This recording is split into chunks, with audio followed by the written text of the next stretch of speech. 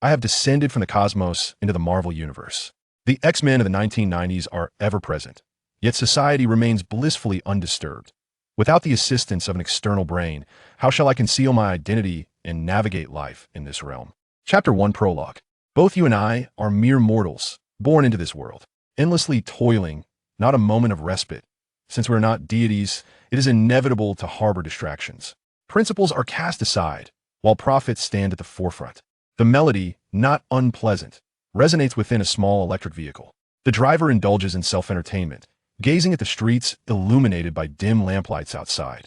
Have you ever witnessed a city at 1 in the morning? I behold it every day after work. Muses the singer, he had presumed he would lead a life akin to that of cattle.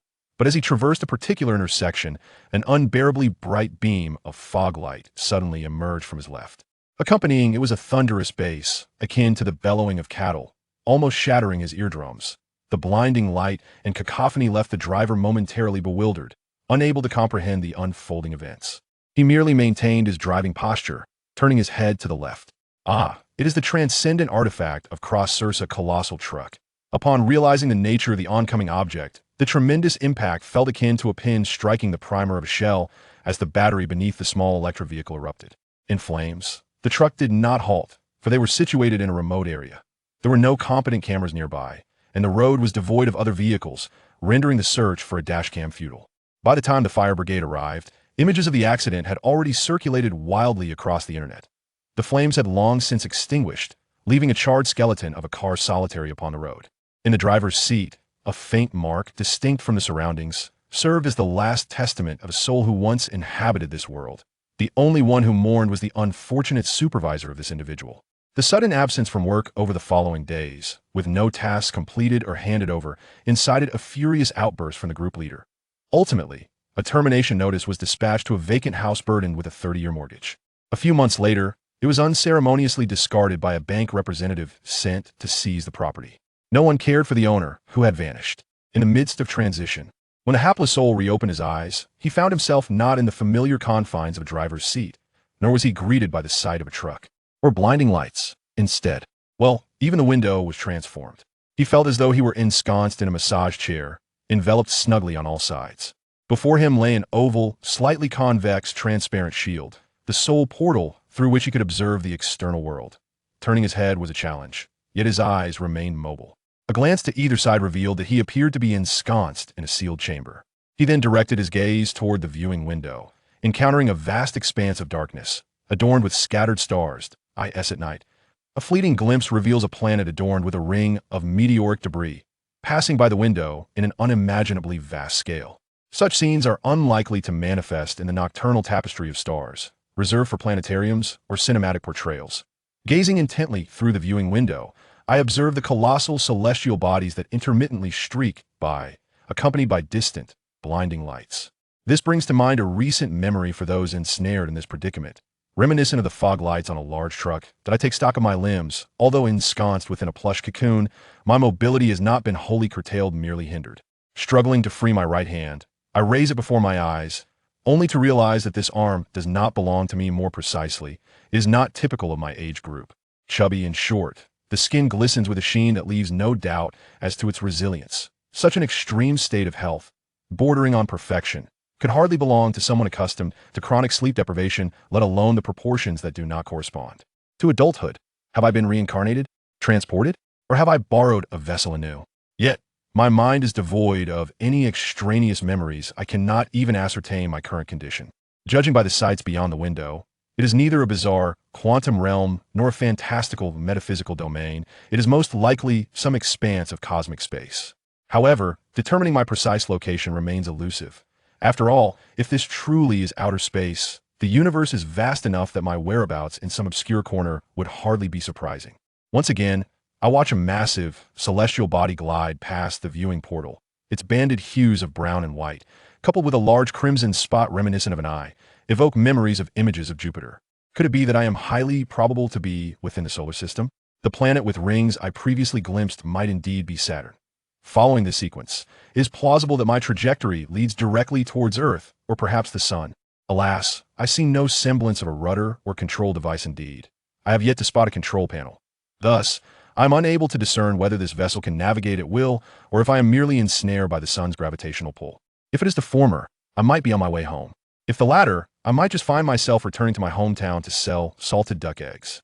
Have I barely traversed this new realm only to meet my demise? No, perhaps this is merely a science fiction interpretation of the river Styx.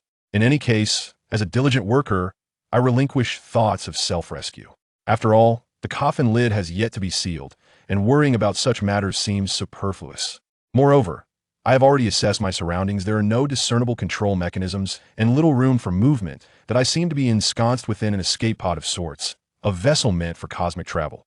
The exterior remains a mystery.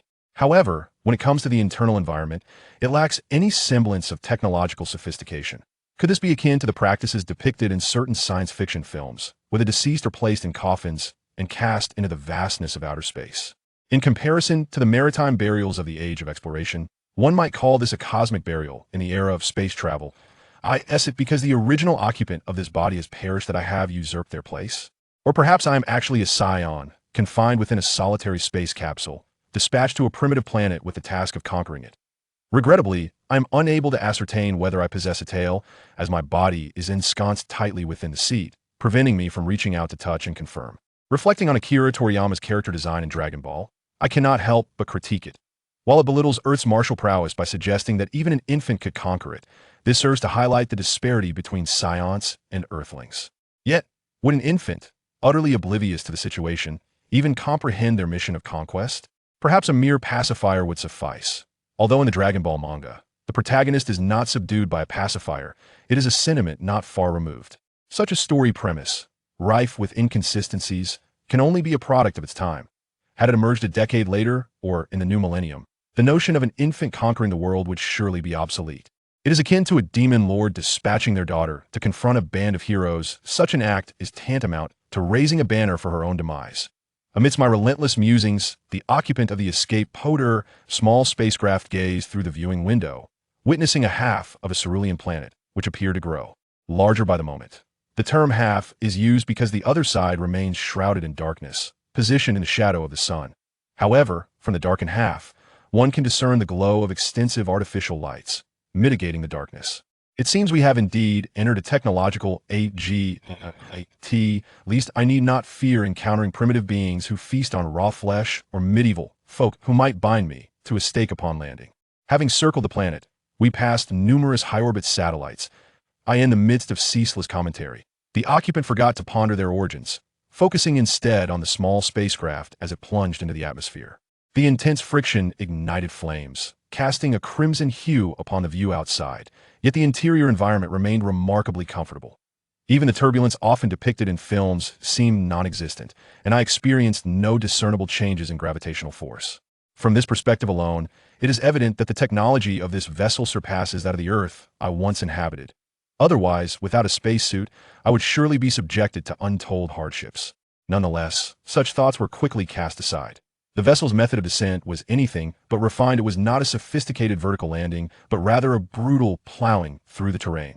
Well, this landing technique may be harsh, yet the stark contrast in internal comfort renders it difficult to gauge the true level of technological advancement of this craft. Rather, one might assert that their particular notion is indeed correct. This contraption is not a spacecraft, but rather a lifeboat or a cosmic coffin of sorts. So what then am I? I ponder, will I soon witness a quintessential scene? A group of evidently evolved primates dragging themselves from this celestial coffin? Have I returned to a dystopian future Earth, where gorillas have ascended and humanity has fallen? Fortunately, that disconcerting vision did not materialize. Before long, a cadre of modern individuals arrived, unsealing the hatch and extricating me from this enigmatic vessel of space travel. The landing site was engulfed in darkness, blanketed by a heavy snowfall. A group of burly men clad in thick, white coats spoke in guttural Russian. As I intended to greet them with a cheerful Bungie, Davarish, what escaped my lips instead was a wailing cry. Though I wept, freed from the cushioned confines, I finally ascertained my predicament. My short and stocky form was not that of a stunted dwarf. I was, in fact, an infant. And dear heavens, this wretched weather is dreadfully cold. Chapter 2. Captivity in Siberia. Question: do aliens possess human rights? Answer: when warships hover in Earth's orbit, all cannons aim downwards. The existence of extraterrestrial human rights is indeed significant. Even sovereignty could be negotiable. However, should a solitary being arrive on Earth, one might argue that human rights are inconsequential. The treatment they receive would likely equate to that of laboratory mice. This illustrates the predicament of the entity codenamed Innuo Ding, who currently finds themselves in such an environment, a dimly lit, sealed room. This setting can hardly be described as comfortable. It merely consists of a bed, a wash basin, and a sitting toilet. The atmosphere bears a striking resemblance to that of solitary confinement cells depicted in cinematic portrayals. The reason for this resemblance is that ordinary prisons would not exert such effort in painting the walls white, changing the linens, or ensuring that the steel wash basin and toilet glisten like mirrors. Furthermore, the dimensions of this room surpass those of the house purchased with a 30-year mortgage in a previous life. Yet, it remains unadorned and lacks partitions, presenting a starkness akin to that of a bare shell. In this chamber, Innuo Ding is deprived even of the simple liberty to control the lighting. The switch for illumination lies firmly in the hands of the researchers clad in white lab coats outside. Our protagonist has only experienced two states of attire throughout their life, either unclothed or donned in a white, straight-cut gown, compared to hospital patients' surgical garments. The only distinction is the absence of exposure. During infancy, assistance was provided for feeding with dairy products. However, post-weaning, the diet has monotonously consisted of nutritional meals that are neither filling nor palatable. The pristine condition of the cell renders it impossible to resort to catching pests like cockroaches, mice, or geckos for sustenance. The only morsel obtainable is that which remains unflushed in the toilet. Admittedly, this presents quite a challenge. Our time-traveling protagonist has not reached such desperate lengths, thus opting to press the flush button. This is one aspect they can still control, unencumbered by the lab coats, and not compelled to coexist with excrement. In summary, apart from the 3 daily meals and the ability to turn the lights on and off as indicators of the passage of time, no other means of tracking time or days is within sight. The temperature remains virtually unchanged, maintaining a constant warmth that renders the distinctions of spring, summer, autumn, and winter imperceptible. Regardless, clad in that gown resembling nudity and covered by a thin blanket, they are spared from chills and illness. Speaking of illness, during this indeterminate span of time, they have not contracted any ailments, whether minor or severe. Yet, one cannot deem themselves healthy, as they exist in a perpetual state of semi-health, teetering on the brink of starvation and never fully satiated. Communication with others is nearly non-existent. Aside from the routine blood draws and physical examinations, no one engages with them. Even in their presence, others tread carefully, striving to conceal any extraneous information. Moreover, the cleaning of the cell occurs while they are absent from medical examinations, regardless of any attempts to leave a mark or object behind, including uneaten food deliberately left behind. Everything is cleared away during these intervals. Alternatively, could it be taken for research purposes? After experiencing confinement several times, the individuals trapped within no longer engage in superfluous actions. Initially, the extraterrestrial being, having traversed dimensions, found it perplexing that no one sought to converse with him or inquire about information. However, he soon comprehended the reality. Communication necessitates that the other party possesses information they desire to acquire. As one who was found and raised since infancy, what significant intelligence could he possibly hold? Should he ponder the sensations of traversing the cosmos in an infantile state aboard a spacecraft? Or should he interrogate the technological prowess of his home planet? Could one realistically expect to extract such knowledge from a being with only the memories of infancy? Thus, the true value he possessed lay in the spacecraft that brought him to Earth and in his very existence as an alien. It is no wonder that everyone who encountered him approached with a demeanor akin to that of facing a formidable adversary. Most donned airtight protective suits for close proximity, while those merely clad in white coats could only observe him through expansive glass windows. He had often contemplated engaging them in light conversation, expressing his existence beneath the red banner, yearning for greatness and a harmonious society, reflecting on his own extraordinary journey, one that seemed to belong solely to the realm of fiction. He found it difficult to ascertain whether this Earth was indeed the one he once knew. Though the people he observed were distinctly Slavic, not resembling apes or baboons, and their language resonated as Russian rather than Eagle, Japanese, or German, he dared not gamble on whether their surgical instruments would fall into use should they discover his inexplicable knowledge of Earth. In this isolated environment, the mere fact that he had found a way to acquire information from the outside world would compel anyone to seek an explanation, regardless of its accuracy. Should he inadvertently misrepresent the situation or misidentify individuals, dissection would become an unavoidable fate. As the saying goes, a deceased alien is a good alien. In a harmonious society, challenging the iron fist of authority remains the sole pathway to survival. The docile populace, accustomed to subservience, has nearly transformed into 007s through relentless labor, lacking the romantic fervor of the French who rise in rebellion at the slightest provocation. After a lifetime of toil, he too realized that seeking the patronage of an elder woman was the true path. Though currently devoid of such support, lacking anime, games, smartphones for idle chatter, or the comfort of junk food and fried delights to soothe one's existence, he found little to lament. He had once believed that this seclusion, punctuated by regular examinations and blood draws, would persist until his natural demise. Unexpectedly, once his body reached a developmental plateau, circumstances shifted. The white-coated figures seemed to have lifted certain restrictions, relentlessly subjecting the alien to various forms of torment, blunt force injuries, lacerations, puncture wounds, burns, applying an array of torturous techniques, both familiar and previously unheard of. The instruments of torture were indeed diverse and peculiar. The purpose of the white coats is certainly not to interrogate. Rather, the torment itself serves as their objective. They seek to understand the extraterrestrials' regenerative abilities, immune responses, and other intricate physiological functions. For instance, the application of electric shocks, the threshold of endurance, and similar considerations do not factor into their calculations. The white coats merely aim to ascertain the voltage level that would scorch the contacted areas or induce a state of unconsciousness. Initially, the inflicted injuries were of a minor nature, limited to experiments on various limbs and the torso. However, as the severity of the harm escalated, they even resorted to fracturing bones in an attempt to observe the healing capacity of the skeletal structure. As a seasoned traveler through dimensions, one is ill-prepared for such experiences. Prior to this journey, the only burdens I bore were the cumulative fatigue and mental stress of life, mingled with a pervasive anxiety about existence. In retrospect, those pressures seem utterly trivial. At least I managed to adopt a more relaxed mindset, learning to endure and adapt to that way of living. Yet, the direct physical harm is an entirely different ordeal. Moreover, judging by the increasing severity of the injuries, it is evident that, although the damage remains non-permanent and can heal for now, it is not surprising if limbs are eventually severed or organs extracted. Perhaps I would be treated as a vessel, subjected to relentless experimentation with various bacteria and viruses. Ultimately, the fate would boil down to two choices: to be preserved as a specimen or to be sectioned for study. Regrettably, it seems the power of choice is not mine to wield. Truth be told, it is difficult to determine which is more agonizing, the profound isolation of youth or the unremitting physical torment I now endure. In Tom Hanks' Castaway, he at least had the companionship of a volleyball named Wilson. I, however, find myself utterly alone. Were it not for the lingering memories of my past life, those once despised artistic expressions in film, anime, literature, and music that I now cherish, I cannot fathom how I would have endured that period without succumbing to madness. Yet, the corporeal suffering I now experience only propels a weary spirit, already teetering on the brink of collapse, from one abyss into another. Despair begins to brew within me.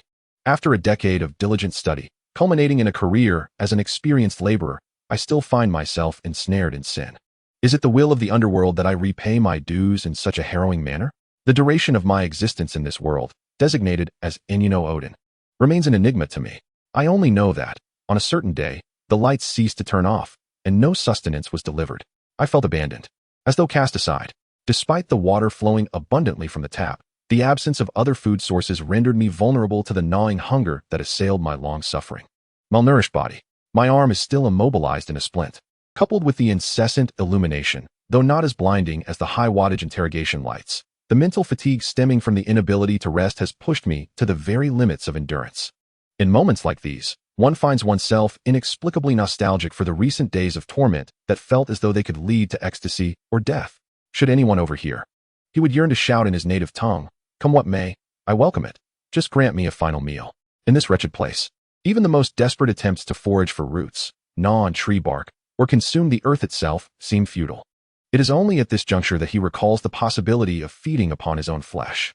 However, even if one were to consider how meager the flesh on his frail hands or feet might be, the strength to bite has long since dwindled, rendering the act of self-cannibalism impossible. The disconnection of thoughts arrives without warning, leading to an abrupt loss of consciousness. Both heartbeat and breath gradually diminish until the heart ceases to beat entirely and respiration halts. The sole consolation lies in the fact that he has already succumbed to unconsciousness, spared from the torment of experiencing such a slow demise. Life had been better in the previous existence. Upon realization, the next moment brings an utter absence of sensation. The last impression of this life is merely a whisper of hunger. Chapter 3. Director's Log Siberian Region, Secret Research Institute number 401-2019. Director Peter Roslov's Log. 1970-0420. A few days ago, a colossal meteorite was discovered to have fallen in the Siberian region. Local defense forces conducted an on-site investigation and uncovered an advanced spacecraft, clearly not of Russian or American origin. Within it, they found an infant. Following directives from higher authorities, an extraterrestrial research facility has been established around the crash site. The infant is designated as Alien Number 1, receiving secret protection and study. 1974-06-26. An imbecile has suggested the dissection of our only living specimen. How did this fool end up in my research institute? Which high-ranking official allowed this cretin to infiltrate my institution? May he be damned. With no additional research funding, yet intent on exhausting our limited resources. This individual must surely be a spy from America to propose such a foolish idea. I intend to report him, urging the KGB to investigate this scoundrel. We must uncover which women his vile seed has infiltrated. This foolish lineage must be eradicated completely. 1976-08-14. Alien Number 1 has now reached the age of 6. Observations of its growth phase indicate similarities to human development, with various physical indicators corroborating this assertion. However, the extent of its appetite remains unclear. Some researchers propose providing ample nutrition to see how far it can grow. Yet, another faction of researchers expresses concern that allowing Alien No. 1 to thrive unchecked may lead to uncontrollable changes. The troubles caused by mutants are already overwhelming. Until effective control measures are identified, restricting the development of Alien No. 1 is the wisest course of action. I have chosen to endorse the conservative viewpoint. Beyond the fear of losing control, this living specimen is the sole one we possess. I do not wish to impose unnecessary pressure due to unpredictable expectations, risking the loss of this invaluable specimen. This is not akin to the events of 1944, where the Tsarist rebels conspired with the Nazi Germans to conduct a demonic summoning experiment on the Scottish coast. The intent was to invoke a powerful demon to wreak havoc within the heart of the Allied territories. Yet, the result was merely the summoning of a demonic infant. What a jest! I have heard that this infant has since been cultivated into a soldier by American scientists to combat supernatural forces. Utilizing a demon for such purposes is, after all, quite reasonable. However, all I possess is an extraterrestrial being. One cannot expect it to exhibit the same martial prowess as a demon. To mold it into a soldier? Let the imbeciles proposing this allocate funds from the Winter Soldier Program or the Red House Project. Should there be more funding available to ensure protective measures, I might consent to such folly. As of 198-0219, the higher-ups have expressed considerable dissatisfaction with the Institute's findings. To this day, we remain incapable of deciphering the technology of the spacecraft, nor can we replicate its materials. We have also failed to extract any remarkable value from extraterrestrial being Number 1. The super soldier serum was abandoned long ago in pursuit of materials from extraterrestrial being Number 1, as neither its blood nor spinal fluid exhibited any enhancing effects on humanity. Furthermore, based on the imagery of extraterrestrial being Number 1, if presented to an unsuspecting physician, they would merely conclude it is an ordinary human skeleton. Should they also review other physiological data, they might deduce it to be a chronically malnourished child. In truth, were it not for my knowledge of this child being an extraterrestrial who descended to Earth in an advanced spacecraft, I would arrive at the same conclusion. Yet, I now find myself questioning such assertions. To ascertain the truth, I have resorted to my connections to inquire with the soldiers who first discovered it. Various indications have compelled me to suspect that the extraterrestrial within the spacecraft may have been swapped with an ordinary human child. However, after cross-examination, I concluded that extraterrestrial being Number 1 was indeed extracted from that spacecraft. Are they attempting to convey that the origins of humanity stem from outer space, making this fantastical tale a reality? Or are they seeking to prove something else? Regrettably, discussions in the realm of philosophy do not yield satisfactory results. I must present something more compelling. As of 198-3930, the mutant conflict in Egypt, although my homeland did not directly engage, has nonetheless yielded a considerable amount of intelligence. Notably, the terrifying abilities displayed during the combat. Consequently, all superhuman research institutions have received directives from the higher-ups, and once again, our institute's progress has come under fire. After more than a decade of financial investment, we have yet to reap any rewards. Do these fools expect to achieve eternal youth by substituting their blood with that of a virgin, and then deplete my soul specimen? Why not delve into the study of vampires, which are abundantly found in Eastern Europe? I firmly believe that within the extraterrestrial entity known as Alien Number 1 lies a profound secret of human evolution. Otherwise, the resemblance in their appearance and various physical traits to us would be inexplicable. Yet, I have yet to discover the appropriate angle of approach. Perhaps it is due to our current technological limitations that we are unable to observe what we ought to. It may be prudent to begin with genetics, exploring the more intricate aspects of this enigma. Otherwise, it is unfathomable that a technologically advanced extraterrestrial race capable of navigating the cosmos through small spacecraft would neglect the development of biotechnologies aimed at prolonging life and enhancing physicality. The mysteries contained within that corporeal form are undoubtedly of greater value than the spacecraft itself. In order to ensure the continuity of my research, I was compelled to reach a compromise with my superiors, surrendering the alien spacecraft. The Research Institute has yet to fully reverse engineer the technology aboard the vessel. Primarily, aside from the necessary sampling, I wish to avoid excessive destruction, a sentiment that mirrors my approach to Alien Number 1. However, my superiors appear to disapprove of this methodology, especially following the announcement of the Strategic Defense Initiative by the United States in March, which decided to aggressively develop military capabilities in outer space. There has been an increased urgency regarding related materials and project advancements from my superiors to facilitate the continuation of my research on Alien Number 1. Relinquishing the alien spacecraft became an unavoidable compromise. Concurrently, they would also reassign pertinent researchers, streamlining the organizational structure of the institute. In exchange, funding for the institute would not be directly deducted from the budget allocated for the spacecraft research, but would be slightly reduced. This also implies that more resources could be devoted to the study of Alien Number 1. I hope this cost will yield breakthroughs in our research.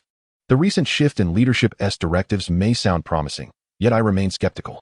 Specific criticism is not the focus of this record, but I can only hope it does not adversely affect the Institute's operations. Unfortunately, this seems to be nothing more than a wistful hope. In support of the new strategic direction, many ineffective plans have been abruptly halted, reallocating funds for other uses. Regrettably, the Alien Research Institute has been placed under scrutiny, facing intense pressure that cannot be postponed.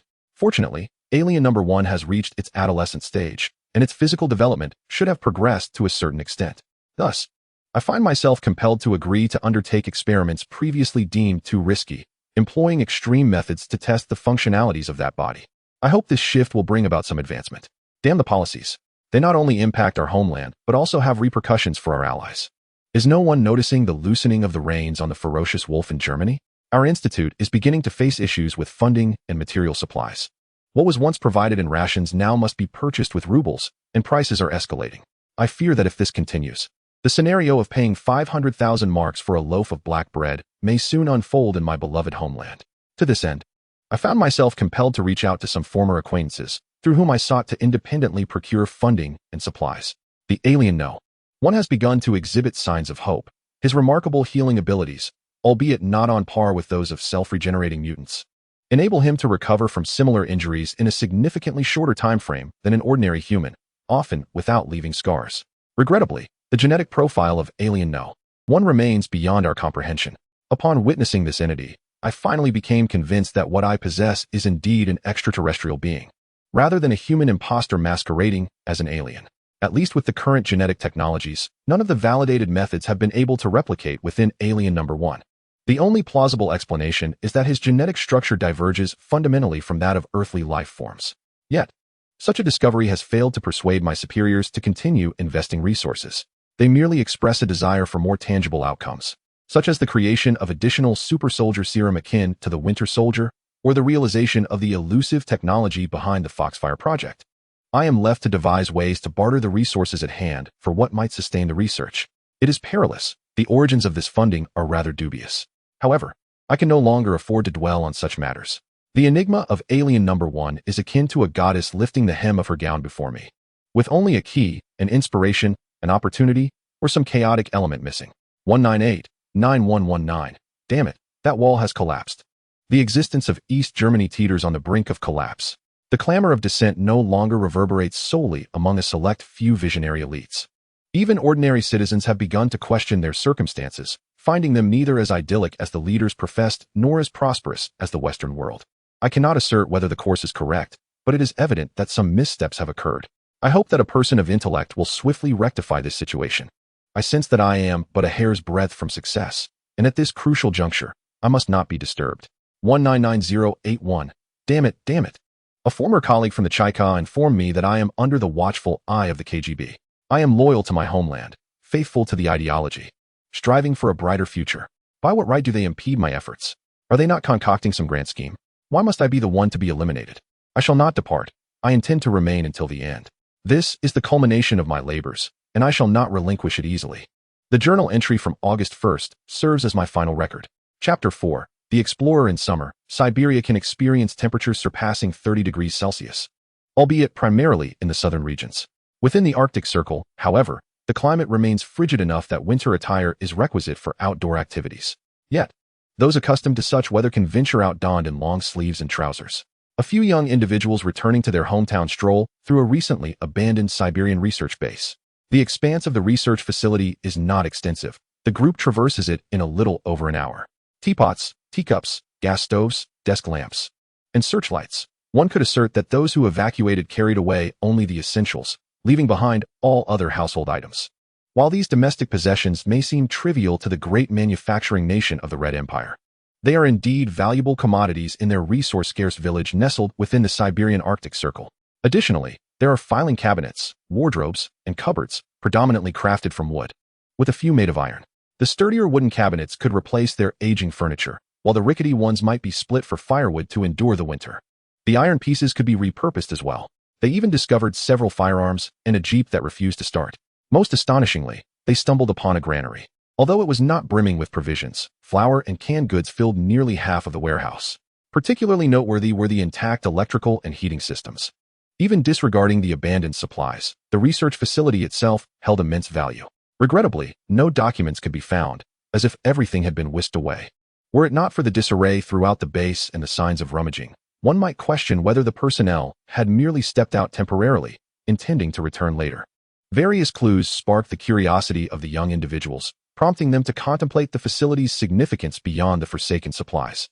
As their search led them deeper into the base, a most peculiar portal unveiled itself before them. The absence of warning signs or conspicuous red lettering suggested that the door concealed no lethal dangers. Exchanging glances, the young explorers resolved to open the door. Naturally, they focused on the rotating wheel valve, which appeared to be the mechanism for opening the door.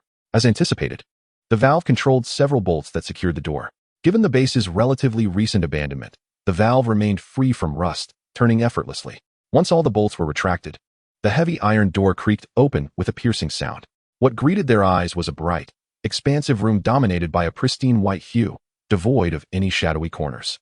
The most striking features were the steel wash basin and toilet, gleaming in a gunmetal finish. Moreover, sprawled in the center of the room was a figure. How could there be someone here? Was this person alive or deceased? A flurry of questions erupted from the young explorers, their voices overlapping in a cacophony of uncertainty. Clearly, no one possessed the answers. Their reactions were understandable. The sudden discovery of an individual in what had been presumed an empty base was unsettling for all. Hence, they continued to pose inquiries, yearning for elucidation to ease their anxiety. Yet, who among them could provide the answers? As the cycle of unanswered questions gradually waned, they exchanged glances, each reflecting a shared perplexity. At last, a bold individual stepped forward, scrutinizing the figure sprawled on the floor in an unusual position. This person was notably tall, yet appeared emaciated, a clear testament to malnutrition. Their skin bore a ghastly pallor, and the nearly bald head revealed what seemed to be dark hair. The eyes, rolled back, displayed only the whites, rendering any discernible expression impossible. The chest exhibited no discernible rise and fall, and there was an absence of any noxious odor surrounding the body. A tentative examination of the individual's breath and a touch to the neck ultimately resulted in a mere shake of the head. Observers of this gesture instinctively understood that the person had succumbed to death. What shall we do? Leave him here? One inquired. The group reacted with evident disdain to such a suggestion. Among them, one voice piped up, I intended to use this place as a secret hideout. Are we really going to leave a corpse here? Ultimately, it was the leader, the most audacious of the young men, who proposed, come, lend a hand. Let us carry him outside and bury him. It will bring closure to this matter.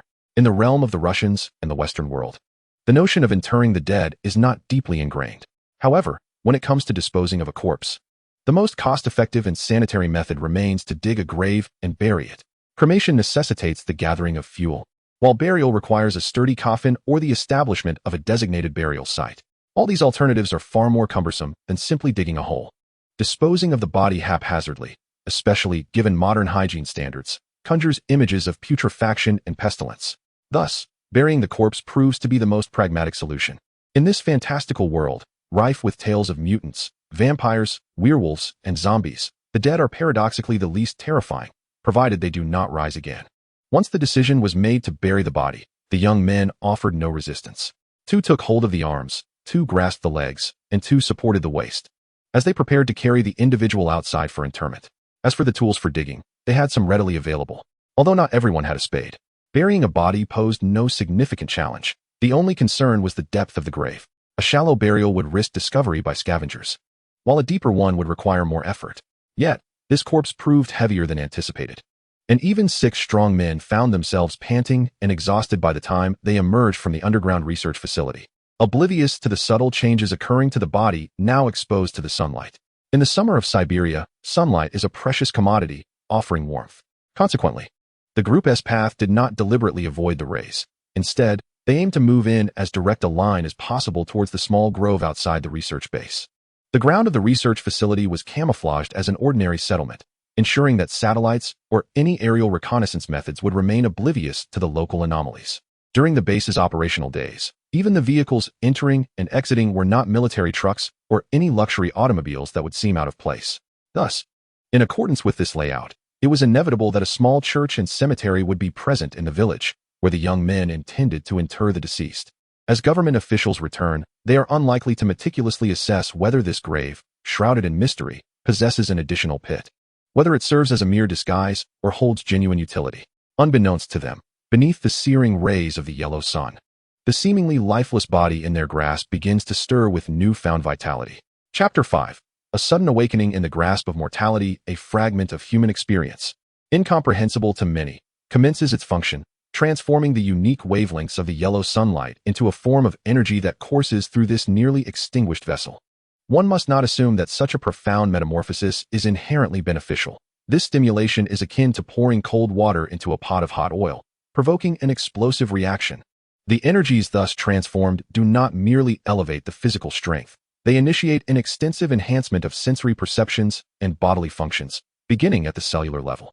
When a gentle breeze brushes against the sensitive and fragile skin, it strikes with the force of a battering ram, transmitting its impact deep within. Not only are the internal organs jolted, but bones too begin to fracture. Yet, in the blink of an eye, these damages are mended, and the repaired areas emerge even stronger than before. This frail physique is perpetually reinforced amidst the cycle of destruction and restoration. Subtle frequencies, imperceptible to the average human, oscillate beyond the auditory spectrum, forging and fortifying the eardrums and auditory nerves in a similar manner. Following this, the senses of smell, sight, and touch, along with pain perception, are all engaged in an exchange with the external world at a pace that transcends human imagination. To accommodate such intricate sensory information, the brain's neurons continually surpass their limits, evolving and strengthening repeatedly.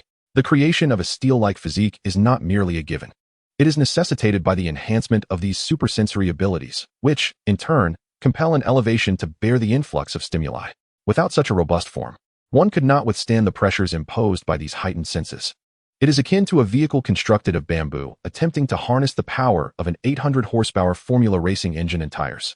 The result would be a catastrophic disintegration rather than a display of astonishing performance. These exquisitely sensitive cells adapt to the repercussions of their heightened sensitivity through continuous self-enhancement. Simultaneously, the reinforced cells acquire distinct functionalities, albeit ones that await rational development. Just as a powerful automobile engine, when complemented with appropriate aesthetics and components, could potentially emulate the functions of a speedboat or an aircraft, the process of enhancement, if accompanied by a prolonged period of adaptation, might alleviate some of the anguish experienced by the transformed individual. However, as previously mentioned, this scenario resembles the tumultuous reaction of cold water introduced into a boiling pot of oil, intense and rapid. The suffering experienced within this process is beyond the comprehension of outsiders. Worse still, all these advancements are confined to the physical realm.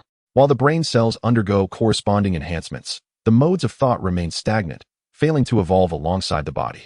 Like a supercomputer attempting to operate a sophisticated game using outdated system software, perhaps the hardware is capable, yet without adequate software and drivers, all efforts are futile. The brain, too, possesses mechanisms to halt its functions, such as fainting. However, this occurs only under conditions of overwhelming strain and does not constitute a true shutdown or reboot. Yet, the individual undergoing transformation has a superbrain and neural cells capable of processing information, yet his logical reasoning remains unchanged. Consequently, the brain, not yet pushed to its limits, will not exhibit such actions. What transpires within him is a chaotic interweaving of disordered information. The optic and auditory nerves cross paths, while the olfactory and memory regions, along with the emotional centers, vie for dominance. This situation transcends mere memory confusion or the overwhelming intensity of external stimuli that elicits pain as a warning signal. In truth, the predicament facing this evolving individual is even more dire, for the brain fails to perform its essential functions and instead engages in counterproductive activities. Fortunately, his fortified organs and muscles exhibit resilience. Otherwise, under the disarrayed command of his chaotic mind, they might rebel. Thankfully, the worst has not materialized. His body operates instinctively, allowing him to function as a human, albeit at a minimal level, without outward expression. Thus, the group of young men bearing the corpse remains oblivious to the impending resurrection of their burden. The trigger occurs upon their arrival at their destination, where they rudely discard the body onto the ground. A few begin to search for a suitable location and tools to bury the remains. Whether through the movement of air or the parts they grasp, the lifeless figure receives jarring stimuli. This impact, in comparison to an ordinary person, rivals the detonation of a heavy bomb nearby. If such disturbances fail to rouse the dead, it is likely that the individual is truly lost. Unexpectedly for the young man, the corpse abruptly sits up, letting out a primal scream. This shocking turn of events leaves them in a state of fright. Among the myriad of bizarre tales and inhuman foes, none pose a greater challenge than the zombie, for once a person has died, no one knows how to slay them again. A headshot? If that proves ineffective, might they not become the next victims? Before the young men can devise a plan, the resurrected individual flees, leaving the living in a state of bewilderment. The awakened person's mind remains clouded, governed solely by instinct. Much like a knee-jerk reaction elicited by a hammer strike, it is a response devoid of cognitive involvement, merely a reflex of the nervous system. Thus, his flight is an instinctual pursuit of energy, drawn towards the sunlight, akin to a famished person chasing a tantalizing aroma or a thirsty individual yearning for water. Such a chase, of course, would not deliberately seek to wreak havoc. Any place that might cast a shadow would not be on the path of his flight. Thus, one would not witness any scenes of crashing into trees or piercing through stones along the way. It was merely a solitary figure, galloping away with astonishing speed. By the time he reached the edge of the land, the runner was utterly bare. His garb, akin to that of a patient, could not withstand the pressure of the wind. It had long been torn and scattered in the course of his sprint. The edge of the land was not the terminus of his run. With a mighty leap, he soared from the precipice onto the surface of the sea, treading water as he advanced. His velocity did not diminish significantly compared to his terrestrial pace. Rather, the shockwave produced upon surpassing the sound barrier stirred the sea into colossal waves that swept outward to either side, reminiscent of a speedboat gliding across the water. Albeit this vessel's impact and speed were of a magnitude weighing at least 10,000 tons. However, as the height of the waves gradually diminished, it became evident that the runner's speed was also slowing. Ultimately, he came to rest upon a coastline, collapsing onto the sand, saturated by the frigid ocean water. Chapter 6. Salvation. What sensation accompanies awakening from hunger? It resembles the agony of having one's abdomen clamped by a tiger's jaws, spinning incessantly in every direction. It compels one to grit their teeth, clutching their stomach, contorting their body into the shape of a boiled shrimp. The awakened individual would hardly consider how fortunate it was to be roused by hunger. Instead, he merely perceived the difference in his surroundings, lying on an unfamiliar mattress, gazing at an unfamiliar room. Yet, he did not dwell on it. He simply observed and felt. Awake, stranger. The hoarse voice emanated from a frail, white-haired elder, whose only well-groomed feature was a neatly tended mustache. The rest of his appearance, while not entirely disheveled, bore little care. He sat beside a cold fireplace, holding a transparent glass filled with inexpensive amber whiskey. Was it he who had just spoken? The reawakening of his thoughts brought a sharp pain to his head, nearly causing him to forget the pangs of hunger. However, his mind, now organized anew, lacked the previous chaos. The awakened individual was uncertain if he had adapted or if those extraordinary abilities had temporarily shut down. In any case, he seemed to have returned to normalcy, diligently observing his surroundings. So, the old man had ceased speaking in Russian and had switched to English? As someone raised in a system of standardized education, he had indeed studied English, albeit poorly. He often found himself losing track of thoughts, with 9 out of 10 sentences incomprehensible. Just moments ago, the elder had inquired if he was awake, correct? How was it that he understood this time? A sudden shift in thought caused his head to throb once more, compelling him to grit his teeth. Although the elder's greeting went unanswered, he was treated to a performance of facial expressions more dramatic than a face-changing act. First displaying a foolish look, then contorting in pain until his visage resembled that of a chrysanthemum.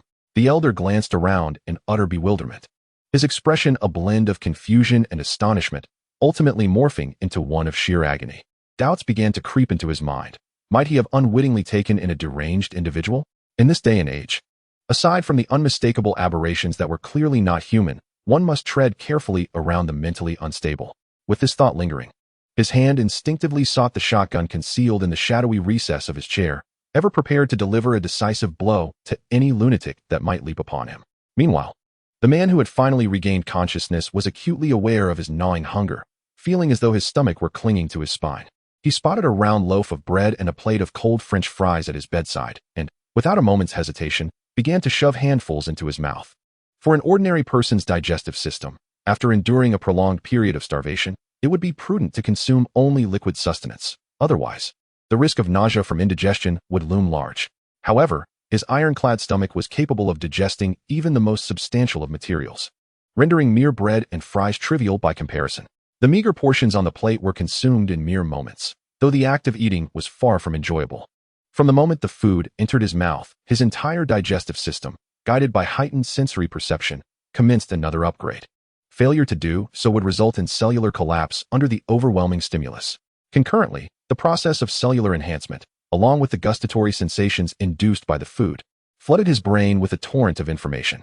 Fortunately, his newly reactivated and collaboratively functioning brain managed to maintain control over his body in the face of such stimuli. Though the influx of chaotic data did leave his thoughts in a state of disarray, after a brief moment of reflection, he endeavored to organize his thoughts and acclimatize to the sensory onslaught. The sensation was akin to the progression of a film reel, each frame meticulously displayed, with every image accompanied by detailed annotations. Regardless of its relevance, an avalanche of information was crammed into his consciousness.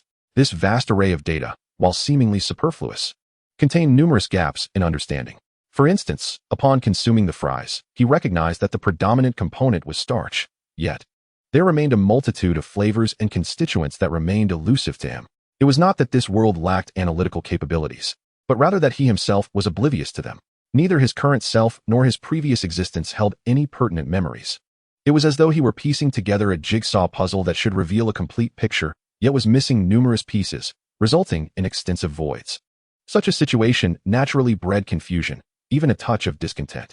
However, for reasons unknown, this emotional turmoil acted like a stabilizing agent, guiding his chaotic thoughts towards clarity, thereby unraveling the complexities and establishing a coherent framework for his cognition, rather than succumbing to mental chaos. In the realm of reality, the entire sequence of events transpired in what must have felt to the elder like a mere heartbeat. He observed as the man on the bed gradually regained his composure, only for the latter to suddenly realize he was entirely unclothed. Instantaneously, he was struck with the shock of a frightened child, hastily pulling the bed covers to shield his modesty. The elderly man was momentarily rendered speechless by such actions. Unable to remain silent, he explained, "Yesterday, when I discovered you, you were sprawled on the beach, entirely bare, being washed by the waves. I figured that a sane individual wouldn't bathe in such a manner. So I exerted considerable effort to drag you into my vehicle and bring you back. Drawing your nearly hypothermic body and tossing you onto the only bed I possessed drained most of my strength.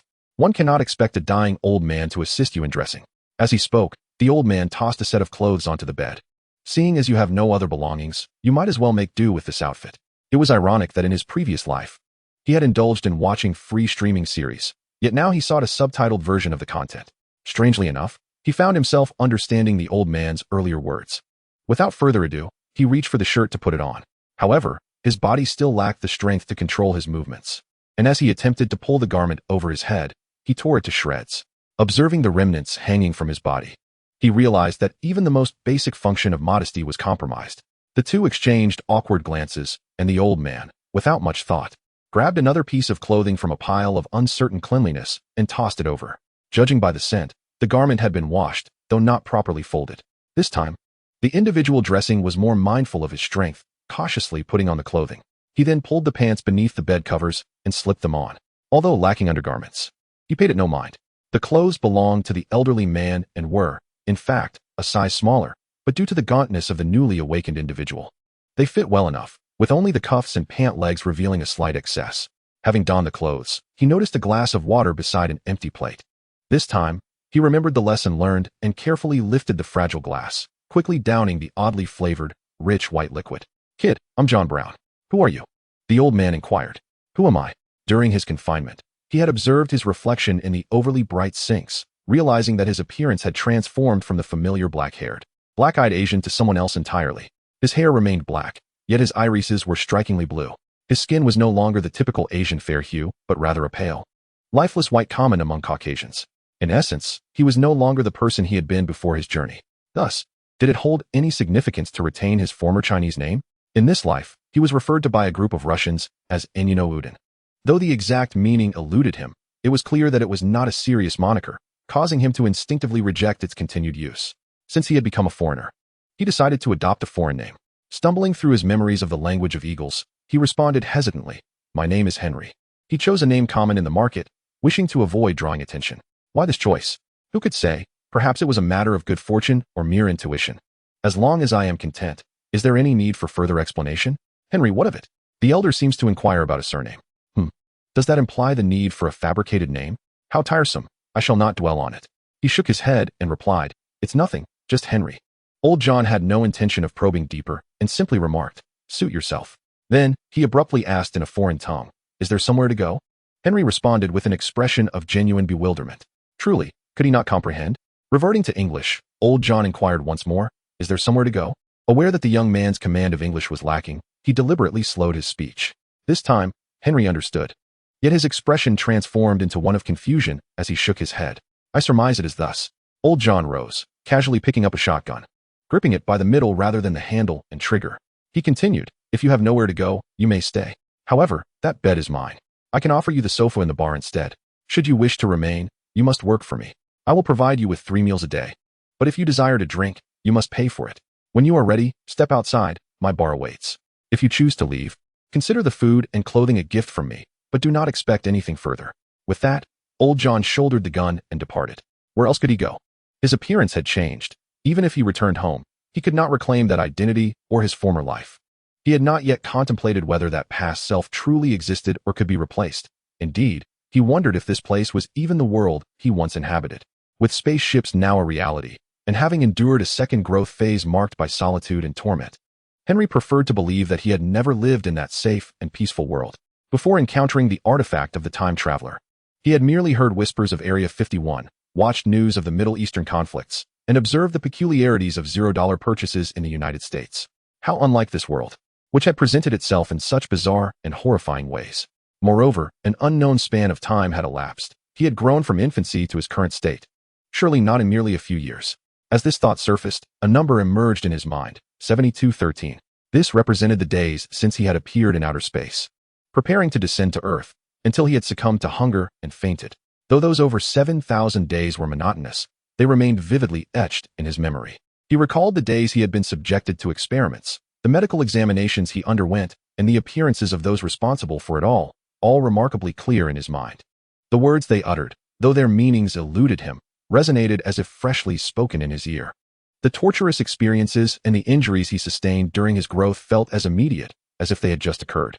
Whenever he recalled them, the corresponding body parts would throb with the pain he had endured. Henry quickly shook his head, attempting to forget, or rather, to shift his focus elsewhere. The heightened functionality of his brain was a double-edged sword, a rather peculiar experience indeed. From the day of his traversal, Henry pondered. He had already spent nearly 2 decades in this world. Considering the average human lifespan of 70 years, that amounts to almost 30% of his life. Predominantly his most precious formative years, squandered in vain. What a lamentable beginning, he mused, feeling utterly powerless to voice his grievances. Rather than dwelling on how to return, it would be wiser to contemplate how to lead a fulfilling life here. After all, his days prior to his transmigration were characterized by a certain laissez-faire attitude. The only remnants of nostalgia stemmed from cherished memories, the devoted guidance of various teachers, the animated films and series he had watched, and the games he had played. If he desired any of these, he could easily reconstruct his collection. There was no inherent need to reclaim his previous life. He suddenly recalled that he had not cleared his browsing history, nor had he deleted his saved content. If those were to be discovered, it would be tantamount to social death. His former reputation was now irrelevant. What did it matter now that he was no longer alive? After all, mud can languish anywhere without distinction. Since he had assumed a new name, he resolved to embrace a new life. With renewed resolve, Henry opened the door to his room, revealing a modest bar. In the center were 6 sparsely arranged tables for 4, while along the walls were long tables with small partitions, resembling sofas. In addition to the furniture, there were 2 old billiard tables and a dartboard riddled with holes, the wall beside it bearing marks from countless darts. On one particularly unique wall hung a collection of faded photographs of soldiers, alongside a shield resembling that of Captain America. The bar, stocked to the brim with various alcoholic beverages, lacked any trace of milk or juice, clearly indicating that this was not a venue for family gatherings. Yet, why the eccentric choice of decoration? Approaching the elderly bartender, Old John, who was attending to customers, Henry pointed at the star-emblazoned shield and inquired, "Do you have a grandson residing here as well?" Taken aback by the question, Old John responded, "Why do you ask?" To which Henry retorted, "If you have no grandson, what would compel someone to hang a Captain America shield on the wall?" Unbeknownst to him, Henry's command of the local tongue had become surprisingly fluent. "That is a replica I purchased," Old John replied. "During World War II, I nearly qualified for the Howling Commandos. Although I never became a member, I participated in numerous collaborative missions. What is wrong with honoring a hero by displaying his shield? Good heavens, where have I found myself?" Chapter 8. Where am I? Old John's bar was far from bustling. The elderly man managed it effortlessly on his own. Nonetheless, he took Henry in, allowing him to assist with menial tasks such as tidying the tables and cleaning, while providing the rotund man with meals thrice daily. To Henry's surprise, he found himself possessing quite an appetite. While others measured their steaks in ounces, he reckoned his in pounds. Moreover, the sheer voracity with which he consumed his meals would leave no one questioning Henry's ability to devour an entire roasted cow presented before him. While others might content themselves with merely a plate of mashed potatoes, perhaps accompanied by a smattering of broccoli, Henry could easily consume an entire pot of what even the locals deemed swill fit for pigs.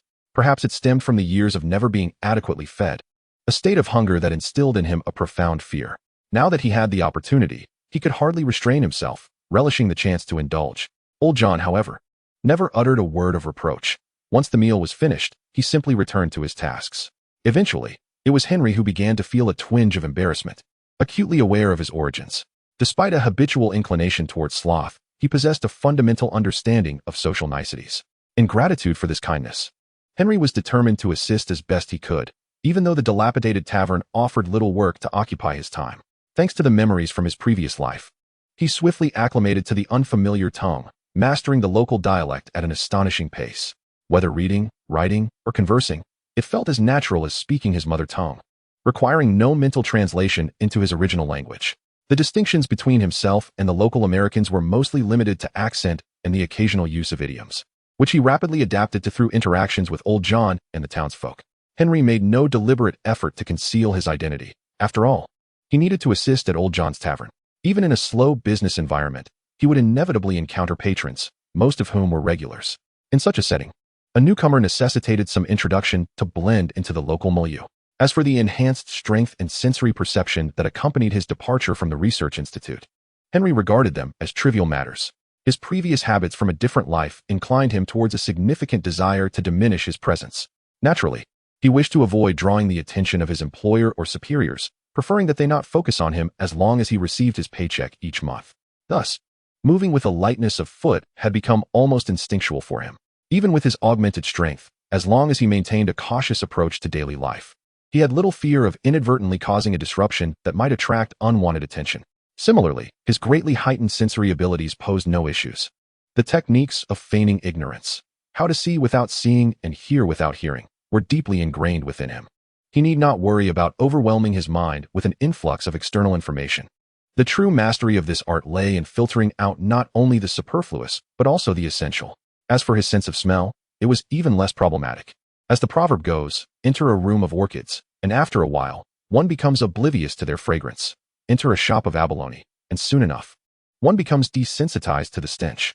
Simply put, acclimatization to odors was no concern. Now, he merely possessed the ability to detect a greater variety of scents. Should an unpleasant odor suddenly assault his senses, it would evoke discomfort regardless of sensitivity. Yet, with time, one could grow accustomed to it. Henry, possessing a refined palate, is hardly a child who indiscriminately stuffs food into his mouth. A heightened sensitivity to taste transforms eating into either a delight or a torment. Yet this is not a significant concern. Ultimately, the enhancements exhibited by this body render living a commonplace existence, akin to that of an ordinary individual, a rather effortless endeavor. Provided one refrains from testing the limits. Why pursue such extremes? As long as one can maintain a level of functionality akin to that of a normal person, does it truly matter where the boundaries lie? There is no inclination to engage in a contest of endurance with the likes of the purple yam spirit, exchanging blows to see who falters first. As for his origins, Henry has indeed contemplated this matter. Firstly, he can dismiss the notion of being a scion, as he lacks a tail and does not transform into a colossal ape under the light of a full moon. While appearing humanoid, he is undeniably an extraterrestrial being who relishes basking in sunlight. During such moments, he feels a reinforcement in various aspects of his being. These peculiar traits inevitably conjure a singular term in his mind: Superman, or perhaps Kryptonian. A fleeting thought crosses his mind. Could he have strayed into the wrong narrative? Such musings arise from confirmations he has received from Old John and other residents of the small town, affirming that this world has indeed witnessed the presence of Captain America. They have produced various pieces of evidence to substantiate their claims, including character cards and news clippings. Old John even possesses a wartime photograph with the captain himself. These artifacts, though aged, bear no doubt regarding their authenticity. Moreover, despite not encountering other familiar superheroes, it is evident that this world is home to numerous mutants. The ongoing tumult between the X-Men and the Brotherhood of Mutants frequently graces the pages of tabloids, with significant events occasionally making it into the mainstream press. Notable incidents, such as the Cuban Missile Crisis of the 1960s and the Mutant War in Egypt in '83, have received considerable coverage, regardless of the newspaper's stance on whether mutants are perceived as a threat. To this day, the presence of mutants serves as a constant reminder that this world is not solely inhabited by ordinary humans. Likewise, vampires and werewolves have transcended mere folklore or cinematic themes. They occasionally conjure forth zombies and wreak havoc upon small towns, incidents that repeatedly surface in gossip columns. The ambiguous stance of the American government regarding such news reflects a deeper implication. They wish to avoid escalating situations while simultaneously ensuring the public is not left in ignorance. Thus, the perennial debate surrounding gun control remains stagnant year after year. This is not a carefree America. Gun violence is a daily occurrence. The world is undeniably perilous. And if ordinary individuals are prohibited from bearing arms, they appear as vulnerable as fledgling chicks in the eyes of those who are different. Lastly, it is crucial to note that the year is 1990, and Henry finds himself in an unnamed town in Alaska, United States. When Old John addressed this query, he peculiarly appended the term Earth at the end, clarifying the town's location. Regarding whether Old John has sensed something, Henry remains indifferent, and in truth, Old John does not care much either. A veteran of World War II, he lost both of his sons in the Vietnam War. Each son had taken a wife, yet neither was blessed with children. His first daughter-in-law succumbed to illness at an early age, and the second has since lost contact, rumored to have remarried. In essence, Old John is a solitary figure, devoid of familial ties. Thus, he has spent the past years tending to this modest tavern, passing the time without fear of Henry S. hearty appetite. He occasionally reminds others that he is not merely a simpleton. The tavern is indeed quite empty, a reflection of the sparse population in this unnamed small town, where the youth have sought livelihoods elsewhere, leaving behind a few elderly souls. Consequently, the patrons visiting the bar are all local residents and familiar faces. Oftentimes, while Old John busies himself with other tasks, customers take it upon themselves to fetch their own glasses and pour their own drinks. Sometimes, they simply grab a can of beer and locate the bottle opener, tossing their payment into the cash basket on the bar. This is precisely why Old John can manage the tavern alone. He does not prohibit self-service, although he cannot refrain from muttering a few curses. For those seeking a proper meal, another restaurant in town caters to that need. Old John refrains from competing for business, focusing solely on selling alcohol and a few simple snacks. The town has elderly adhere to traditional customs, generally gathering at the tavern in the evenings rather than indulging in day drinking unless a noteworthy occasion arises. Their drinking habits are measured, typically limited to a can of beer or an equivalent serving of spirits. If someone appears intent on getting themselves intoxicated alone, it is often evident that they are grappling with personal sorrow. Conversely, if two or more are drinking heartily, it suggests a celebration, with a bit of inquiry. Those able to lend assistance will do so, while those unable will tacitly grant each other the space for solitude. At their age, they have long outgrown the impulsive melancholy of youth. Given a moment to adjust, they will be fine. When it comes to joyous occasions worth celebrating, there is no need for questions. They naturally seek to share their happiness. However, there exists a situation that altered Henry's preconceived notion that white individuals lack the art of cursing. Such a stereotype is indeed flawed. Perhaps American youth heavily influenced by African American culture have become somewhat restless, preferring to communicate with firearms rather than words.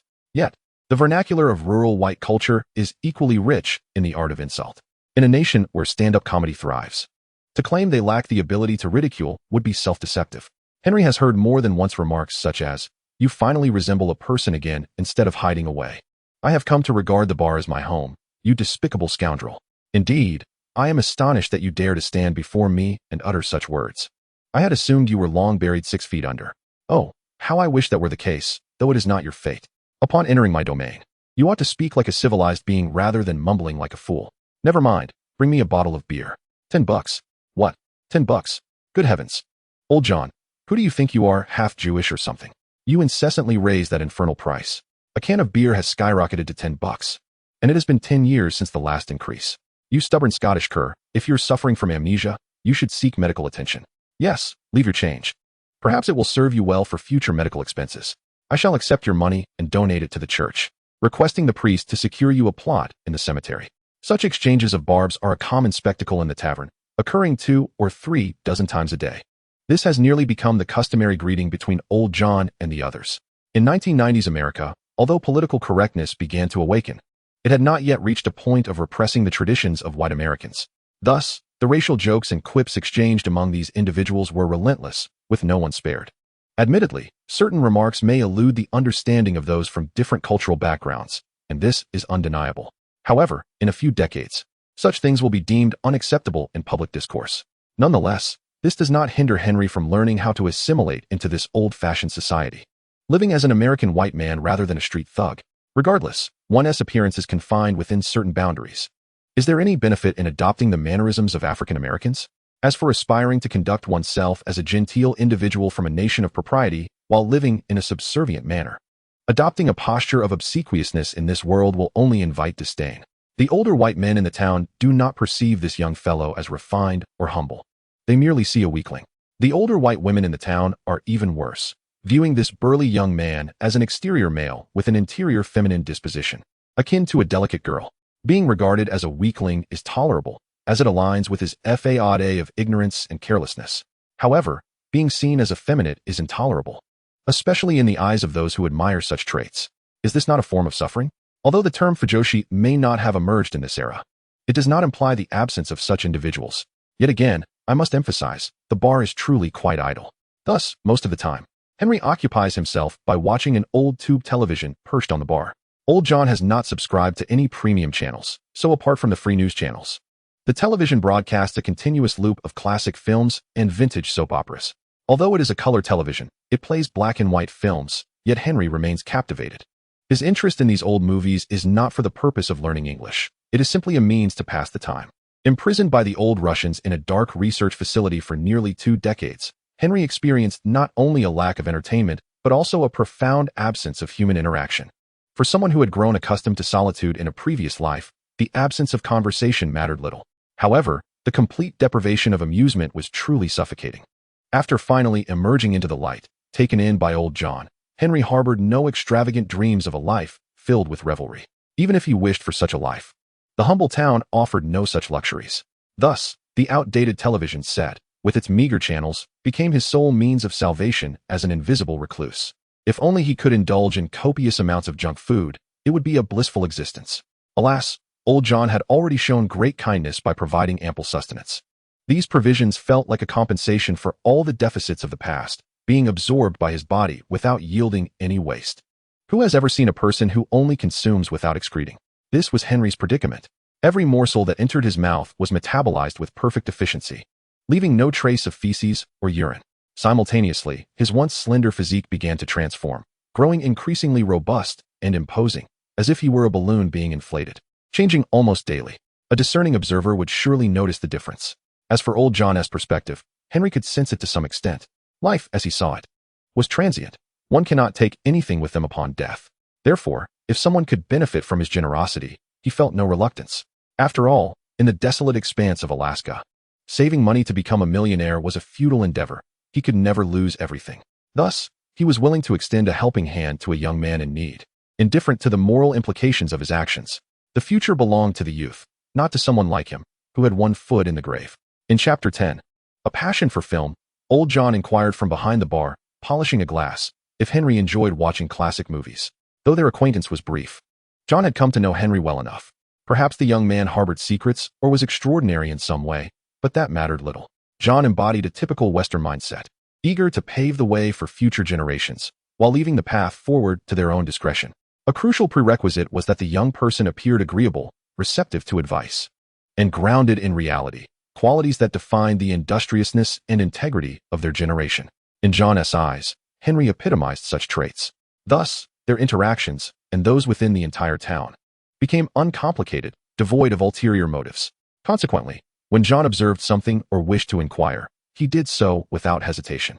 During this time, Henry found himself more captivated by classic films than by the semi-official, free news channels. He would watch not just once, but often replay them, engrossed each time, his eyes fixed unwaveringly upon the screen. Upon receiving old John's abrupt question, Henry first shifted one eye, followed by the other, then turned his face, ultimately appearing to awaken from a cinematic reverie. He replied, "They are all so beautiful." For a man who had been immersed in the vibrant styles of 21st century animation and the myriad of captivating goddesses, the black and white films, akin to relics of the dinosaur age, seemed initially out of place. After all, he had glimpsed snippets online, including Chaplin's classic silent films, which had struck him as awkward due to their exaggerated physicality. Initially, this was during a nearly 20-year stretch devoid of entertainment, particularly in the latter half, which was marked solely by suffering and reluctant compromise. Yet, upon deeper engagement, he began to grasp why such works are deemed timeless. The artistry in cinematography and the interplay of light and shadow are subjects too vast to delve into here. Every era boasts its own commendable attributes. To truly explore these facets would require extensive discourse worthy of a film studies doctorate, a level to which Henry had not yet ascended. What captivated Henry, however, were the women captured in those monochromatic frames, whose beauty remained unparalleled.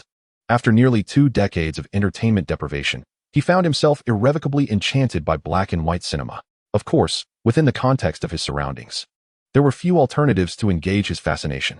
He certainly could not indulge in billiards or darts. Given Henry's current physical condition, any competitive or athletic endeavor merely raised the question of how much effort to expend, rather than how to triumph. The abilities of Kryptonians are not merely a matter of strength or speed. They entail a nuanced control over each muscle, even to the extent of subtle transformation. This is akin to the difference between a person's outstretched arm and the contraction of the biceps when exerting force. Kryptonian adjustments are simply more refined. In terms of facial expression, he can effortlessly execute what is colloquially known as facial acting, showcasing a plethora of exaggerated emotions. He can even subtly alter his visage to appear entirely different. In the realm of sports, this translates to precise manipulation and control of various forces.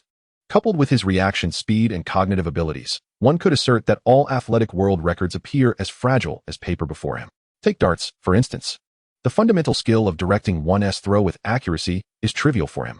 The same applies to billiards, where executing a single stroke to pocket multiple balls or clear the table has become second nature.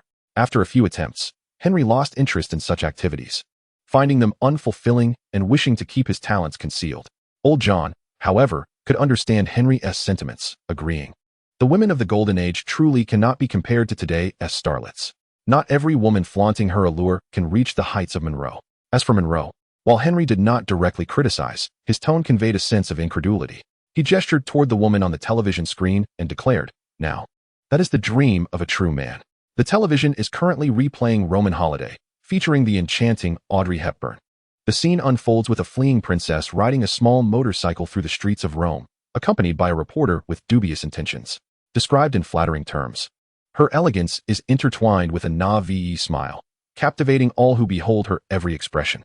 Conversely, one might view her demeanor as a foolishly noble air, invoking a desire to either protect such a smile or to disrupt it. In this tableau, the director's and cinematographer's efforts seem rendered futile. The male lead and bystanders fade into the background, mere props against the brilliance of Hepburn's visage, which draws all admiration.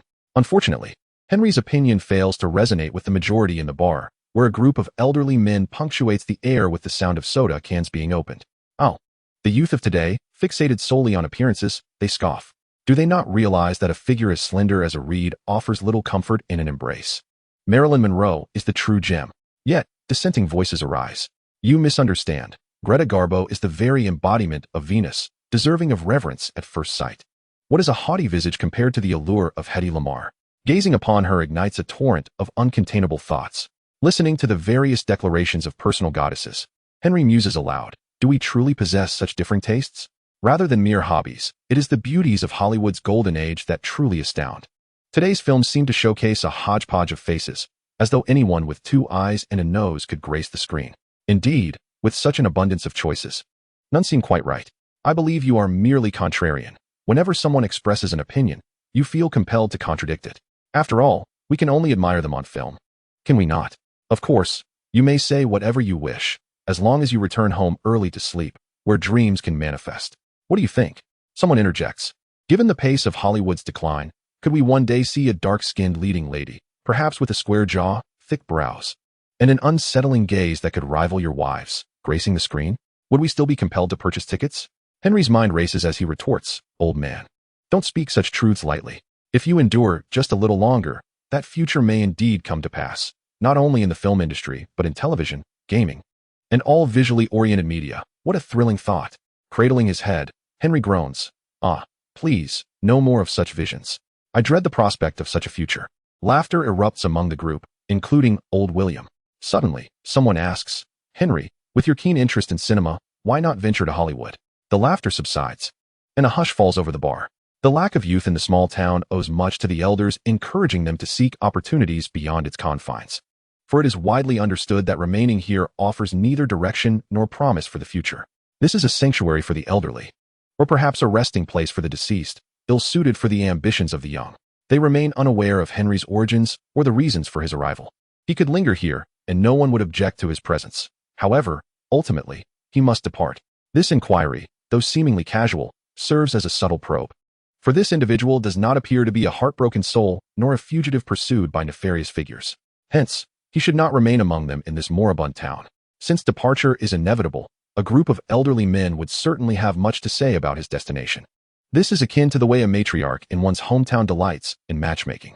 Yet, Henry chose not to engage with this line of conversation. Instead, he jestingly replied, how should I go? Swim across?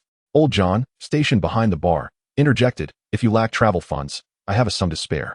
Henry turned to regard the elder with newfound seriousness. Perhaps the adage about insincere flattery being a prelude to deceit had etched itself too deeply in his mind, causing him to instinctively recoil and consider a refusal.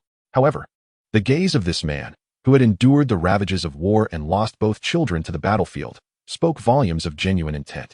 At the very least, his clear eyes dared to meet another's. Old John continued, do not overthink it.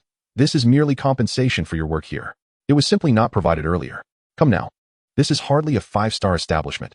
How high could the wages be? I dare say, if you were to truly compensate me for what I consumed, I might not be able to afford it. My meals are already deplorable. Should they be reduced further, I fear I would not survive. Old John, his temper flaring, added, I am the proprietor of this bar. You need not fret, you little rascal. My savings exceed your imagination. I could easily hire a college student for my own indulgences. Save your funds for a better coffin. Otherwise, you risk leaving it to wild dogs to dig you from the earth, only to find there is nothing left to consume. That would be a disservice to the dogs. Henry's sharp retort incited laughter among the crowd, aggravating old John further. Suddenly, another voice chimed in. If you're in need of money, why not go crab fishing? Ah, indeed, it is that season, came the response.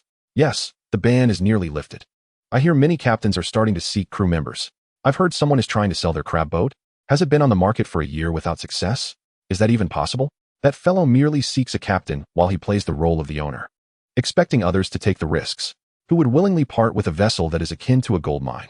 Such is the nature of the tavern in this small town. There is no need to actively seek gossip. Once one person begins, a plethora of absurd tales naturally follow. Yet, this particular exchange left Henry somewhat bewildered. He turned to old John and inquired, what crabs are we catching? Is there truly money to be made? Old John, adopting a skeptical demeanor, was interrupted by another elder nearby who eagerly responded, we are talking about king crabs. Are you familiar with king crabs? The crab legs, when pulled apart, resemble an enormous creature nearly the height of a person. The king crab. Henry, who in his previous life was a pauper and remains so in this one, though he has never tasted it, has at least seen pictures and knows what it is. If it is indeed a king crab, the exorbitant price at which it is sold suggests that those who venture to catch it can indeed profit. However, old John scoffed, remarking, but working on a crab boat is exhausting and perilous. Yet, at least it is a legitimate job, unlike murder, arson, or bank robbery. Moreover, the financial rewards come swiftly. A capable captain can return with a full load in just a week or two, earning no less than $300,000. Even an inexperienced greenhorn can make $50,000 on a single trip, though it has been merely over a month since leaving the underground research facility. And the bar job does not involve accounting. Henry has gleaned from his surroundings that the purchasing power of the dollar is indeed comparable to his previous life. A bottle of beer costs $115, a substantial steak $510. If one were to offer $5 for mashed potatoes and broccoli, Old John would serve it in a basin. In this town, purchasing an ordinary house requires less than $10,000. Establishing a bar akin to Old John's, inclusive of interior decoration and furnishings, would suffice with $30,000 to $50,000. This is largely due to the town's remote location, which is not especially desirable, resulting in relatively low property prices and the cost of locally sourced goods. If items must be transported from afar, particularly from locations outside Alaska, prices would inevitably rise. Thus, a single return trip on a crab boat could provide enough to settle in the town. Such a temptation is significantly compelling for Henry. However, he does not rashly consider boarding a crab boat. Henry glances at Old John, who wears a sour expression. Their compatibility stems from their shared disposition of being cautious, preferring to endure rather than take unnecessary risks. Therefore, Henry seeks Old John as counsel. The elder behind the bar seems to sense the inquiring gaze and, with an air of displeasure, states, "If you wish to join a crab boat, I will not hinder you. It is at least a job. But you must think it through. The work is not only arduous and dangerous, but it is not uncommon for lives to be lost at sea. Every year, there are unfortunate souls whose entire crew fails to return. I hope you understand what you are getting into." The 2-month crabbing season for king crab is a vital industry in the Alaskan region. While Alaskans do not subscribe to the notion that one is not a true man unless they have been on a crab boat, nor do they harbor a disdain for the risk involved, they are not particularly enthusiastic about the work. Quick money requires one to have their life intact. Unless one is utterly desperate or in need of significant funds, the majority of Alaskans would not opt for work on a crab boat. This, in turn, exacerbates the labor shortage on these vessels, leading to increased wages in hopes of enticing more outsiders to toil. Thus, Old John neither dampens Henry's enthusiastic demeanor nor encourages him to embark. He simply expresses the reality of the situation with a sense of fairness. Old John's indifferent demeanor certainly failed to extinguish Henry's interest. The significance of money in modern society was not lost on him. A man who had navigated the dual existence of both a corporate drone and a recluse in his previous life. As the saying goes, money may not be omnipotent, yet its absence renders one powerless. The notion of robbing the entire town would scarcely yield a mere $10,000 in cash. Was there a better opportunity than joining a crab fishing vessel? Chapter 12. The interview. Though the nameless town boasted a modest dock, it primarily accommodated small steamboats for cargo transport. The harbor from which the crab boats set sail lay to the south, at a busier and larger port town. Naturally, these neighboring towns were not entirely estranged from each other. Hence, when Henry expressed his desire to board a crab fishing boat, the town's elders assisted in connecting him with a seasoned captain. Old John even took it upon himself to drive Henry there, with an elder, affectionately referred to as the Polish man, seated beside him in the passenger seat. Henry, meanwhile, sat in the truck bed, wrapped in a coat, basking in the October sun. Although October merely hinted at autumn in lower latitudes, Alaska's chill was already biting. Cramped in the truck bed, Henry found solace in the sun's warmth, a position he relished despite the circumstances. Although he suspected he might be akin to a Kryptonian, he refrained from seeking out the sun excessively, aware that such behavior would draw unwanted attention. Moreover, his current physical prowess was sufficient to manage daily life. Even if he could bask in the sun to the extent of moving mountains or filling seas, where were the mountains to shift or the seas to fill? The notion of a purple sweet potato snapping its fingers belonged to a future 30 years hence. It was merely 1990. There was no need to fret over distant troubles. Nevertheless, whenever the opportunity arose, Henry savored the sun, just as he did now. According to Old John, when he had once collapsed on the beach, it was this very vehicle that had brought him back. He had been tossed in the truck bed then, and now it felt like a nostalgic reunion. As for the nearby town to the south, Old John sped along at 70 to 80 kilometers per hour for over 3 hours before finally reaching their destination. This journey illuminated for Henry just how close Alaskans truly perceived distance. It seemed only a long-necked dinosaur's reflex arc could grasp such proximity. The crab fishing season in Alaska spans October and November, coinciding with the peak of the king crab's bounty. Each year, hundreds of crab boats depart from various regions of Alaska to harvest these delicacies from the Bering Sea in early winter. With only a 2-month harvesting window, the king crab's market value approaches $500 million. This industry not only serves as a cornerstone for Alaska's economy, but also supports numerous businesses and communities, particularly the fishermen engaged in this endeavor. Indeed, many individuals earn enough during these 2 months to afford a leisurely existence for the subsequent 10 months. However, due to the exceedingly harsh working conditions and the inherent dangers of the job, it is not uncommon for fishermen or fishing vessels to fail to return each year. The captain and the shipowner are perpetually in search of crew members, with no year passing without a shortage of hands. Nevertheless, certain vessels helmed by seasoned captains are not readily accessible to anyone eager to join. Those who make their living here are acutely aware of who possesses genuine skill and who can only attract local talent with exorbitant wages. No captain would dare to skimp on quality by taking a boatload of inexperienced novices to catch crabs, unless they intend to ensure that the entire crew never returns, possibly to commit insurance fraud. Typically, if such a scheme is uncovered by the insurance company, compensation will be denied. Moreover, vessels manned by an abundance of novices are indeed less efficient in their harvesting endeavors compared to those crewed by seasoned veterans. To avoid the peril of earning money at the cost of one's life, the majority of individuals prefer to seek employment on crab-catching boats led by reliable captains with experienced crews. Old John and his companions have arranged for Henry to join just such a vessel.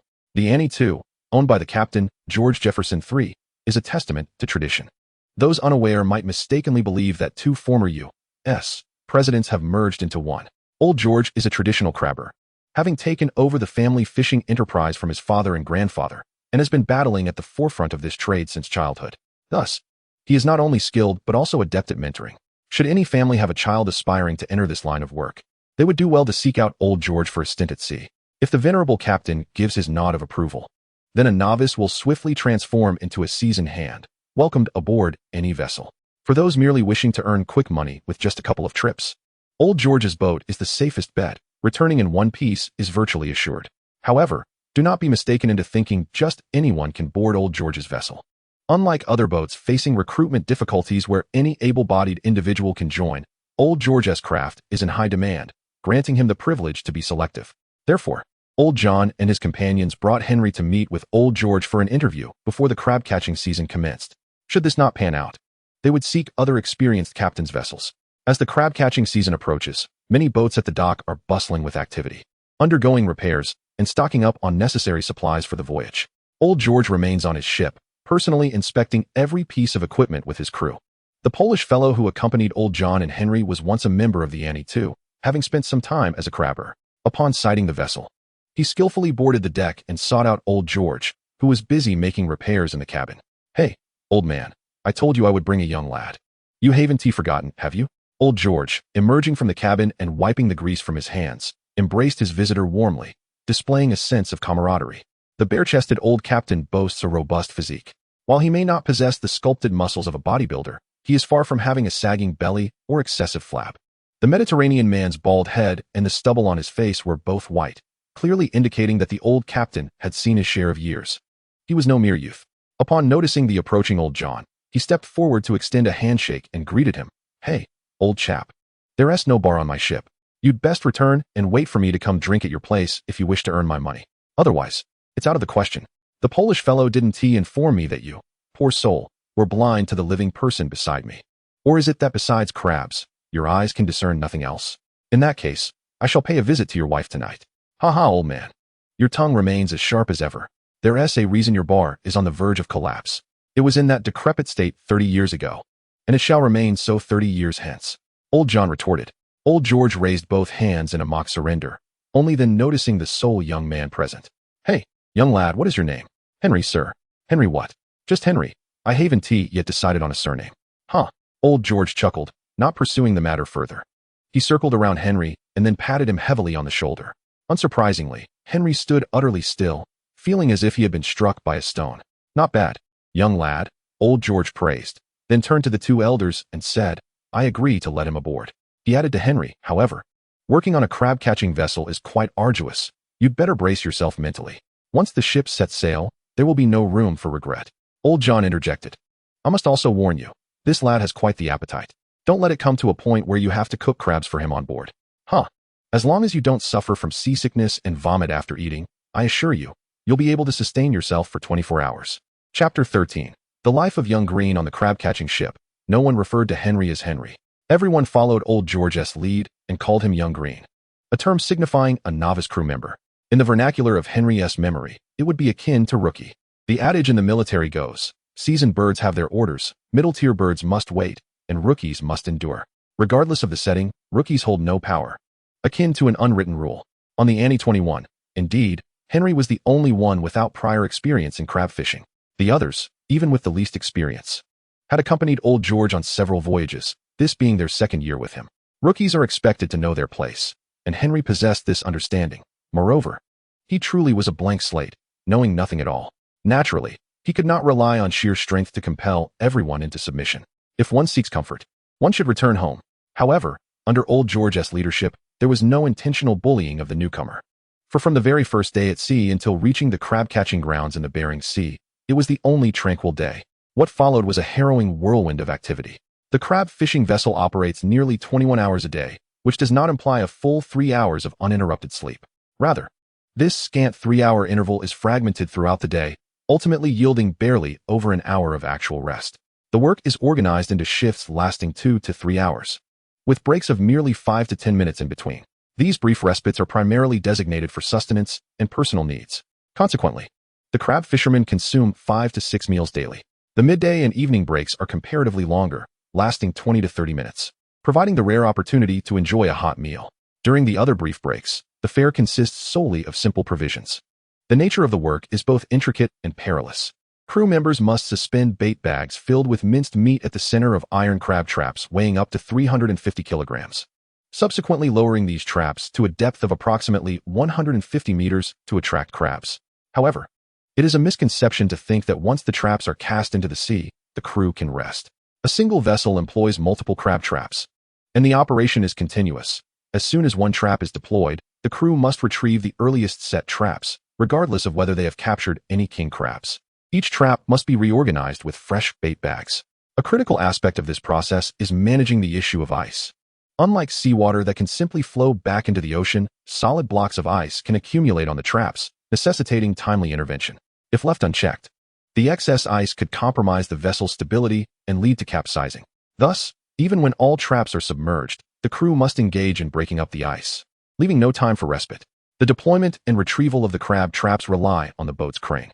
Henry, the novice, is unable to operate the crane and primarily assists seasoned fishermen alongside the traps.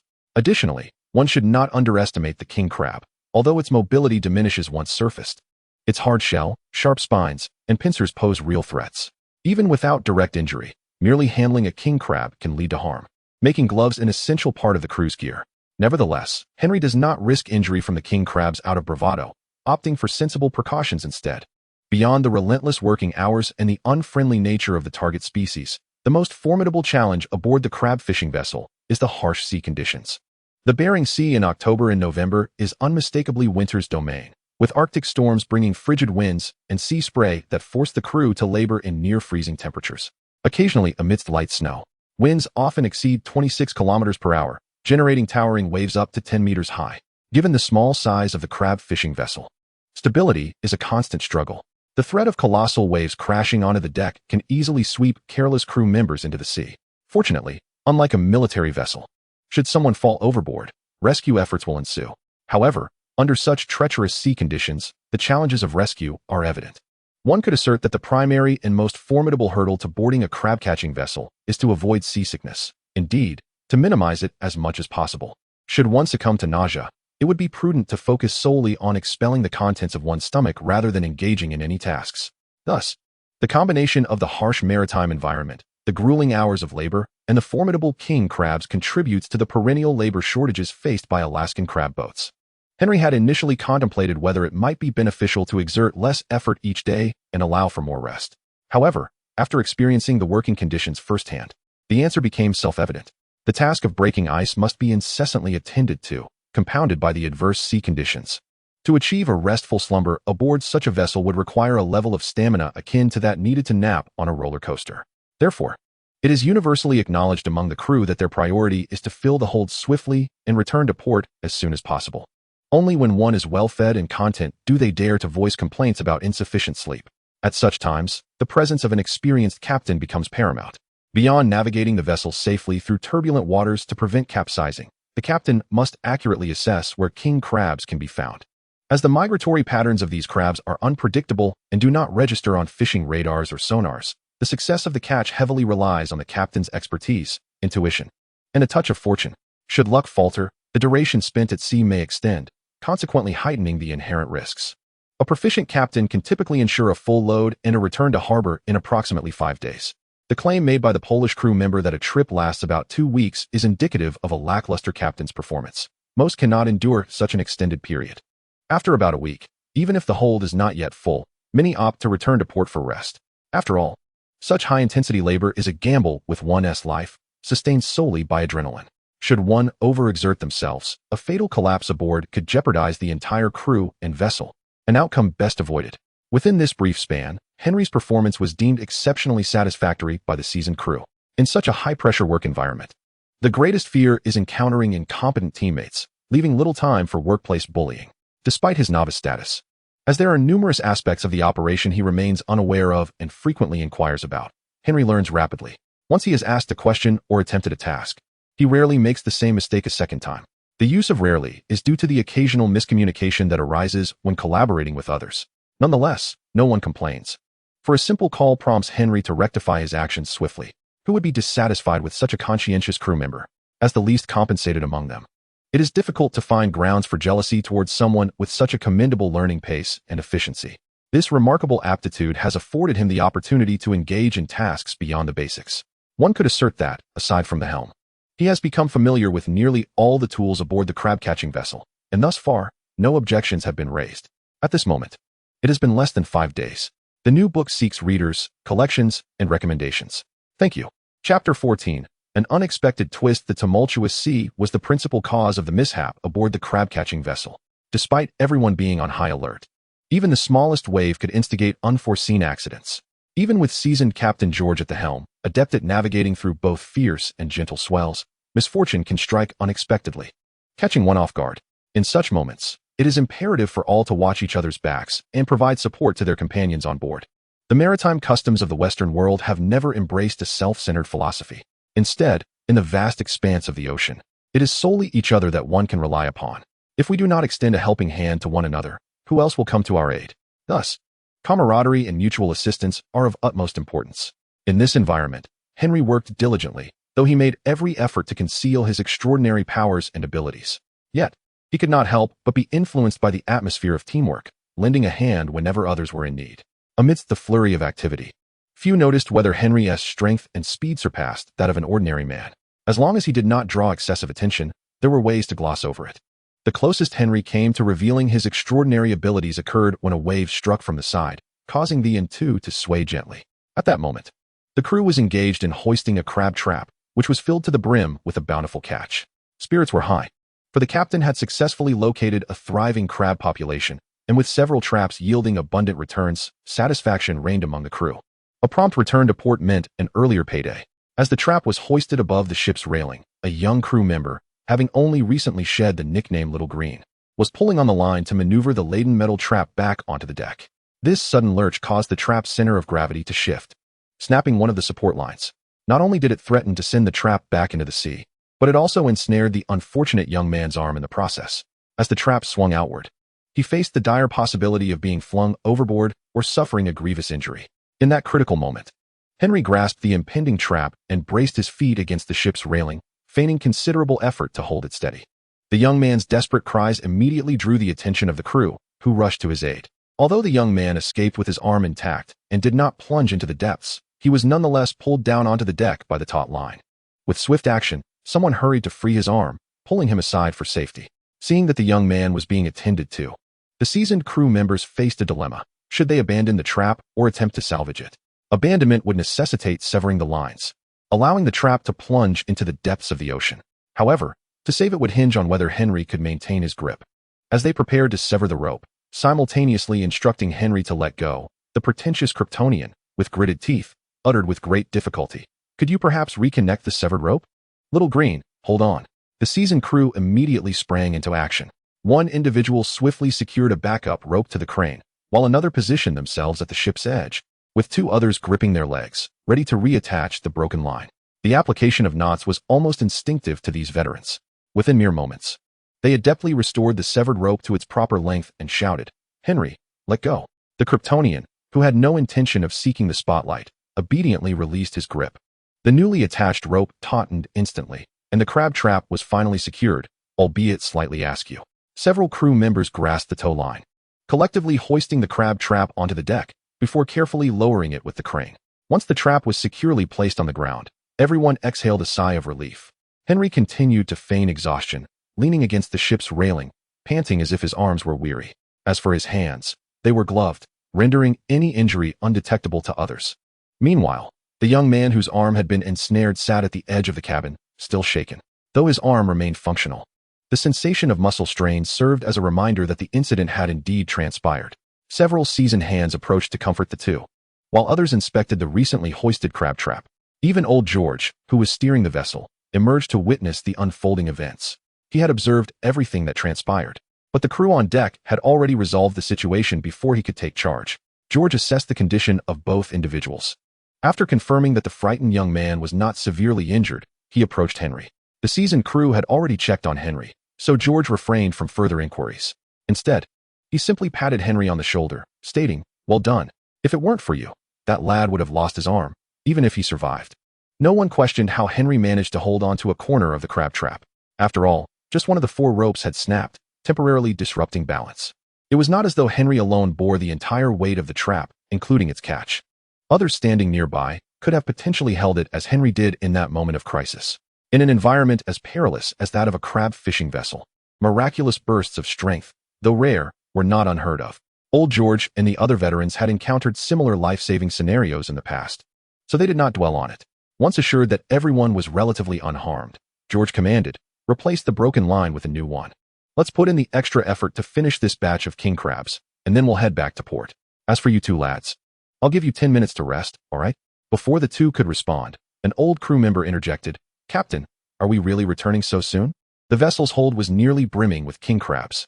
At this juncture, we had just begun to haul a few traps. Once everything was tidied up, I anticipated a bountiful harvest.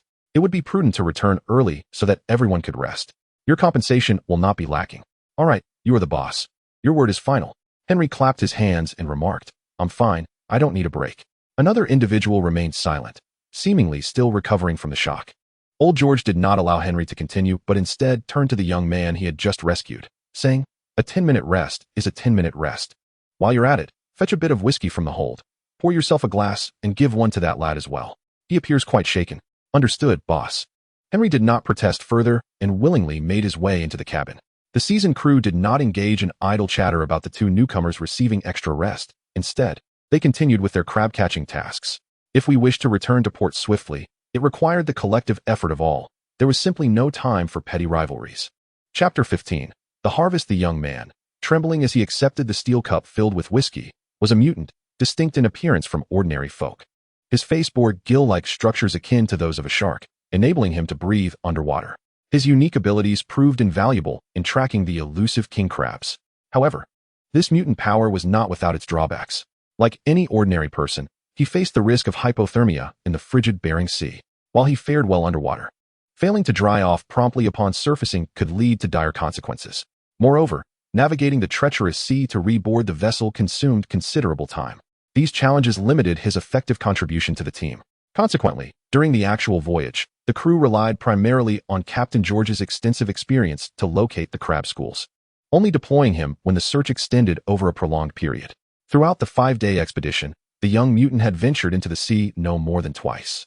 Perhaps due to his mutant abilities, his physique and strength were somewhat more fragile than that of the average Caucasian. Thus, he occupied an awkward position within the crab-catching community, straddling the line between being useful and less so.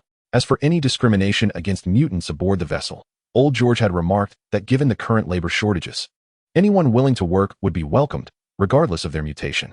The only concern was that he wouldn't turn the entire crew into a snack should hunger strike. Beyond this, there was little room for grievance. The underlying sentiment was that when everyone was in the same boat, there truly were fewer issues of discrimination.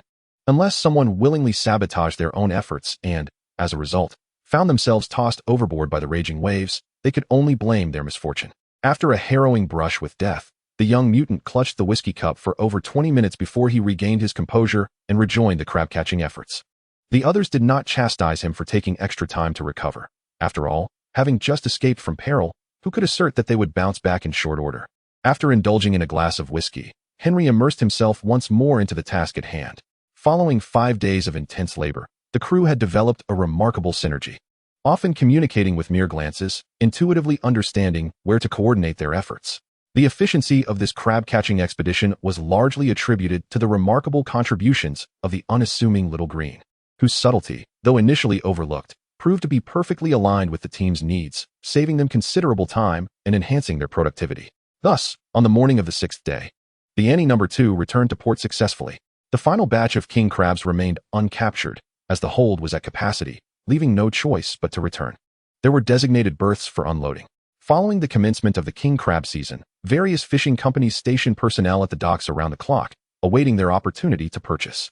Larger fishing ports featured dedicated markets and auction venues, akin to those for bluefin tuna, where auctions were held at regular intervals.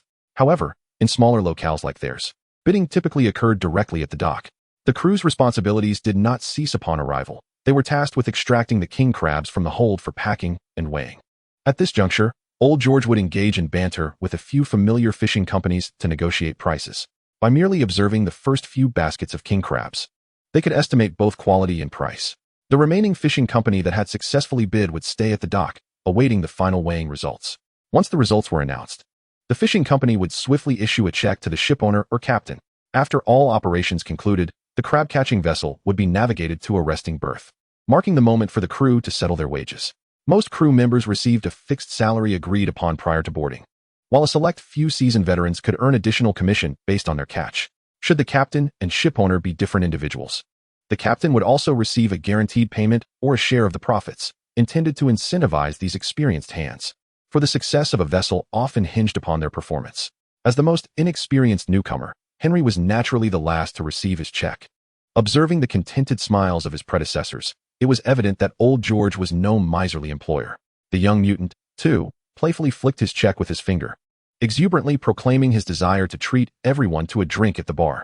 When Henry finally laid eyes on the figure on his check, he was taken aback, inquiring, "Boss, did you perhaps miswrite the amount?" Old George, fully aware of what he had written, replied, "Son, this is what you rightfully deserve. I have inspected the frayed rope, and it appears to have succumbed to wear and tear. I should have identified this issue during the equipment check. Thus, not only did you help me clean up a mess, but you also safeguarded that lad's arm. The extra sum I am giving you pales in comparison to what the insurance company would seek from me had I mishandled the situation. So, accept it with peace of mind." "What?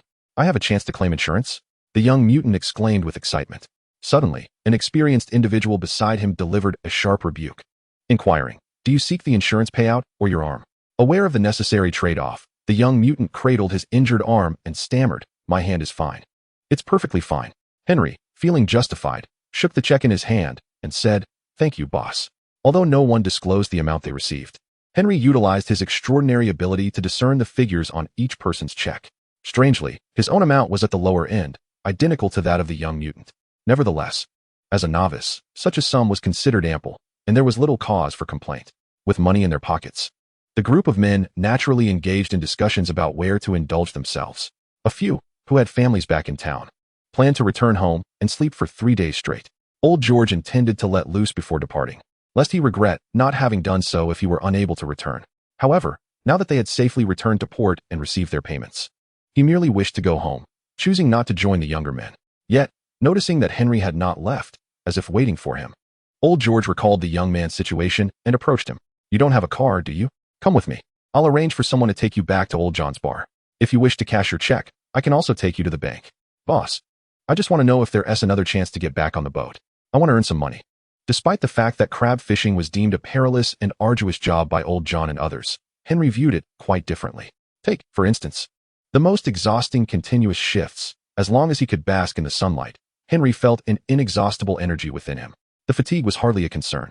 He understood the significance of money in contemporary society. The earnings from working on a crab boat were legitimate, and there was no reason not to seize the opportunity to earn a bit more. Old George was not at all surprised by Henry's thoughts.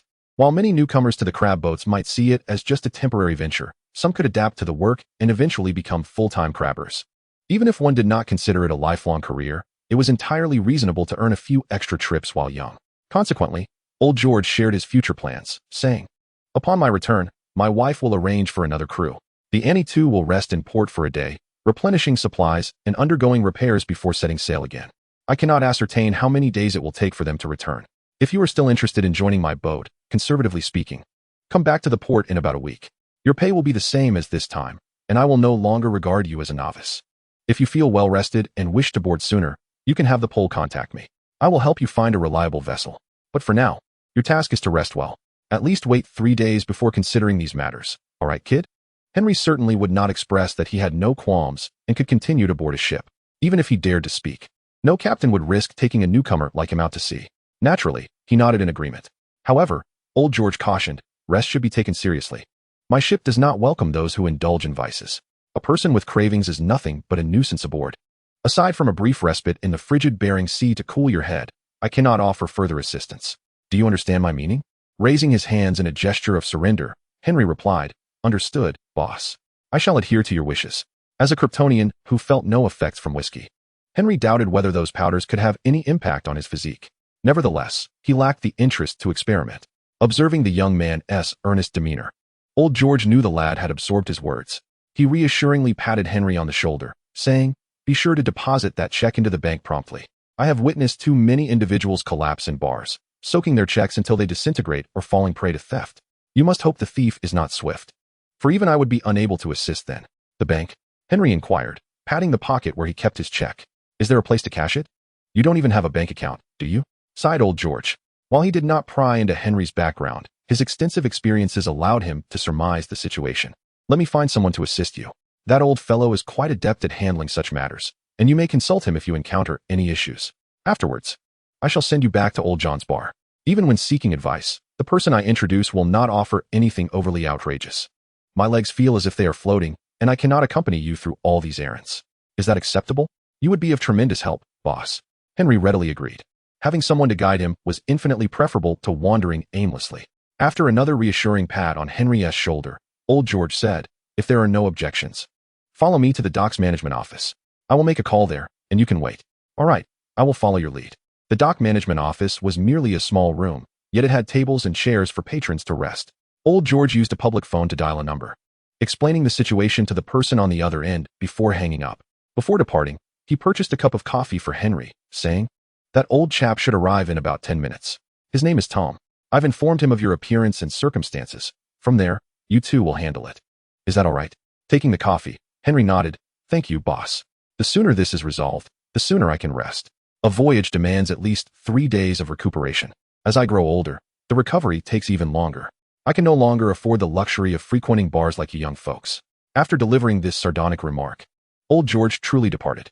He needed to return to the parking lot and drive home. Lingering any longer would be detrimental to his endurance. The coffee sold at the dock was exceedingly foul, and Henry nearly retched upon his first sip. Yet perhaps it was precisely this quality that rendered it invigorating. Especially with his enhanced sense of taste, he felt revitalized, as if he could soar straight into the outer atmosphere. Before long, a vintage light brown car, reminiscent of those seen only in television dramas or classic films, pulled up. Instead of entering the parking lot, it stopped beside the rest area, and the passenger window was rolled down. A voice from within shouted, "Hey kid, yeah you, get in. The guy George killed sent me." "Tom?" Henry, rising in bewilderment, inquired. "Indeed, it's me. Where else would you find someone as dashing as Tom?" The individual inside was a charismatic older white man, his hair a mix of brown and silver, adorned with a rather out-of-place pair of sunglasses. Unfazed by any potential malice, Henry opened the passenger door and climbed in. However, before he could settle in, Tom remarked disdainfully, "Wow, you smell like you've pickled yourself. The scent is only marginally better than that of canned herring. Is it really that bad?" Henry sniffed at his attire and explained, "You know, on the boat, we either wore raincoats or heavy coats. It's hard not to absorb some odor." "Good heavens, spare me," Tom declared, rolling down the driver's side window despite the cold outside. "Let's head to my place for a shower." "Is that necessary?" Henry hesitated. "George mentioned you might need to sort out some documents. You can't possibly take a photo looking like this."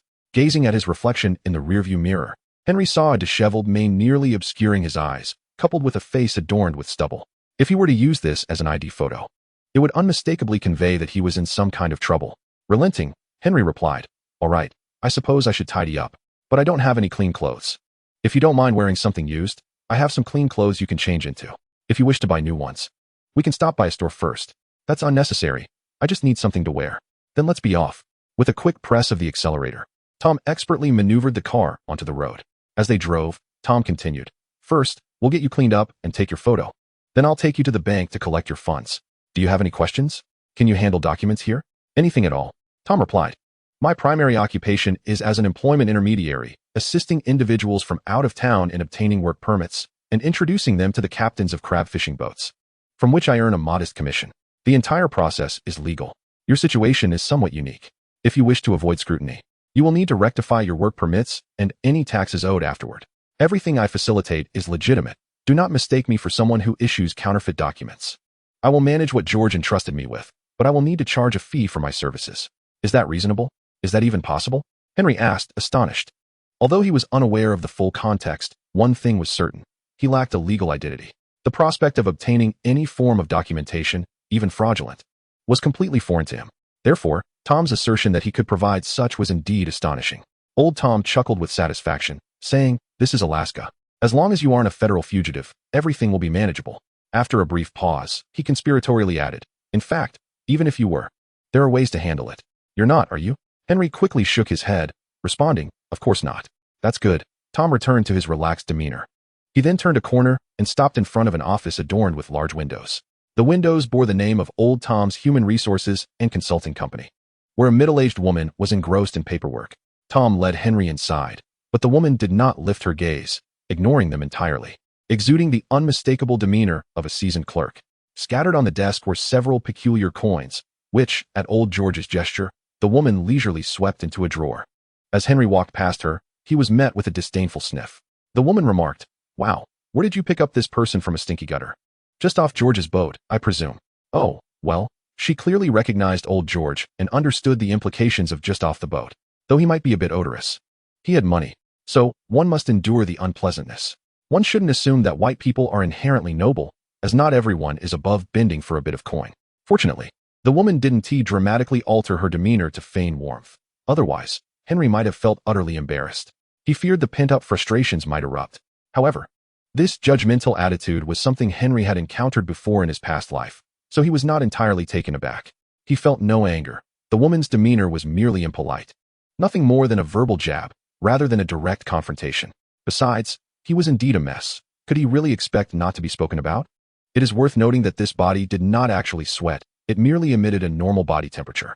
Thus, the scent emanating from him was a combination of seawater and the various peculiar juices from king crabs, intensified by the heat of his body and rapidly cooled by the external low temperatures. The salt from the seawater contributed to an odd aroma. Taking the clean clothes from Tom, he borrowed the bathroom in his office. As he passed the large bed, he couldn't help but mischievously speculate whether Tom was hoping for a secret arrangement with a female secretary or a visiting female client. However, given the state of the place, it seemed unlikely that the bed had seen much action. There was little to say about the shower. It was simply a vigorous scrubbing. After all, one could not damage oneself in the process. It was imperative to wash away the grime, treating it like a thorough spring cleaning. Yet, while the external filth was manageable, dealing with the hair and beard proved to be a challenge. Henry attempted to cut a section with scissors, but upon realizing he could not, he abandoned the idea of forcing it. The risk of damaging the scissors was too great. So, how would he address the matter of his face? In my memories, I once watched a cartoon featuring Superman, where he utilized his heat vision, reflecting it off a mirror to groom himself.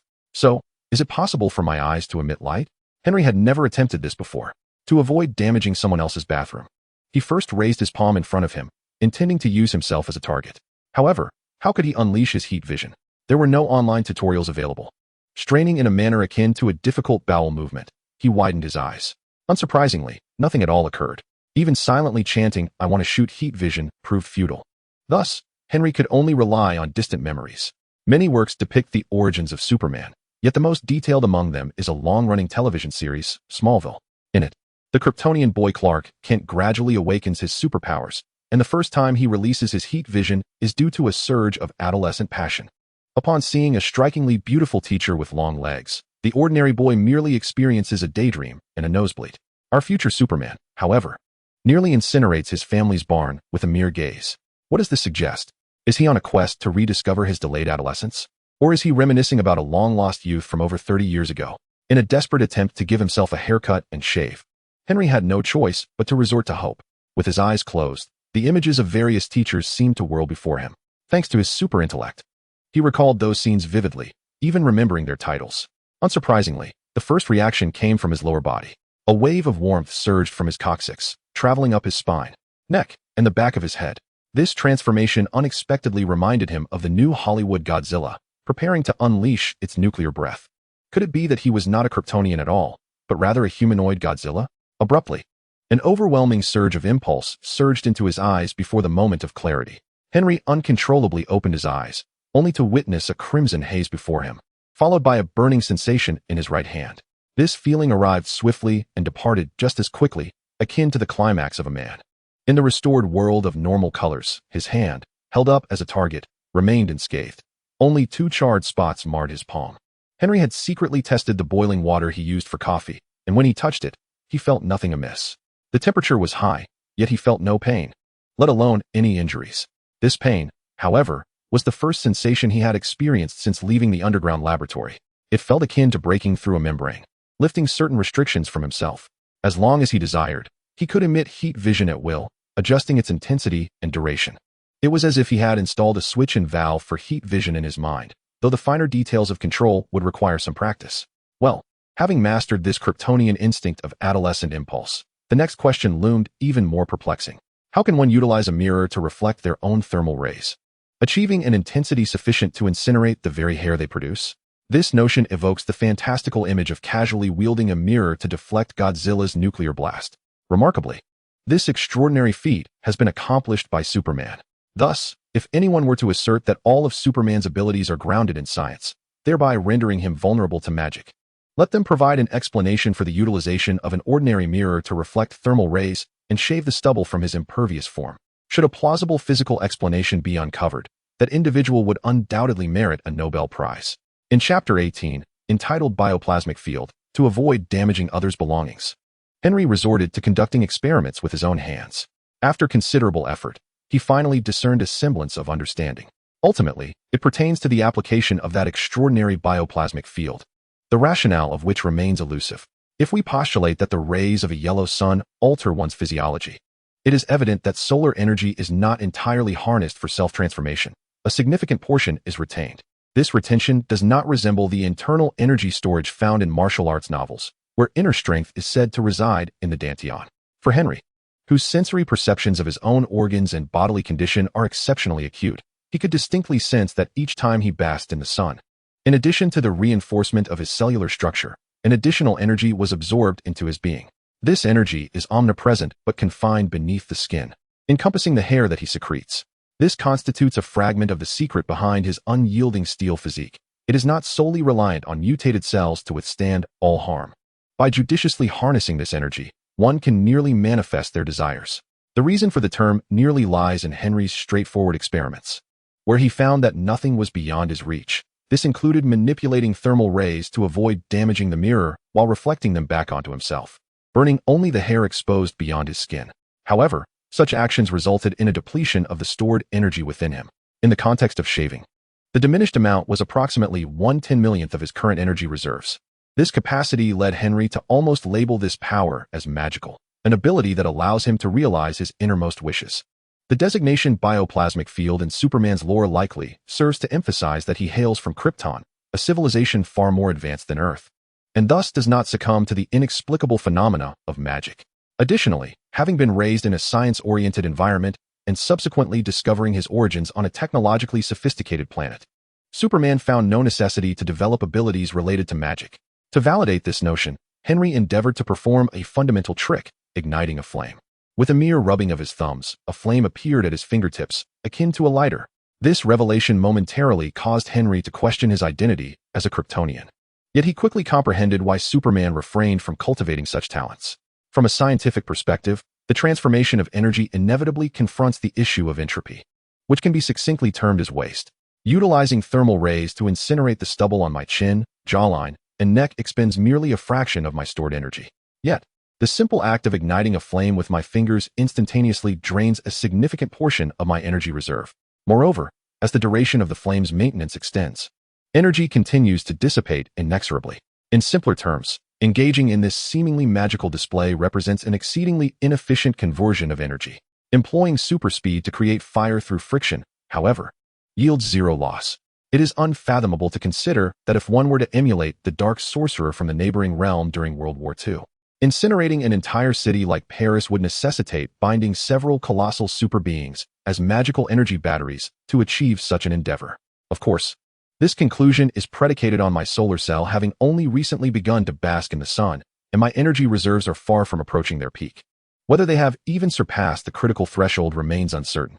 Furthermore, whether there exists a more efficient method of magical energy conversion, perhaps through the judicious application of certain rituals or artifacts, remains shrouded in mystery. Alternatively, one might revert to the original premise of Marvel, wherein all magic wielded by sorcerers is, in fact, borrowed from dimensional deities. The distinction lies solely in whom one borrows from and the manner of repayment. In summary, various indicators suggest that I increasingly resemble a Kryptonian. At least in terms of the abilities exhibited, I bear a striking resemblance to the iconic super being from my recollections. The only remaining inquiry is to ascertain whether I possess super breath and the power of flight. It is also conceivable that I am actually a descendant of a Kryptonian adventurer and an indigenous inhabitant of another planet, specifically a Daxamite. This extraterrestrial race bears resemblance to Kryptonians, similarly able to absorb yellow sunlight to enhance their powers, yet they harbor no fear of kryptonite, only a dread of lead, a substance far more prevalent on Earth. Thus, one should not assume that possessing super strength and an indestructible physique grants immunity. If I am not a Kryptonian, but rather a Daxamite, I need not seek extraterrestrial ores to neutralize myself. A lead bullet would suffice to render me vulnerable.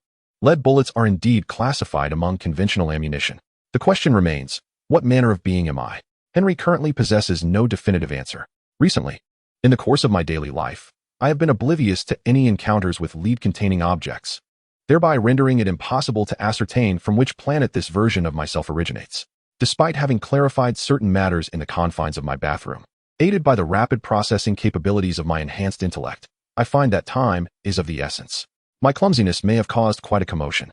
Although I have not damaged anything within the bathroom, it is likely that my activities have not gone unnoticed outside. The condition of my right hand, which has become a target for my experiments, is rather grim, with flesh and bone laid bare. While I can observe the healing process underway, it pales in comparison to the remarkable regenerative abilities of Wolverine or Deadpool. To avoid alarming anyone, I tore a strip from an old garment, cleaned it, and wrapped it around my palm. As for the pain, it is a matter yet to be assessed. To speak candidly, after enduring the torment of late-stage graduate studies, even if I were to be nailed like Jesus, such pain would merely be a trifling discomfort, scarcely felt. Once composed, Henry emerged from the bathroom, traversing the spacious room to Tom's office. The office's proprietor had his legs propped up on the desk, crossed in an air of dissatisfaction. Upon noticing Henry's exit, he intended to utter a few words, yet was silenced by the sight of bandages wrapped around Henry's right hand. A moment later, Tom cast a sympathetic glance and consoled him, saying, "Young man, you possess a fierce spirit. I can certainly empathize.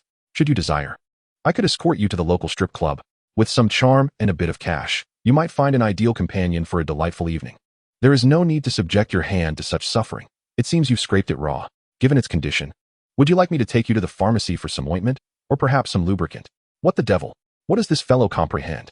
Rather than explain the injury to his hand, Henry found himself inexplicably more inclined to test the outcome of a heat ray explosion to the brain. Would it sear through like a laser, or would it boil the brain and cause it to erupt? Before him lay a splendid cranium ripe for experimentation. Chapter 19. Bank redemption. Unbeknownst to him that he had narrowly escaped the calamity, old Tom led Henry to a white wall, snapping a few photographs before safely escorting him to the bank.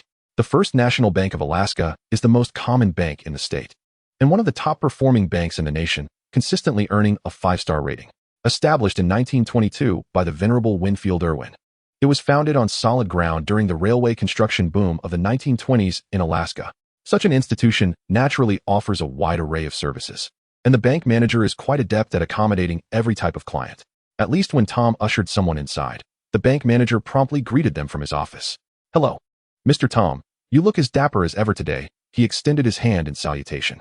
Old Tom, however, did not grant the newcomer an ounce of dignity, retorting, "You might as well say Franklin is still Franklin.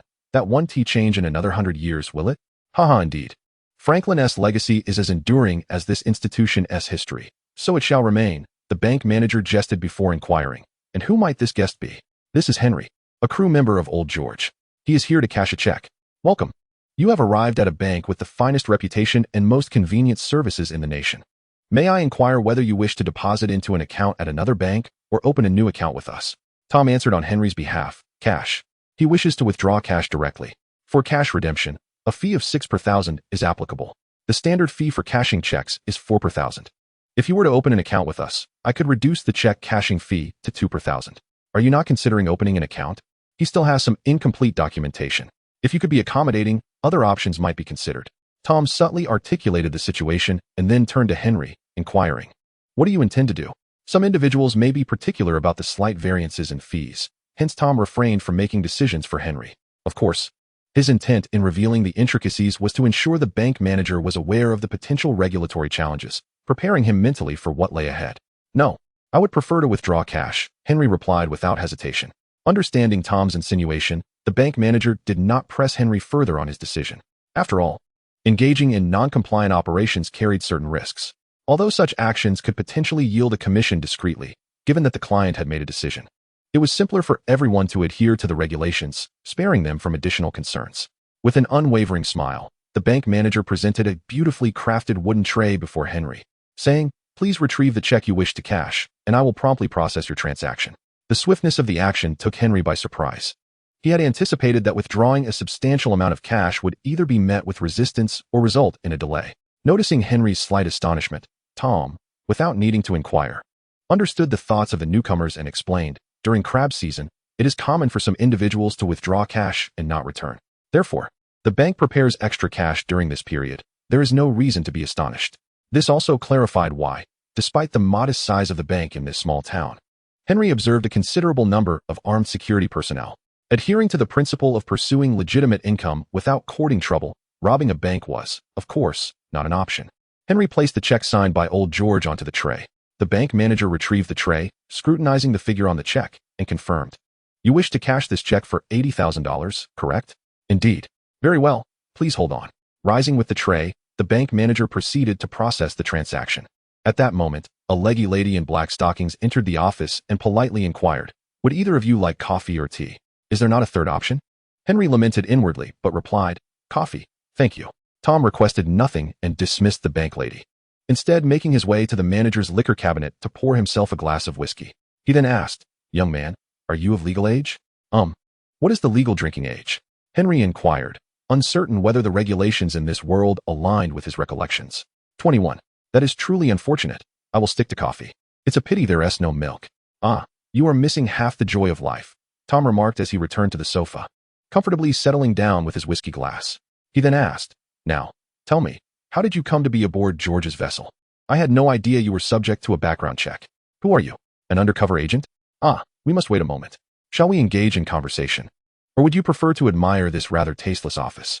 I can assure you, the artwork and every trinket here are worth no more than 100 pence.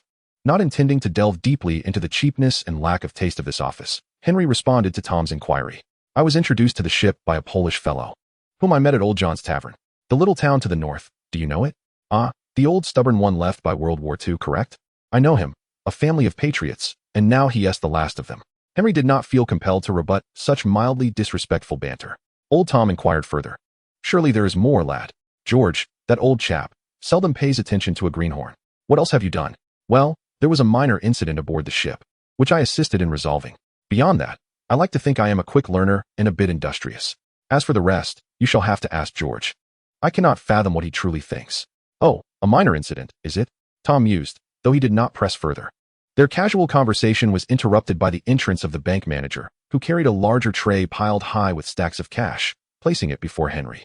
After deducting the bank's cash handling fee of 480 pence, there is a total of 79,520 pence here. Each bundle contains 100 notes, and there are 7 bundles in total. For the remaining shortfall, I took the liberty of exchanging some smaller denominations for you. It's all here, please verify.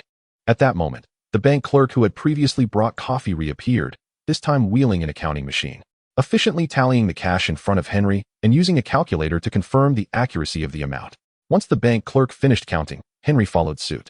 He had no intention of recounting by hand. Instead, he held several bundles of notes, feeling somewhat dazed. Observing his expression, the bank manager had a small bag brought over to contain all the cash. He smiled as he said, "This bag is complimentary." Returning to the office, the elderly lady was still busily at her desk. Tom first seated their guest, then casually grabbed an old backpack, emptied its contents, and presented it to Henry, saying, "Let us exchange your money for this backpack. Consider it a gift." "Why the exchange?" Henry asked in confusion. When clients come to withdraw cash at the bank and lack a bag to carry it, they are provided with such bags. Thus, those carrying such bags outside seem to be proclaiming to others, "I have money, come rob me." Henry frowned and questioned, "Is the bank colluding with outsiders?" Tom clarified, "No. The bank is not that unscrupulous. However, no matter how they adapt, they will always attract the attention of those with ill intentions. Only the unaware greenhorns would carry such bags around. You are, after all, someone introduced by George. I certainly do not wish for you to be seized by others the moment you step out from my presence. That would indeed signify my dereliction of duty." Henry, well aware of the circumstances, made no effort to switch bags. He simply placed the bag provided by the bank into the backpack given by Tom. After all, as long as the conspicuous handbag remained visible, it mattered little how the money was stowed away. Once Henry had completed his task, Tom tapped the table with his finger and stated, "Now that I have assisted you in retrieving your funds, let us discuss our business. I will facilitate the necessary documentation and procedures for a fee of 2,000 coins. 2,000. Henry exclaimed, his eyes widening in astonishment.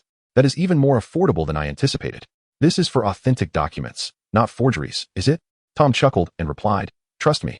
Securing genuine documents is often less costly than obtaining false ones. The reason most people fail is that they do not know whom to approach, even when they find someone. That individual may not know the proper course of action. The law opens many doors for those who understand it.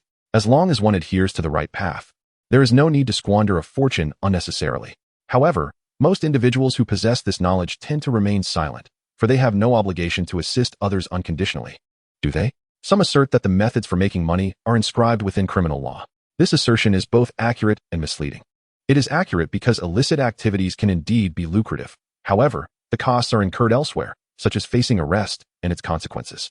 It is misleading because, in the eyes of those engaged in high-stakes dealings, the troubles that accompany such earnings are trivial. Consider this. Can an ordinary person rob a bank and secure 100 million in a single heist without being pursued by the police? While Henry was no stranger to such matters, he remained unfazed. As the saying goes, let the strong be strong. Let the gentle breeze caress the mountain slope. As long as I lie flat enough, the wind resistance remains low. This principle is grounded in physics, supported by scientific evidence. Though uncertain whether Tom possessed the skills he claimed, Henry chose to trust the recommendation of George. That old fellow would not simply assign someone at random with the intention of recouping his own salary, would he? Without further hesitation, Henry reached into his bag and retrieved a bundle of cash, placing it on the table and pushing it forward. Tom picked up the neatly bundled banknotes, sealed by the bank, and with a hint of sarcasm remarked, "Oh, young man, do you expect me to count this myself? I have a few inquiries I would like to discuss. If you could assist me, that would be splendid." Henry pointed towards the large window and said, "A consulting firm, is it not?"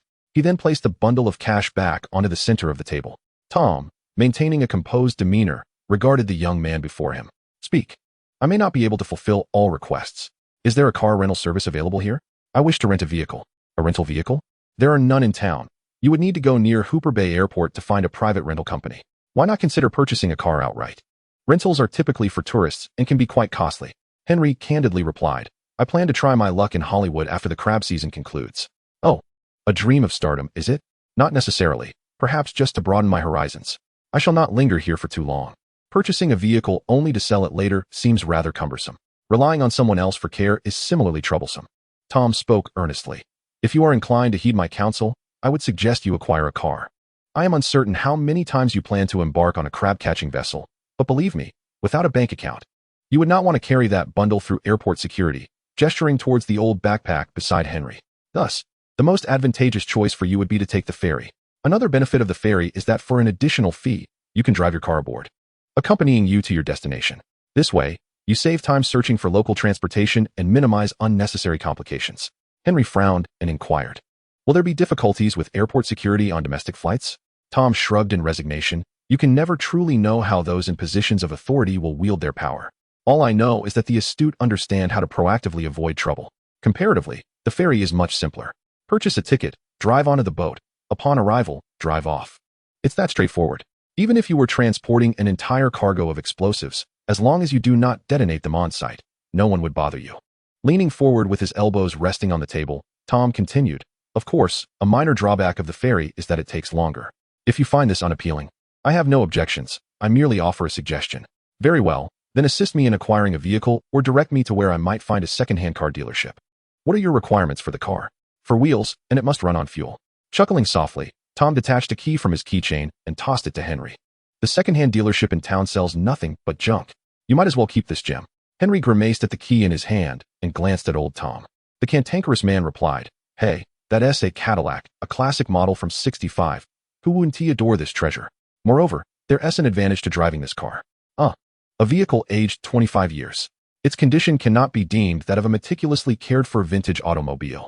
It merely remains relatively clean. Although my standards are not high, it does evoke a feeling akin to collecting scrap." Henry asked, somewhat displeased, "What advantage?" "Just by glancing at the license plate. The authorities on the road will not stop you, even if they do pull you over.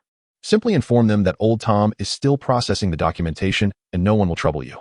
Thus, the true value resides in the license plate." Henry silently accepted the car key. "Is there anything else I can assist you with?" Tom inquired, evidently pleased. It was uncertain whether he was delighted at the prospect of a new vehicle or at having profited handsomely from this transaction. Chapter 21. The return. Henry pushed the bundle of money that had been placed in the center back towards Tom. Regarding Tom's inquiry, Henry candidly stated, "Assess what other documents you believe I may require, and if you can assist me, please do so. I believe a driver's license should be among them." The same dilemma persists. Henry remains unfamiliar with this world. Even prior to his journey across the ocean, he was unacquainted with this foreign land. Thus, when confronted with uncertainty, it is prudent to consult the local experts. This time, Tom accepted the bundle of money on the table with a sense of justified satisfaction. This amounted to $10,000. Who could resist such a sum? He brought the notes to his nose, inhaling their scent, and ran his fingers over them several times before declaring with a satisfied smile, "Very well. The documents will be handed over along with the vehicle transfer paperwork. You can collect them the next time you visit the town. If you're in a hurry, please allow me at least 3 days. No rush. I shall return in a week. But tell me, is that amount sufficient?" "Indeed, it is sufficient, my good sir."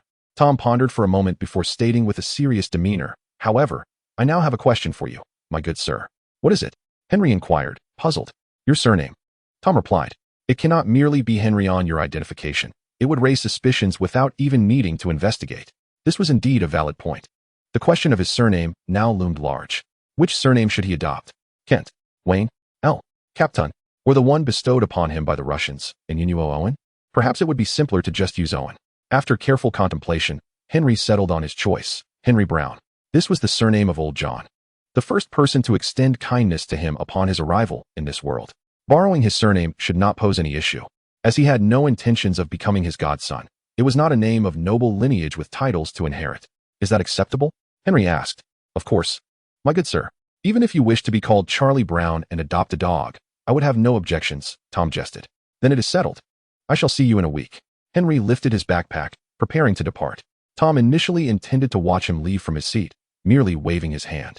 However, a thought struck him, prompting him to rise and fetch an empty box, following Henry outside. "What's the matter?" Henry inquired again.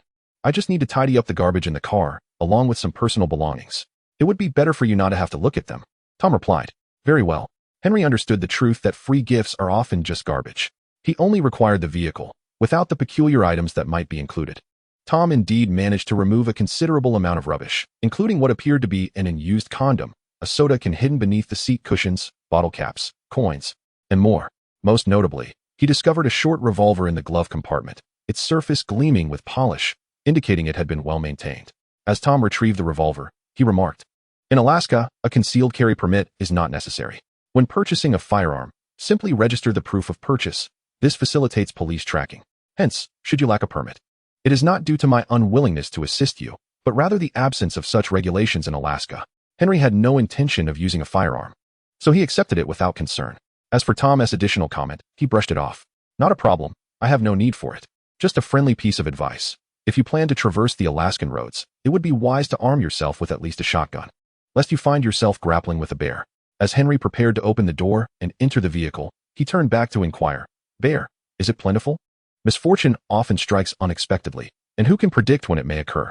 Considering that he was unlikely to fear the bears of Earth, he asked another question, contemplating the matter of bear paws and gallbladders. Henry waved his hand dismissively, saying, "I understand. and then proceeded to get into the car. Just as he was about to drive away, Tom halted the vehicle once more. He gestured for Henry to lower the window and handed him an atlas, remarking, "Though this map is old, Alaska hasn't changed much over the decades. You will surely find it useful." "Thank you," Henry replied, placing the map on the passenger seat within easy reach before setting off.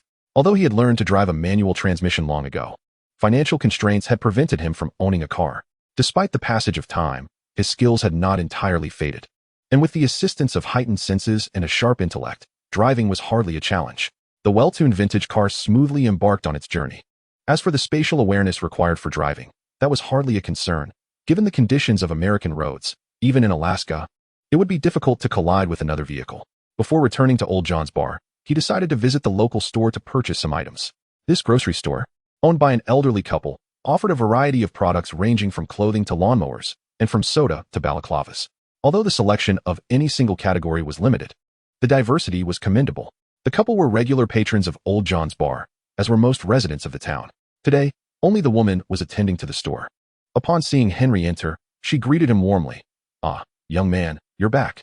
Did your latest venture yield a bountiful harvest?" "The captain is quite pleased with his earnings. So our compensation is fair," Henry replied candidly. His statement was neither inaccurate nor overly modest. After all, everyone knew he was merely a greenhorn and could not expect to receive a substantial share.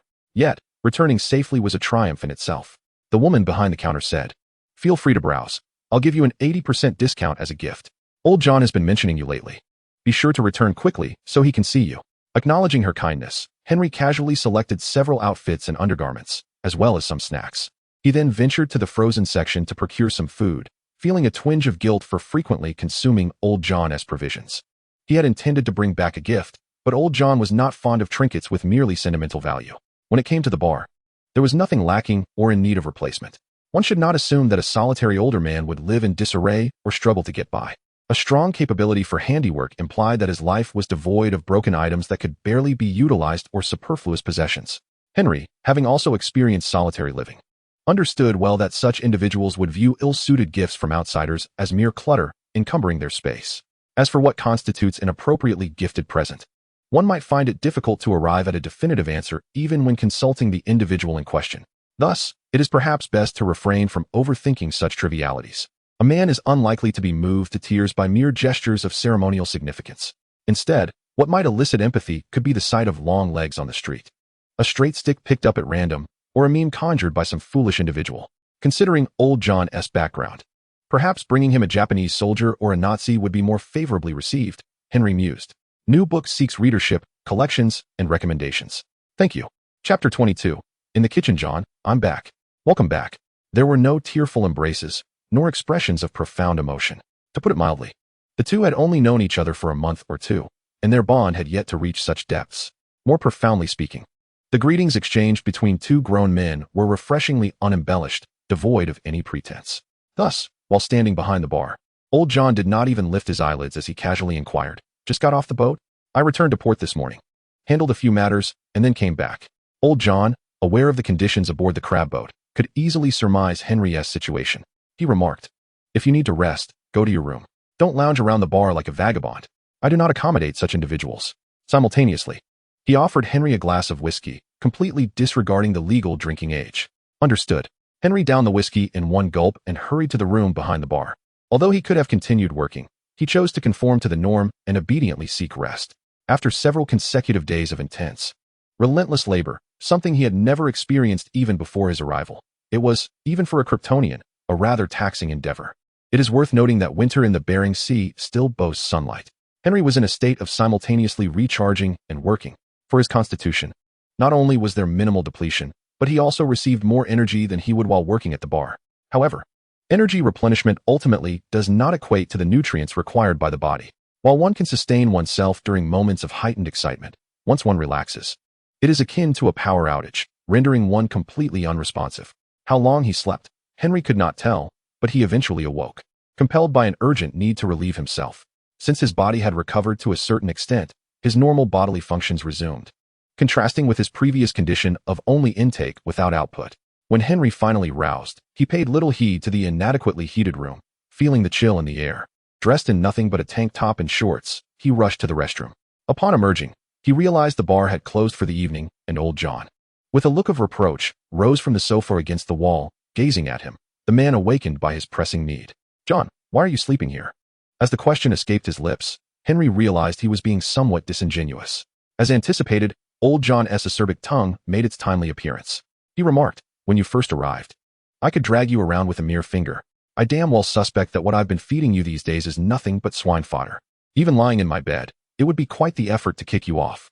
You rascal, dare to ask why I don't lie down. Even if you've scrubbed your rear clean, I have no interest in you as a man. Yes. Next time I'll ensure I'm truly clean for your appraisal, to see if you're really disinterested," came the nonchalant reply. Yet, the primary task at hand remained finding sustenance. Thus, Henry began rummaging through the refrigerator, having brought back some ingredients from the store upon his return, which he was now ready to prepare. Since the old man was awake, Henry would not solely focus on his own meal. He casually inquired, "Care for a bite?" "I'm absolutely famished." John, seated at the bar, shook his head and replied, "No, eating at this late hour isn't good for an old man's digestion." Henry chose not to comment further and proceeded to prepare his own food. In truth, before his transmigration, he had lived alone, occasionally cooking for himself in addition to dining out. Not for reasons of nutrition or frugality, but simply out of a desire to indulge whenever he stumbled upon peculiar recipes. He thought it more rewarding to concoct them himself than to search for a suitable restaurant. For instance, he had watched a German family drama featuring Coco Vin. Rather than being moved by the poignant father-daughter relationship, he found himself tempted by the dish depicted in the film. Initially, he approached it for the sake of the title alone. However, he could not find a restaurant serving that dish. If he craved it, he might as well make it himself. Similarly, he had even practiced flipping a pan just to savor the golden fried rice that appeared in an anime. Regardless of whether that golden fried rice ultimately satisfied or disappointed him, he had at least entered the realm of culinary arts. During the month and more that Henry had been sheltered by old John, he had prepared meals on several occasions. His rudimentary skills, of course, could not instantly elevate him to the status of a master chef upon arriving on the other side of the ocean, producing dishes that sparkled. Ultimately, the culinary treasures of his homeland thrived on a plethora of spices. Even bland delicacies like bear paws and shark fins could be imbued with flavor. In contrast, spices were considered a luxury in Europe and America over a century ago. Their culinary practices were limited to seasoning with salt and the readily available herbs. In a region whose economy is primarily supported by fisheries and oil, agricultural products must be imported from Canada or transported over long distances from the continental United States. Alaska, too, offered little opportunity for Henry, the novice chef, to shine. Thankfully, the essence of American food culture is characterized by rich oils and heavy salts, served in generous portions. As long as he avoided the foods and meats controlled by large agribusinesses, he could still discover high-quality ingredients among small farmers. It must be acknowledged, however, that there was still a risk of misfortune even with small-scale agricultural products. However, for Henry, endowed with an extraordinary sense of smell, these challenges posed no significant obstacle. After a period of discernment, Henry had become adept at eliminating spoiled or nearly spoiled ingredients. By discarding those with pronounced chemical flavors and excessive unpleasant tastes, he was able to select ingredients of exceptional quality. For instance, the large cuts of steak he presented could be rendered exquisitely delicious with mere pan-searing. Coupled with his keen eyesight, olfactory prowess, and the remarkable cognitive abilities of his superbrain, each culinary creation became an optimization process, a relentless pursuit of the optimal solution. Were the scientists to discover that he employed his superhuman intellect in the culinary arts, many would likely be consumed by envy to the point of despair. Yet, Henry paid little heed to such matters. Everything he did was ultimately for his own enjoyment. The adage that one must endure suffering to rise above the rest was, to him, a folly. In the real world, one endures hardship only to reward oneself with luxury. As the steak reached perfection, a pot of pasta simmered nearby. In Alaska, the primary sources of starch were either pasta or potatoes. While there were other varieties, they were either too expensive or unpalatable. Thus Henry had adapted to the local culinary culture. Once the meal was ready, old John did not retreat to slumber. Instead, he opened a bottle of red wine, a pleasant and reasonably priced Californian vintage. Pouring a glass for both himself and Henry, the old man gazed at his wall of honors, reminiscing about his past while softly muttering to himself. The phenomenon of the elderly reminiscing is common, but old John's reflections on his wartime experiences were rare, shared only in moments of great joy. He spoke without expectation of response, perhaps a result of having spent the majority of his life in solitude, accustomed to entertaining himself. He recounted tales of the heroes he met during the war, detailing their valiant efforts against fascism and the lives they saved. He would also narrate how he met his wife during the most arduous times and their subsequent marriage after the war, sharing fond memories of her and their life together. During these moments, Henry merely needed to be a patient listener, offering no responses like, and then what, but simply absorbing the stories in silence. Of course, that evening, Henry was preoccupied with eating. After finishing one dish, he would return to prepare another, continuously savoring his creations. Under the influence of the wine, old John spoke incessantly, as if lost in a dream, with memories of bygone events vividly resurfacing. By the time the old man finally succumbed to sleep, it was past 7 in the morning. Yet, in the winter of Alaska at that hour, the sky remained dark, and the house relied on artificial light to illuminate the surroundings. After escorting the individual to the bedroom, Henry tidied up the kitchen before commencing the cleaning of the bar's interior. Although old John would also clean the premises after closing each day, dust is a relentless foe that accumulates incessantly. Thus, he diligently dusted away these minor nuisances and attended to some areas that were on the verge of deterioration. According to old John's customary practice, he would only address repairs once items were rendered unusable. However, Henry was not accustomed to such negligence. Performing limited repairs can be seen as a form of maintenance, prolonging the lifespan of various items. Old John's insistence on waiting until something is utterly broken before taking action is, to some extent, a reflection of his diminished physical capabilities compared to the youth, which prevents him from managing everything effectively. Once preparations for opening were complete, he could flip the sign outside the bar, officially welcoming patrons. Yet, this gesture was somewhat disingenuous. Anyone audacious enough to venture into the bar during daylight would undoubtedly face old John's scathing mockery. He would proclaim, only rogues and useless wastrels would dare to drink during the day. Even the vermin know to earn a living in daylight, or at least indulge in merriment. To be so pathetic as to drink in broad daylight, I am truly ashamed for you. He would continue, the only people I serve alcohol to during the day are those whose wives have either run off with another or are sleeping with someone else. If your plight is so pitiable, I shall allow you to intoxicate yourself here. Otherwise, kindly move your hefty backside and seek a respectable job. He would add, what sort of fool thinks to get drunk during the day? Oh, it's you. You can only manage work that even a dog could do. So don't blame anyone when your job is taken. I hope you have enough funds to drink until you find yourself in a coffin. For I do not extend credit. Ultimately, the townsfolk had been trained by old John to refrain from visiting the bar during daylight hours. Therefore, after arranging the environment to his satisfaction, Henry comfortably turned on the classic movie channel on the television and settled into a sunlit spot by the window, enjoying the film while basking in the sunlight. Before long, the bar's door swung open, allowing the winter chill to invade the interior, causing a shiver. Henry pondered who the audacious soul was that dared to enter the bar during the day, only to be greeted by the sight of a burly middle-aged man resembling a bear, sporting a prominent belly, dressed in a police uniform. Henry recognized him as the town sheriff. Very well. While old John could afford to utter some foolish remarks, Henry must be prepared for a potential confrontation, especially with the sheriff. He greeted, good morning, sheriff. Approaching the bar, he inquired, what would you like? Just some water, Henry, replied the sheriff, as he perused the surroundings before making his way to the bar. Coming right up, sheriff. The bar offered lemon water, typically intended for customers to rinse their mouths. Free of charge. Henry filled a cup with water and presented it to the lawman. Henry, I heard you went out to sea. When did you return? I am unsure how long I slept, but I returned to port on the 16th, the very day I came back. Today is the 18th. You have managed to sleep for over a day, Henry remarked with a hint of self-deprecation. Fortunately, it has only been a day. I haven't squandered much time. What about old John? By now, he should be awake. Why haven't I seen him? When I awoke in the early morning, I inadvertently roused him. We chatted for a while, and now he is catching up on sleep in the back. Should I wake him? No need, the sheriff replied, rising and heading toward the room behind the bar. I hope you don't mind if I take a quick look. Henry gestured invitingly, but even without his cue, the sheriff carefully pushed the door open and peered inside. Quite coincidentally, old John turned over, releasing a loud flatulence towards the door. The sheriff promptly shut the door, muttering, damn, that old codger. Henry shrugged in resignation. He certainly could not rush to stifle the old man's natural release. Back at the bar, the sheriff pointed to a Cadillac visible through the window and asked, is that car yours? I purchased it with old Tom. He let me drive it first while the paperwork is still being finalized, Henry explained. Tom? Which Tom? The one from the small town to the south. Old Tom from the manpower agency and consulting firm. Ah, yes, I recall now. That's why the car seemed so familiar. The sheriff feigned ignorance, taking on a theatrical tone. I remember it was you who. Whose boat was it? Old George's boat, the Annie II. A Polish fellow referred me to him. Ah, right, old George's boat. Crab fishing is no easy task, is it? I had the experience once in the frigid Bering Sea during my youth, and it left quite an impression on me. The sheriff reminisced. Recalling his own experience, Henry complained, indeed, Not a moment goes by without the vessel swaying.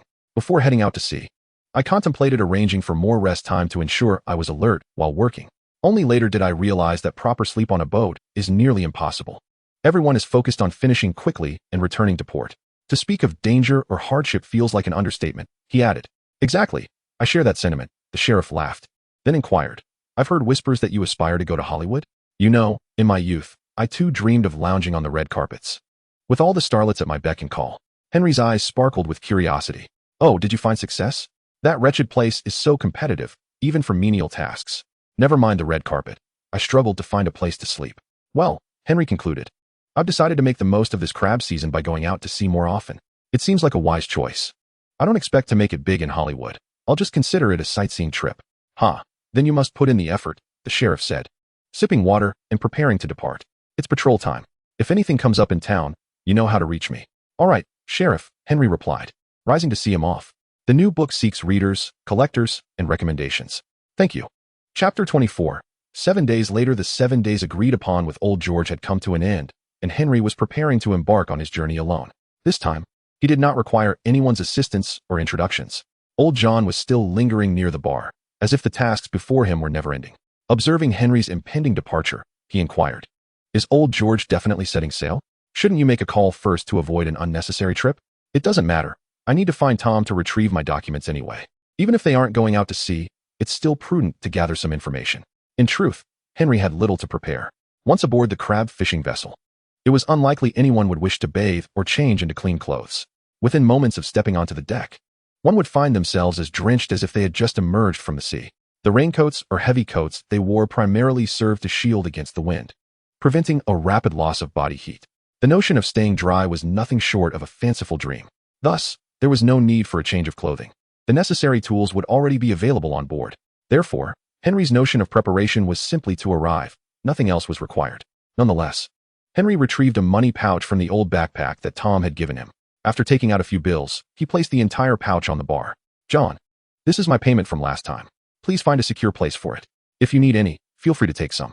The old man grimaced and retorted, For heaven's sake, why don't you deposit that money in a bank instead of carrying it around? When you found me, I was in nothing but my birthday suit.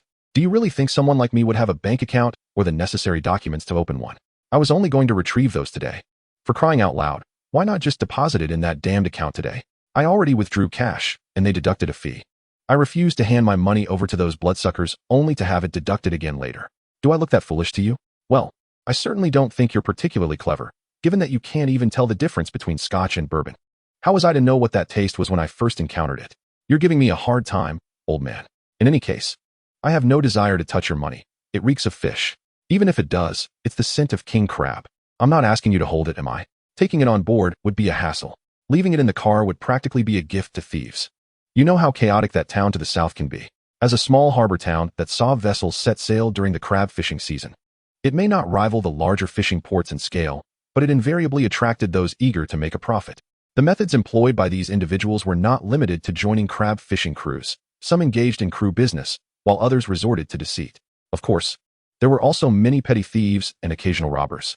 Thus, Henry had no intention of leaving his money in the car, as that would only invite trouble. Understanding the truth in Henry's words, old John impatiently responded, For heaven's sake, what a bothersome fellow you are. Place it beside the cash register. I shall secure it in the safe shortly. Thanks. With an empty old backpack in hand, Henry stepped outside. In late October, Alaska's outdoor temperatures were sufficient to chill one to the bone, even when clad in heavy coats and trousers. Although endowed with superhuman resilience, Henry was not impervious to the cold. While he could easily function bare-chested in such frigid weather, he saw no need to appear eccentric in front of others. Thus, he conformed to the norm, donning attire befitting the season. When it was his turn to drive, he paid little heed to speed limits or safety regulations. His heightened sensory awareness was solely focused on the road ahead, and with the knowledge that a considerable distance lay ahead devoid of vehicles, he pressed the accelerator nearly to the floor. Though the 1965 Cadillac he purchased from Tom was a venerable vehicle with a quarter-century of age, it had been meticulously maintained and had never suffered any significant accidents, resulting in a commendable state of repair. On these two-lane roads, reaching speeds exceeding 100 kilometers per hour was effortless. Despite the icy conditions, the tires maintained a formidable grip. With the assistance of Henry's super senses, the Cadillac glided smoothly along the highway. In a remarkably brief span, Just over 2 hours, he arrived at the southern town where crab season was in full swing. He made his way to the dock, intending to rendezvous with old George, should the opportunity to set sail arise. He would contact Tom to inform him that the documents could be retrieved upon their return to port. If sailing were not possible, he would seek out old Tom directly. Outside the dock management office, in the designated resting area, Henry quickly spotted old George and the other crew members, including the mutant lad he had rescued previously. However, upon closer inspection, he noted the absence of an old crew member who had boarded with them last time. Instead, the mutant lad had brought along a companion of his own kind, a behemoth towering over 2 meters and weighing an estimated 200 kilograms, a veritable giant. His status as a mutant was evident from his disproportionately muscular arms. Have you ever seen arms thicker than legs? This fellow certainly fit that description. Due to the unusual proportions of his limbs, although his clothing was appropriately sized, he wore it as sleeveless attire, exposing his bare arms to the cold Alaskan air. Though Henry arrived last, he was merely 10 minutes shy of the agreed-upon time, thus not truly late. However, observing that everyone had gathered, George rose and addressed the group. I have 2 matters to discuss. First, I have communicated via radio with the Annie 2. Their progress in crab fishing is slightly delayed, and they are not expected to return for another 2 days. Therefore, we shall reconvene here in 2 days at the same time. Once the Annie 2 docks and unloads its cargo, we will take over the maintenance and resupply tasks. Is that agreeable? The group responded in clusters. No problem, boss. Sounds good. The second matter involves an elderly gentleman who has taken on the role of captain aboard another vessel, prompting us to recruit a new crew member, a robust individual known as Little Green. This hefty fellow possesses remarkable strength. I have witnessed him single-handedly lift a crab trap. However, he exhibits a slight degree of sluggishness. So I ask everyone to extend him some consideration. Welcome, welcome, came the jovial response. Having great strength is certainly advantageous. Please bear with the responsibilities aboard the vessel, on the crab-catching boat. Little Green holds no authority. He is not even granted the privilege of being called by name. Consequently, no one inquired about the big fellow's identity. In this line of work, strength is valued, and his status as a mutant is largely overlooked, which is quite typical. The most perilous aspect of crab fishing involves the swaying traps suspended overhead. Should someone be struck, it would not be surprising if a life were lost. Just recently, Henry experienced firsthand the dangers when someone was flung into the sea, an all too common mishap. A person with sufficient strength can indeed mitigate many such risks. In truth, Henry is confident that he would not be outmatched by any mutant in terms of strength. Yet, he appears within the realm of normalcy and sees no need to reveal his true nature. Thus, he, like the others, welcomed the newcomer, Little Green. As George concluded today's meeting with a few words, the crowd naturally dispersed, each attending to their own affairs. The mutant with fish gills, whom Henry had saved previously, approached him and said, "Now that we're done for the day, how about joining us at the strip club? At this early hour, are there really people dancing on stage? Are they not taking their dedication a bit too far? During crab season, the club always has performers. There will be plenty of patrons. Finding a private dancer won't be an issue," replied the young mutant, well acquainted with the scene. "Never mind, I've only brought a little pocket change today. If I can't even afford a drink, I certainly do not wish to experience the humiliation of being thrown out by a bouncer." "Oh, what a trivial concern. You saved my life, and I had planned to treat you to a drink. We can go to the club, it's on me. Today, I want to introduce my brother to the fairer sex." Such warm hospitality nearly swayed Henry. However, his inherent pragmatic nature reminded him that embarking on a new venture is fraught with challenges. He is currently focused on accumulating his first savings. It is not yet time for indulgence. He is but a destitute alien, with nothing to his name. Unless he intends to rob a bank, surviving necessitates preparing sufficient funds. The idea of spending on strippers feels akin to throwing money into a pit. Moreover, while he may be working like a beast of burden, he possesses a modicum of business acumen. It is said that where tourists abound, establishments will exploit them. Given that this period is when crew members earn the most, how could such an industry refrain from taking advantage of patrons? Nonetheless, Henry did not decline outright. Instead, he feigned a struggle before ultimately expressing a regretful countenance and said, "It's not that I don't wish to go, but I still have matters to attend to. As you know, I have some identity issues that need resolving." The young mutant understood the implication. It is often said that America is a nation of immigrants, and even today, there continues to be an influx of people, both legal and illegal. Regardless of their status, individuals will find a way to navigate these challenges. Thus, the young mutant could only regretfully say, "All right, your matters are indeed important. Would you like me to introduce you to someone who can handle such situations?" Henry replied, "I have found some leads. I will explore those first. If they prove unfruitful, I may seek your assistance then." "Sure, Just let me know if you need anything. The young mutant responded with nonchalance. Although their relationship did not fit into any of the four great bonds of life, their shared experiences aboard the crab fishing vessel were akin to having faced battles together. In a society like America, where personal matters are distinctly separated, there is no expectation of meddling, unlike the intrusive nature of relatives back home. After exchanging pleasantries with old George, Henry drove towards Tom's company. The town was small, and the time taken to drive was less than that spent looking for parking. Thus, Henry arrived at his destination promptly. However, the parking situation outside indicated they were quite busy today. With this thought, Henry's heightened senses revealed that old Tom's office indeed had several additional visitors. The composed woman in the reception area maintained her usual demeanor, suggesting that the gathering was merely business-related and not a cause for concern. Henry pushed open the door and inquired, "Hello, is old Tom in?" This was a rhetorical question, yet no one seemed to mind. The woman gestured towards the seating area, saying, "Tom has a guest. Please wait here." "All right," he replied. As he passed by the woman's desk, he noticed several gold coins casually placed upon it. These coins exhibited a high level of craftsmanship, clearly of modern design and not antiques. However, modern commemorative coins are typically encased in plastic upon sale to prevent deformation and contamination, primarily for the sake of preserving their collectible value rather than for circulation as currency. The absence of such protection on these coins, coupled with evident signs of wear from use, was quite peculiar. Furthermore, the designs on the coins lacked distinct national characteristics, suggesting a high likelihood of private minting. This led Henry to wonder if, in Alaska, where the gold rush had once thrived, there existed a custom of treating gold coins as currency. Pondering this, Henry lingered on the coins for a moment longer, only to receive an exasperated glance from the woman, who then opened a drawer to sweep the coins inside, seeming unconcerned about the potential loss of value due to scratches or wear. Is it faux gold or merely gilded? Although the query remains unresolved, the actions of the other party have nearly conveyed the answer. Henry averted his gaze and picked up a magazine from the nearby rack to peruse. He found himself distracted by the classic movie channel on the television at Old John S. Bar.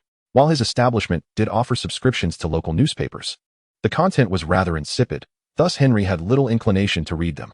In contrast, Tom's Place boasted a selection of national magazines, encompassing topics from economics to fashion. Although many were outdated, they sufficed for Henry's purposes. He selected the most representative issue of Time magazine.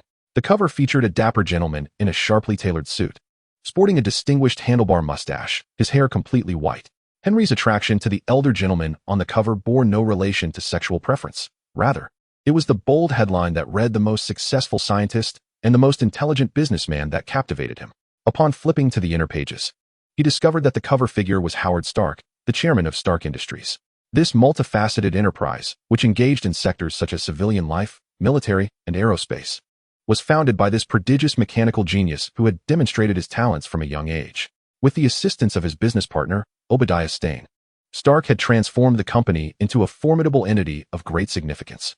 The article detailed not only Stark's patented inventions, but also chronicled Stark Industries' involvement in pivotal historical events, including various government projects during World War I and II, the birth of Captain America, and the Apollo program of the 1960s, culminating in the moon landing, all of which featured Stark Industries' contributions. The article was replete with accolades, espousing principles of success to the point where it almost echoed the sentiment of proverbial wisdom, reminiscent of tales of perseverance and diligence, akin to the cliché of motivational narratives. Nevertheless, gazing at this image deepened Henry's understanding of his unexpected arrival in the Marvel Universe. It appeared, however, that this realm was not merely a cinematic universe. Mutants were ubiquitous, and the inconsistencies and deviations from established lore were commonplace. In such circumstances, the advantage of foreknowledge proved to be rather limited. Coupled with his status as an out-of-place Kryptonian, Henry's resolve to adhere to the principle of surviving without unnecessary risk was further solidified.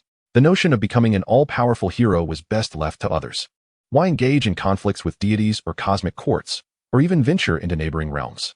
Did those beings not tire of their incessant battles? Where were the stories of those who returned home? The wait for Henry was not prolonged. Tom's conversation with the customer drew to a swift conclusion. Though Henry remained uncertain about the duration of their prior discourse, he noted that as he entered, Tom's dialogue was nearing its end.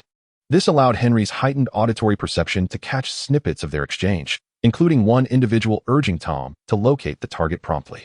In truth, if Henry desired to sift through the cacophony of memories in his superbrain to reconstruct the conversation he had previously overlooked, it was certainly within his capabilities. However, he was not particularly curious. Although gossip is an inherent trait of humanity, indulging in idle speculation is only entertaining when it pertains to something scandalous. Eavesdropping on someone else's business negotiations hardly counts, especially when one has no intention of becoming a corporate spy. Once the dialogue concluded, the two guests did not linger and promptly exited, preparing to depart. Henry did not feign an intense focus on the magazine. He merely followed the instinctual behavior of a normal person, glancing up briefly upon hearing a sound before returning his gaze to the publication. The two individuals, however, wore expressions of disdain, as if the world owed them a debt. As they passed by Henry, they deliberately scrutinized each other for a moment, attempting to associate their faces with their intended target. Although Henry did not raise his gaze to meet theirs, he was acutely aware of such actions. Particularly, one of them had eyes that opened and closed like a bird's nictitating membrane, which startled him, though he managed to mask his surprise. Another mutant, he mused. What on earth is happening in this world? As the two unfamiliar guests exited, Tom's voice resonated at the opportune moment. Hey, Henry, you finally decided to show up. Come into my office. Placing the magazine back, Henry entered Tom's office. He observed Tom tidying up a collection of wine glasses left by the previous guests, and then offering Henry a cup of hot coffee, gesturing for him to take a seat.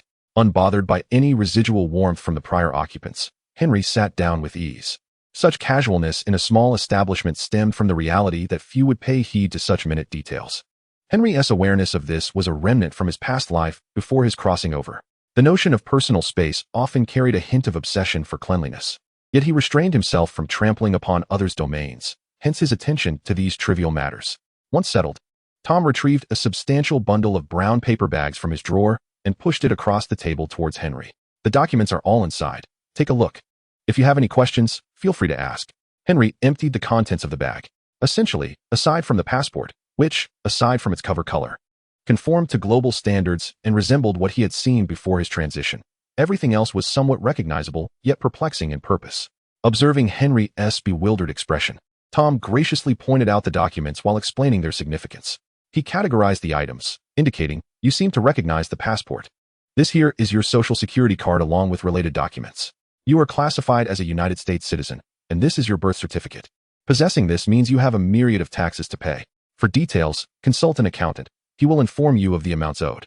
This can be considered a protection fee for the U.S. government, maintaining your legal status. So, be cautious not to exhaust all your funds.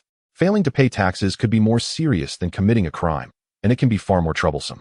They will not kill you, but they may extract every last drop from you to sell at a fair price for tax purposes. Now, here are the work permits and certificates.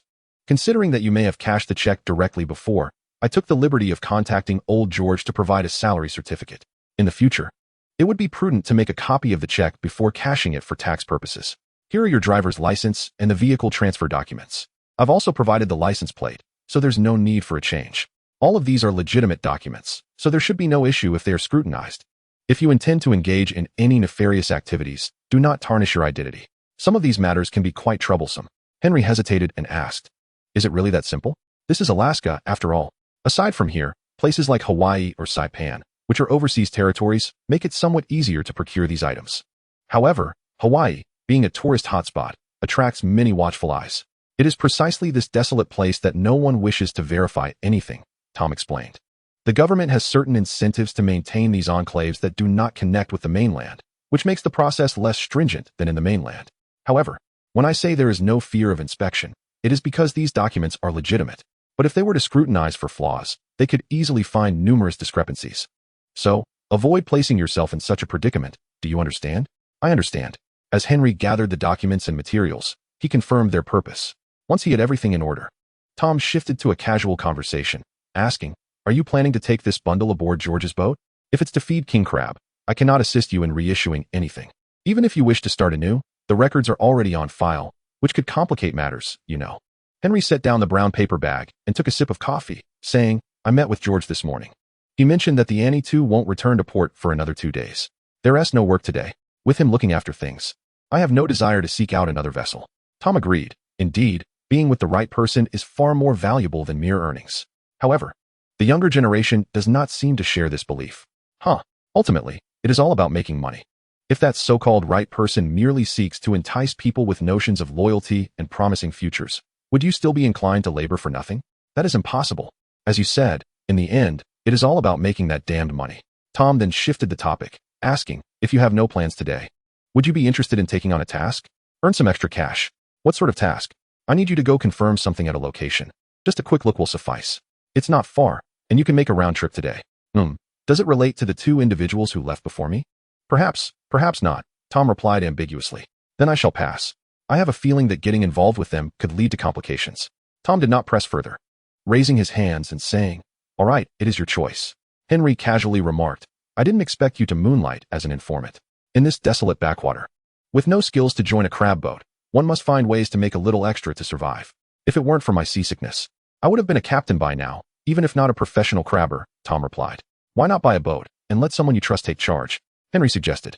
Tom chuckled. "The waters here run deep. You wouldn't understand. Curiosity may kill the cat," a truth Henry grasped even before his journey to this realm. The lessons learned from being overly engrossed in gossip, only to end up as the cause of calamity, resonated deeply. Besides, having spent the first 20 years confined in an underground research facility and having only been in Alaska for a little over 2 months, Henry was certain he had not offended anyone. The local sheriff remained vigilant towards him, yet he maintained a restrained demeanor, avoiding overtly aggressive actions. Thus, the likelihood of Tom's guests targeting him was exceedingly low. In such circumstances, there was no need for delusions of persecution, no urge to pry into others' affairs or suspect them of scheming against him.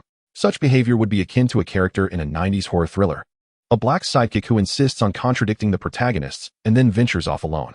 If one were to ignore the impending danger posed by a killer, it would render the director's efforts to establish such a character futile, wasting precious screen time. Should one's curiosity lead them into danger, it would be as foolish as seeing a whirlpool and choosing to leap into it. After concluding his conversation with Tom, Henry drove back to the small town in the north, to Old John's bar. The subsequent 2 days passed in unremarkable tranquility. The two strangers he had briefly encountered had not made their way to this town. The townsfolk continued to frequent Old John's for a drink only in the evenings. During the rest of the day, Henry immersed himself in classic film channels. Before the king crab season concluded, he joined Old George on 3 more trips. The final venture lasted only a few days, returning without a full load. It was crucial to deliver the harvested king crabs to port before the season ended. Late returns could incur hefty fines, rendering the trip fruitless, or worse, necessitating out-of-pocket expenses.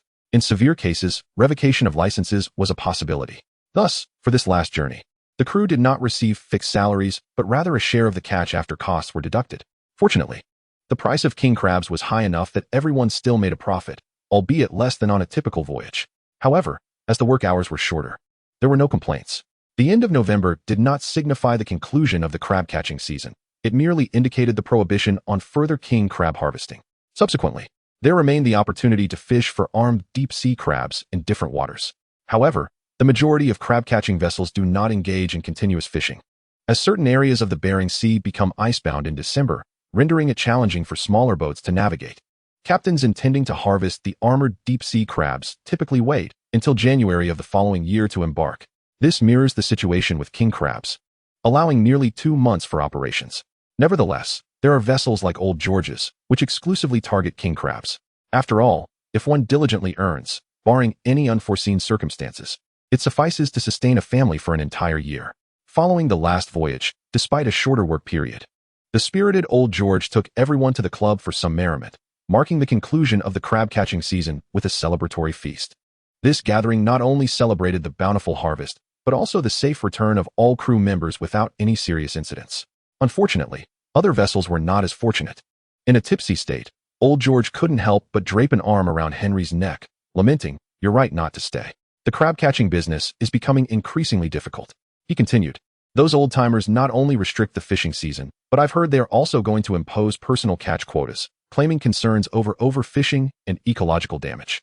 King crabs are on the verge of overpopulation. Had it not been for the protection of the Bering Sea, they would have faced extinction a century or so ago. What is there to fear about overfishing?" Tom, slurring his words, echoed the sentiment with a defiant air. Henry suspected that since the others had flocked to the stage of the exotic dancers, he remained foolishly seated at a nearby table, drinking with George, making him an easy target for the inebriated to voice their unfiltered thoughts. Recalling something old Tom had once said, Henry chuckled. Perhaps it's because more and more individuals are entering this line of work, purchasing boats to engage in the king crab catch. If restrictions are not implemented, can you imagine a day when crab-catching vessels completely blanket the Bering Sea? George shuddered at the thought and exclaimed, "Damn, that could very well happen." Yet he countered, "But do you really think catching crabs is as easy as it sounds? A handful of people, with a boat, can just sail out to the Bering Sea and strike it rich?" Henry responded, "The lesson we learn from history is that we never truly learn any lessons. Unless one experiences a bloody mishap, who would believe you when you warn them that crab fishing in the Bering Sea is perilous?" George continued to complain, "Indeed, when you tell them the truth, no one believes it. And if we neglect their warnings, we face accusations of being heartless from the families of those lost. You know how it is at sea. If an accident occurs, who dares to rescue?" "Perhaps they could radio for the aerial rescue team on shore," George replied, a conspiratorial look on his face. "But really, our aerial rescue team is practically useless in this weather. No one could survive long enough in the water for a helicopter to reach them. This year, we have already lost a few boats and a dozen souls have not returned. And this is just the situation here. It doesn't account for other regions. Thus, my decision to follow you, the boss, instead of boarding someone else's vessel was indeed a sagacious choice, wasn't it?" Henry flattered. It was evident that this compliment struck a chord with old George, who erupted into hearty laughter. He then mumbled a string of nonsensical ramblings, the content of which was so jumbled that even Henry's formidable intellect struggled to comprehend. Ultimately, it was George's wife who adeptly approached and led him away. One must commend her resilience. She was a woman capable of thriving in the harsh Alaskan wilderness, exhibiting a fierceness that rivaled any spirited girl from the Northeast. Initially, George was inebriated and resistant, but a swift slap brought him to his senses, and he reluctantly followed her. Neither the bouncers from the club nor George's crew dared to intervene, as it was clear to all that this was a matter of vengeance, a disturbance, and that it was the wife who had come to reclaim her husband. To intervene in such a situation would be an exercise in futility. As for the women present, they had already distanced themselves from the perilous scene, wary of the potential fallout. With the captain's departure, the remaining drinks went unpurchased, and many patrons finished their rounds and dispersed.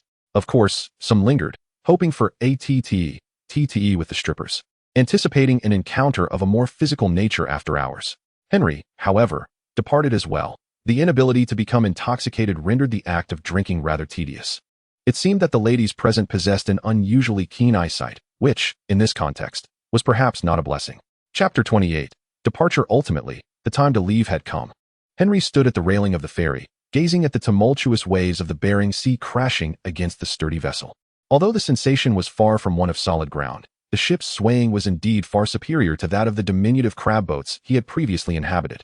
This prompted Henry to reflect on his life aboard the crab boat over the preceding 2 months. He had contemplated leaving a sum of money for old John, but upon broaching the subject, it became clear that the old man would refuse such a gesture and instead berate Henry harshly. Consequently, Henry resolved to undertake some renovations at the dilapidated bar. There were certainly areas in need of improvement, yet he could not consult old John, who viewed the bar as flawless and in no need of alteration or repair. Those who voiced discontent would face his wrath. Instead, Henry sought the opinions of the town's loyal patrons, inquiring where they believed repairs were necessary. Suggestions for a complete overhaul were dismissed following a round of expletives. Not only would old John never agree, but most townsfolk would also oppose such drastic measures. Thus, Henry procured materials and set to work, leaving his mark upon the establishment. Whether he would return in the future remained uncertain, as this place was ultimately not his home. When the time came to depart, no one came to bid him farewell. After offering a brief embrace, old John turned back to his own affairs, reminiscent of the time he had sent his 2 sons off to war in Vietnam. The ferry's destination is Los Angeles, with the Cadillac purchased from Old Tom parked atop it. There are no reserved private cabins for rest, if one wishes to relax. It must be either inside their own vehicle or squeezed into the public lounge with others. The scheduled journey spans just over a day, less than 2 days in total. Compared to flying, it is indeed much slower, yet not as languid as one might imagine. However, embarking on this ferry journey is far from effortless. One must first drive to Juneau, the capital of Alaska, where a large ferry to the mainland operates during this season. Driving in Alaska during heavy snowfall, with roads unassisted by plows, presents a level of hardship that may render not driving a more sensible choice. Thus, this seemingly simple route took several days of driving alone. Along the way, one should not expect to find motels. It is essential to bring food and water, making do with what is available in the car. Of course, gasoline must also be prepared. In this season of Alaska, one encounters wind, snow, and breathtaking scenery, but gas stations are scarce. Some segments of the road are even devoid of asphalt. One may find the road abruptly ending at a cliff or across a river, necessitating a significant detour to locate a bridge or a gentler passage. Faced with such circumstances, and seeing no one around, Henry attempted to harness Kryptonian flight abilities for the first time. lifting the car across obstacles. Surprisingly, mastering this ability proved to be less challenging than anticipated. After a few jumps, Henry acquired this practical skill. As for strength, that presented its own challenges in terms of control. The reason he had not practiced this ability before stemmed entirely from the memories of a pre-transmigration television series about Superman. After 10 seasons, the great Superman finally learned to fly and donned his red and blue suit. Thus, he subconsciously believed that such abilities were difficult to attain, which had deterred him from trying. Yet, when the need arose, he found his proficiency developed much faster than expected. This became one of the most astonishing aspects of his post-transmigration experience. Utilizing this almost cheat-like ability, along with occasional flights to navigate snow-covered routes, Henry finally arrived at his destination, Juneau. In fact, the port where crab boats set sail also hosts ferries. After all, small planes and boats are the primary modes of transportation in Alaska, with the areas accessible by car being quite limited. However, the issue of the ice-covered sea rendered ferries unavailable during this time. Moreover, ferries capable of transporting vehicles are few, and others suggested shipping the car via cargo vessel while the passengers took the ferry, transferring to larger ports later. Regardless of the chosen method, it would have to wait until spring next year. One could say that the departure time Henry selected for himself was a self-imposed predicament. It is no wonder that when he spoke about it in the bar, a crowd of people stifled laughter as if they were watching a spectacle.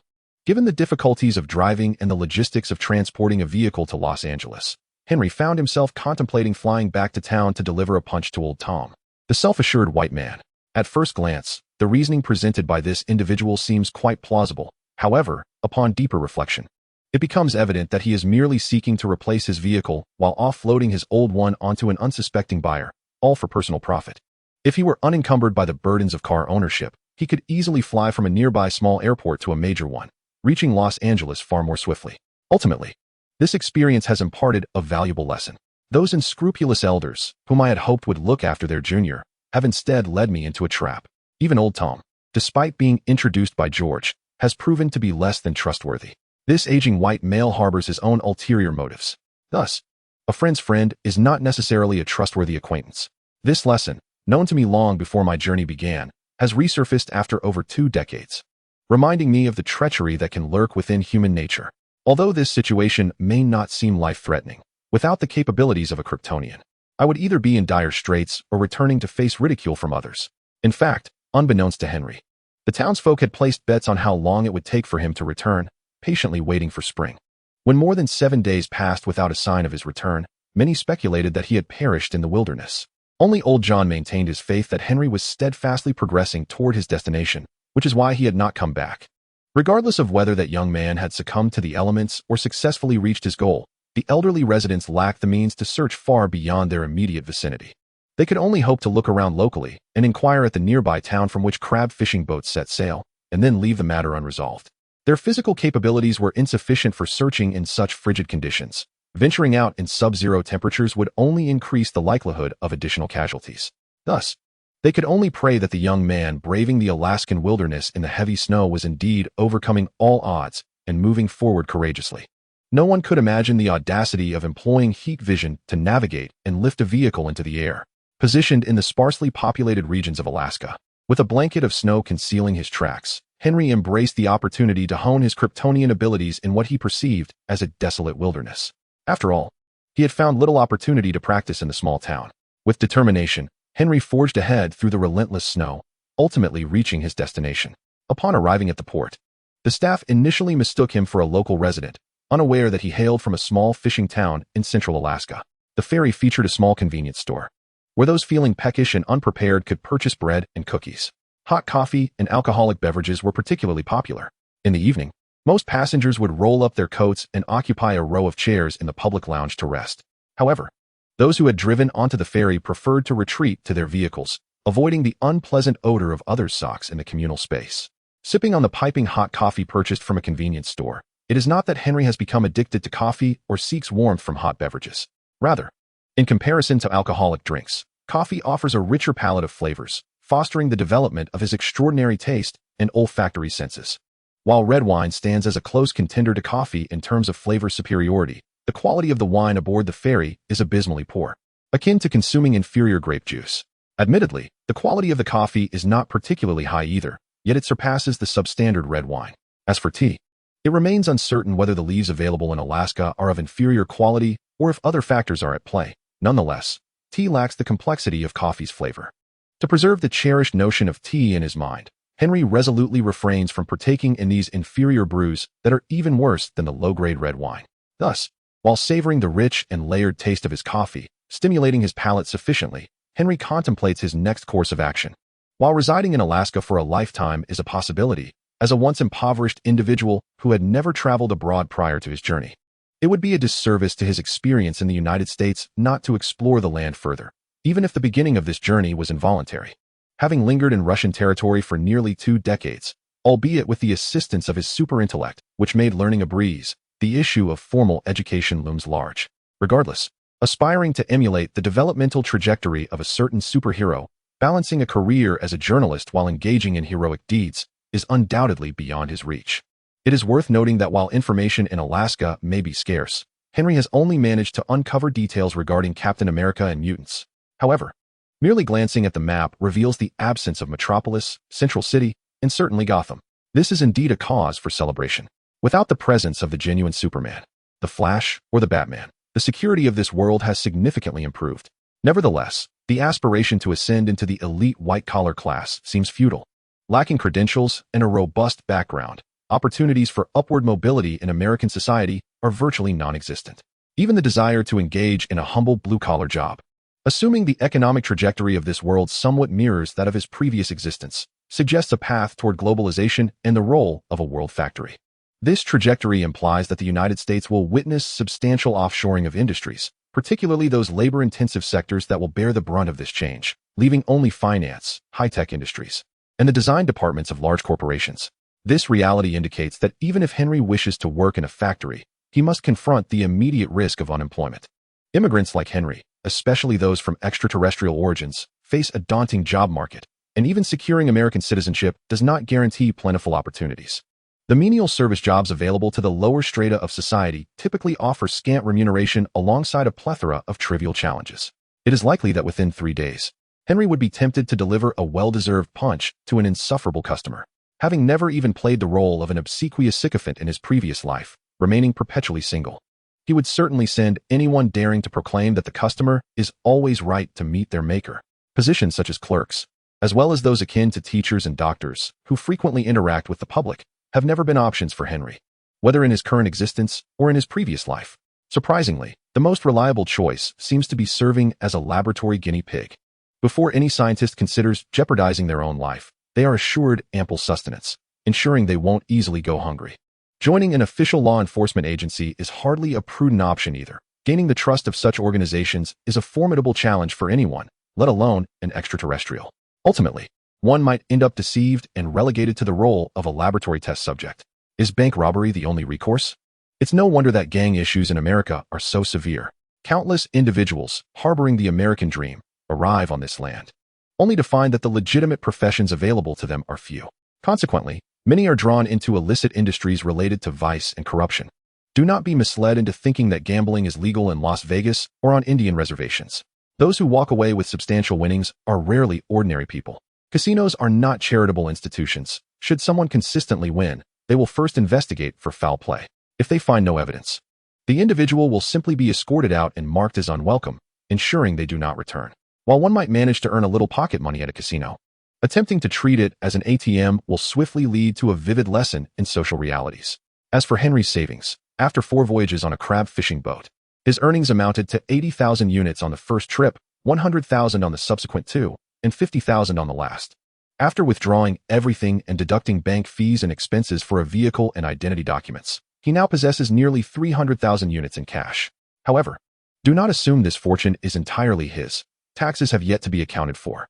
The great American government takes its share, and Henry conservatively estimates that he is left with just over half of his earnings. For precise figures, one would need to consult an accountant or self-study tax law. Nevertheless, with this remaining sum, as long as he refrains from extravagance, it should sustain him comfortably for an extended period in a society where a steak costs 5 units, a beer 10 units, and the average annual salary for blue-collar workers hovers around 50,000 units. Thus, as long as he avoids indulgence in vices, does not naively invest in Wall Street as a target for exploitation, and does not aspire to live in a lavish mansion, drive a sports car, or pursue superficial relationships. His funds can allow for a leisurely existence in Los Angeles. When the crab fishing season arrives, he can return to Alaska for a few more voyages to replenish his finances. Such a lifestyle does not seem too shabby. It is true that a lack of interest and ambition can lead to stagnation. Before his transition, he was indeed in a state of complacency, yet, at least during the day, he would go to work, and in the evenings, he would indulge in video games, watch beloved anime, and occasionally venture out to see a film. What entertainment options were available in 1990s America that he was familiar with? The personal computing revolution sparked by Jobs' Apple was just beginning, and the internet was still primarily confined to university campuses, not yet reaching the wider populace. If one wished to play games, the most formidable contender of that era was undoubtedly the Japanese Nintendo. However, for those accustomed to the three major franchises and well-versed in animated films, indulging in the nostalgia of 16-bit console games may suffice momentarily. Yet it genuinely fails to satisfy deeper cravings, whether one perceives this industry as a vocation or merely a source of entertainment. Particularly for the former, one inevitably confronts the issue of lacking formal education and experience.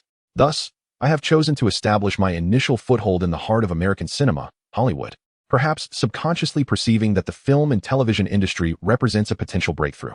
I do not aspire to achieve anything grandiose, but at the very least, I must endeavor to engage in pursuits I have yet to explore. For instance, standing on a Hollywood set and exclaiming, "I want to take on 10," evokes a thrilling sensation.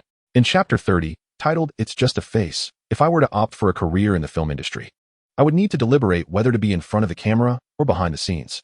The latter also presents its own professional hurdles. Sound, cinematography, color grading, depth of field, lighting, composition, directing, and editing. While these skills may rely on innate talent, one cannot progress far without a solid theoretical foundation, especially when aspiring to grace the stages of Hollywood. As for the notion of entering this realm by submitting scripts in hopes of attracting the attention of film companies, reminiscent of the internet's light entertainment crossover novels, the path is fraught with uncertainty. Firstly, the majority of scripts in Hollywood are pre-existing, some having languished for decades awaiting their chance to be filmed. Furthermore, scripts undergo extensive revisions, often becoming unrecognizable from their original forms. Take, for instance, the critically acclaimed film Forrest Gump from 1994, which is based on a political satire novel. It is worth noting that a character with an IQ below the standard norm can engage in numerous historical events and ultimately become a millionaire. Surely this is satire in its purest form. It boldly confronts the American populace, almost daringly proclaiming, "I am not targeting anyone specifically. I am simply suggesting that all Americans are rubbish." Yet, the final film emerged as a motivational narrative, often regarded as an emblem of the American dream of the 1990s. The extent of script modification is such that it cannot simply be likened to makeup or cosmetic surgery. It resembles a complete transformation. The new version retains two eyes, a nose, and a mouth, yet is fundamentally altered. Therefore, the notion of submitting scripts and waiting for film companies to come knocking is untenable. The only avenue that might afford a similar opportunity lies within the realm of horror films or crude comedies. These genres typically do not have scripts languishing in major studios' waiting lists. However, regardless of whether one delves into horror or comedy, the script is not the paramount concern. What truly matters is the director's execution. In other words, to embark on this path, one must first possess a completed work and a compelling idea to entice film companies to invest in one's directorial ambitions. Henry has indeed spent over 2 months indulging in classic films, yet he does not believe that merely watching them will transform him into a director of the caliber of James Cameron, who transitioned from being a truck driver to a filmmaker. Does he truly think that by observing fish swimming upstream, he can elevate himself to the status of a great individual? Thus, he considers his best opportunity lies in stepping into the realm of performers, specifically, pursuing a career as an actor. At the very least, the initial threshold for this profession is remarkably low. One merely needs a face to begin. Consequently, the industry is saturated with aspirants, and the chances allocated to each individual are slimmer than the likelihood of being struck by lightning while standing in an open field on a rainy day. This explains the prevalence of various unspoken rules and the dominance of the infamous red sofas, as everyone seeks to marginally enhance their chances of success. As long as one does not aspire to ascend to the heights of a superstar, supporting oneself with the income from crab catching and engaging in minor roles across different productions as a hobby, while indulging in knowledge pursuits or nostalgic games, life should be quite fulfilling. As the saying goes, desire leads to strength.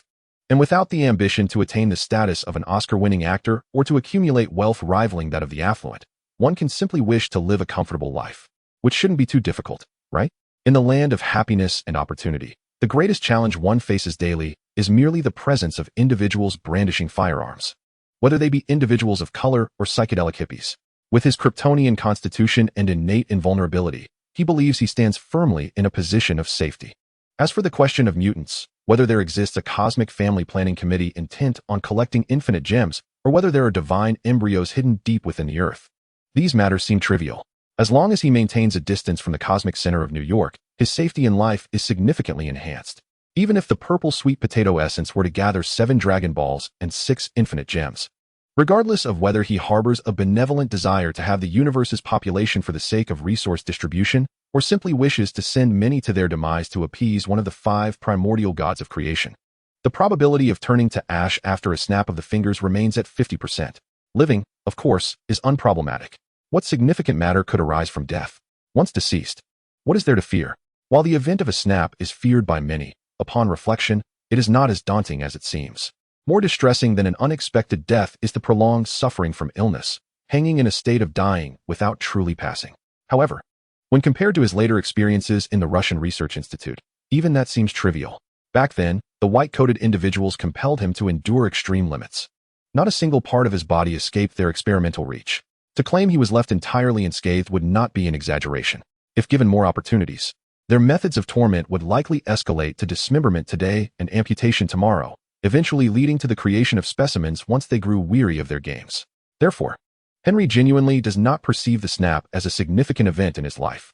In this world, he feels utterly unattached, with Thanos having obliterated half the universe's population. What would he mourn? Those who wish to play the role of a superhero should pursue it on their own.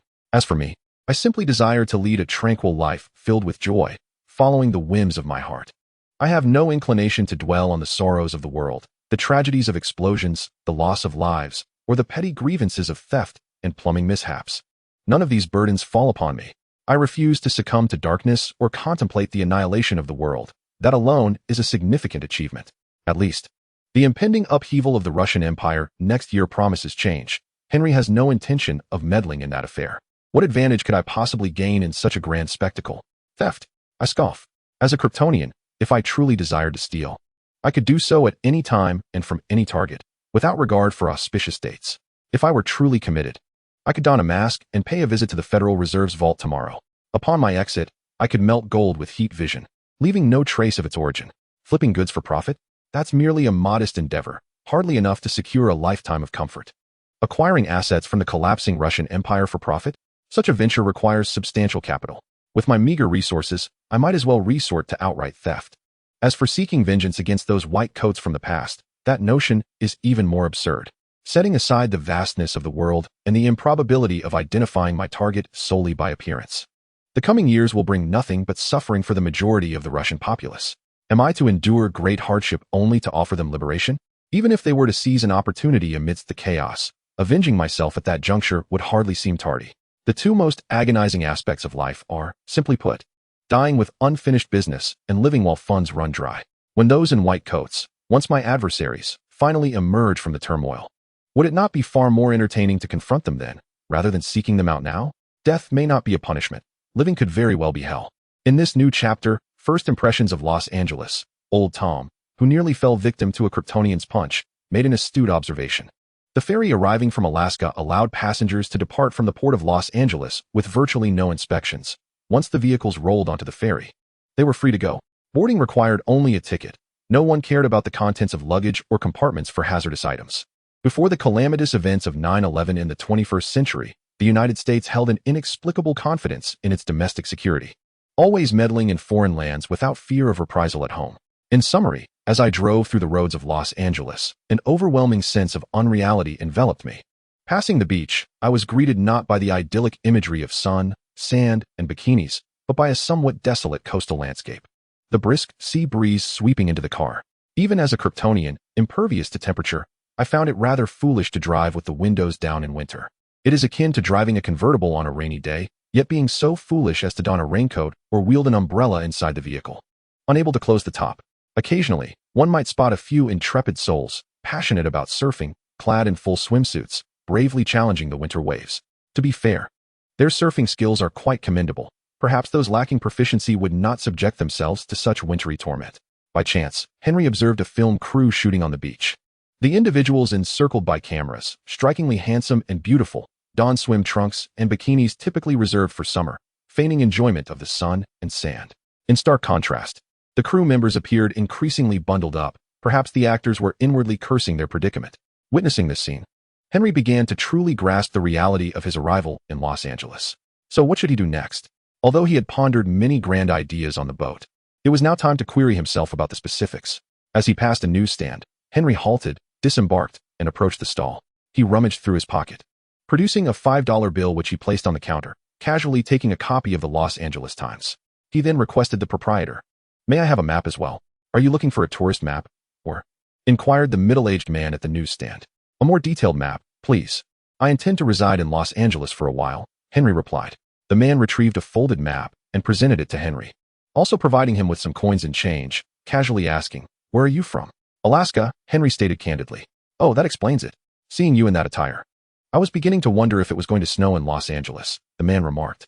Henry's coat, designed to be windproof and waterproof, was indeed a standard snow jacket, quite distinct from ordinary warm coats, prompting the man's comment. "Oh my goodness, I've seen enough snow for a lifetime." "Will it really snow in Los Angeles?"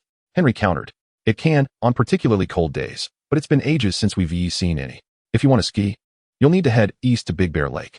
They have some decent ski resorts there." "Please, no. Just the sight of snow makes me queasy.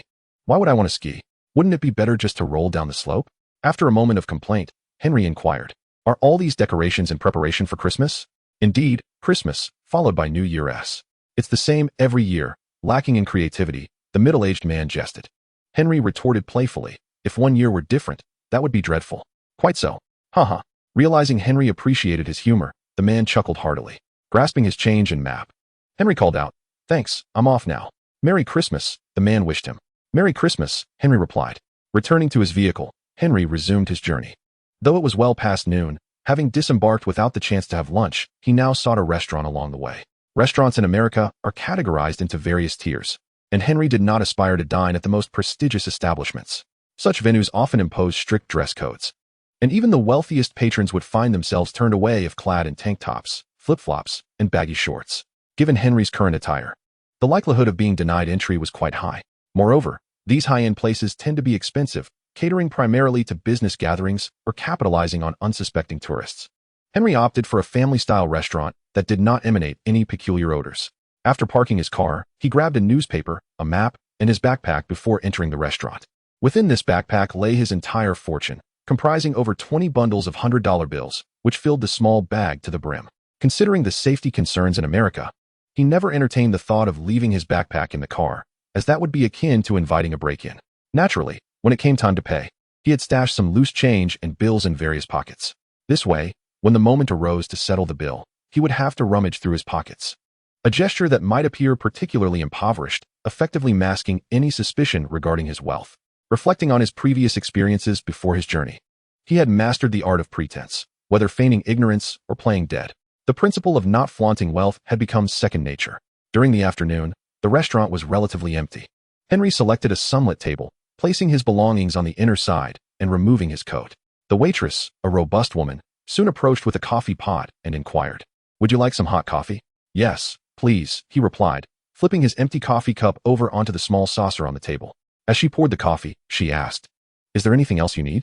What do you have to eat, sweetheart?" "I haven't had lunch yet." The waitress, seemingly immune to flattery, cast a perfectly timed eye roll that conveyed her disinterest without causing offense. She responded, "We have bacon, sausage, and fried eggs. If you'd like, I can also grill you a steak." "I'll take one of everything. I'm absolutely famished," Henry replied, downing his coffee quickly. "Oh, sweetheart, if you don't mind, could you leave the coffee pot?" "If you need it," she said, leaving the half-full pot on the table before heading to the kitchen. Despite her dismissive demeanor, there was a perceptible lightness in her step as she departed, suggesting her mood had improved. Before long, a plate brimming with bacon, sausage, and fried eggs was delivered. Though the waitress was not overly cautious, her movements had become noticeably more gentle. "The steak will take a bit longer. Please enjoy these in the meantime. Would you like some bread or biscuits?" "Yes, some bread would be lovely. Thank you." At that moment, she noticed Henry engrossed in his map. She casually asked, "Are you here to study, to sightsee, or in pursuit of a dream to chase after a star?" "New books seeking readers, collectors, and recommendations. Thank you." Chapter 32. News from 1990. Setting aside the map, Henry remarked, "I hope to gain a little from all this." However, the last aspect relies heavily on luck. Does it not? Casting a sidelong glance at Henry, the plump waitress teased, "Rest assured, given your resources, you shall be quite popular in the northern Sanctum Valley." San Fernando Valley, renowned not only as a tourist destination but also for housing over 300 adult film production companies, is indeed infamous. In response to the waitress's lighthearted retort, Henry self-deprecatingly stated, "Let us hope it does not descend to such depths anytime soon." Upon finishing his sentence, he deftly rolled up a piece of bacon with his fork and, without cutting it, directly placed it into his mouth. As he chewed, he gave a thumbs up in appreciation, exclaiming, this tastes delightful." The waitress beamed with a hint of pride, saying, "Take your time savoring it." Henry then picked up a knife and began slicing the sausage into manageable pieces. He had no desire to demonstrate the peculiar talent of swallowing an entire sausage in one go. Choking would be trivial. But being perceived as someone who could star in adult films in the Sanctum Valley would be far more consequential. Thus, he opted for a more refined approach. His praise for the bacon was not mere flattery. The flavor was indeed exceptional. His choice to dine at this family restaurant was deliberate, and it appeared that his finely honed sense of smell had proven reliable once again. After preparing his food, Henry began to eat with his fork while perusing the newspaper. He had already committed the map's contents to memory, leaving it at his side for future reference. The headline of the newspaper discussed the impending collapse of the Red Empire near the Polar Circle, presented with great conviction. However, at this juncture, the Americans likely intended to sensationalize and manipulate the narrative. They probably did not consider that mere rhetoric could indeed topple a formidable nation. Flipping through the newspaper, he found other sections filled with Christmas-related news, details on events, fundraisers, assistance programs, and celebrity announcements, all trivial matters. Henry paid a bit more attention to the entertainment and sports sections. The regular season spans from October to April of the following year, followed by the playoffs culminating in the championship in June. The reports indicated that Michael Jordan was leading the Bulls to victory. In his memory, 1991 would mark the dawn of the Bulls dynasty, with the basketball realm trembling under the dominance of his airness throughout the 1990s. In Major League Baseball, the season typically runs from April to October, and currently, it was the off-season for rest and training following the championship. Thus, there was little news to be found in the papers. Interestingly, the Major League perfectly caters to a full year's worth of sports entertainment. However, the true favorite in America is undoubtedly American football. The preseason begins in August, with the regular season starting in September and culminating in the Super Bowl championship the following February. Yet, unlike basketball and baseball, which have transcended borders, attracting global players to compete professionally in the United States, American football seems to be an insular game, confined to the enjoyment of Americans within their own domain. In the realm of cinema, the Christmas season marks a peak period, coinciding with the fervent competition for the Golden Globe Awards and the Academy Awards. The infamous Harvey Weinstein had not yet exerted his influence over Hollywood accolades, allowing for a relative absence of scandalous headlines. This year, numerous films have emerged as focal points of discussion, notably Dances with Wolves, the romantic milestone The Sixth Sense, Home Alone, the classic comedy Home Alone, and various sequels to renowned works, such as The Godfather Part 3, Back to the Future Part 3, The Texas Chainsaw Massacre Part 3, Gremlins 2, and the horror film The Exorcist Part 3, among others. Henry even noted the release of a Captain America film this year, featuring an alternate narrative where the hero, who did not perish during World War II, rescues the American president from a criminal family opposed to environmental policies. In this reality where the captain genuinely exists, Hollywood audaciously fabricates a story akin to a celebrity biography, humorously mocking the situation. Although the captain has no descendants, it seems the military's reputation is not held in high esteem. However, since the surge of enlistment inspired by Top Gun 4 years ago, the U.S. military and Hollywood have been entwined in a mutually beneficial relationship. The prospect of Captain America intervening to save the president is unlikely to be rebuffed by the military. Surprisingly, perhaps due to the captain's tangible existence in this universe, the film has garnered attention that surpasses that of typical superhero movies, which often suffer from subpar special effects. While Henry has yet to view this rendition of Captain America from 1990, the laudatory reviews in the newspapers suggest it aspires to rival the popularity of Dances with Wolves. Esteemed actors and directors such as Kevin Costner, Whoopi Goldberg, Francis Ford Coppola, and Martin Scorsese have all praised Captain America. However, their accolades seem largely directed at the legendary anti-fascist hero of World War II rather than the film itself. It appears that they are acutely aware of the delicate nature of the subject. Though the captain may be gone, the military remains. Even during the Vietnam War, classic recruitment ads transition from the image of Uncle Sam to that of Captain America, underscoring the enduring influence of the character, which transcends generations. As for the latest gossip from the entertainment industry, its veracity remains uncertain. There has been little in the way of anticipation for next year's films, perhaps due to the collective attention directed towards the Golden Globe and Academy Award ceremonies. As Henry perused the newspaper, a perfectly cooked steak was served, accompanied by a thoughtful side of fried potatoes. The freshly delivered bread had already been devoured.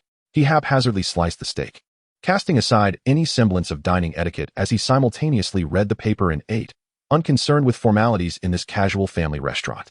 Once he savored the last morsel of steak, he had nearly finished his reading. Pouring himself another cup of coffee, Henry called out, "Sweetheart, do you have a Yellow Pages here?" The plump waitress pointed to the platform beneath the coin-operated telephone by the entrance, where a thick telephone directory lay undisturbed. Henry approached, retrieved the directory, and began to peruse its pages. In an era devoid of the internet's search capabilities, seeking information about businesses in a particular industry required either venturing to a bar to inquire with the bartender or seeking out a street informant. Alternatively, one could consult this ancient tool known as the Yellow Pages, a relic of a bygone era, typically provided free of charge by telephone companies. The advertisements within served as their revenue source. Even in the absence of advertising spaces, one could glean the nature of a business simply by its name. The directory also contained personal phone numbers, conveniently arranged in alphabetical order. Had this been 20 years hence, such information might have been deemed too sensitive to disclose. Yet, in this time, it was entirely commonplace. Of course, updates to the Yellow Pages were infrequent, generally occurring once a year. The plump waitress returned to refill Henry's coffee and inquired, "What are you looking for?" "I need to find a reasonably priced motel, or else I'll have to sleep in the park tonight." The waitress glanced at the pages Henry was flipping through, turned to another page, and pointed out a particular establishment, saying, "Try this one. It's decent." Oh, this motel, located in the northern part of Los Angeles near Hollywood, seemed to have been chosen with Henry's needs in mind. If she were merely seeking to earn a commission, she would have likely recommended a motel closer to a restaurant, where she could have more easily claimed a referral fee. Recommending a distant place would make it difficult to assert that the guest was introduced by her. Henry jotted down the basic information from the Yellow Pages and expressed his gratitude, saying, "Thanks." He fished around in his pockets, gathering enough money for his meal, and left a generous tip. Upon seeing the tip amount, the waitress finally broke into a smile. It seemed that no amount of sweet talk could rival the allure of cold, hard cash. After returning the Yellow Pages to its rightful place and gathering his map, newspaper, and belongings, Henry made his way back to the car, setting off toward his destination. If he intended to establish himself in Los Angeles, securing rental accommodation was essential. Purchasing property would likely be beyond his means. Although he did not fear bullets, the prospect of frequent petty thefts would undoubtedly become tiresome. Therefore, concerns about safety had to be taken into account. However, finding a rental would take time, and he could not spend the entire interim living in his car. Thus, seeking a motel was the most prudent choice. Henry did not plan to search for one himself. Instead, he drove directly to the motel recommended by the waitress. After circling the vicinity briefly, he noted that the streets did not harbor any peculiar individuals loitering. Those deemed strange typically had tattoos or unkempt attire. The women, in contrast, often donned flamboyant outfits with minimal coverage. Of course, in the depths of winter, these women might be seen in miniskirts paired with inexplicably heavy fur coats. Such individuals are either engaged in selling rice or silver, yet they are not commonly encountered. They typically frequent streets with poor security. The hotel recommended by the stout female attendant lacked any presence of such characters in the surrounding neighborhoods, which serves as a testament to the area's relative safety. After parking his vehicle in the motel's lot, Henry gathered his belongings, including the most crucial item, a backpack containing hundreds of thousands in cash, and approached the front desk. At first glance, the reception area appeared unattended, but a figure was indeed seated behind the tall counter, obscured from view. A television was playing a program, while the woman who should have been monitoring the desk was indulging in chips and soda, absorbed in a soap opera. After lightly ringing the bell twice, Henry had already spotted the woman casually reclining with her legs crossed. She seemed to notice him from the corner of her eye, but remained fixated on the screen, not bothering to turn her head. Upon hearing the bell, she finally acknowledged him, asking, "What is it? How much for one person for a night?" He inquired. $20. She replied without lifting her gaze. Henry retrieved a crumpled $100 bill from his pocket and placed it on the counter, stating, "Here is the payment for 5 nights. The key, please." The woman, seemingly practiced, maintained her position with her right hand. She took a key from the wall while her left hand accepted the money and placed it on the counter. She then slid a registration book towards him, saying, "Please register your name," casually pocketing the cash. Only when she touched the bill did her eyes momentarily shift to confirm its denomination, yet she did not scrutinize its authenticity. This displays an extraordinary confidence characteristic of Americans in this era, seemingly unfazed by the fact that U.S. dollars are the most counterfeited currency worldwide. Regardless of how much is printed, the global economy continues to bear the cost, not solely to the detriment of the United States. Thus, there is little cause for concern. Moreover, with the multitude of clandestine activities across the country, which gang would dare to report receiving counterfeit money, even if they were aware of its falsehood? As long as it wasn't excessively obvious, they would likely continue to use it as genuine. As long as it is not deposited in a bank or used to pay federal entities, especially concerning taxes, there is little risk. Using counterfeit currency for tax payments is akin to provoking disaster. The motel's guest register was handwritten, and the ornate signatures were nearly indecipherable. Even for someone as astute as Henry, observing the scrawls, he found them comparable to a doctor's prescription. Initially intending to write his name neatly, he inexplicably signed as Clark Kent in a hurried script. After all, the attendant did not verify identities, and it felt peculiar to use his official name. It was reminiscent of his pre-time travel habit of creating a fictitious identity for unimportant website registrations to safeguard his personal information online. Seeing that the woman had not confirmed his identity, Henry reluctantly accepted the room key. A slight sense of unease regarding the local security issues lingered in his heart. Henry inquired, "Is there a Yellow Pages? There are some by the telephone in the room." "Ha." This response was quite prompt, not dismissive. However, the laughter stemmed from witnessing a comedic moment in a soap opera, thus it bore no relevance to Henry. Nevertheless, at a mere $20 a night, the price was exceedingly reasonable. One could not demand more. Upon entering the motel room, it resembled the simplicity of scenes from films or television shows, verging on the rudimentary. Yet, in terms of cleanliness, it left nothing to be desired. All necessary cleaning and replacements had been diligently attended to. The fresh scent of detergent emanating from the sheets was almost overwhelming, enough to nearly incapacitate Henry, who possessed an extraordinarily keen sense of smell. While the bacterial count of the sheets remained undetermined, the sincerity of the detergent's application was undeniable, rivaling that of a dry cleaning service that employed no water, relying solely on detergent. The Yellow Pages, which Henry specifically requested, lay beneath the telephone. A cursory glance at the cover revealed it to be an outdated directory, not the current year's edition. However, since Henry sought information that likely pertained to businesses established prior, the recency of the Yellow Pages was of little consequence. He hung his coat on the rack by the door and casually tossed his backpack aside before reclining on the relatively intact spring mattress. At that moment, the reality of being in Los Angeles surged within him. The mattress was no longer the bar sofa from Alaska, nor the uneven spring bed of old John, and certainly not the cushion of a car seat. While he did not feel utterly hopeless, being in a foreign land, embarking on an uncertain journey, the notion of remaining calm would undoubtedly be disingenuous. The abilities of a Kryptonian ensured his survival, yet did not guarantee his success. Dinner consisted of pizza delivered from a nearby establishment, accompanied by a 2-liter bottle of soda. Considering the affordable food options in America, it was no wonder that obesity was prevalent.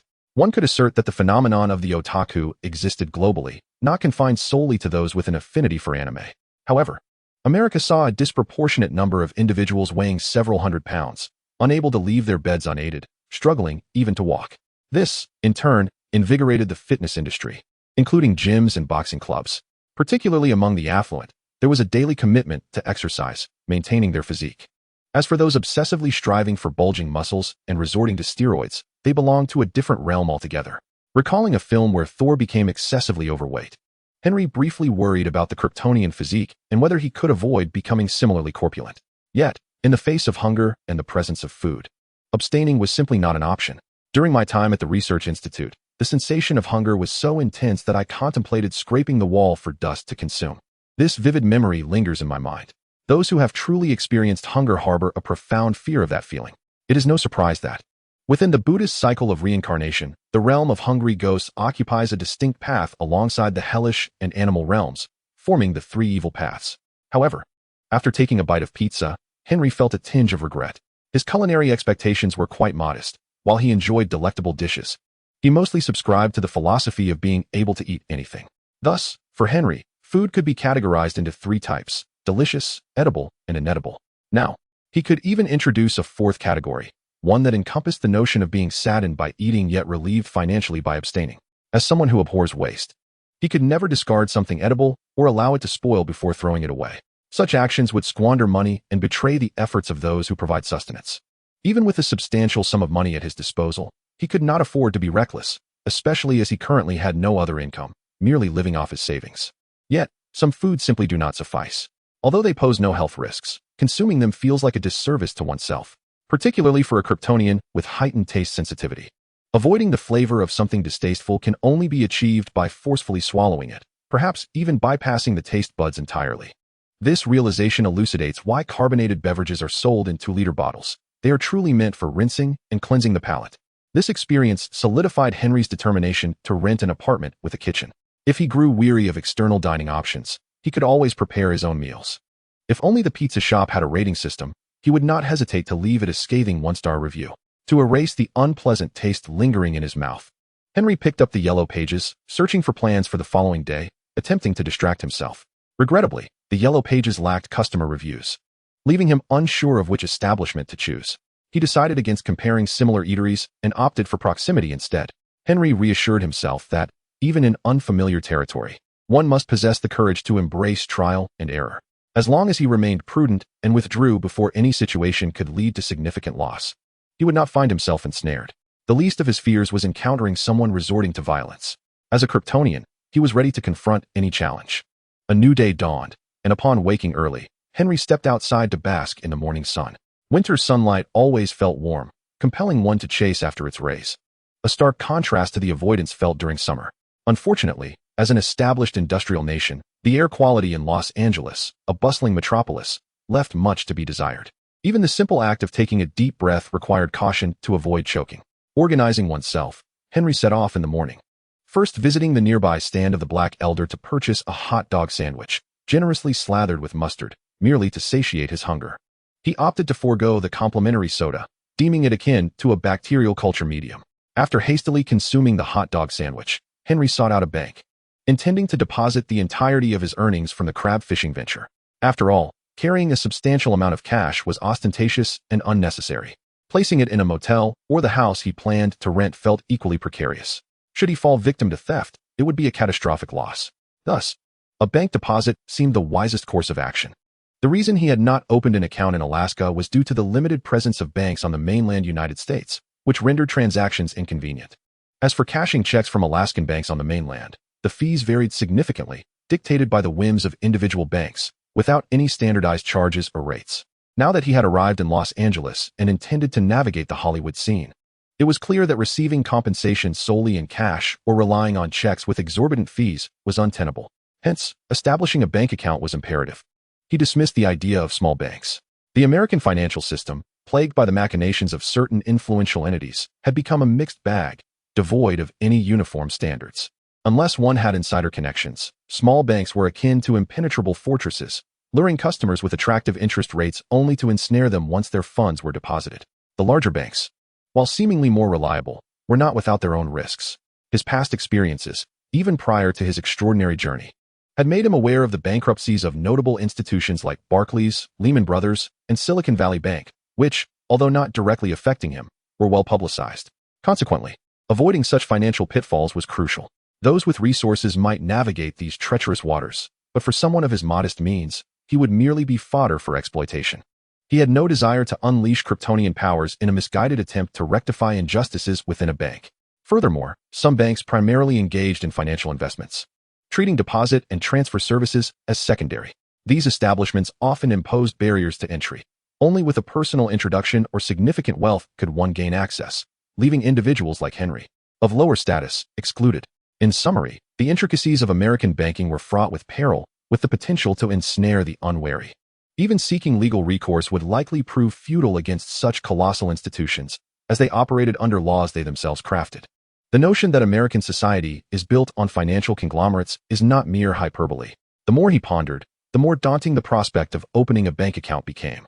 Fraught with potential pitfalls, as he drove along the road, he spotted a large bank. Despite his trepidation regarding the possibility of being overpowered by corporate practices, he reasoned that larger institutions often operated with greater regularity and transparency, which could ultimately serve as an advantage for him. He was less concerned about the multitude of regulations and more apprehensive about their potential volatility. Thus, Henry found a spot to park his vehicle, picked up his backpack, and made his way to the Flag Bank. Chapter 35. Deepening bonds. While Henry's appearance was not entirely disheveled, it certainly did not reflect that of an upper-class individual. Although his beard had been neatly shaved with a razor, his unkempt hair undoubtedly detracted from his overall demeanor in the eyes of others. Additionally, he was burdened with an old backpack that appeared to be stuffed with items. Had he carried a flat, empty bag, he would have resembled a would-be robber. Naturally, no bank employees approached him with eagerness. Unfazed, he approached the consultation counter and inquired, "Hello, I wish to open an account. What are the procedures?" He was promptly directed to a small cubicle where a sharply dressed, shrewd-looking African-American gentleman awaited. "Sir, how may I assist you?" Although the bank employee spoke courteously, an air of arrogance lingered in his tone and demeanor, as if to assert his detachment from his former social class. Henry was not here to make friends.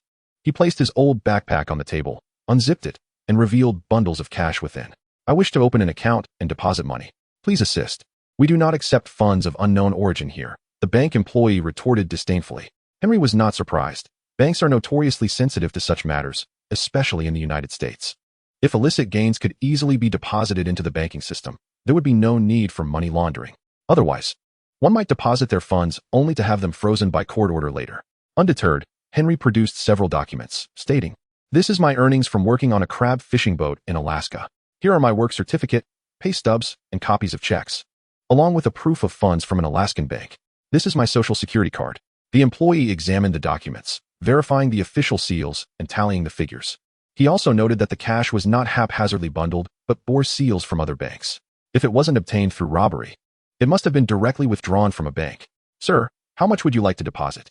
What type of account would you like to open? Would you like me to recommend a financial investment portfolio?"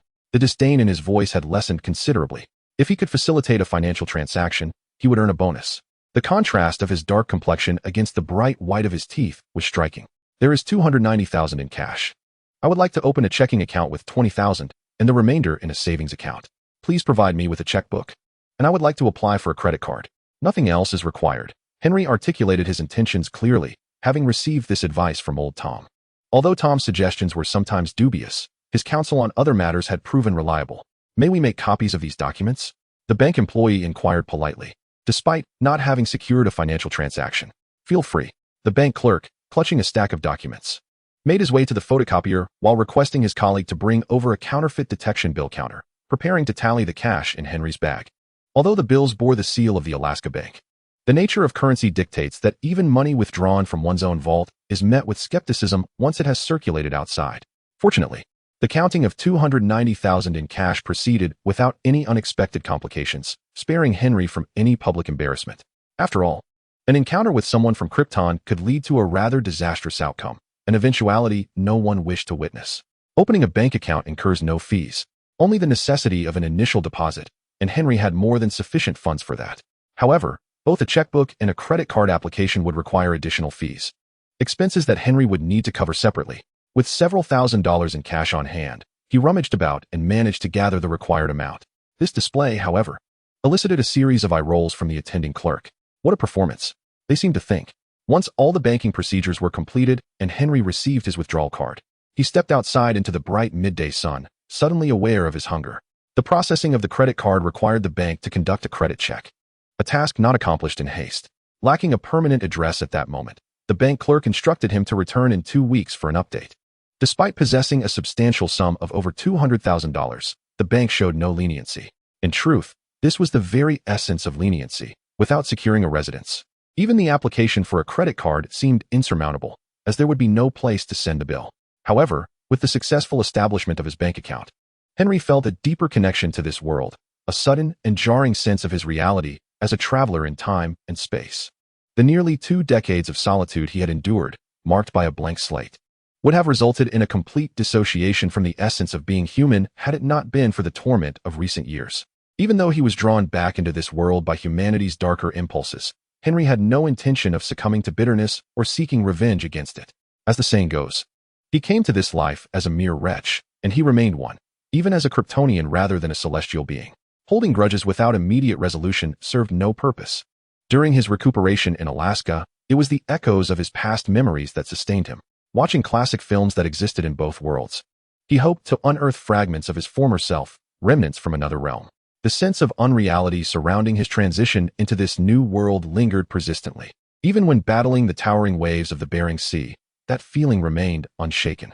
It was akin to a seasoned player effortlessly dispatching foes in a beginner's realm. The waves could not disorient him, The cold could not freeze him, and the king crab posed no threat. Earning money felt as straightforward as picking it up. This, indeed, resembled a game. Fortunately, the ship's captain maintained strict discipline. Otherwise, Henry could have easily spent the entire crab season aboard the vessel. Upon arriving in Los Angeles, the sensation of being a supreme figure swiftly dissipated. This may be attributed to the path I have chosen, where the inherent advantages of a Kryptonian seem rather ineffectual. It signifies a fresh start from ground zero in an unfamiliar realm, engaging in endeavors I have never attempted before. Should I revert to seeking out pursuits that allow me to leverage my Kryptonian strengths? Perhaps something as audacious as bank robbery? Yet here I am, once again contemplating such drastic measures. To speak candidly, Henry never harbored the altruistic inclinations of an ordinary superhero, dedicated to selflessly aiding others. Observing the myriad portrayals of superheroes in various films and animations, their often woeful existence suggests this is not a commendable career trajectory. I do not possess the noble conviction of unconditional self-sacrifice for the greater good. Ultimately, I am merely an ordinary individual. In short, if anyone desires to embrace the life of a superhero, let them do so. I am but a lethargic Kryptonian. Unless Marvel transforms into a wasteland, leaving me devoid of even the chance to languish in apathy, any aspiration of rising from my lethargy would still require me to remain a competent sloth. Resolute in my determination, I stood beneath the sun, feeling the burgeoning strength within my being, inhaling deeply the essence of Los Angeles. My life has indeed embarked upon a vibrant new chapter. After concluding my business at the bank, I made my way to a photography studio. In the 2020s, such establishments are nearly vanishing from our streets, yet they were quite prevalent in the 1990s, especially in a city like Los Angeles, the heart of the film industry. Each photography studio displayed captivating portraits, whether of exquisitely beautiful women or men whose charm rivaled that of magazine models. Some studios even featured photographs of contemporary stars or vintage images of legendary actors in their youth. Everyone yearns for such striking images to capture the attention of visitors to this cinematic metropolis. For tourists, it serves as a means to preserve the most beautiful memories of their youth. For aspiring dreamers, the stakes are even higher. Making a lasting first impression is paramount in auditions, where without a stunning photograph, one might not even qualify to sit on the coveted red sofa. Behind this glamorous facade lies a stark and gritty reality. For Henry, while the allure of beautiful photographs was secondary, he genuinely needed to procure a proper identification photo. The one taken by old Tom in Alaska was poorly lit, rendering him as if he had just emerged from the depths of hell, bearing a countenance that repulsed all. With height markers behind him and a nameplate in hand, it could easily serve as a mug shot or a wanted poster. Gazing at that visage, Henry felt no inclination to even request the negatives. The photos on his driver's license and passport were stamped with an official seal. Otherwise, he would have swapped them out at the first opportunity. Upon arriving in Los Angeles, aspiring to register with the Screen Actors Guild or to mingle with talent agencies, one must possess the most fundamental of credentials, a professional photograph. Furthermore, even when applying for other employment, a headshot remains indispensable. Thus, he found it necessary to have his portrait taken. This is not a world 2 or 3 decades into the future where one could simply wield a smartphone. Find a plain white wall for a backdrop, snap a few shots, transfer them to a computer, and print them out. In the 1990s, digital cameras were still in their experimental stages, and due to the size of electronic components, they bore no comparison to traditional cameras, especially in terms of image quality. The prevailing norm of the era was still the use of film cameras, and most individuals lacked the technical know-how to develop photographs, necessitating a visit to a photo studio. Therefore, seeking out a photo studio was imperative for anyone wishing to have their picture taken. Henry discovered a photo studio conveniently located near the motel where he was staying, facilitating the collection of his prints afterward. Upon entering, he was greeted by a portly, greasy old white man who approached him with a broad smile, exclaiming, "Welcome. What kind of photos would you like today? Wedding portraits for newcomers run at 6,600 yuan, family portraits at 4,200 yuan, actor audition photos at 3,800 yuan, and personal artistic portraits at 2,200 yuan. Outdoor shoots require an additional day's pay for the photographer and an assistant, guaranteeing you 3 rolls of film or more to choose from. If you bring in a second customer, you'll receive a 20% discount. We need to act quickly." Henry was taken aback. It felt akin to entering a shop to purchase a modest electric scooter, only to be confronted with a lineup of Ferraris, Porsches, and Maseratis. Who were they trying to ensnare? Stammering slightly, Henry replied, I just need a headshot. Hey, young man, have you considered capturing a memory of your youth?" The loquacious old man continued his sales pitch. "No, just a headshot," Henry asserted, this time with conviction. "Think about it. Youth comes but once. When you find yourself old, wrinkled, and toothless. You'll regret not letting me take your picture today, the old man persisted. Henry scoffed inwardly, thinking, I've already gone through 2 phases of youth. However, he had no desire to engage in an argument. After all, Los Angeles boasted more than one photo studio. With determination, Henry turned to leave, seeking an alternative. Wait. Just a headshot, no artistic photos. It's a shame to waste my skills. Do you know how many people wish to commission me, and I decline? If the old man hadn't mentioned prices that felt like they had been set 3 years ago, Henry might have been persuaded. To provide some context, the average monthly salary for blue-collar workers in America is approximately 3,000 to 4,000 yuan. When he had his credentials done with old Tom, the initial price quoted was merely 2,000 yuan. This stark comparison made the photo studio's charges seem outrageous. Nevertheless, since the man had attempted to retain him, Henry paused to hear the quoted price. I would like 12 2-inch photos and 12 1-inch photos. How much would that be? Flat rate, 60 yuan. Henry did not negotiate further. He simply turned to leave. Wait, if you are not satisfied, how much do you want? The anxious old man inquired. $30. With half paid as a deposit. Goodness, are you Jewish? Go ahead and find another photo studio that will offer you such a price. Regrettably, I can assure you that I am not Jewish. $50, it cannot be less. $30. Henry was not interested in playing a game of concessions. It was either take it or leave it. However, the old man persisted, shouting, $40. These are my material costs. I'm practically working for free. Henry turned away for the 3rd time, intending to leave. This time, the old man became genuinely anxious. He quickly called out, $30. I'm losing money just to take your picture. Goodness, I wish you were truly Jewish. Perhaps then the F-Rare would have done his job properly. Wouldn't that have been splendid? Although Henry was unsure of the going rate for ID photos, he sensed he had offered more than necessary judging by the old man's reaction. He rummaged through his pockets and managed to gather $15, which he slapped onto the counter. While standing before the counter, Henry noticed something that stirred fond memories within him. He pointed to the computer desk behind the counter, which featured a brand new, large traditional CRT monitor, resting atop a horizontal case. Curiously eyeing the brand name, Henry asked, Stark Industries? What grade is this computer? The old man, who had initially displayed disappointment, suddenly broke into a broad smile. Ah, young man, you have an eye for quality. This personal computer boasts the latest 486 processor, with 4 megabytes of RAM and a 120 megabyte hard drive. The display adapter is a card, not 4 colors, nor 16. Can you imagine how stunning visuals can be rendered with a 256 color card? It also comes equipped with 5, 25-inch and 3, 5-inch floppy drives and a CD-ROM, operating at lightning speed. Stark Industries' finest. It's quite rare for the average person to acquire such a gem. What can I say at this price point? You would be hard-pressed to find a personal computer that could rival Stark's offerings. Suddenly, Henry found himself at a loss for where to begin critiquing that statement. He dryly remarked, Indeed, without exaggeration, I could very well be frightened. Chapter 37. The overlooked future staring at the computer from the 486 era. A multitude of thoughts flooded Henry's mind. Although he had grown accustomed to playing highly advanced games from 2 to 3 decades later, it did not imply that games from the 1990s and earlier were devoid of merit. Many games were not merely about graphics or grindable levels. They revolved around their conceptual essence. Take Tetris, for instance. Regardless of the performance of any console, how could the core gameplay of that game possibly change? Would it lose its popularity in the future?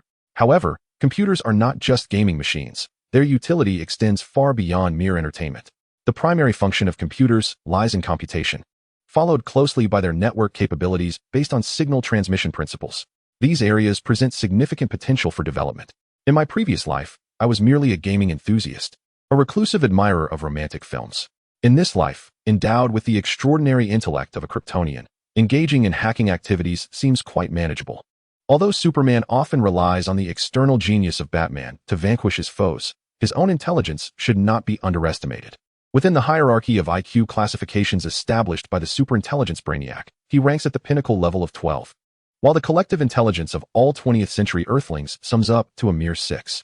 The only individual of equal intellect to Brainiac is Superman's nemesis, Lex Luthor, who also reaches the zenith of level 12 in his prime, whereas Superman averages at level 11. However, due to the technology of synthetic kryptonite, Brainiac frequently manages to outmaneuver Superman. Superman's scientific endeavors are numerous, though they predominantly serve auxiliary purposes. His inherent abilities are so formidable that they often overshadow his remarkable intelligence, particularly in the presence of Batman, where his super intellect seems to diminish. Of course, Henry does not presume to compare himself, as a Kryptonian template, to Superman. From the outset, one must acknowledge that Superman was raised by the Kents, transforming a terrestrial being into a Kryptonian prodigy. While Henry was subjected to relentless trials by the Russians, yet remains a passive figure reluctant to seek revenge on society. What merit does he possess to stand alongside such a paragon of virtue? Nevertheless, as long as his mind possesses even half the brilliance of Superman's, the optimal way to conceal oneself on Earth is to strive to develop the capabilities of the brain, rather than relying solely on brute strength to resolve every predicament. He certainly does not wish to find himself reduced to merely donning red underpants to deflect bullets, or have Earth's inhabitants gaze skyward, exclaiming, "Look, a foolish bird," or "No, it's a bullet," leaving one to ponder how keen one's eyesight must be to discern a bullet soaring through the heavens. Given such contemplations, Henry cannot afford to wait until computer performance reaches the standards of the world he once inhabited to engage with these matters. This pursuit must commence promptly. Furthermore, each era's computing technology evolves uniquely, with hardware continuously advancing, yet knowledge can be perpetually accumulated. Interestingly, while the pace of hardware advancement is astonishingly rapid, the obsolescence of actual devices does not occur with the same swiftness. Many older systems endure, as long as they remain functional, due to a lack of pressing demand for replacement. This is human nature. Consider the Y2K crisis. Banks were frantically seeking seasoned programmers, even retirees, hoping they could rectify the Millennium Bug vulnerabilities. In such circumstances, a cohort of newcomers unfamiliar with legacy technology proved utterly ineffective. Even if they managed to sharpen their skills at the last moment, banks were hesitant to place their trust in these young novices. After all, concerning the banking transaction systems, any malfunction could lead to chaos. Thus, upon encountering this 486 computer, Henry curiously glanced around and inquired, "Is there a modem? What system does it use?"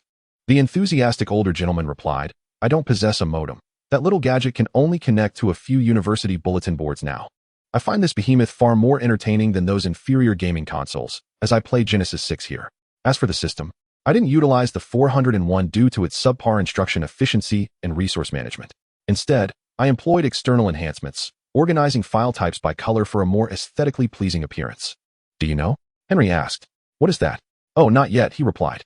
In his recollection, this progenitor of open-source sharing must have emerged within the past couple of years. Indeed, open-source initiatives have always existed, particularly proliferating within university campuses across Europe and America. The primary reason lies in the collaboration between professors and students across various research fields. Commercially available software often fails to meet their specific needs. Thus, developing custom software has become their optimal choice. However, until now, the software produced was merely applications based on existing systems, not touching the core of the computer itself. Consequently, to utilize a computer, one still needed to purchase these commercialized system software. It was only with the advent of this core designed for open-source sharing that a new, free alternative was offered within the academically progressive environments of university campuses. In essence, these individuals adhere to a singular principle. As long as it is not commercialized and does not generate profit, they can create freely. Even though numerous commercial server providers emerged later, selling services rather than the systems themselves, it remains a fascinating avenue, particularly in the foreseeable future. We are undoubtedly entering the information age. Thus, an early foray into this realm is preferable to mere waiting. After all, the advancement of hardware capabilities knows no bounds. Waiting is futile. This is not akin to a game where one can reach the maximum level before venturing out of the novice village to conquer foes. If one wishes to continue leveling up, only to emerge from the novice village after gaining the ability to defeat adversaries, they may find themselves perpetually confined within that village. Noticing Henry's keen interest in personal computers, the older gentleman smiled and said, "Do you like it? I have a friend who can help you acquire one. It's fast and the latest model, unlike others who merely sell outdated stock." Henry was indeed intrigued. During his recent wandering through the streets of Los Angeles, he discovered that in contemporary America, while there are specialized electronic product stores reminiscent of his memories, rare items often require a stroke of luck to find. Otherwise, one must either continue to search within large retail stores or find a way to directly contact the sales department of a product company to place an order. However, casting a glance around, Henry skeptically remarked, "Isn't this a damn photo studio?" "Indeed, it is," came the reply. "And you also sell personal computers? You mentioned that selling both could be profitable. If it can earn money, why not pursue it? Are you really not Jewish?" "I am of Italian descent." "Damn Mussolini," the old white man declared, seemingly expressing his anti-fascist stance. After a moment's reflection, Henry shook his head and replied, "Never mind. I need to find a place to stay first.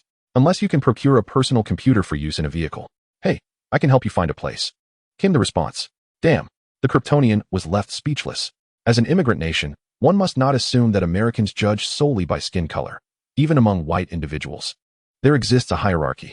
Overcoming numerous formidable adversaries has established America as an English-speaking nation, which inherently places ethnic groups from other regions at a disadvantage compared to those descendants of the British.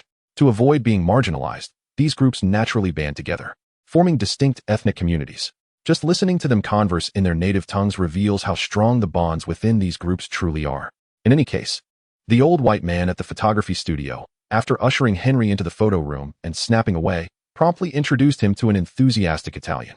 Importantly, they were not from Sicily. Otherwise, Henry would have been concerned about being ambushed and dragged into a dark alley. Oh, being a Kryptonian, he had no fear. Regardless, having someone to guide him was far preferable to aimlessly wandering like a headless chicken. As for the guide's ulterior motives, having learned a lesson from old Tom, Henry was particularly attentive to potential indicators of deceit, such as heart rate, breathing patterns, eye movement speed, and any signs of unusual perspiration. Fortunately, before revealing his substantial wealth, these Italians merely sought to profit a little from him. The primary concern was that the old white man whispered to his companion about recouping the earnings he had missed out on. Little did they know, in the ears of a Kryptonian, such conversations were as audible as speaking directly in front of Henry. When a regular customer inquired, the price was 100. For acquaintances, it was an additional 50. The traps were set for those familiar faces, as one should not assume that knowing someone guarantees a discount. Henry did not afford the two Italians much time for further conversation, as it was already noon. Coming from a society where meals are paramount, he considered it his basic responsibility to eat regularly. Thus, he directly inquired, "Is there a nearby establishment where we can discuss matters while enjoying a meal? Do you have any dietary restrictions or preferences?" The Italian asked astutely, aware of the diverse food cultures that emerged alongside the rise of the hippie movement, which had introduced an array of peculiar dietary habits to the public. Vegetarianism was merely the most commonplace among them, while various religious organizations had propagated their own taboos and health philosophies, leaving ordinary individuals quite perplexed. Henry, of course, was not particularly finicky. He replied, "I have no dietary restrictions.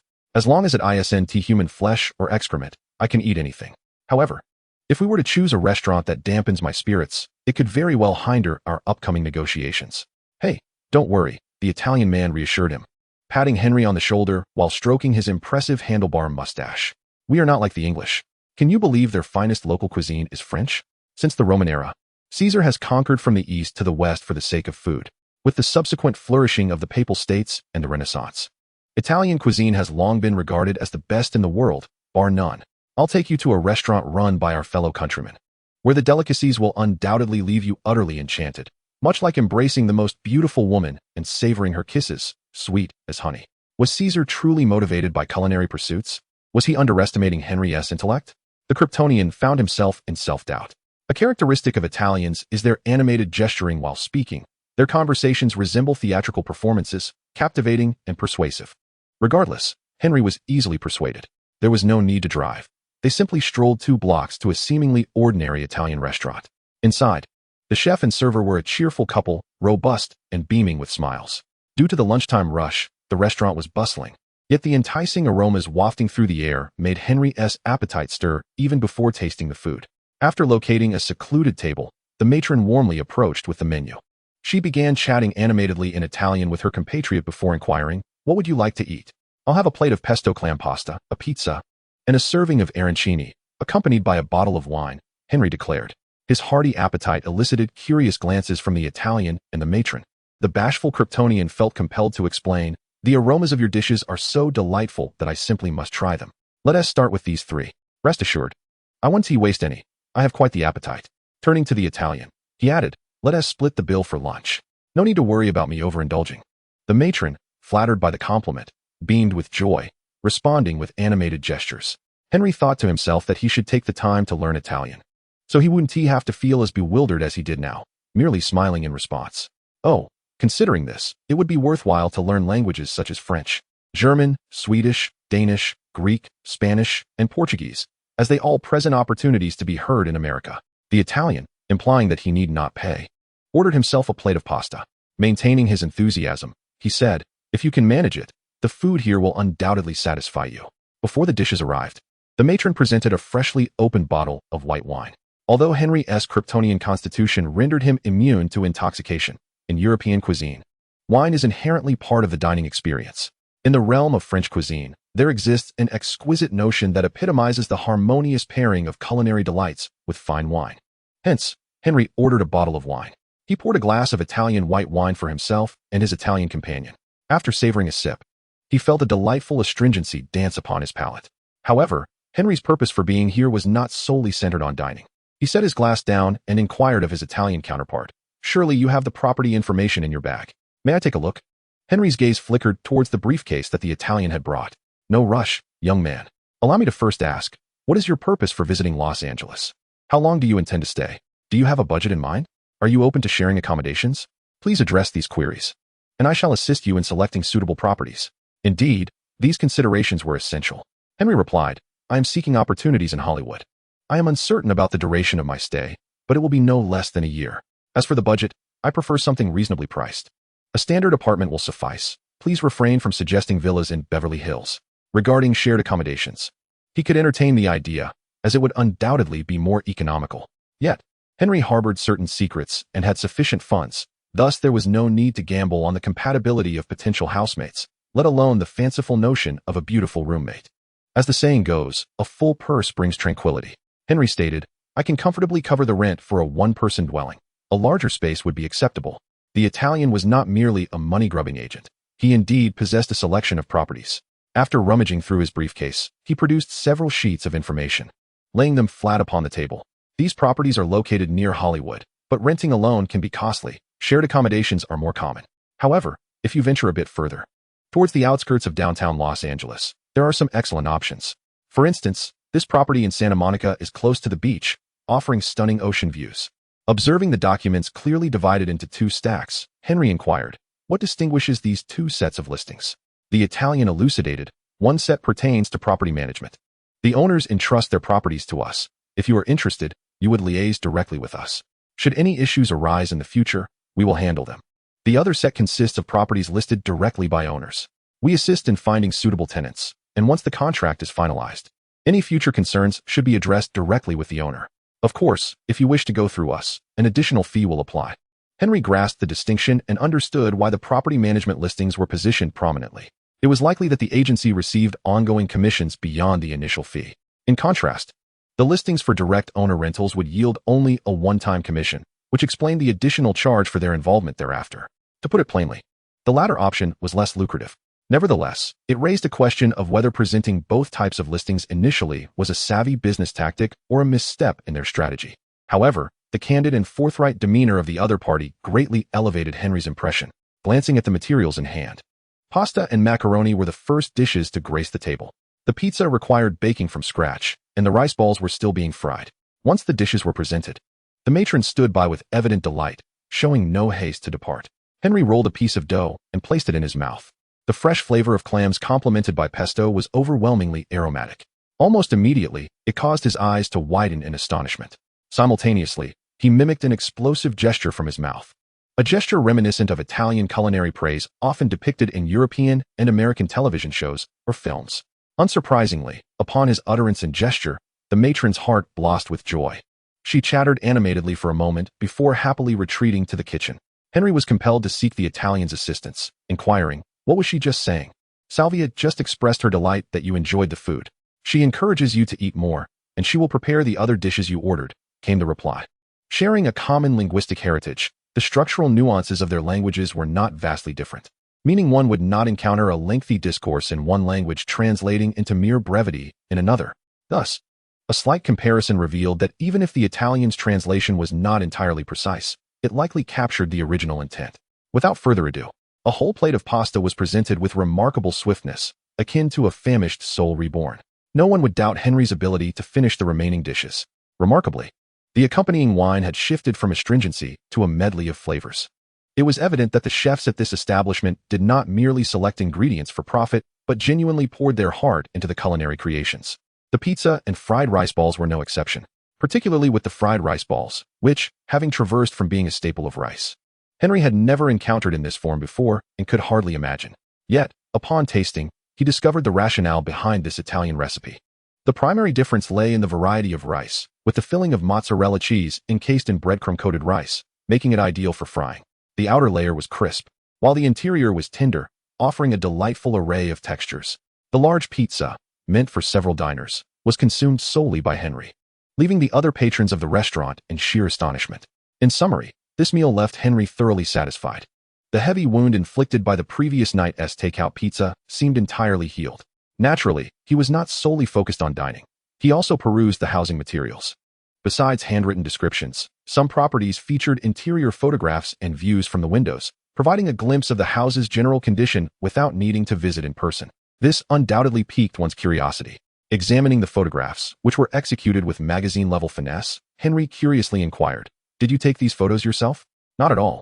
I asked Giovanni to take them. I gathered a few houses, and when I had enough for a roll of film, I would have Giovanni accompany me for a round, then develop them. Relying on these photographs certainly makes business negotiations much smoother." Giovanni is the proprietor of the photography studio where Henry had his identification photos taken. To be fair, the indoor photographs he produced are quite impressive, particularly in areas illuminated by sunlight. The shadows are not overly dark, and the highlights are not excessively bright, allowing for clarity on both sides while exuding a certain aesthetic appeal. In this age devoid of images, his meticulous attention to detail surpasses the abilities of many photographers. However, Henry harbors no inclination to commend the skills of that older white man. The thought of his nearly coercive sales pitch prompts him to exclaim, "Nonsense. Feel the wrath of my Kryptonian fist." From the property listings provided by the Italian agent Fabio, Henry selected a few that piqued his interest. He inquired, "If I wish to view these properties, when could that be arranged?" Among the candidates he chose was a beach apartment in Santa Monica. Fabio consulted his notebook and replied, "There are a few units that we manage, which you may view at any time. The others require contacting the owners, and the earliest availability would be tomorrow at the soonest." "Then let us view the ones that are accessible," Henry decided without hesitation. After a brief discussion, they agreed that Fabio would drive, taking a detour to visit the available properties. At the first residence, Henry took a cursory glance and promptly dismissed it. Situated in the city center on a lower floor, its primary drawback was the noise. The busy thoroughfare was far from a purely residential area, with no restrictions on car horns. Occasionally, passers-by would raise their voices, audible even to those above. Furthermore, being in an old building, it was easy to imagine that the soundproofing of the windows was inadequate, and indeed, that proved to be true, even if he were to invest in improving the windows. During his brief time inside, the peculiar noises emanating from the plumbing had already become a nuisance. Not wishing to torment his acute hearing any further, Henry decided to move on. Strictly speaking, Santa Monica is a wealthy neighborhood, located along the coast with undeniably beautiful views. Yet, the apartment Fabio presented was on the top floor of an older building. Anyone who has lived in such a space knows that the top floor can be sweltering in summer and frigid in winter, coupled with its seaside location. The humidity is significant, and the air carries a saline quality. Do not inquire about the physical phenomena behind this. The reality is that properties along the coast will begin to rust if their iron components are not regularly painted. This particular top-floor apartment in Santa Monica exemplifies that issue. The location is excellent, and the view is superb, yet the natural living conditions pose a substantial problem. Considering his reliance on electronic devices, Henry reluctantly decided to forego this option. Chapter 40. House hunting. As a Kryptonian traversing into this new world, Henry initially believed that his standards for housing were non-existent. As long as it was habitable, that sufficed. However, upon earnest searching, he discovered that each dwelling possessed flaws that he found intolerable. It could be argued that if these properties had no shortcomings, they would not have fallen into Fabio's hands. Within the realm of rental agencies in Los Angeles, he could only be considered of a lower middle class standing. This place is particularly suited for the young and ambitious who arrive in Hollywood with dreams of stardom. However, someone like Henry, who possesses a modest fortune and harbors secrets, is wary of attracting unnecessary complications. Thus, while he claims to be unfussy, his discerning eye inevitably spots flaws wherever he goes, a sentiment reminiscent of the preferences of future fair maidens in their search for partners. Fortunately, Fabio has encountered a myriad of personalities in his quest for profit, making it quite customary for him to explore various options. Over the next few days, he guided Henry through all the available properties his company had, ensuring they visited every place Henry found appealing. Ultimately, Henry settled on an apartment building adjacent to a Portuguese-speaking neighborhood. While it may not be an upscale area, at least the nearby streets were devoid of streetwalkers or other unsavory elements. However, with a concentration of minority groups, the safety of the area could only be deemed acceptable to outsiders, unless one belonged to the same ethnic community, where mutual support inherently enhances security. The neighborhood's safety level would remain ambiguous. The landlord resided on the ground floor, personally overseeing the entire apartment complex. New tenants were required to present themselves to him, and if he was not satisfied, prospective renters would find themselves without a lease. Although the apartment building was close to a Portuguese community, the landlord was not an immigrant from Brazil, but rather a member of a family that had lived there since the rise of Hollywood. However, with the passage of time, the family had dwindled, leaving him as the sole occupant. His divorced wife had taken their children, leaving him to navigate life alone. To him, those immigrants were the true outsiders. Consequently, he did not restrict rentals to any particular ethnic group or profession. Rather, it was essential that he found the tenant agreeable. At first, when Henry heard Fabio's introduction, he anticipated a difficult character. However, upon arrival, he was met by a bald, flamboyantly dressed old man with painted lips and eyes, leading Henry to fully comprehend his son's desire to remain with his mother. There was a palpable tension, as it appeared that it was not merely the landlord selecting tenants, but the tenants enduring the landlord's natural filtration process. "Gary, I'm here," the Italian warmly exclaimed, embracing the bald landlord. The old man cast a cheeky glance at Henry, leaving the newcomer momentarily speechless, questioning his life choices. "Oh, another young soul arriving in this land of dreams. What brings you here? Are you chasing the stars? Seeking the American dream? Or in search of opportunities in the big city?" The old man inquired with a playful demeanor, although he was prepared to defend himself if the situation grew too intimate. Gary's boundaries were distinctly understood. His gaze did not betray any predatory instincts. It was evident that his flamboyant appearance was simply for his own enjoyment, not an attempt to entice anyone. In other words, Gary resembled someone who relished life without a specific persona to embody. Furthermore, while the visual rock genre may have originated from the British Isles, it has significantly influenced the American scene, allowing for all manner of extravagant costumes. Who says one cannot dress provocatively? In essence, Gary exuded the essence of a man liberated from familial ties, reveling in his newfound freedom. Although Henry remained uncertain as to whether his impending divorce from his wife was a cause or an effect, he understood the necessity of responding when questioned. He replied, "I primarily came to witness the grandeur of the metropolis. Thus I shall dabble in various experiences. Should I find myself disappointed, I shall return to Alaska." This was indeed the truth. Henry harbored no aspirations of indulging in a hedonistic lifestyle within the city. After all, this place was rife with mutants and the Marvel Universe featuring Captain America. Moreover, according to old John, he had once aspired to join the Howling Commandos but failed to meet the requirements. Thus, it was reasonable to suspect that werewolves, vampires, Frankenstein's monsters, and mummies associated with the Howling Commandos were, in fact, tangible entities.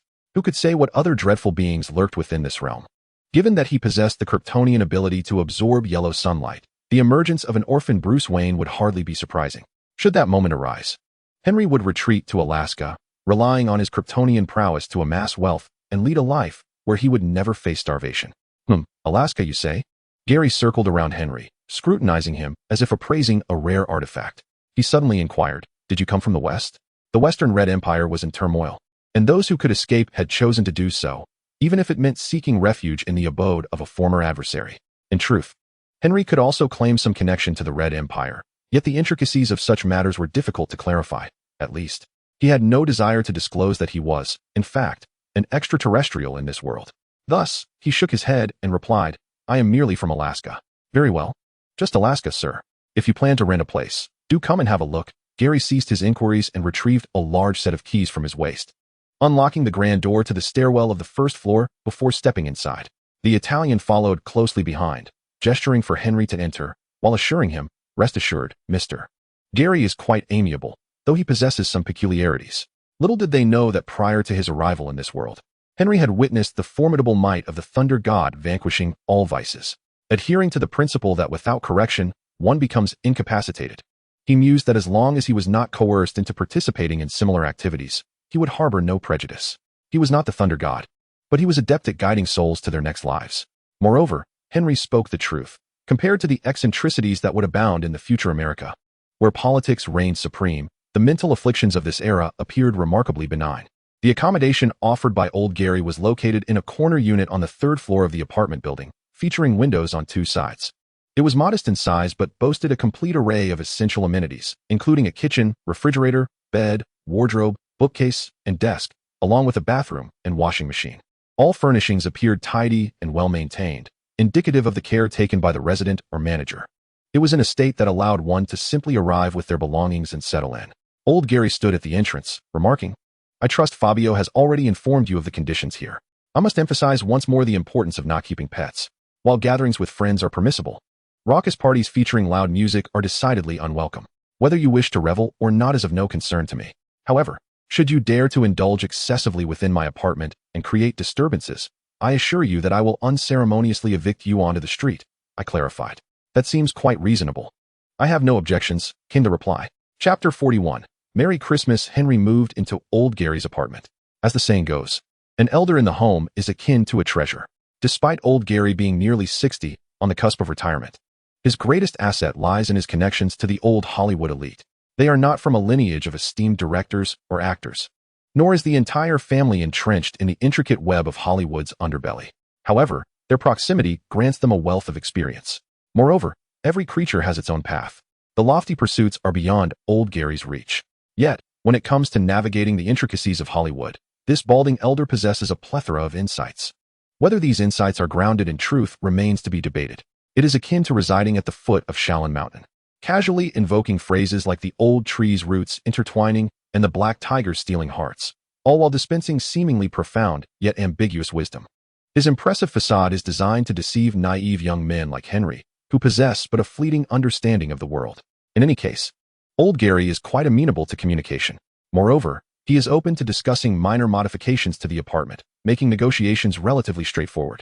The primary concern lies in the substantial smoke generated by Chinese cooking. American kitchen designs are decidedly ill-suited for frying fish or stir-frying vegetables. Furthermore, the local Chinese restaurants in Los Angeles leave much to be desired. Those in the know are well aware. With a place of his own, Henry found himself yearning to recreate the flavors of his hometown, a taste he had not experienced in 2 decades. Having been able to cook before his journey, he saw no reason why his culinary skills would have diminished. Cooking does not rely on tactile finesse. Nonetheless, vivid memories of the painful lessons shared by international students online lingered in his mind.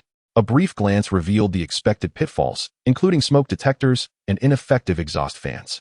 If not properly managed, the apartment could easily become saturated with the smell of smoke, potentially triggering alarms and summoning the fire department. A most unwelcome scenario.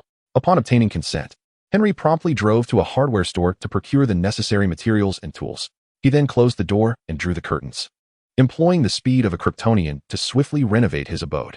After completing the modifications, he invited old Gary to inspect the apartment and enjoy a meal together.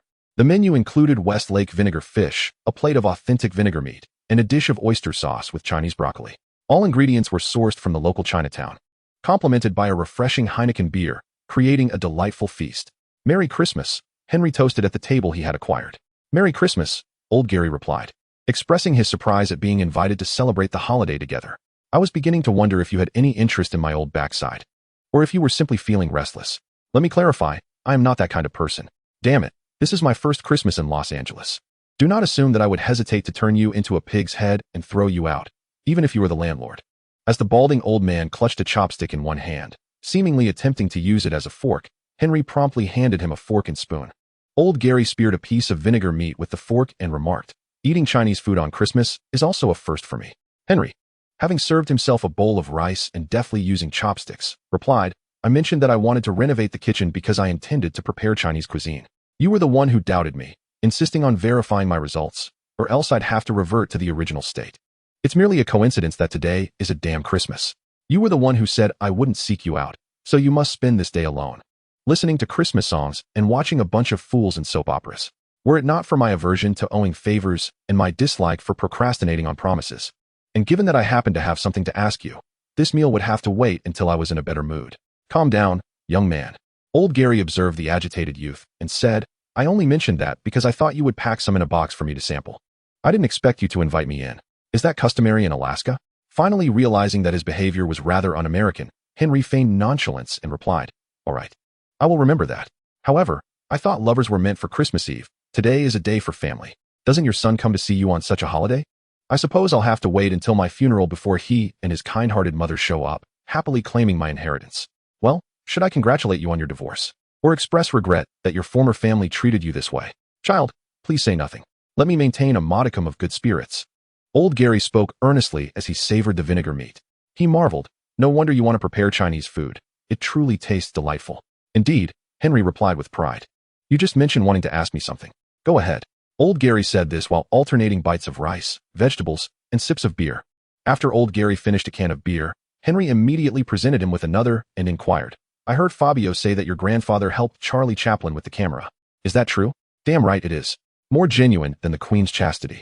I even have a photograph of my grandfather with Mr. Chaplin and others after the film was completed.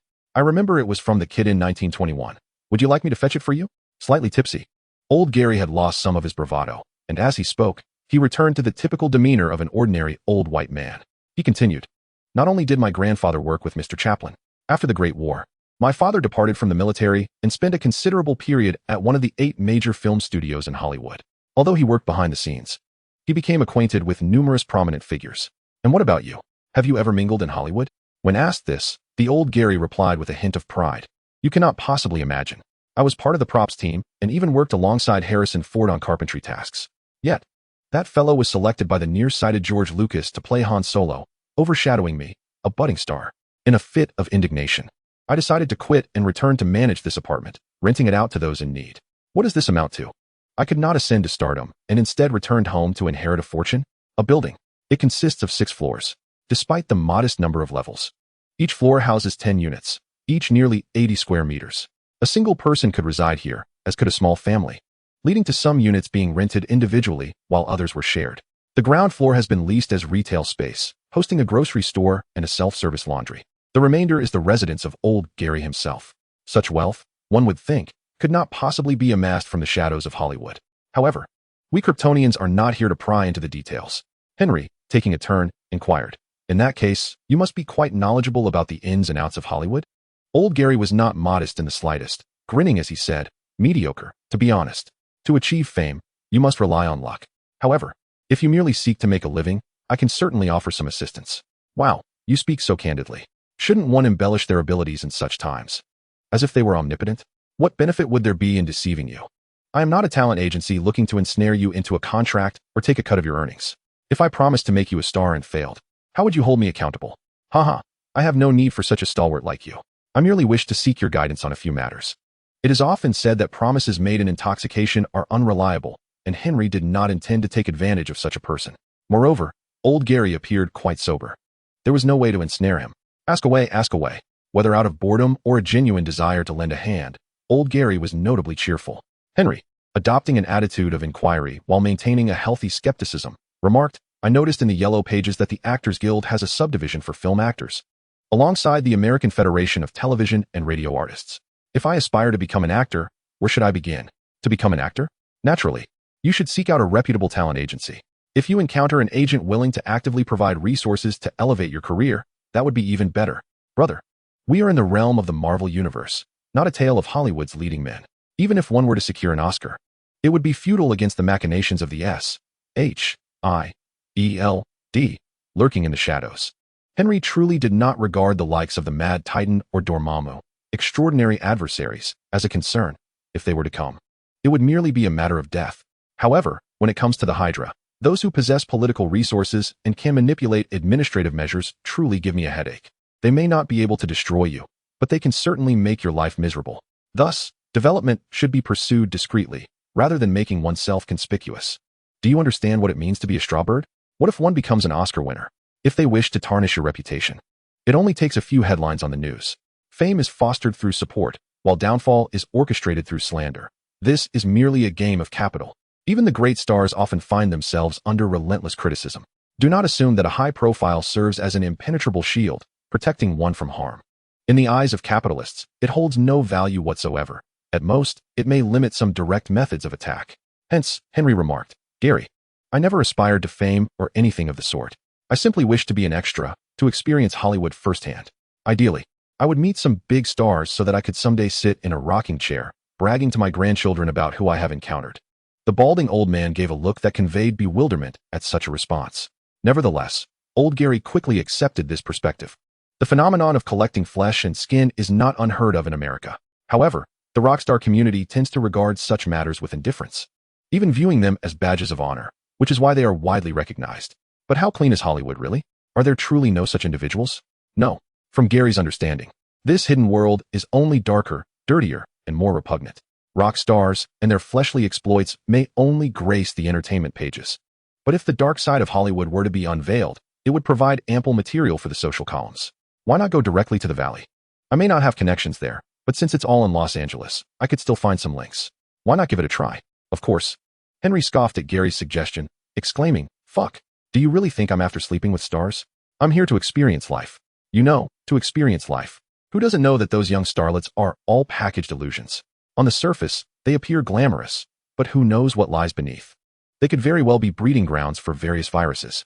This era coincided with the height of the AIDS epidemic, a virulent and untreatable virus that instilled fear in many. Not to mention, syphilis and gonorrhea, traditional STDs, continue to be prevalent among certain groups. Old Gary was not unfamiliar with these matters. In fact, he understood them even better than Henry did. He had seen many young individuals, convinced of their invulnerability, dismissing such warnings as mere rumors or conspiracies. Yet when they fell victim themselves, they regretted it more than anyone else, but it was too late. "So, what level do you wish to achieve?" Gary asked, perplexed. Henry replied candidly, "For now, I merely wish to secure some background roles and witness what Hollywood truly is. I certainly do not want to rely on selling my body for opportunities. Aren't you lacking in funds?" Feeling somewhat abrupt in his inquiry, old Gary added, "We have made it clear that I only welcome tenants for leases of 1 year or longer. If you find yourself without rent next month, regardless of the modifications you have made to the property, I will have no choice but to see you out onto the streets." Henry replied, "Rest assured, as long as I'm not indulging in excesses, I shall not fall short in paying your rent." Understanding the implications, Gary began to explain, "Very well. If you truly do not mind these conditions and merely wish to experience the allure of Hollywood, joining a union or seeking an agent is certainly an option. The advantage of acquiring an agent lies in their proactive pursuit of opportunities on your behalf. After all, some prospects are not readily apparent. Merely being aware of their existence constitutes a hurdle. However, agents do take a commission from your earnings, and regardless of your willingness, they will endeavor to propel you forward, as this is how they maximize their own profits, unless, of course, you are abandoned by them. Nonetheless, whether you choose to engage an agent or not, if you aspire to be an actor in Hollywood while seeking a degree of security, joining a union becomes an inevitable choice, even if you already have an agent. As long as you exhibit potential for growth, your agent will likely recommend that you join the union." Henry then inquired, "I have heard that it is possible to forego an agent and simply join the union. Is that correct?" Gary responded, "You must understand. Although only about 40 to 50 films are released in theaters each year, Hollywood produces an average of 700 films annually. The vast majority of these films go directly to the video market and do not see theatrical release. Not every film is a blockbuster. In fact, low-budget, poorly made films dominate the landscape. Often, directors and actors believe their work to be of high quality, when in reality, they are producing content that no one desires to purchase for home viewing. The producers of these films, unless they have connections to certain agents, especially those offering package services to assemble a film's necessary personnel, are generally averse to dealing with agents. This is primarily because an agent's involvement can inflate their production costs, making an already tight budget even more precarious. In such instances, these smaller production companies will post their casting needs with the union, publicly recruiting talent. This means that if you wish to find work solely through the union, you will have the backing of the actors' union to ensure you receive compensation, although typically, you may not secure desirable roles." Old Gary took a sip of his drink to moisten his throat before continuing. "What I have described pertains to the film industry. The landscape for television and radio is even simpler. Despite their larger production volumes, their circles are significantly smaller. Typically, all actors, including extras, are managed by a few key agencies or production companies behind the leading roles. Finding work in television through union resources is, for the most part, nearly impossible. However, you might consider registering with some major talent agencies. They have dedicated personnel responsible for the casting of background actors, and you may find an opportunity to appear on screen at some point." "Are there really such agents?" Henry inquired, his curiosity piqued. Old Gary elucidated, "Typically, this responsibility does not lie with a specific agent, but rather falls to the newcomers in the agency, who take turns based on availability. Of course, these actors are often associated with a particular agent, as directors frequently have specific criteria that align with the needs of their film scenes. For instance, they may require actors within a certain age range, specifying gender, height, body type, hair color, and ethnicity. If I need a group of background soldiers, I certainly wouldn't seek out actors who are so frail that they might be blown away by the wind. When such requirements arise, the agency will sift through their roster to find suitable candidates. In those instances, you might find yourself in a major production, though typically in roles without dialogue. Roles with lines and camera time, regardless of their size, are highly contested. With your casual approach to character roles, opportunities may be scarce. It doesn't matter. Henry replied nonchalantly, savoring his drink. Then, old Gary suddenly adopted a mysterious demeanor and lowered his voice, saying, I must ask, do you possess any special abilities? Special abilities? Henry paused, momentarily bewildered, before contemplating a possibility and asking, are you referring to mutants? I'm not quite sure what the correct term is, but it seems to be what you mean by mutants. Are you one? I am not, he insisted. I am not a mutant. I am an alien. He spoke truthfully, without deceit. Observing Gary's enigmatic expression, Henry inquired, is being a mutant relevant? Is there discrimination in Hollywood? Resuming his normal tone, old Gary shook his head. It is not discrimination. Rather, having a unique ability that can be of use makes one more appealing. Although some mutants may appear peculiar, relegated to roles as monsters in fantastical films, if their abilities are practical, they may find endless opportunities behind the scenes. For example, I know of a master sculptor in Hollywood whose talent allows him to mold wood as if it were clay. The larger the production, the more welcomed he is. Many times, when intricate prop details must be adjusted according to the director's specifications, while others toil for hours, he can complete the task in mere moments. If you were a producer, whom would you choose? Henry's eyes widened in astonishment as he exclaimed, aren't others concerned that their jobs might be taken by these mutants? Huh. It's not that simple. Old Gary observed Henry's incredulous expression and continued to clarify. As far as I know, discovering someone with an identical or even similar ability is quite rare. With only one or two such individuals, it is improbable that they could monopolize an entire sector of Hollywood. Once again, this indeed is the Hollywood of the world. For an actor, it is essential to possess box office appeal. Otherwise, one amounts to nothing. As for those behind the scenes, their competencies speak volumes. Should an individual fail to deliver exceptional value in the eyes of producers or meet the expectations of directors, they become devoid of worth. Conversely, those who can save costs for producers and enable directors to capture satisfactory shots, regardless of whether they are mutants or even extraterrestrials, will undoubtedly attract high salaries. How did the conversation shift to my own circumstances? How does a Kryptonian navigate the intricacies of Hollywood? Henry pondered. However, this led him to realize something rather unusual. The acceptance of mutants in this world is surprisingly high. To delve deeper, while mutants, the X-Men, and the Brotherhood of Mutants openly exist, their actions have yet to encroach upon ordinary citizens, primarily revolving around conflicts within their own community. More significantly, mainstream media has not begun to propagate mutant anxiety, nor have government entities enacted discriminatory laws that would thrust mutants into a predicament of universal enmity and insurmountable escape. Whether this is merely a reflection of a more enlightened society or if other factors are at play remains uncertain. Unaware of Henry's contemplations, one might assert that he required little time for reflection. Old Gary continued, if you lack any extraordinary abilities, it all boils down to your audacity and whether you possess certain specialized skills. Acting requires boldness. Oh, you mean the stunt performers or doubles? Henry replied, realization dawning upon him. Old Gary elaborated, precisely. That is indeed a viable path, behind-the-scenes actors who can appear on screen.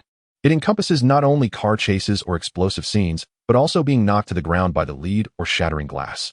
Leaping from heights, these are all tasks for such actors. Though fraught with danger, the remuneration is substantial.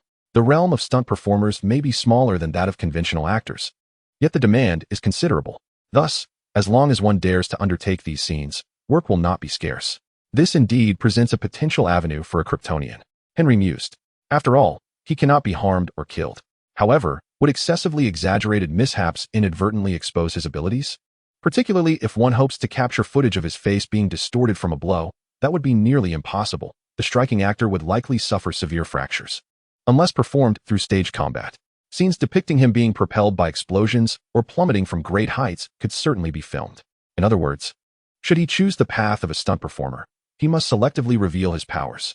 At the very least, his invulnerability cannot be concealed and will eventually come to light. Otherwise, it would be challenging to clarify to directors what he can and cannot accomplish. Any actor who dares to be genuine may find themselves in a dire predicament.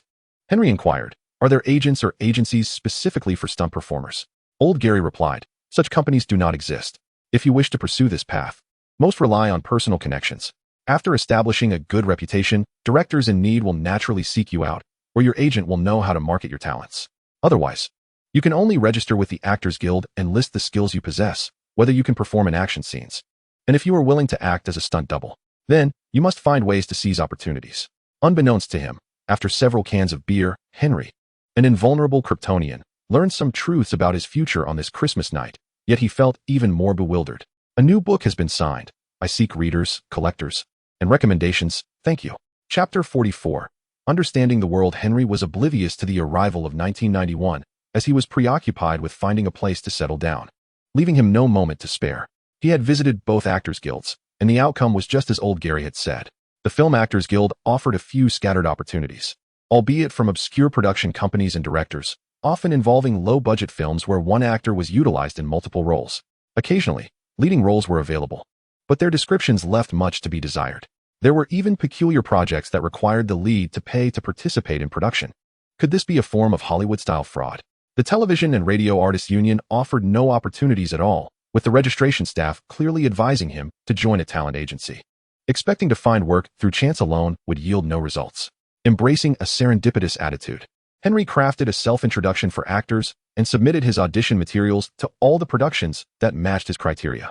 To accomplish this, he dealt once more with Giovanni, the Italian who ran a photography studio. In addition to developing more headshots, he needed a set of full-body photographs for auditions. Following old Gary's advice, he avoided overly artistic shots, opting instead for simple photographs that showcased his entire physique and proportions. Overly stylized images would detract from the focus. A set of 4 such photographs was taken, with a greater quantity developed, totaling 100 sets, all for the bargain price of $300. Our unfortunate, beleaguered middle-aged white man could have wept at such a deal.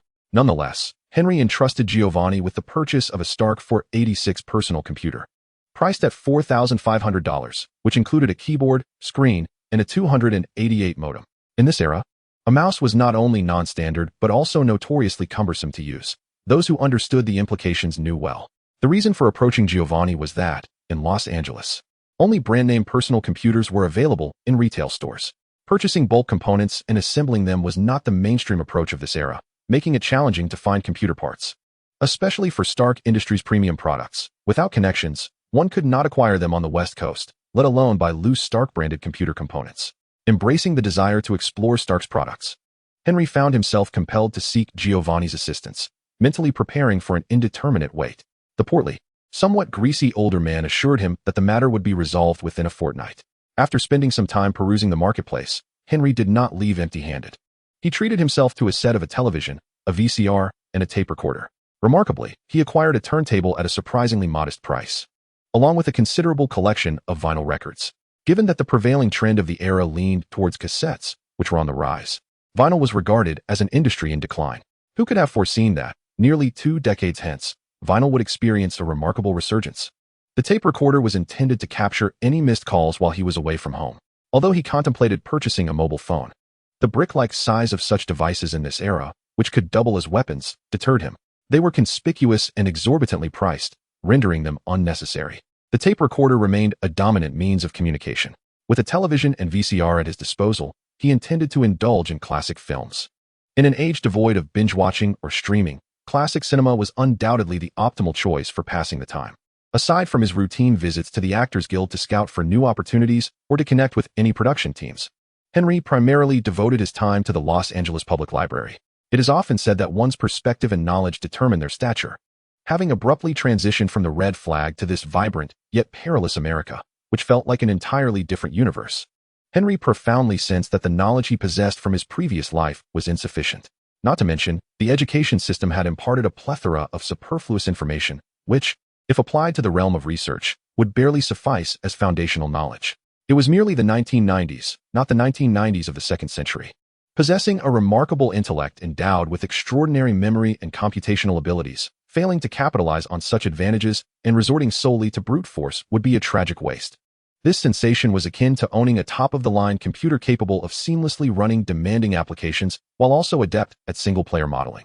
Yet, the user employed this powerful machine merely for downloading films and browsing the internet, occasionally wielding it as a blunt object.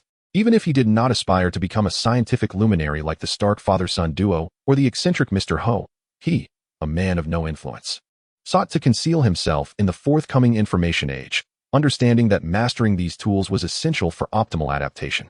Henry's quest for knowledge extended beyond the realm of information technology. He immersed himself in a comprehensive study of science, art, culture, and history, meticulously exploring every volume within the Los Angeles Public Library. Despite the existence of restricted sections in such venerable libraries, typically housing first editions or rare antiquarian books, these were not repositories of forbidden knowledge. Thus, Henry focused solely on the materials available in the public reading areas, without a deliberate intention to delve into the restricted zones. Provided that no one was observing him, he could likely peruse an entire shelf of books within a minute. If one were to observe closely, the pace may be somewhat languid. Yet it involves the act of taking a book down, flipping through its pages with a thumb, and swiftly finishing one before moving on to another. This does not resemble the behavior of an ordinary reader. Such a manner of skimming through books has indeed attracted the attention of others. On several occasions, the librarian was summoned to inquire about his intentions. Henry spoke little, having memorized several texts, allowing others to randomly select a page for him to recite. After a few instances, he had garnered a modest reputation among the library staff as a peculiar individual who read at an extraordinary speed. Although this was contrary to his intention of remaining inconspicuous, in a world filled with eccentricities, it was not overly conspicuous. What significance does reading hold? Can it transform one into a genius? Who would believe such claims? Within a span of just over 2 months, Henry had perused all publicly available collections at the municipal library, including journals, newspapers, and other archival material. Among these were the latest scientific journals, which supported Henry in illuminating the technological advancements of Earth in their entirety. While he could not claim to have mastered all of Earth's technologies, he had certainly grasped over 80 to 90%. The remaining aspects could be deduced, coupled with his understanding of the developmental landscape from the world he traversed before, enabling Henry to cultivate what could be deemed as cutting-edge technology in the current era. However, what most profoundly reshaped Henry's worldview was the distinct trajectory of societal development in this realm. Various supernatural phenomena are openly discussed and studied. The primary catalyst for this change appears to be the emergence of mutants, born from unknown causes. Their elusive nature and randomness make them difficult to conceal. On another front, the predominant social conflict in contemporary America remains the issue of race, particularly between black and white communities. The civil rights movement initiated by Reverend Martin Luther King Jr. has rendered white society preoccupied, leaving scant attention to the mutant question. It is uncertain when an astute individual might shift societal focus from the plight of African Americans to that of mutants. Nevertheless, these 2 months have finally allowed Henry to grasp the nature of the world he inhabits, providing him with a clearer understanding of the future. New books have been signed, seeking your readership, collection, and recommendation. Thank you. Chapter 45. Integrating into the world as spring graced Los Angeles, the beach scenery began to flourish once more, with an increasing number of glamorous women donning enticing bikinis. Alongside them were men, exuding an abundance of hormones, a result of excessive steroid use, showcasing their sun-kissed skin and chiseled physiques. The awakening of spring seemed to signal to Henry that his path to stardom was also entering a prosperous phase. From the initial steps of registering with the Actors Guild, it took 2 weeks before he finally secured his first role, one fleeting shot, devoid of dialogue, likely lasting no more than 3 seconds in the final cut. Nonetheless, this brief appearance allowed Henry to spend a day on set, earning a day's wage. The pay was $10 per hour, the minimum wage mandated by the Guild, for an 8-hour day without overtime, filmed locally. On this particular day, the income amounted to 80 coins. Lunch was provided by the production crew. Given the modest size of the team, there was no lavish buffet with endless drinks. However, each member received a meal of a hamburger and fries, accompanied by either soda or coffee. Although the filming involved merely a single, straightforward shot, the process extended for approximately 10 minutes. Including preparation and transitions, Henry spent more than half an hour assisting the crew. The remaining time did not afford him the luxury of idleness, as, in a small production team, the producer often enlisted the help of idle background actors for various tasks. This included moving props, adjusting lighting, and shifting cameras, necessitating extra hands. Aside from the principal personnel handling their designated responsibilities, those background actors were also recruited for manual labor. It is a misconception to believe that in Western nations, the delineation of roles is rigid, where actors solely perform their designated tasks, avoiding any additional responsibilities to prevent liability. In truth, regardless of whether one resides in the East or the West, one's ability to navigate social dynamics and exhibit professionalism significantly influences others' perceptions, ultimately affecting future opportunities. One should not presume that being in America, within this advanced society, exempts one from competition. Those who ascend the ranks also exemplify a form of striving.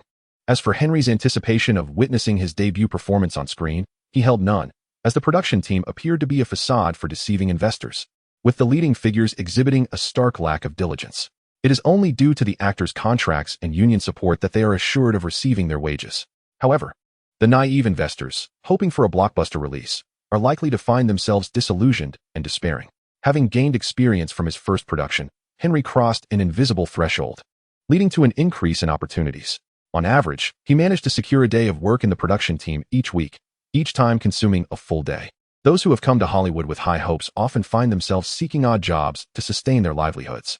Henry, however, was not burdened by such concerns. During the intervals when he was not engaged with the crew, he occasionally visited the Los Angeles Public Library or the California Institute of Technology's library to update his knowledge. He would also frequent Blockbuster and his home. Aside from classic films, Henry expanded his viewing repertoire to include cult classics, occasionally contributing to box office revenue while savoring the unique experience of the big screen.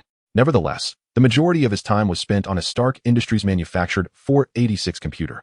This time, Henry was no longer content to remain a mere ordinary computer user, casually surfing the California Institute of Technology's electronic bulletin board via a modem. He was no longer just an average programming enthusiast, limited to merely employing programming languages. Instead, he delved into machine language, endeavoring to design a more rational and efficient programming language for his personal use. Henry contemplated a more advanced developmental trajectory, crafting core components, compilation programs, and libraries, all aimed at creating an operating system that would maximize the performance of the 486 hardware to its fullest potential. In an era where the majority of hackers were fervently engaged in crafting computer viruses to wreak havoc on other systems, Henry embarked on a journey of scanning segments, deploying worms that responded to all queries, and establishing backdoors to infiltrate foreign systems. To better conceal his actions, he delved into communication protocols, employing various encryption methods to circumvent and issue control commands, thereby achieving a seamless presence within the systems of others.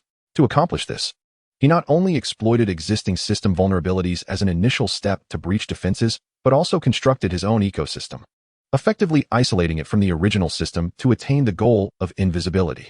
Following this, he meticulously erased any potential traces that might linger in the archives, thoroughly obscuring his identity.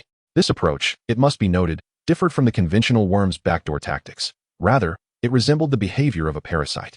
The indiscriminate interception of packets is not a feat achievable by mere 486 computers. Otherwise, the Lattice project would have been realized prematurely by some Kryptonian.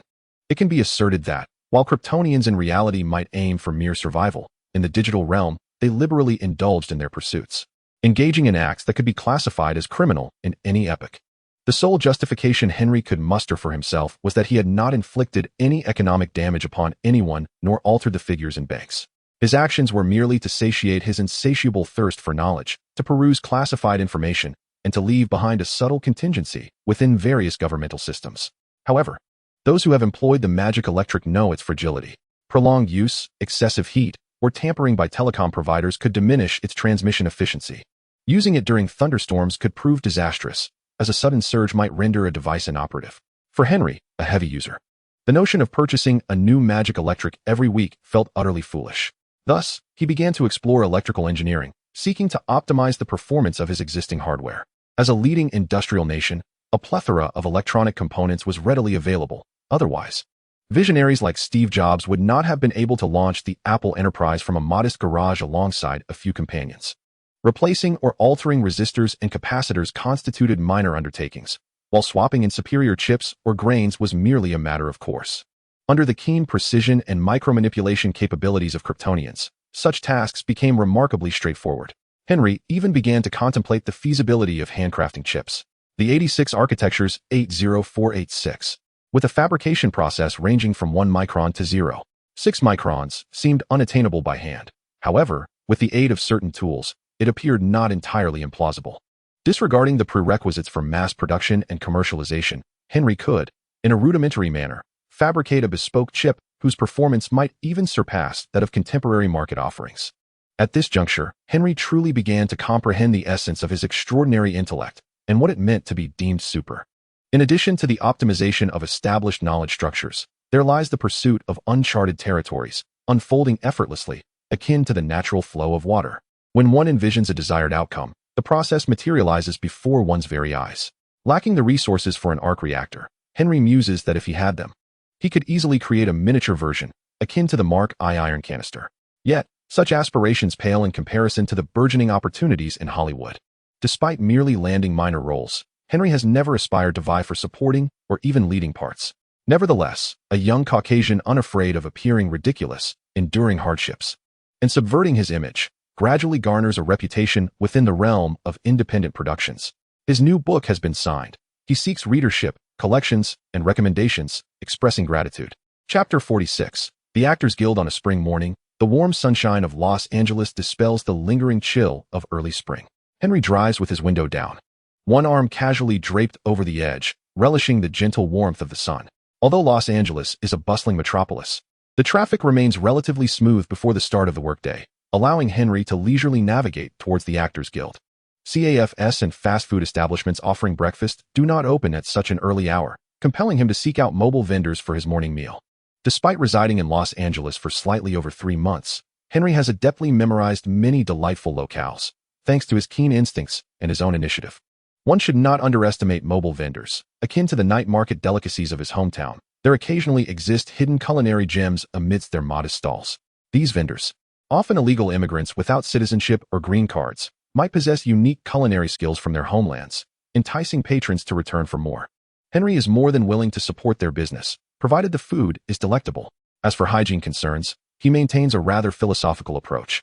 As long as he does not witness any unsettling scenes, he could consume even the most questionable fare. However, should he encounter anything inhumane, even if the E. coli levels are within limits, he could suffer from severe digestive distress for days, an instance of psychological influence over physiology. Of course, any establishment that earns Henry's regular patronage is unlikely to present such distasteful imagery, ensuring a guarantee of flavor. When conditions permit, he refuses to compromise on the quality of his food. This is the last vestige of stubbornness etched into his very being. For instance, in hand, he holds a spicy Mexican burrito, a vibrant red amidst a sea of green in this nation that typically shuns heat. Henry has contemplated recreating the miraculous flavors of Sichuan cuisine on this land, yet the task is daunting without the appropriate ingredients. No matter how adeptly he might conjure a golden dragon from a stir-fried mapo tofu, it remains an exercise in futility without the right components. Breakfast consists of 3 Mexican burritos. The beverage was procured from a quaint chef run by a charming elderly gentleman from France, where one could savor yet-to-be trendy estate-grade coffee. It was undoubtedly a superior choice compared to Starbucks or other mediocre chain coffee shops. Paul CAF opened early and, naturally, offered breakfast options.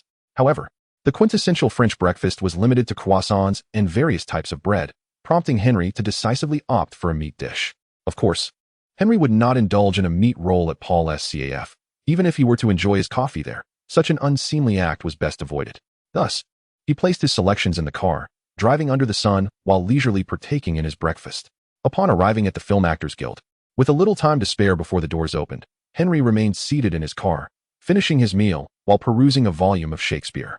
His remarkable intellect, combined with his acute senses, ensured a swift reading pace, devoid of any moments of confusion, unless he encountered a fallacy that was inherently flawed. Yet, literary works often necessitate a contemplative engagement with the text, allowing one to experience the emotions of the characters within. Such endeavors, which require a slow and deliberate approach, did not irk Henry.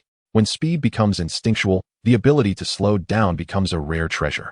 This is also one of the reasons Henry is passionate about culinary arts. In the time spent waiting for food to cook, none of his extraordinary abilities could be of assistance. As he immersed himself in a Shakespearean tableau in his mind, a rapid series of knocks on the glass abruptly interrupted his reverie. With the car window open, the knocks were directed at the windshield. Without any effort, Henry discerned the visitor and greeted her with a smile. "Ah, Marion, it's you. Good morning. Your makeup looks stunning today. Is that a Chanel shade?" "Huh, you guessed wrong. This is shade 12. It took me a while to find one that suited me so well," replied a middle-aged beauty whose crow's feet were evident yet maintained an admirable allure. Henry retrieved an unopened cup of coffee from the passenger seat and handed it to her, declaring, "This is black coffee from Old Paul. My dear, I guarantee it will keep you energized all day long." "Oh, that's wonderful. Without my morning cup of black coffee, I truly feel drained the entire day." Receiving the cup with a radiant smile, the beauty continued, "Come on. You're here early to check for new recruitment opportunities, aren't you?" As Henry exited the car to follow Marion, he inquired, "Indeed. Were there any new film projects or casting calls released yesterday?" "Unfortunately, there were no new recruitment announcements yesterday. However, I've heard that the 8 major film studios have initiated some grand productions.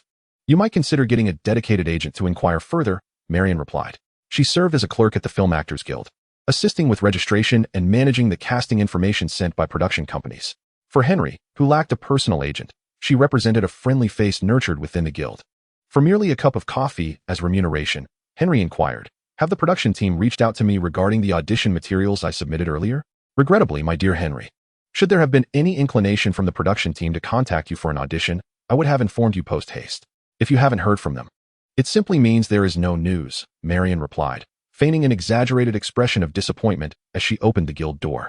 Upon entering, Henry glanced at the bulletin board in the lobby, which bore no new notices since yesterday. His skepticism towards Marion's words was not due to disbelief. Rather, it stemmed from their familiarity, cultivated through his frequent visits to the bulletin board and several casual exchanges initiated by her during his idle moments. Marion routinely organized the guild's counter while perusing her notes to check the day's scheduled events. It was during this glance that she unexpectedly discovered something, exclaiming, "Oh, little Henry, don't you have a performance today? Is it permissible for you to loiter around the guild?" Looking up at the clock, Henry replied leisurely, "Today is a location shoot, just a few streets away. No rush." This particular production marked Henry's inaugural experience in a large-scale project, albeit one that barely approached a $10 million budget, primarily destined for the home video market. Nevertheless, the operational protocols were markedly more formal. Even background actors like Henry were included in the production. With the filming location being conveniently close, he was able to park at the Actors Guild, thus avoiding the hassle of finding parking. Although he chose to walk, he ambled towards the closed-off filming site at a leisurely pace, without even breaking into a jog. Chapter 47. Chaos on set. As he strolled into the frenetic filming location, the chaos before him diverged somewhat from Henry's expectations. Typically, at this hour when shooting commenced, the crew would prepare for filming while the actors underwent makeup. Should the costumes necessitate special requirements, fittings and changes would follow, proceeding in order of the lead actors, then supporting roles, and finally background performers. If there were sufficient makeup artists and the lead had a dedicated one, tasks would be divided accordingly. However, at this moment, no one was engaged in makeup. Instead, a crowd gathered around the designated filming area, vociferously discussing matters. Approaching a few fellow background actors who had arrived earlier and were observing the commotion, Henry asked, "What is going on? I recall we were set to shoot a major scene today, yet no preparations seem to be underway." "It appears that the grand scene has encountered a complication," one replied. "What is the issue?" he probed. "The stunt performers have stated that safety measures for today's scene are inadequate and are unwilling to proceed," another actor informed him. Henry expressed his astonishment. "Is that even permissible?" Then inquired, "Haven't they signed contracts?" A few seasoned veterans of Hollywood regarded Henry with a bemused expression, responding, "You're new here, aren't you?" "Indeed. I only arrived in Los Angeles last Christmas, so I suppose I'm quite new," Henry remarked candidly. The individual who had initially been mocking fell silent for a moment, then sheepishly commented, "It truly is rather new." He refrained from making any further caustic remarks. A seasoned Hollywood veteran, eager to impart wisdom, elucidated, "Stunt performers, aside from receiving higher remuneration than us, have contracts that are mostly comparable to ours. Breaches certainly incur penalties. However, they possess an additional clause. That is, when safety measures are deemed insufficient and there exists a risk of injury, they can unconditionally refuse to perform. The dilemma lies in defining what constitutes adequate safety measures, which cannot be explicitly detailed in the contract." Henry expressed his astonishment. It is hard to fathom that Hollywood would have such glaring loopholes in their contracts. After all, this is America. Even a dog trained by a lawyer could draft more stringent terms. The veteran actor continued, "Upon reflection, it is not difficult to comprehend. Stunt performers engage in perilous sequences. If producers deliberately cut corners on safety to save costs, and then impose hefty penalties to coerce stunt actors into performing, should an accident occur, who bears the responsibility? If even one person from the team is willing to testify that the harm resulted from the production's coercion, they would be liable for exorbitant damages. Furthermore, performing under doubt or even reluctance can lead to errors. In the realm of stunts, such mistakes can be fatal. Who would dare to compel someone to perform under such circumstances?" With this explanation, Henry began to grasp the situation. Ultimately, they were making a film, not a documentary. Everyone strives for the most authentic shots, but that does not mean one would actually commit murder to capture a killing scene. Such actions would inevitably lead producers and directors alike to face murder charges and endure the consequences of incarceration. Although California retains the death penalty, it has not been enforced in a considerable time. Similarly, those seemingly perilous scenes in films are crafted within safe environments. No matter how audacious Hollywood may be, it would not sacrifice a life for a shot. At least, such occurrences should not become commonplace. Indeed, they should not become the norm, which suggests that Hollywood has, at times, engaged in such reckless behavior. As Henry remained on the periphery, observing the unfolding drama, The principal actor's stunt double turned and flung the identical denim jacket worn by the lead towards the director's face before departing without a backward glance. Some were left dumbfounded. Others seethed in rage, while whispers circulated amongst the crowd. In the wake of the stunt actor's impromptu strike, it was challenging to ascertain which among the producer, director, or the leader of the action team was the most incensed. All three were on the verge of madness. The balding, bespectacled man clad in a suit spat vehemently at the director, exclaiming, "If we can't shoot here, then let us return to the studio to set up a scene. I cannot possibly agree to continue seeking government permission to close the streets for filming. Do you have any idea how much that costs?" The director, in a fit of fury, charged towards the producer and the leader of the stunt team, exclaiming, "I cannot compromise on this shot. It is the grand spectacle of my film, the very climax of the entire narrative. If you wish to forego additional street closure filming times, that is acceptable. But allow me to execute my vision today as planned. I refuse to have plastic models and mannequins depicted in my movie. Nor will I settle for explosive scenes resolved by firecrackers." The leader of the stunt team, unable to contain his frustration, also felt the urge to vent his anger. Yet he could neither direct his ire towards the producer or the director nor unleash it upon his subordinates. The remaining crew consisted solely of prop handlers, responsible for the behind-the-scenes technical feats. Among them were individuals of various physiques, yet the only capable actor had just stormed off. As a veteran of a third-rate action team entrenched in Hollywood, their usual assignments involved being the defeated henchmen of the protagonists, or performing as targets riddled with explosives and blood packs, simulating gunshot wounds. Occasionally, they would employ props like decapitated heads or prosthetic limbs, dousing themselves in red paint. This time, however, they had the rare opportunity to tackle a scene involving vehicular stunts and explosions. For their team, it represented a chance to elevate their standing. Should they succeed, it could open doors to better prospects and attract more work for their crew. In Hollywood, only a select few with discerning vision would invest in an uncertain future. The majority relied on past credentials to assess the feasibility of individuals and projects. After painstakingly devising a complex action sequence with a few brothers from the prop team and securing the director's approval, they were met with the shocking news that the actor had quit. What a predicament! This leader, more eager than anyone to scream in frustration, was acutely aware that the window for street closure filming was limited to the morning hours, concluding by noon. Most of his actors were engaged with other film sets. Who could possibly fill this sudden gap? Who could be reached on such short notice? Did they truly believe everyone was idly waiting at home for a call? With mounting pressure from the producer and director, the beleaguered leader of the stunt team finally managed to propose. Perhaps we could have the male lead perform the stunts himself. This way, we could promote the film with the allure of all the spectacular shots being captured by him personally. However, this robust man, noticeably older yet still imposing in stature, was swiftly reduced to a state of submission, cowering, and trembling. The cultural and entertainment industry of Hollywood is sustained by a rigid structure of power and wealth. Thus, despite the outward glamour, the underlying reality is a ruthless, cutthroat world. Even the stunt team leader, berated like a subordinate, harbored a black belt in karate and had previously competed in amateur boxing, yet he remained submissive, enduring reprimands for over half an hour. Had it not been for the director's realization that he must release someone to contact other actors capable of performing stunts, the filming schedule for today might indeed have faced a significant setback. Despite the inclination to vent all the pressure he had endured from the production team upon the unfortunate individual, it was not a personal attack. Rather, this person merely served as an outlet for his frustrations. Would the targeted individual dare to speak up? Unless he wished to jeopardize his career in Hollywood, he could ill afford to offend the production team or the director.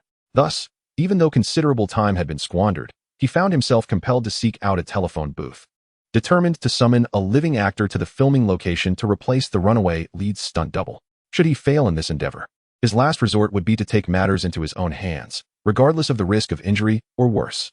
After all, facing the consequences of a breach of contract was preferable to the repercussions of financial compensation. One must not underestimate the authority of stunt performers to refuse to work under unsafe conditions. However, the production team would never allow such a significant loophole to be exploited by a mere actor. The standard procedure for film studios or production companies is to contract with professional stunt teams. While an actor may decline participation for safety reasons, it falls upon the stunt team to rectify these unsafe conditions or provide additional compensation to entice the actor to perform. Alternatively, they might seek another willing actor to ensure the filming proceeds smoothly. Failing to do so could result in dire consequences for the team, as a breach of contract could be as devastating as marrying the wrong spouse, potentially costing them half their fortune. In Hollywood, the ramifications of a breach are even more severe, as it could tarnish one's hard-earned reputation and adversely affect future opportunities. Just as he frantically dialed several numbers from the telephone directory with no response, his mood deteriorated to an unbearable low. He heard a knock from outside the phone booth. "What are you doing? If you're in such a hurry to make a call, go somewhere else. I'm busy here." Hey, take it easy," came the voice of Henry, the one knocking on the booth. He continued, "Qian-Ning, I wanted to say, if you really can't find anyone, give me a chance to try, all right?" Qian-Ning, puzzled, hung up the phone and slowly stepped outside, eyeing the eager young man before him. He appeared disheveled and lacking in taste, likely just a university student. Qian-Ning recognized his face. He was a background actor whom he had seen a few times over the past few days. "Don't call me boss. You're not yet part of my team. Just call me Qian-Ning," the head of the stunt team said, scrutinizing the young man. "Do you want to try your hand at stunt work?" "Yes," came the reply. "Do you have any experience?" "No, I've only worked as an extra." "Are you a member of the actors union?" "Yes." Qian-Ning assessed the young man's physique, noting it was quite similar to that of the lead actor, merely a tad taller. It was important to recognize that stunt performers were not selected at random. They primarily served as the lead's double, meant to appear on camera. Therefore, the physique and skin tone must not differ significantly before considering other aspects. The individual before him has passed the first criterion, prompting Qian-Ning to inquire, "Young man, what is your name?" "Henry. Mr. Henry Brown." In truth, Henry seldom introduces his surname, as he merely adopts it at will. However, given the potential of signing a formal contract, he decided to disclose it. "How do you intend to convince me that you can execute the actions required by the director?" Henry replied, "I recall this scene involves two cars driving parallel, one of which explodes and flips over, while the male protagonist leaps from this car into the one driven by the female lead to be caught by her vehicle. Am I correct?" Qian-Ning nodded, remaining silent. Henry continued, "I can first attempt to jump between the two stationary vehicles, allowing the director to assess the feasibility of the shot. Then, we can get the cars moving and try the jump again. Once both you and the director are assured there are no issues, we can proceed with the official take. This way, we avoid wasting film and do not need to trigger the explosive setups. Unless, of course, you insist that we lack even the time for such practice. In that case, I would be unable to prove my capability to perform this stunt, leaving it solely to your willingness to take a gamble." Did the old man possess the resources to abstain from gambling? Certainly not. In fact, those recent calls he made, which went unanswered, were directed not only to his team members, but also to several renowned stunt performers within the industry, seeking their assistance in a crisis. This was the network Qian-Ning had cultivated over the years in Hollywood. Yet regrettably, he was met with refusals. None could be reached. He could not even ascertain whether his connections could yield results. After all, ad hoc rescues of this nature are the most troublesome, as finding personnel is an arduous task. Henry's proposition of attempting the jump already served as a test of his willingness to execute the stunt. If he could successfully leap between moving vehicles, then the explosive action would merely rely on external coordination. Thus, Qian-Ning directly brought Henry before the opposing producer and director, stating, "Let this young man give it a try. Is he capable? Who is he?" Neither the producer nor the director regarded a mere background actor with any significance, failing to recognize that Henry was indeed part of their crew. The assistant director, responsible for coordinating the background actor's movements, was aware. Yet such sudden promotions were not uncommon on set. Typically, they arise from obscure negotiations, where certain individuals unexpectedly seize an opportunity. However, this particular chance was not one that just anyone could grasp. At the very least, none of the notable supporting actors envied this opportunity. After all, it was merely a faceless stunt double undertaking a perilous feat. Who would envy such a role? This is precisely why stunt performers are relegated to the list of behind-the-scenes personnel. Qian-Ning disregarded the opinions of those around him. He merely relayed Henry's earlier suggestion to the producer and director. The director remained non-committal, as his sole focus was to capture the visuals he desired, a character leaping from a vehicle, followed by an explosion that would send the car skyward. The producer, however, was more contemplative. He directly inquired, "Has the performance contract been signed? Who is his agent?" According to Hollywood regulations, an actor's contract must be negotiated through an agent or manager. Self-representation is not permitted. Qian-Ning did not delve into this matter, turning instead to Henry, who promptly replied, "I have no agent.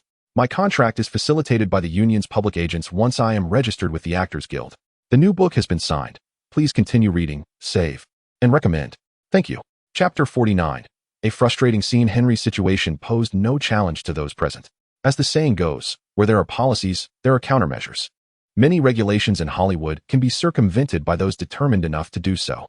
Thus, Qian-Ning suggested, I could sign a temporary agency contract with Henry, and then proceed to finalize the performance contract with the production team, ensuring all insurance and legalities are in order. How does that sound? The producer had no objections. His primary concern was to ensure the budget was utilized appropriately and that the filming process adhered to legal standards. Channing's willingness to sign a temporary contract stemmed from his desire to evaluate whether this young man possessed the potential for development. As a member of Hollywood's underclass, Henry had no qualms about the actions of these influential figures. Ultimately, the only entity being exploited was this production. If he suffered any losses, he would simply consider it a tuition fee for gaining experience. The necessary paperwork was swiftly completed, and Henry was ushered to the filming location, where Channing elaborated on the shooting plan devised with the action team and props crew. Channing explained, "Do you see that brown vehicle? You will be trapped in the back seat of the car driven by the antagonist, which is also slated for detonation. At the designated moment, the female lead will be driving a red convertible alongside it. We have installed mechanisms in the car that will allow it to proceed in a straight line at a speed of 60 kilometers per hour. Before reaching the first marked tree, you must climb out the window in preparation for your jump.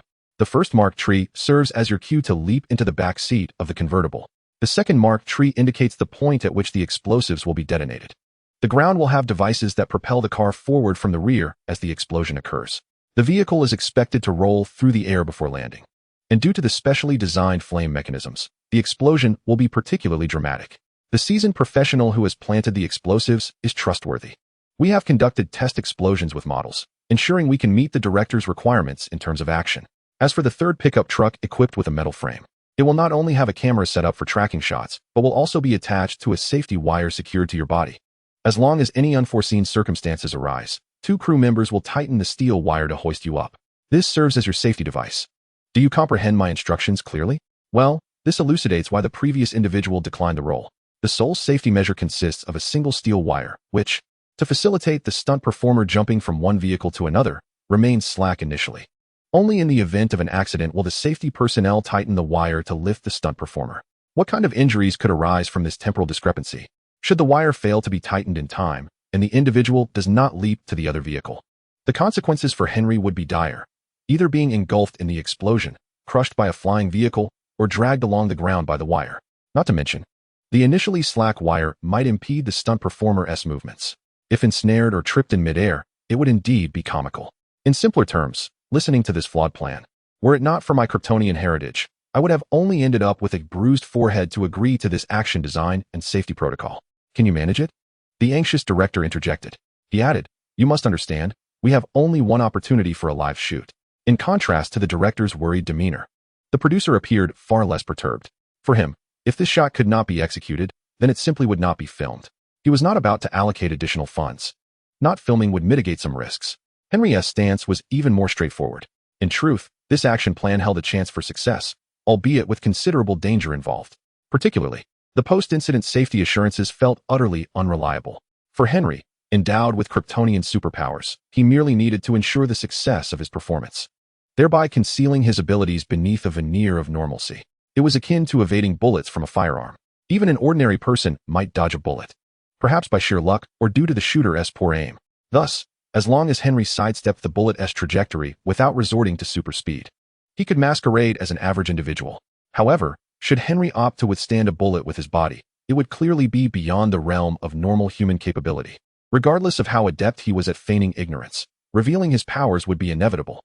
As for suggesting improvements to the safety equipment to enhance the reliability of the entire action plan, such thoughts flickered through Henry's mind without further elaboration. The reasoning was quite simple. First, Henry lacked sufficient authority to advocate for such changes. Furthermore, from the producer's perspective, he was unlikely to allocate additional funds to enhance safety measures.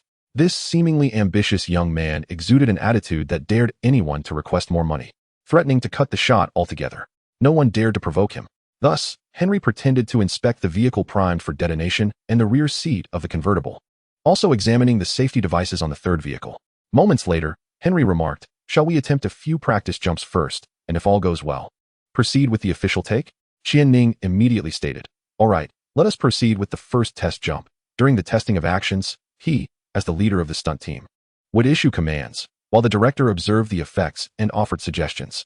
Despite budgetary constraints, 3 identical brown cars were prepared for this scene involving the protagonist's jump. One vehicle was equipped with explosives and pyrotechnics for practical filming, remaining stationary due to its hazardous contents. Another was designated for capturing interior shots of the protagonist grappling with the antagonist. Thus, several doors were removed to accommodate camera rigging. The final car served both as a backup and for filming standard driving scenes. This vehicle was positioned next to the convertible, where Qianning remarked, "The distance between the two cars should be approximately within 1 meter. They cannot be closer, as the explosion and tumbling during the shoot would pose a risk to the other vehicle." "So, where does my shot begin?" Henry inquired. "At this moment," the director explained. "The scene involves the protagonist battling the villain before climbing out of the window, captured from an interior close-up. When it shifts to you, you will be perched on the window, your upper body outside. Adjust your position, and then jump." Understanding the instructions, Henry promptly took his turn for a trial jump. During the first attempt, both cars remained stationary. After adjusting his posture while sitting on the window and receiving confirmation from the director, he continued with the subsequent actions, grasping the roof, bending his legs to step on the window, turning, and then pushing off with force to land safely into the back seat of the convertible. The process was uneventful. "No," the director shouted emphatically. With his face buried in the leather seat, Henry heard the director's discontent. He had no choice but to extricate himself from his prone position, descend from the car, and inquire about the director's dissatisfaction. Without needing to ask, the director animatedly explained, "It cannot be a simple dive. You must perform a mid-air somersault to convey a sense of being propelled by the explosion." Rolling into the back seat of the other vehicle, Henry was at a loss for words. However, the expressions of those around him confirmed his suspicions about why the previous stunt performer had departed. Relying on such precarious safety measures while jumping during an explosion was perilous enough. Now they wanted him to incorporate a role. If he were not Kryptonian, he might have considered eliminating this director. Nevertheless, as a lowly actor in Hollywood with little regard for rights, Henry could not abandon this opportunity he had fought for. He would endure, even if it meant doing so with tears in his eyes. He refrained from crying, instead adopting a look of feigned grievance. Then, spurred on by the director's encouragement, he once more perched himself on the window and executed a forward flip into the back seat of the convertible. This time, the director exclaimed with delight, "Yes, yes, just like that. We are ready to commence shooting." Qianning quickly reassured him, "Wait a moment, director. Let us attempt a moving jump from the vehicle, incorporating safety measures. You may choose your filming position to observe the outcome." "Oh, all right then. Let's do it again." The director conceded, his intellect reactivated. For the moving test jump, the director took his place in the safety vehicle, standing in the bed of the pickup truck. The safety wire was, of course, secured to Henry and adjusted to the appropriate length.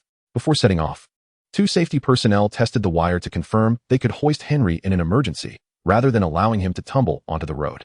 Qianning himself drove the brown vehicle, while the leading lady's stunt double operated the convertible. In a stunt requiring precise vehicle speed and directional stability, no one would take the actual leading lady into account. It was far safer for her dedicated double to perform. This female stunt performer was a member of Qianning's action team, specializing in the leading lady's stunts. She was proficient in various stunt maneuvers, and her driving skills were impeccable, unlike other teams that lacked competent female stunt actresses, most often resorting to smaller male doubles dressed in women's attire for stunts. Qianning's team was an exception. Henry's moving test jump mirrored the static trial, a forward somersault, landing steadily in the back seat of the convertible. However, a minor issue arose with the safety wire, which was initially slack and prone to flailing in the air. To avoid entanglement, Henry waited until the vehicle reached a steady speed before leaping at the opportune moment, deftly avoiding the swinging wire and tumbling into the back seat of the other car. This brief hesitation led Qianning to doubt his confidence. Despite the successful execution of the entire maneuver, the director was exhilarated, declaring it precisely what he envisioned. Before the official shoot commenced, the props team of the action crew gathered around the brown vehicle laden with explosives, conducting final checks, including the speed control and directional mechanisms. The director busied himself verifying the camera positions to ensure he captured the desired shots. As the head of the action team, Qianning discreetly pulled Henry aside and said, "You hesitated a moment there. Is everything all right?" Henry, feeling no issues, confidently replied, "All good." In their line of work, confidence was paramount. Although his expression gave no indication of concern, Qianning reiterated, "If you're uncertain, just use your own method to jump into the red car." Disregarding the director's request for a somersault, there is only one opportunity. Whatever footage he captures will be the only material available for editing. Although safety measures are in place, I would prefer our collaboration not to be limited to just this one instance. Do you understand my point? I am aware of that. Rest assured, Boss Qianning. Though Henry uttered these words, he was quite convinced that his collaboration with Qianning's team would likely be a singular occurrence. Even if he yearned to perform stunts, he had no desire to be associated with such a mediocre crew. Were he not a Kryptonian, he would indeed hesitate to execute their proposed designs. The prospect of future collaborations loomed ominously. he would be better off playing the role of a mere background actor. Under Qian Ning's guidance, the likelihood of his superpowers being exposed seemed rather high. However, the fact that Qian Ning confided in him could be seen as a gesture of consideration. After thorough scrutiny from every angle, the moment of truth arrived. Henry found himself seated in the rear of a driverless brown car, its window lowered. 1, 2, 3. At the director's command, the most expensive shot of the film commenced. The autonomous brown car accelerated rapidly to its target speed, while a red convertible, expertly maneuvered by a female stunt double, glided smoothly alongside it. With the wind tousling his hair, Henry swiftly adjusted his posture, resting his hands on the car's roof and positioning his feet on the open window frame. As they passed the first marked tree, he leaped forward. Just as his feet departed the window frame, the vehicle sailed past the second marked tree. At that moment, the explosive technician in the control center activated the wireless detonator. Simultaneously, the bouncing mechanism on the ground was triggered as the front wheels rolled over it. When the rear wheels pressed down, the car's back was catapulted forward. Beneath the back seat, explosives ignited under remote control, erupting in a fireball. In midair, Henry instinctively lowered his head and, with a powerful thrust of his back, executed a forward roll. It was as if he were propelled by the explosion of the car, launching him into the air.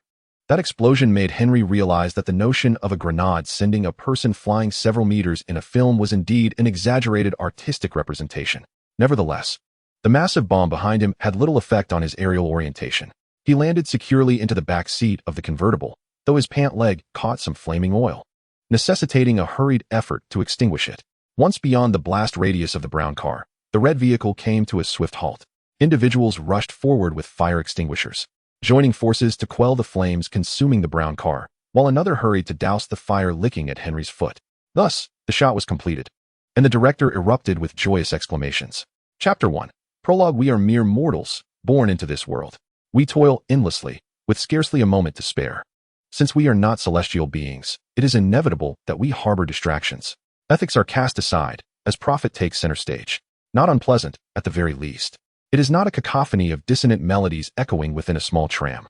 The driver entertained himself, gazing at the dimly lit streets outside. Have you ever witnessed a city at 1 in the morning? I behold it daily after finishing work, the singer mused. Initially believing he would lead a life akin to that of cattle or horses, he was unexpectedly confronted with a blinding beam of fog lights as he traversed a particular intersection. Accompanying this dazzling light was a thunderous bass sound, reminiscent of a bellowing bull, that nearly shattered his eardrums. The sudden brightness and cacophony left the driver momentarily oblivious to the unfolding chaos. He merely turned his head to the left, curious about the source of the disturbance. It was the artifact of a time traveler, a colossal truck. The moment he comprehended the nature of the approaching object, the immense force of impact struck him like a pin igniting a shell's primer, causing the battery beneath his small vehicle to explode instantaneously, erupting into flames. The truck did not halt, for they were in a remote area, far removed from any surveillance cameras or other vehicles, rendering any search for a dashcam futile. By the time the fire department arrived, photographs of the accident had already gone viral online. The blaze had long been extinguished, leaving behind a charred skeleton of a car, standing desolately on the roadway. In the driver's seat, an unusual mark faintly suggested the final testament of a creature that once roamed this world. The only one to lament his absence was the bovine supervisor, who, incensed by the unexplained absence over the ensuing days with no one to assume the duties or hand over responsibilities, erupted in fury. Ultimately, a termination notice was dispatched to an empty house burdened by a 30-year mortgage, only to be discarded by bank representatives months later during a foreclosure. The plight of the missing homeowner attracted no sympathy. Amidst this transmutation, when the joyful bovine finally reopened his eyes, he found himself not in the familiar confines of a driver's seat, nor surrounded by a truck or glaring lights, but rather in an entirely different environment. The very window through which he gazed was transformed. He felt as though ensconced in a massage chair, enveloped snugly from all sides. Before him loomed an oval, slightly protruding transparent shield, the sole aperture through which he could perceive the external world. Turning his head proved challenging, yet his eyes retained mobility. Upon surveying his limited surroundings, it became evident that he was ensconced in a sealed space. Peering through the viewing window, he beheld an expanse of profound darkness, punctuated by twinkling stars. Was it nighttime? A fleeting glimpse revealed a planet adorned with a meteor belt and rings, passing before him in proportions unimaginable. Such a celestial spectacle was not one typically witnessed outside a planetarium or in cinematic portrayals. As he meticulously observed the scene beyond the viewing window, watching the colossal celestial bodies glide past, and the distant glaring lights evoked memories of the recent calamity involving that very truck's fog lights. Aware of his limbs, though confined within a cushioned vessel, he found his ability to move intact, albeit with considerable difficulty. Straining to free his right hand, he raised it before his eyes. This arm, evidently, does not belong to me, or to be more precise, it is unmistakably not the arm of someone my age. Chubby and short. The skin glistens with a sheen that leaves no doubt regarding its elasticity. Such a state of extreme health, verging on perfection, could never belong to one who has long endured sleep deprivation, not to mention the proportions that are decidedly not characteristic of an adult. Have I been reincarnated, transcended, or perhaps borrowed a corpse? Yet, my mind is devoid of any extraneous memories. I can hardly comprehend my current condition. From the view outside the observation window, it can be deduced that I am neither amidst the bizarre quantum realm nor the fantastical metaphysical world. The most plausible scenario is that I find myself in some expanse of the cosmos. However, pinpointing my precise location remains elusive. After all, if this truly is outer space, given its vastness, it would not be surprising to be ensconced in some obscure corner. As I gaze out the observation window, a colossal celestial body drifts by. The alternating bands of brown and white, along with a large crimson spot resembling an eye, evoke memories of images of Jupiter. Thus, it stands to reason that I am likely within the solar system. The planet I previously observed with rings could very well be Saturn. Following this line of thought, the trajectory of my flight may well be directed toward Earth or the Sun. However, in the vicinity I can see, there are no discernible rudders or control mechanisms. I have yet to spot a control panel. Consequently, I cannot ascertain whether this vessel can navigate on its own or if it is merely succumbing to the sun's gravitational pull. Should it be the former, I might be on my way home. If it is the latter, I could very well be destined to return to my humble origins. Have I just crossed into another realm only to meet my demise? No, perhaps this is merely a science fiction rendition of the Bridge of Sighs. In any case, as a diligent worker, I have relinquished my thoughts on self-rescue. After all, the coffin lid has yet to be sealed, and it seems superfluous to fret over such matters at this juncture. Moreover, I have already confirmed my surroundings, lacking any apparent control apparatus and providing limited mobility. I feel as though I am ensconced within an escape pod or a similar spacecraft. The exterior remains a mystery. However, the internal environment lacks any semblance of advanced technology. Could this resemble the practices depicted in certain science fiction narratives, where a deceased individual is placed in a coffin and cast into outer space? Analogous to maritime burials during the Age of Exploration, in the cosmic era, might this be considered a cosmic interment? Since the original occupant of this body has perished, does that grant me the opportunity to usurp their existence? Or could it be that I am, in fact, a scion, confined within a solitary space pod, dispatched to a primitive planet with the duty to conquer it? Regrettably, I cannot ascertain whether I possess a tail, and due to the chair's firm embrace, I am unable to reach out and confirm. Reflecting on Akira Toriyama's character design in Dragon Ball, I cannot help but feel a pang of irony. Although belittling Earth's military might, suggesting that even a mere infant could conquer it, is intended to highlight the disparity between the science and Earth.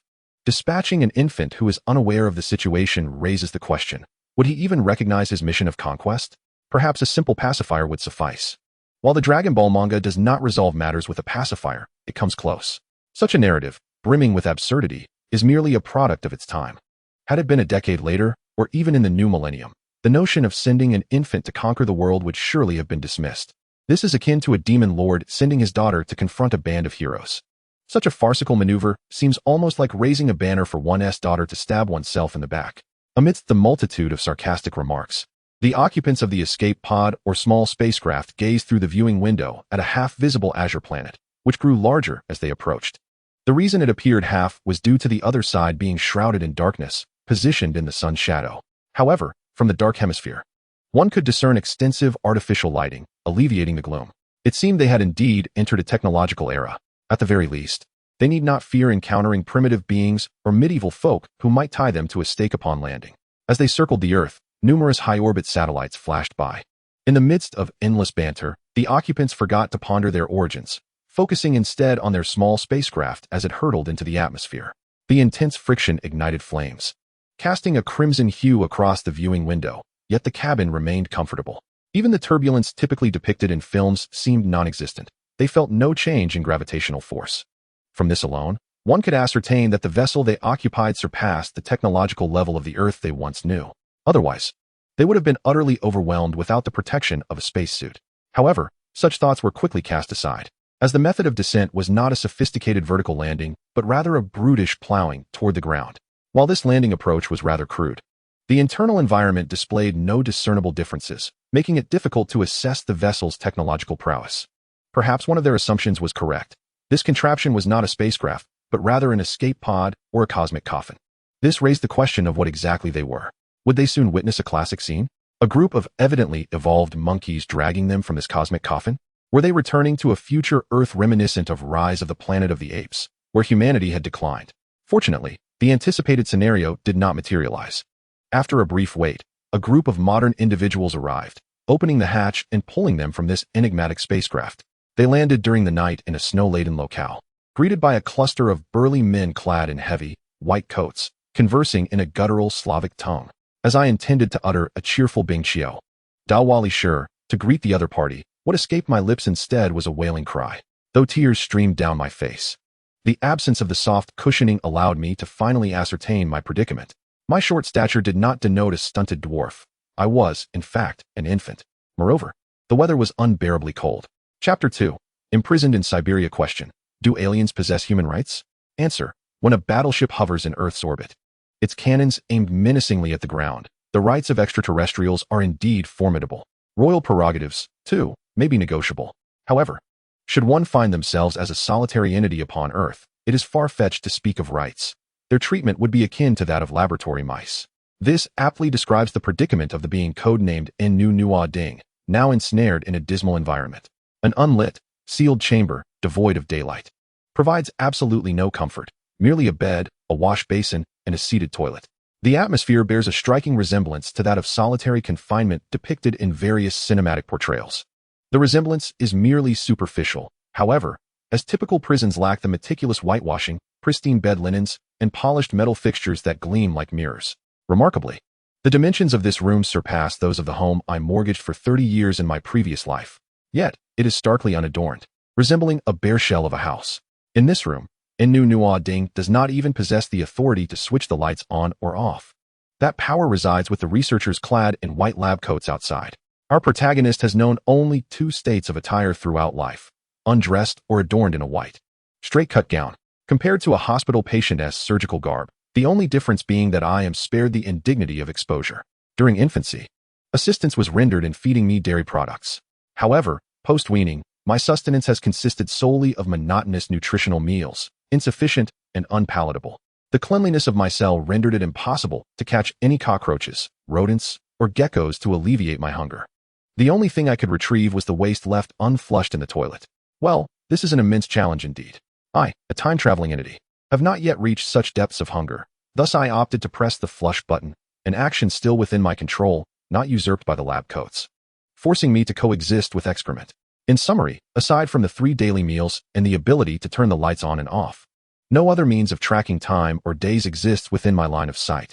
The temperature remains constant, devoid of any discernible shift through the seasons. Regardless, clad in a garment resembling nudity and nestled beneath a thin blanket, I remain insulated from the chill and illness. Speaking of illness, throughout this indeterminate span of time, I have not suffered from any ailments, whether minor or severe. Yet, I cannot claim to be healthy, as I exist in a perpetual state of semi-starvation. Neither dead nor adequately nourished. Communication with others is virtually non-existent. Apart from being periodically drawn out for blood tests and examinations, no one engages with me. In the presence of oneself, others tend to exercise caution and restraint, striving to conceal any extraneous information. Incidentally, the cleaning of the cell is conducted by others while one is away for medical examinations, regardless of the desire to leave any marks or possessions, including unfinished food deliberately set aside. These items are invariably disposed of during this time, or perhaps taken for research purposes. After several such experiences, the individuals confined within soon cease to engage in these superfluous actions. Initially, this extraterrestrial being, having traversed dimensions, found it perplexing that no one sought to converse or inquire about information. However, clarity eventually dawned.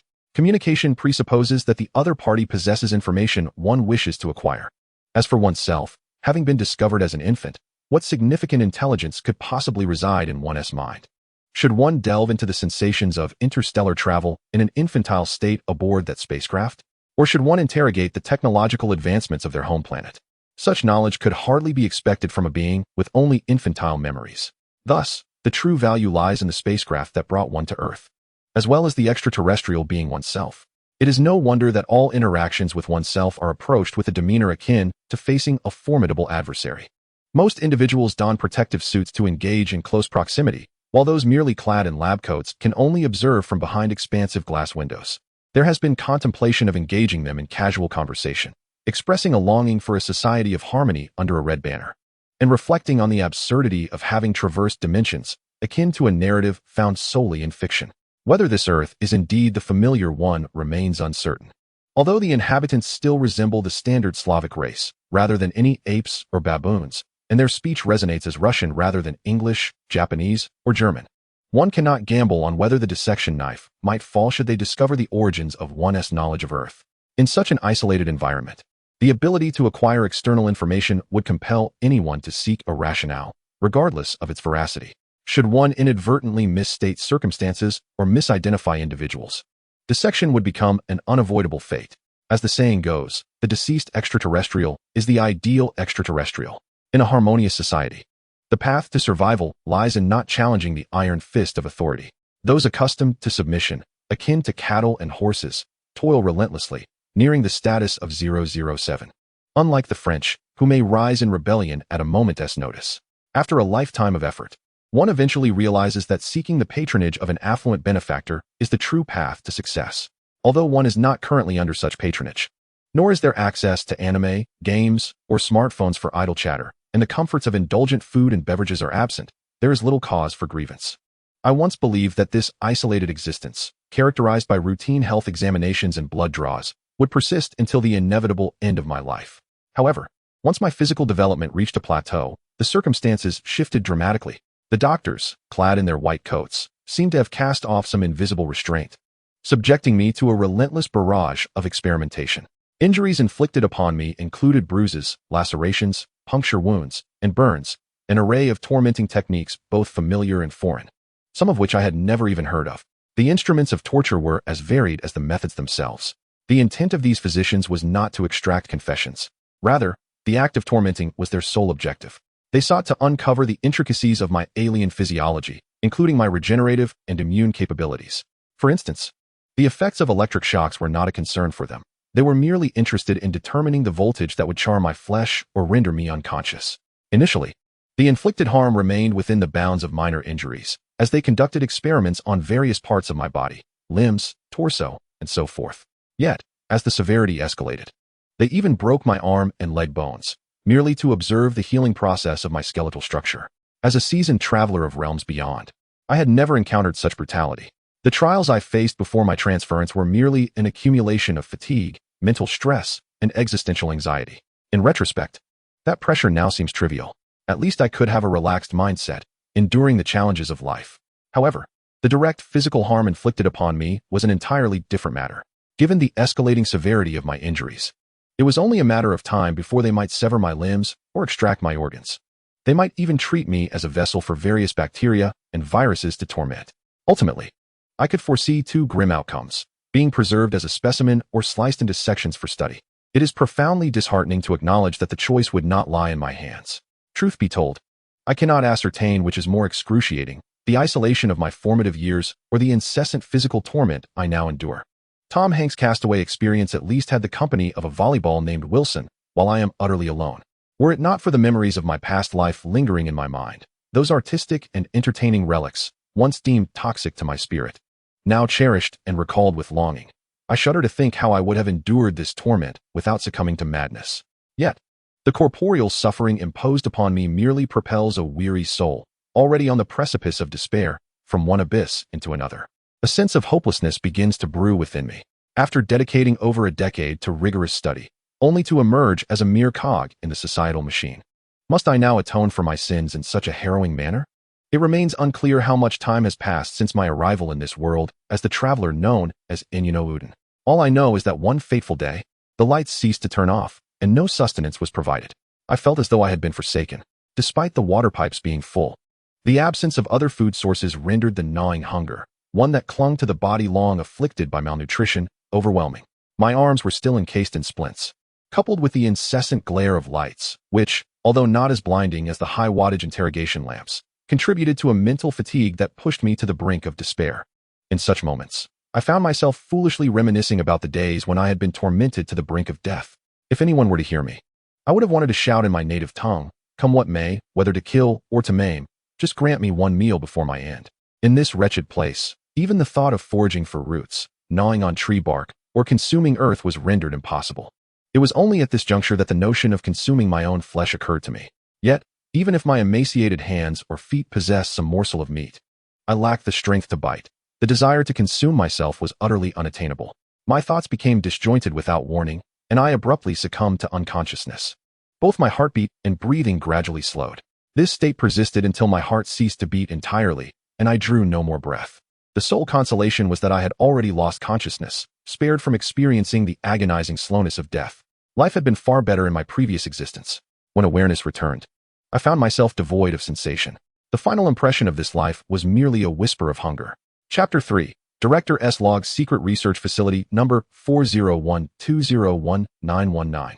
Siberian Region Director Petroslav's Journal, April 20th, 1970. Several days ago, a colossal meteorite was discovered to have crashed in the Siberian region. Upon investigation by the local garrison, an advanced spacecraft, evidently not of our or American technology, was uncovered, along with an infant within. Following directives from higher authorities, an extraterrestrial research institute has been established around the crash site. The infant has been designated as Alien Number 1, under secret protection and study. June 26, 1974. A fool has suggested that we dissect our only living specimen. How did this imbecile come to be assigned to my research facility? Which high-ranking official in the Kremlin allowed this wretch to infiltrate my institute? Let that fool descend into oblivion. They provide no additional research funding, yet wish to exhaust our limited resources in one fell swoop. That individual must surely be a spy sent by the Americans to propose such a ludicrous idea. I shall report this person, and I urge the KGB to investigate this scoundrel. We must trace the lineage of their progenitors and eradicate this foolish bloodline once and for all. August 14, 1976. Alien Number 1 has reached the age of 6. Observations of its growth indicate a development similar to that of humans, and various physiological signs corroborate this assertion. However, its appetite remains a mystery. Some researchers propose providing it with ample nutrition to ascertain the extent of its growth potential. However, there exists a faction of researchers who harbor concerns regarding the potential uncontrollable changes that might arise from the successful maturation of Extraterrestrial 1. The troubles caused by mutants have already been substantial. Thus, until effective control measures are devised, restraining the development of Extraterrestrial 1 appears to be the most prudent course of action. In the debate between the two camps, I choose to align with the conservative perspective. Beyond the fear of losing control, there is the fact that this living specimen is singular. I do not wish to impose unnecessary pressure due to unpredictable expectations, thereby risking the loss of this invaluable specimen. This is not akin to the year 1944, when the Russian rebels collaborated with the German Nazis to conduct a summoning experiment for demons on the shores of Scotland. Their original intent was to invoke a powerful demon to wreak havoc within the heart of the Allies. Instead, they only succeeded in summoning a demon infant, which is quite absurd. I have heard that this infant has since been cultivated into a soldier by American scientists to combat supernatural forces. Utilizing a demon for such purposes seems entirely reasonable. Yet, here I possess merely an alien. One cannot expect it to possess the combat capabilities of a demon. To transform it into a soldier? Let the fools proposing this initiative allocate funds from the Winter Soldier Project or the Red Room Project. I would only consent to such folly if additional funding were provided to ensure protective measures. As of 198-0219, the higher-ups expressed considerable dissatisfaction with the Institute's results. To date, we have been unable to decipher the technology of the flight capsule, nor can we replicate its materials. We have also failed to extract any remarkable value from Extraterrestrial 1. The super soldier serum was abandoned long ago in terms of materials that could be obtained from it, as neither its blood nor spinal fluid exhibited any superhuman enhancement effects. Furthermore, based on the radiographs of Extraterrestrial 1, if presented to an unaware physician for examination, they would likely conclude it to be a very ordinary human skeleton. If they were to review additional physiological data, they might only arrive at the conclusion that this is a chronically malnourished child. In truth, had I not known that this child was an alien who fell to Earth in an advanced flight capsule, I too would have reached the same conclusion. Nonetheless, I find myself increasingly perplexed by such assertions. To validate my suspicions, I have resorted to my connections to inquire about the first soldiers who discovered it. Various signs compel me to question whether these individuals might have swapped the extraterrestrial within the flight capsule for an ordinary human child. However, after conducting a thorough cross-examination, I have only concluded that extraterrestrial one was indeed extracted from that flight capsule. Are they attempting to convey that humanity's origins lie in outer space, rendering this science fiction fairy tale a reality? Or are they endeavoring to prove something else? Regrettably, discourse in the realm of philosophy does not suffice as satisfactory evidence. I must present more compelling material. In the midst of the mutant conflict that transpired in Egypt, although our homeland did not directly partake, we have nonetheless acquired a substantial amount of intelligence, particularly regarding the terrifying abilities exhibited during the battle. Consequently, all superhuman research institutes receive directives from higher authorities, and our institute's progress has once again come under scrutiny. After more than a decade of financial investment, we have yet to yield any tangible results. Do these fools truly believe that by substituting their blood with that of a virgin, they could attain eternal youth, and then drain my soul sample dry? They might as well pursue the study of vampires, which abound in Eastern Europe. I am convinced that the first extraterrestrial specimen harbors secrets of human evolution. Otherwise, their appearance and various physiological traits would not resemble ours so closely.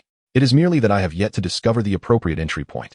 Perhaps it is due to our existing technology's inability to observe what we ought to be examining. Maybe I should delve into genetics and explore more intricate aspects.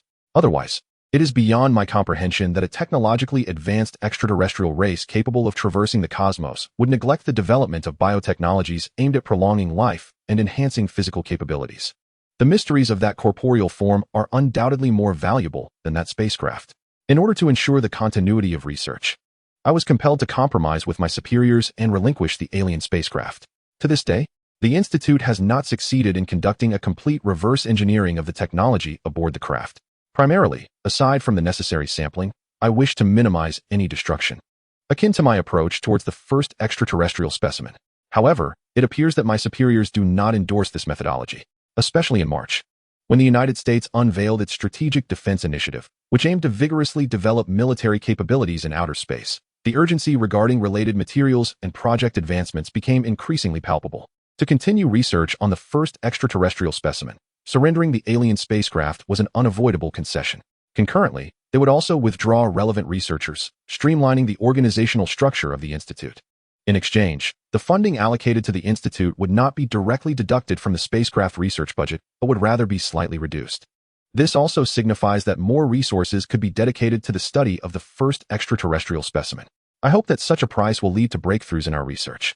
The shift in the leadership's direction sounds promising, yet I remain skeptical. Specific criticisms are not the focus of this record, but I can only hope that it will not adversely affect the operation of the Institute. However, it is evident that this is merely a wishful thought. In order to support the new strategic shift, many ineffective plans have been forced to cease, redirecting funds elsewhere. The Extraterrestrial Research Institute has unfortunately been placed under scrutiny, with the pressure of impending deadlines looming. Fortunately, the first extraterrestrial specimen has reached its adolescent stage, and its physical development should have progressed to a certain extent.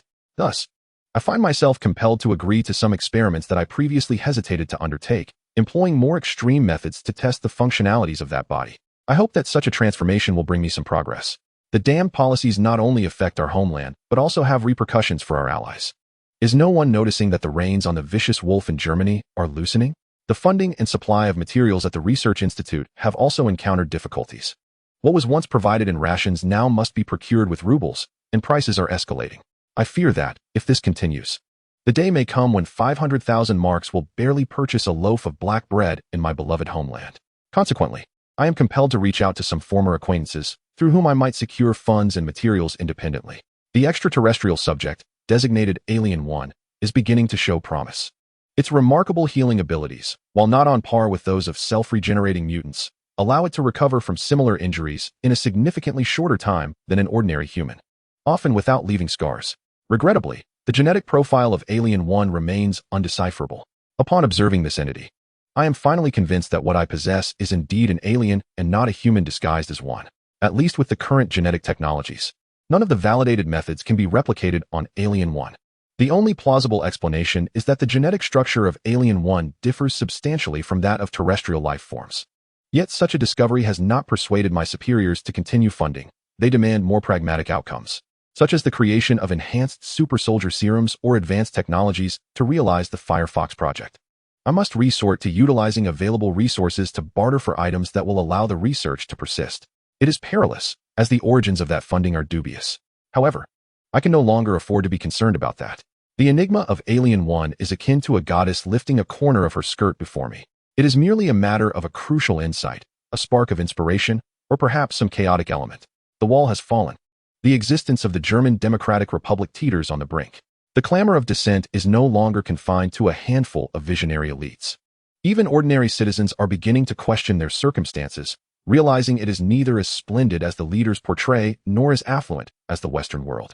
I cannot assert whether the course is correct, but it is evident that a misstep has occurred. I hope that someone with foresight will swiftly rectify this situation. I feel I am but a hair's breadth from success. This is a critical moment that must not be disturbed. Damned. My former colleagues at the Chika have informed me that I am under the surveillance of the KGB. I am loyal to my homeland, devoted to the ideology, and striving for a brighter future. By what right do they seek to impede me? What grand scheme are they concocting? And why must I be the one to be eliminated? I shall not depart. I intend to remain until the end. This is the culmination of my efforts, and I will not relinquish it easily. The log from August 1st serves as the final record. Chapter 4. The Explorers. Summer in Siberia can indeed reach temperatures exceeding 30 degrees Celsius, but such warmth is confined to the southern regions. Within the Arctic Circle, the climate remains frigid, necessitating winter attire for outdoor excursions. However, those accustomed to such conditions can venture out clad in long sleeves and trousers. A group of young individuals, having returned from the city, meandered through the recently abandoned Siberian research base. The expanse of the research facility was not extensive, and the group completed their exploration in just over an hour.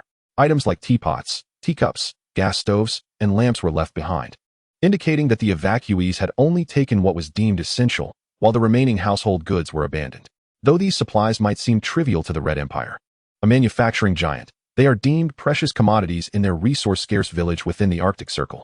There were also filing cabinets, wardrobes, and cupboards, predominantly crafted from wood, with a few iron ones among them. The sturdier wooden cabinets could replace worn-out furniture at home, while the rickety ones could be repurposed into firewood for the winter. The iron cabinets could be processed for other uses. Surprisingly, they also discovered several firearms and a non-functional jeep. More astonishingly, they stumbled upon a food storage facility. While it was not brimming with supplies, it contained a substantial amount of flour and canned goods, filling nearly half of the warehouse. Notably, the internal electrical and heating systems were still intact. Even without considering the abandoned provisions, the research base itself held significant value. Regrettably, they found no documents. It was as if everything had been hastily removed. Were it not for the chaotic state of the base and the signs of rummaging, one might suspect that the personnel had merely stepped out temporarily, planning to return. These various clues sparked curiosity among the young explorers about the base, prompting them to think beyond the mere material left behind. As their search led them deeper into the facility, a rather peculiar door came into view. The absence of warning signs or conspicuous red lettering suggested that there was likely no imminent danger behind it. Exchanging glances, the young adventurers resolved to open the door, directing their focus towards the rotating valve mechanism, which appeared to be the means of access. As anticipated, the valve controlled several bolts securing the door. Given the relatively short abandonment period of the base, the valve was free from rust and required little effort to turn. Once all the bolts were retracted, the heavy iron door creaked open with a shrill sound, revealing a brightly lit room dominated by a pure white aesthetic, devoid of any shadows. The most conspicuous elements were the steel sink and toilet, gleaming in a grayish hue. In the center of the room lay a figure. Was it a person? How could anyone be here? Was this individual alive or deceased? Countless questions erupted from the mouths of the youth, a cacophony of voices seeking answers. Clearly, no one possessed the solutions. Their anxious demeanor was indicative of their unease. After all, the sudden discovery of a person in a base presumed devoid of life would unnerve anyone. Thus, they resorted to incessantly posing inquiries, hoping for answers to alleviate their apprehension. But who among them could provide such answers? As the cycle of questions persisted without resolution, the group exchanged glances of uncertainty.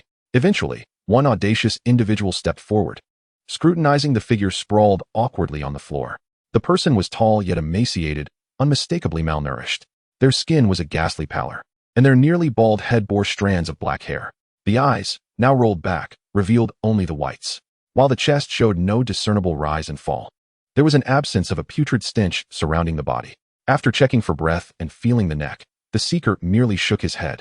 The others, witnessing this gesture, understood the grim truth. The individual was deceased. What shall we do? Leave him here? Someone inquired, met with disdainful expressions from the group. One individual remarked, "I was hoping to use this place as a secret hideout.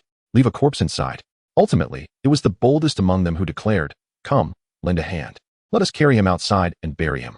It will bring closure to this matter." In the Russian and Western contexts, there is no notion of resting in peace through burial. However, the most practical and hygienic method of disposing of a body is, of course, to dig a grave. Cremation requires fuel, while burial necessitates sturdy coffins or designated plots. All these alternatives are far more cumbersome than simply digging a hole. Discarding the body carelessly could lead to unpleasant consequences, such as foul odors and the spread of disease, given contemporary sanitation concerns. Thus, burying the body proved to be the most straightforward solution. In this fantastical world rife with tales of mutants, vampires, werewolves, and zombies, the dead were, paradoxically, the least frightening entity, so long as they remained inert. With the decision made to inter the body, the young men offered no objections. Two grasped the arms, two the legs, and two supported the torso, collectively preparing to carry the deceased outside for burial. As for the tools for digging, they were readily available, albeit not enough for each to have one. Burying a body posed no significant challenge, merely a matter of depth. Too shallow, and wild animals might unearth it. Too deep, and it would require excessive effort. However, the corpse proved heavier than anticipated, and even 6 strong men found themselves breathless by the time they exited the underground research facility, oblivious to the subtle changes occurring in the body exposed to the sunlight. In the summer of Siberia, sunlight is a precious commodity, for it brings warmth. A group of individuals traversed their path without deliberately avoiding the sunlight, opting instead to walk in as straight a line as possible towards a small grove outside the research base. The ground of the research facility was ingeniously disguised as an ordinary settlement, ensuring that satellites or any aerial reconnaissance methods could not discern the peculiarities of the locale. During the base's operational days, even the vehicles entering and exiting would not employ military trucks or extravagant cars that were incongruous for such a place. Consequently, within this arrangement, a quaint chapel and cemetery, typical of any village, naturally existed. The youths intended to inter the body there, confident that even if government officials returned, they would not scrutinize whether this cemetery, whether a mere fade or genuinely functional, had gained an additional grave. Unbeknownst to them, beneath the scorching yellow sun, the seemingly lifeless body in their hands began to exhibit signs of revival. Chapter 5. A startling awakening in the throes of death. An incomprehensible fragment of humanity commenced its activation, transforming the unique wavelengths of the yellow sunlight into a form of energy that coursed through the nearly extinguished body. Do not be deceived into thinking that such a profound metamorphosis is inherently beneficial. This stimulation was akin to dousing a pot of hot oil with cold water, causing it to erupt violently. The energy thus converted did not merely enhance the physical strength. Rather, it instigated a comprehensive amplification of sensory perception and bodily functions, beginning at the cellular level. As a gentle breeze brushed against the sensitive and fragile skin, it struck like a battering ram, transmitting its force deep within the body.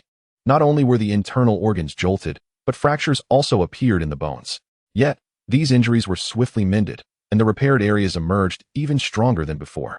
This frail body was continuously fortified through the cycle of destruction and repair. Moreover, the minute details imperceptible to the average person, along with ultra-high and ultra-low frequency sounds beyond the range of human hearing, were also being honed, strengthening the eardrums and auditory nerves in a similar fashion. Next came the enhancement of the sense of smell, vision, and the tactile sensations dispersed across every region of the skin, including pain perception. All sensory modalities engaged in an exchange with the external environment at a pace surpassing human imagination. To accommodate such intricate sensory information, the neural pathways of the brain relentlessly pushed their limits, strengthening and expanding with each iteration. It can be said that the forging of a steel-like physique was not a foregone conclusion. Rather, it was necessitated by the enhancement of these supersensory faculties, which required corresponding elevation to bear the influx of feedback. Without a robust physique, one could not withstand the pressures brought on by these heightened senses. It is akin to a chassis and drive shaft made of bamboo attempting to harness the power of an 800 horsepower Formula racing engine and tire grip. The only outcome would be a disintegration of the vehicle rather than an awe-inspiring performance. These exquisitely sensitive cells, through this relentless self-enhancement, adapted to the repercussions of their heightened sensitivity. Simultaneously, the vastly improved cells developed distinct functionalities, albeit ones that awaited rational development. It is as if, provided the automobile's engine possesses sufficient power and its exterior and components harmonize, the vehicle could potentially masquerade as a speedboat or an aircraft. However, The process of enhancement might entail a protracted period of adjustment, during which the augmented individual could experience less anguish. Yet, as previously mentioned, it resembles the violent and swift reaction when cold water is poured into a pot of hot oil. The suffering inherent in this transformation is unimaginable to outsiders. Even more troubling is that all of this pertains solely to physical augmentation. While there is a corresponding enhancement of brain cells, the modes of thinking remain static and unrefined. It is akin to a supercomputer operating on outdated software, striving to run a sophisticated AAA game. Perhaps the hardware could manage it, yet without adequate software and drivers. All efforts are futile. The brain, despite possessing mechanisms for shutdown, such as fainting, only experiences this under conditions of overwhelming strain, and it does not equate to a true cessation or reboot. Nonetheless, the individual undergoing transformation possesses a superlative brain and neural cells capable of processing such information. However, their cognitive logic has not adapted accordingly. Hence, the brain, not yet pushed to its limits, will not exhibit such responses. The current state of affairs involves a chaotic influx of information intertwining within their mind. The visual and auditory nerves are misfiring, while the olfactory and memory regions, alongside emotional zones, are vying for dominance. This situation transcends mere confusion of memory or overwhelming external stimuli that elicit pain as a warning signal. In truth, the predicament faced by the evolving individual is even more dire, as the brain is failing to perform its essential functions and instead engages in counterproductive activities. Fortunately, the already augmented organs and muscles remain resilient. Otherwise, under the erratic command of a disordered brain, they might very well revolt. Thankfully, the worst has not transpired. The entire body seems to operate under instinctual control, allowing it to function normally, albeit at a minimal threshold, without revealing its capabilities. Thus, the young men burdened with the seemingly lifeless body remain oblivious to the impending revival of their cargo. The switch is triggered upon their arrival at their destination, where they rudely discard the body onto the ground. A few begin to search for a place and tools, preparing to bury the corpse. The movement of air during transit, coupled with the areas they grasp, inflicts terrifying stimuli upon the unconscious individual. The impact of being thrown down, in comparison to an ordinary person, is akin to a heavy bomb detonating nearby. If such an event fails to rouse the individual, it would suggest that death is indeed final. Thus, to the astonishment of the young man, the discarded body suddenly jolts upright, releasing a deafening roar. Such an unexpected occurrence would undoubtedly instill fear in the hearts of those young men. Among the myriad of strange rumors and inhuman foes, none pose a greater challenge than the undead, for once a person has perished, no one truly knows how to vanquish them anew. A headshot? If it serves no purpose, then those who perish will inevitably become like themselves. Before the few young souls could contemplate their actions, the resurrected had already fled, leaving a throng of the living in bewildered silence. The awakened individual's mind remained in disarray. What governed him now were merely the primal instincts of his body, akin to the involuntary reflex of a knee or arm jerking when struck with a hammer. This phenomenon was devoid of cerebral involvement, simply a neural response. Thus, his flight was nothing more than an instinctive pursuit of energy, represented by the radiant glow of the yellow sun. It was reminiscent of a famished person chasing after the alluring aroma of food, or a parched soul yearning for water. Such a chase would, of course, not deliberately inflict destruction.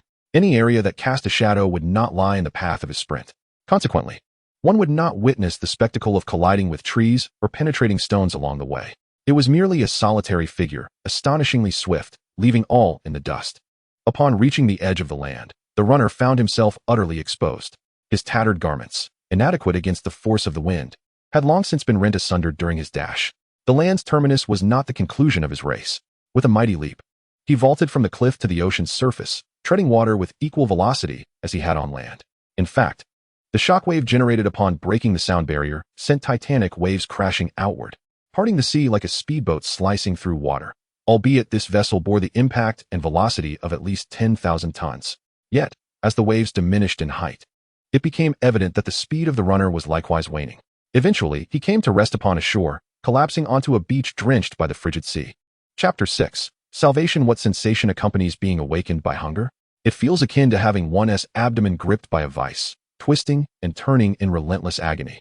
A torment that compels one to grit their teeth, clutch their belly, and curl into a shape reminiscent of a boiled shrimp. The awakened individual, of course, would not perceive the fortune in being roused by hunger. He merely sensed the difference in his surroundings, lying upon an unfamiliar mattress, gazing at an alien room's decor. Yet, he pondered little, simply observing and feeling. Awake now, stranger. The hoarse voice emanated from a frail, white-haired elder, whose only well-groomed feature was a meticulously tended mustache. The rest of his appearance, though not entirely disheveled, showed little care. He sat beside an unlit fireplace, holding a transparent glass filled with inexpensive amber whiskey. So, was it he who had just spoken?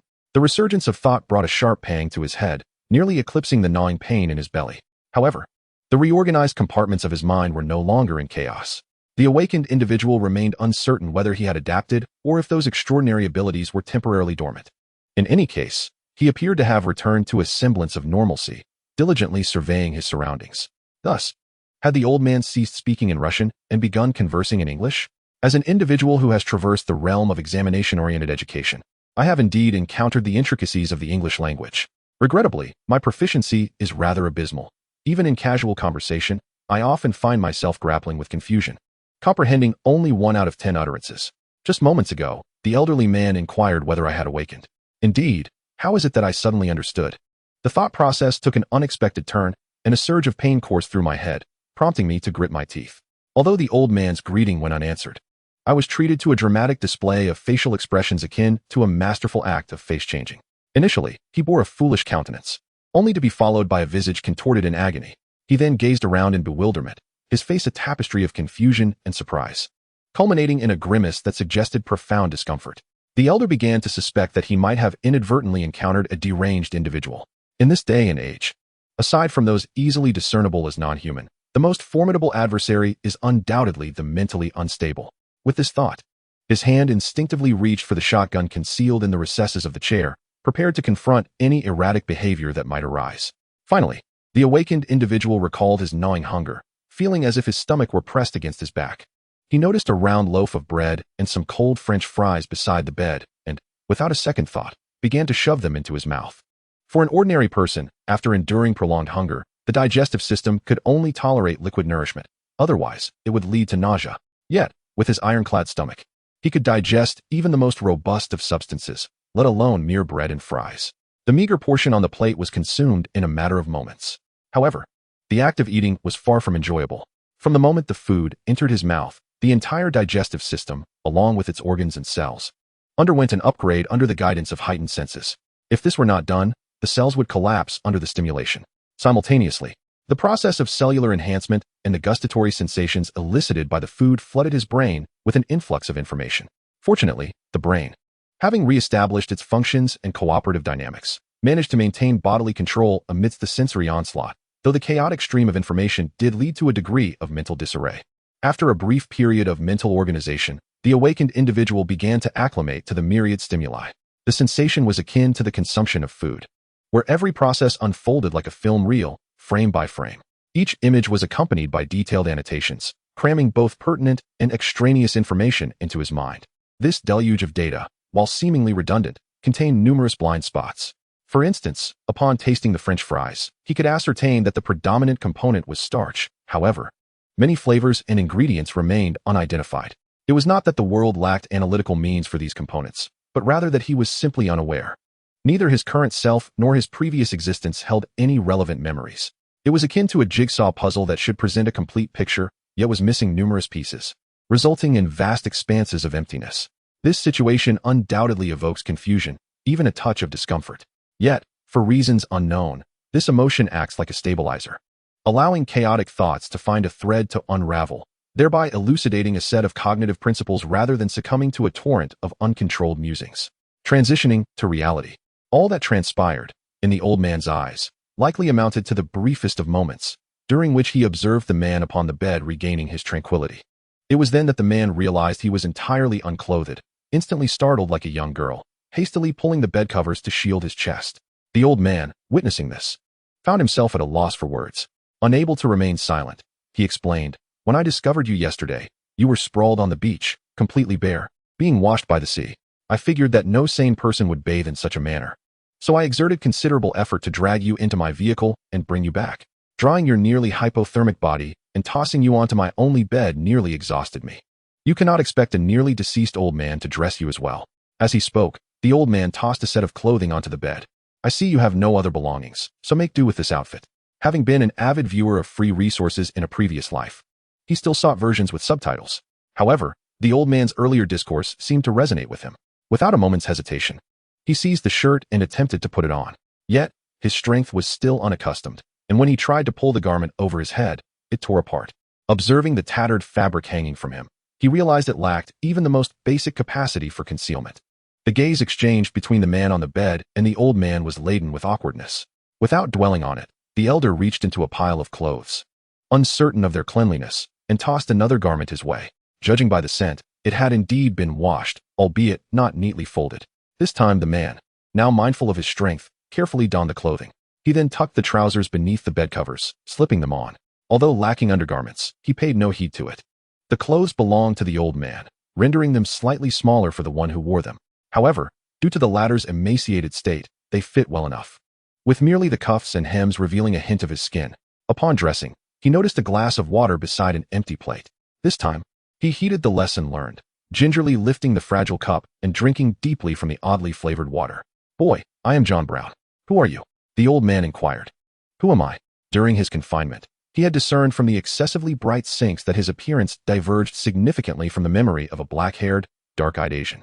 His hair remained black, yet his irises were distinctly blue. His skin no longer bore the translucent hue of an Asian, but rather the pallid white typical of a Caucasian. In simpler terms, I am no longer the person I was before the journey. Thus, does it still hold significance to use my past Chinese name? In this life, I am referred to as Inyalonoiding by that group of Russians. Although I am unaware of the original meaning, it is evident that this is an informal moniker, which instinctively makes me reluctant to continue being addressed in such a manner. Since I have become a foreigner, I might as well adopt a foreign name. With some difficulty, I responded in the language of my memories. "My name is Henry. I chose a common name, for I do not wish to draw attention to myself." This was my rationale for such self-identification. As for why I chose this name, who knows? Perhaps it was a whim, a feeling. Whatever brings me joy needs no further explanation. "Henry what?" The old man inquired about my surname. Does that imply I must fabricate one? How bothersome. I do not wish to dwell on it. I shook my head and replied, "It's just Henry." Old John had no intention of probing deeper. He merely said, "As you wish." Suddenly, he asked in Russian, "Is there a place to go?" I responded with a look of genuine bewilderment. Naturally, I could not comprehend. Switching back to the language of my memories, old John repeated the question, "Is there a place to go?" Knowing that my grasp of the language was tenuous, he intentionally slowed his speech. This time, I understood but exchanged my confusion for a simple shake of my head. I figured as much.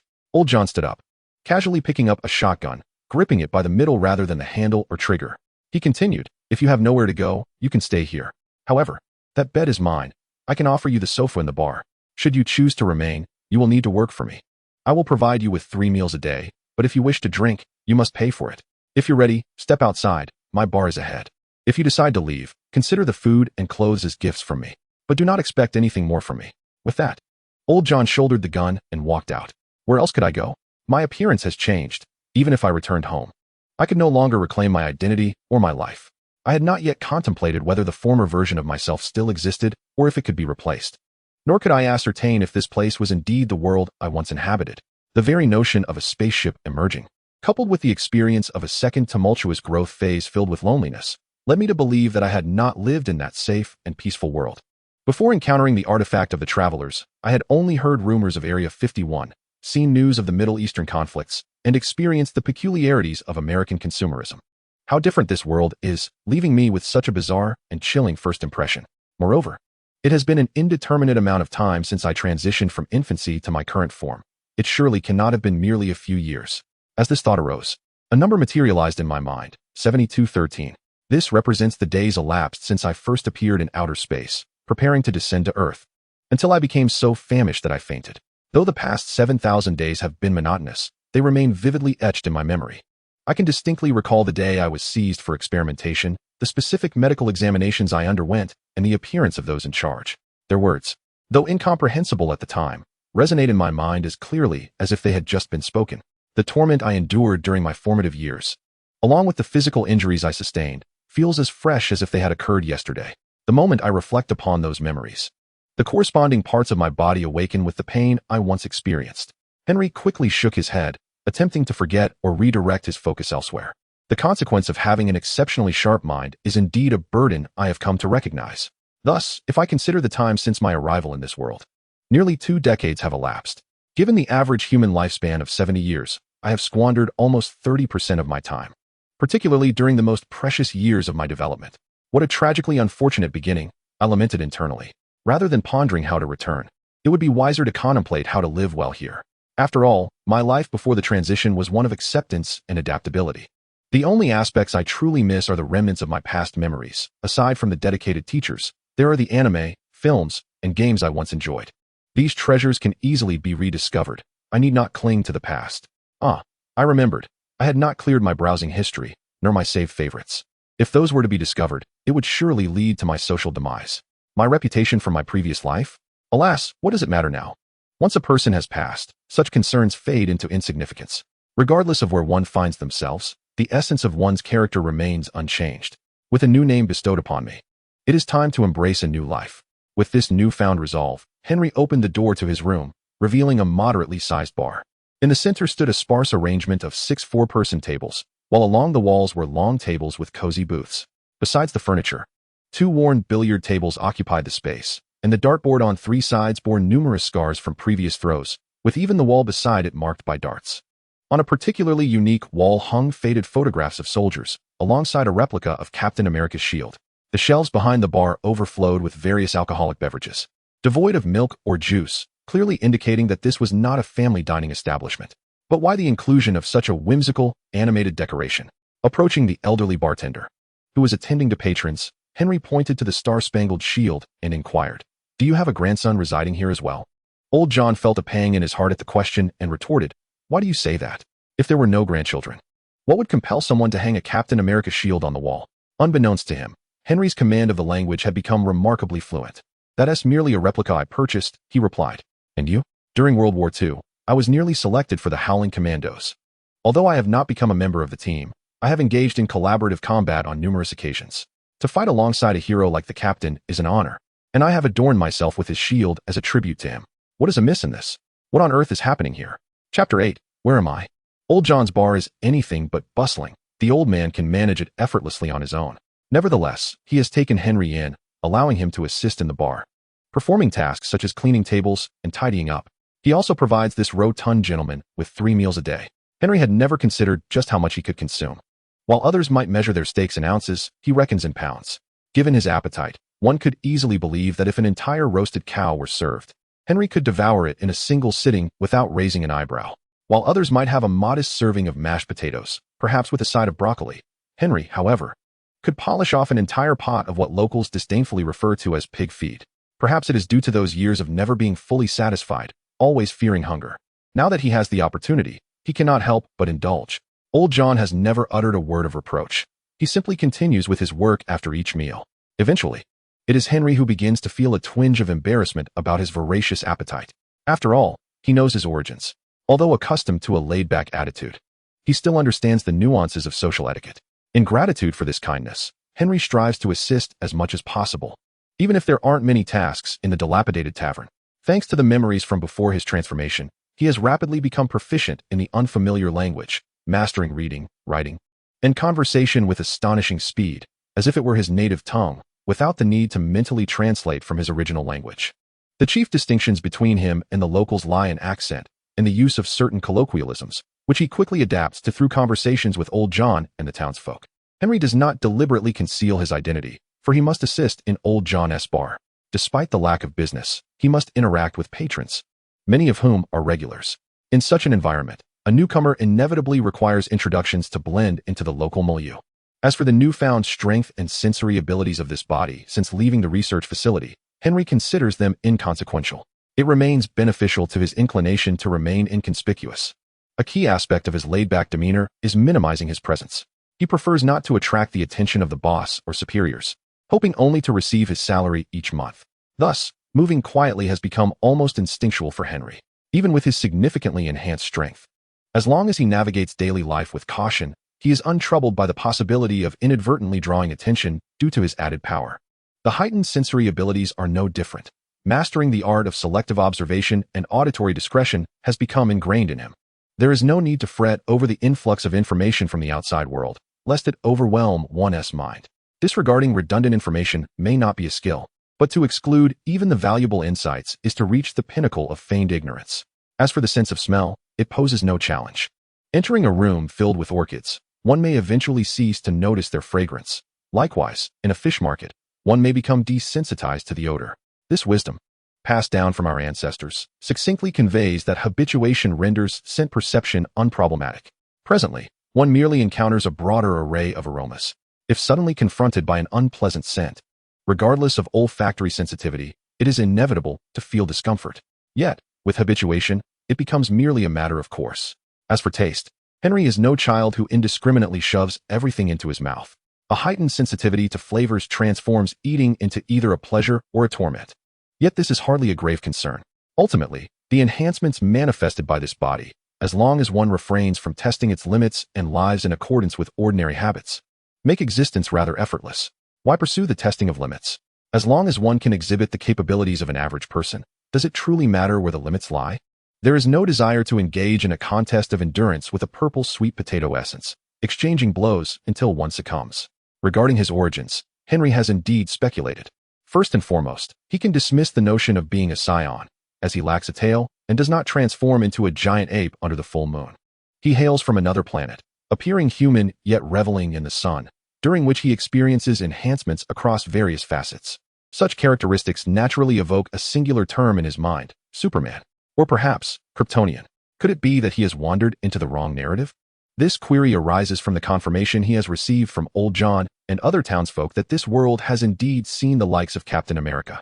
Each presented their collected evidence, including character cards and newspaper clippings. Old John even possesses a wartime photograph with the captain. These artifacts, though aged, are beyond question in their authenticity. Furthermore, while he has not heard of many familiar superheroes beyond Captain America, it is evident that this world is home to numerous mutants. The tumultuous relationship between the X-Men and the Brotherhood of Mutants frequently graces the pages of tabloids. If the commotion is significant enough, even major newspapers will report on it. Events such as the Cuban Missile Crisis of the 1960s and the Mutant-Egyptian War of '83, regardless of the editorial stance regarding mutants as threats, have garnered ample coverage. Even today, the occasional appearance of mutants serves as a reminder that this world does not solely belong to ordinary humans. Moreover, vampires and werewolves have transcended mere folklore or cinematic themes. They repeatedly conjure zombies and similar monstrosities, often annihilating entire towns, a spectacle that frequently graces the pages of gossip columns. The ambiguous stance of the American government regarding such matters subtly conveys an underlying message. They neither desire to escalate the situation nor wish for the populace to remain entirely uninformed. Consequently, the perennial debate surrounding gun control persists without any significant advancements. This is not merely a depiction of a carefree America. Gun violence occurs daily.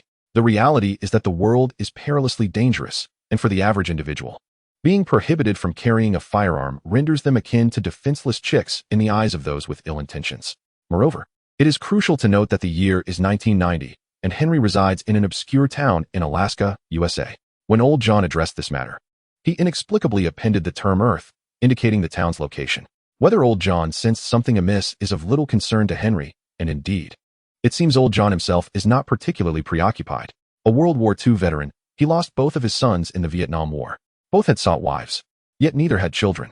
His first daughter-in-law passed away early due to illness, while the second has since lost contact, rumored to have remarried. In essence, Old John is a solitary figure, entirely unencumbered by attachments. Thus, he has spent the years tending to this modest tavern, merely drifting through the passage of time. He is unfazed by Henry's hearty appetite, occasionally reminding others that he is not merely a simpleton. Chapter 9. The Art of Old White's Discourse Indeed. The bar is quite empty, this is a fact. The population of this nameless town is sparse, with the youth having ventured elsewhere to seek their fortunes, leaving behind a handful of elderly souls. Consequently, those who frequent the bar are local residents, all familiar faces. Often, Old John is preoccupied with other tasks, allowing customers to navigate the establishment with ease, pouring themselves a drink or retrieving a can of beer, even locating a bottle opener independently. They toss their payment into the cash box at the bar, which is why Old John can manage the tavern alone. He encourages self-service. Of course, a few grumbles can be heard now and then. If patrons desire a proper meal, there is another restaurant in town. Old John refrains from competing for business, focusing solely on selling alcohol and a few simple accompaniments. The town's elderly residents adhere to traditional practices, typically congregating in the tavern during the evenings. They do not indulge in drinking during the day unless there is a particularly joyous occasion. Their drinking is measured, often limited to a can of beer or a similar quantity of spirits. Should someone arrive with an intention to drink themselves into oblivion alone, one can easily infer that something sorrowful has transpired at home. Conversely, if two or more individuals are indulging heartily, it likely signifies a celebration. A casual inquiry may reveal if assistance is needed. Those capable of lending a hand will naturally do so. For those unable to help, an unspoken understanding prevails, granting each other the space to be alone. Having reached a certain age, they are no longer the melancholic adolescents contemplating despair. A little time to adjust is all that is required. If it is a joyful occasion worthy of celebration, there is no need for inquiry. They will naturally seek someone to share their delight. However, a particular circumstance altered Henry's prejudice regarding the notion that white individuals lack the art of invective.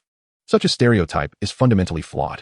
Perhaps American youths, heavily influenced by black culture, have become somewhat impetuous.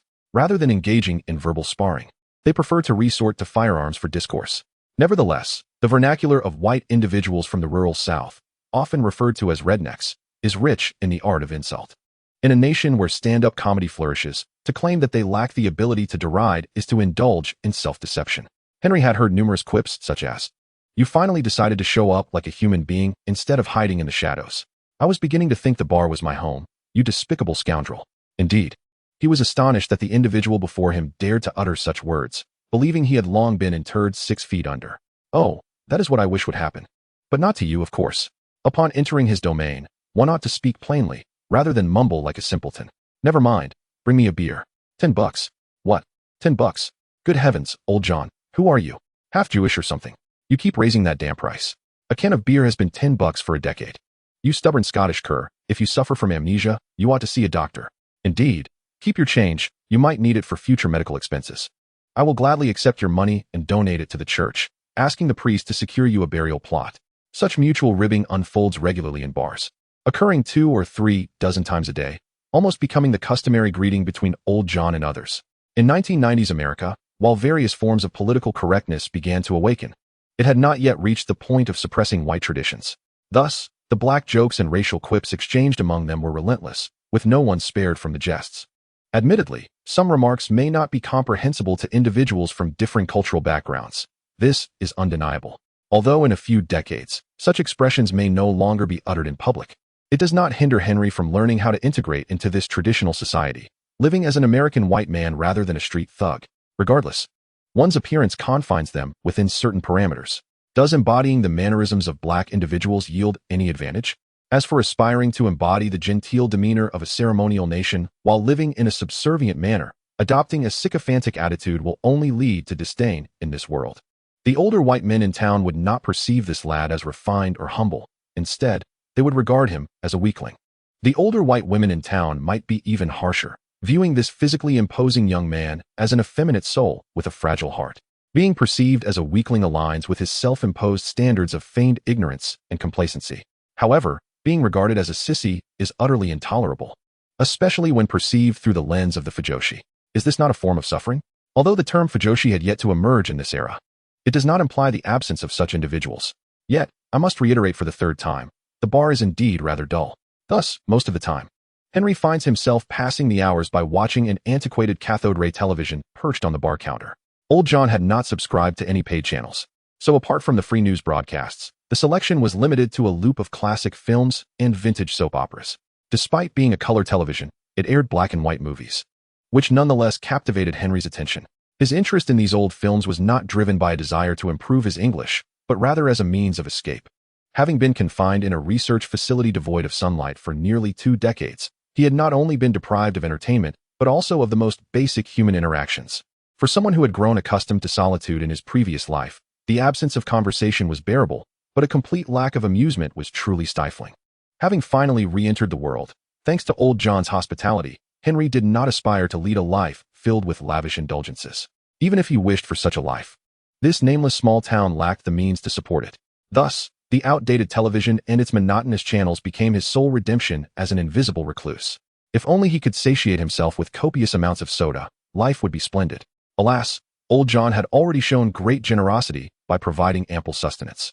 These provisions seemed akin to compensating for past deficiencies, being incessantly absorbed by his body. Has anyone ever seen a person who consumes without excreting, drinks without relieving themselves? This is precisely Henry's condition.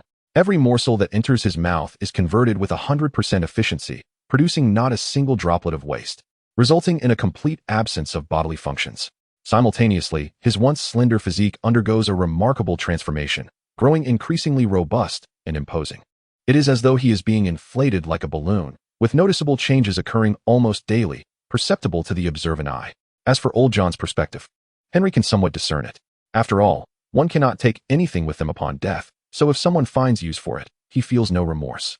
In this desolate corner of Alaska, he realizes that saving money will not lead him to become a millionaire. No matter how much he loses, he will not be driven to destitution. Thus, he is willing to extend a helping hand to a lad in need. This has nothing to do with morality. It is simply a recognition that the future belongs to the youth, not to someone like him, who is already teetering on the brink of the grave. Chapter 10. A passion for film. Do you truly enjoy watching old movies? Old John inquired while polishing a glass behind the bar.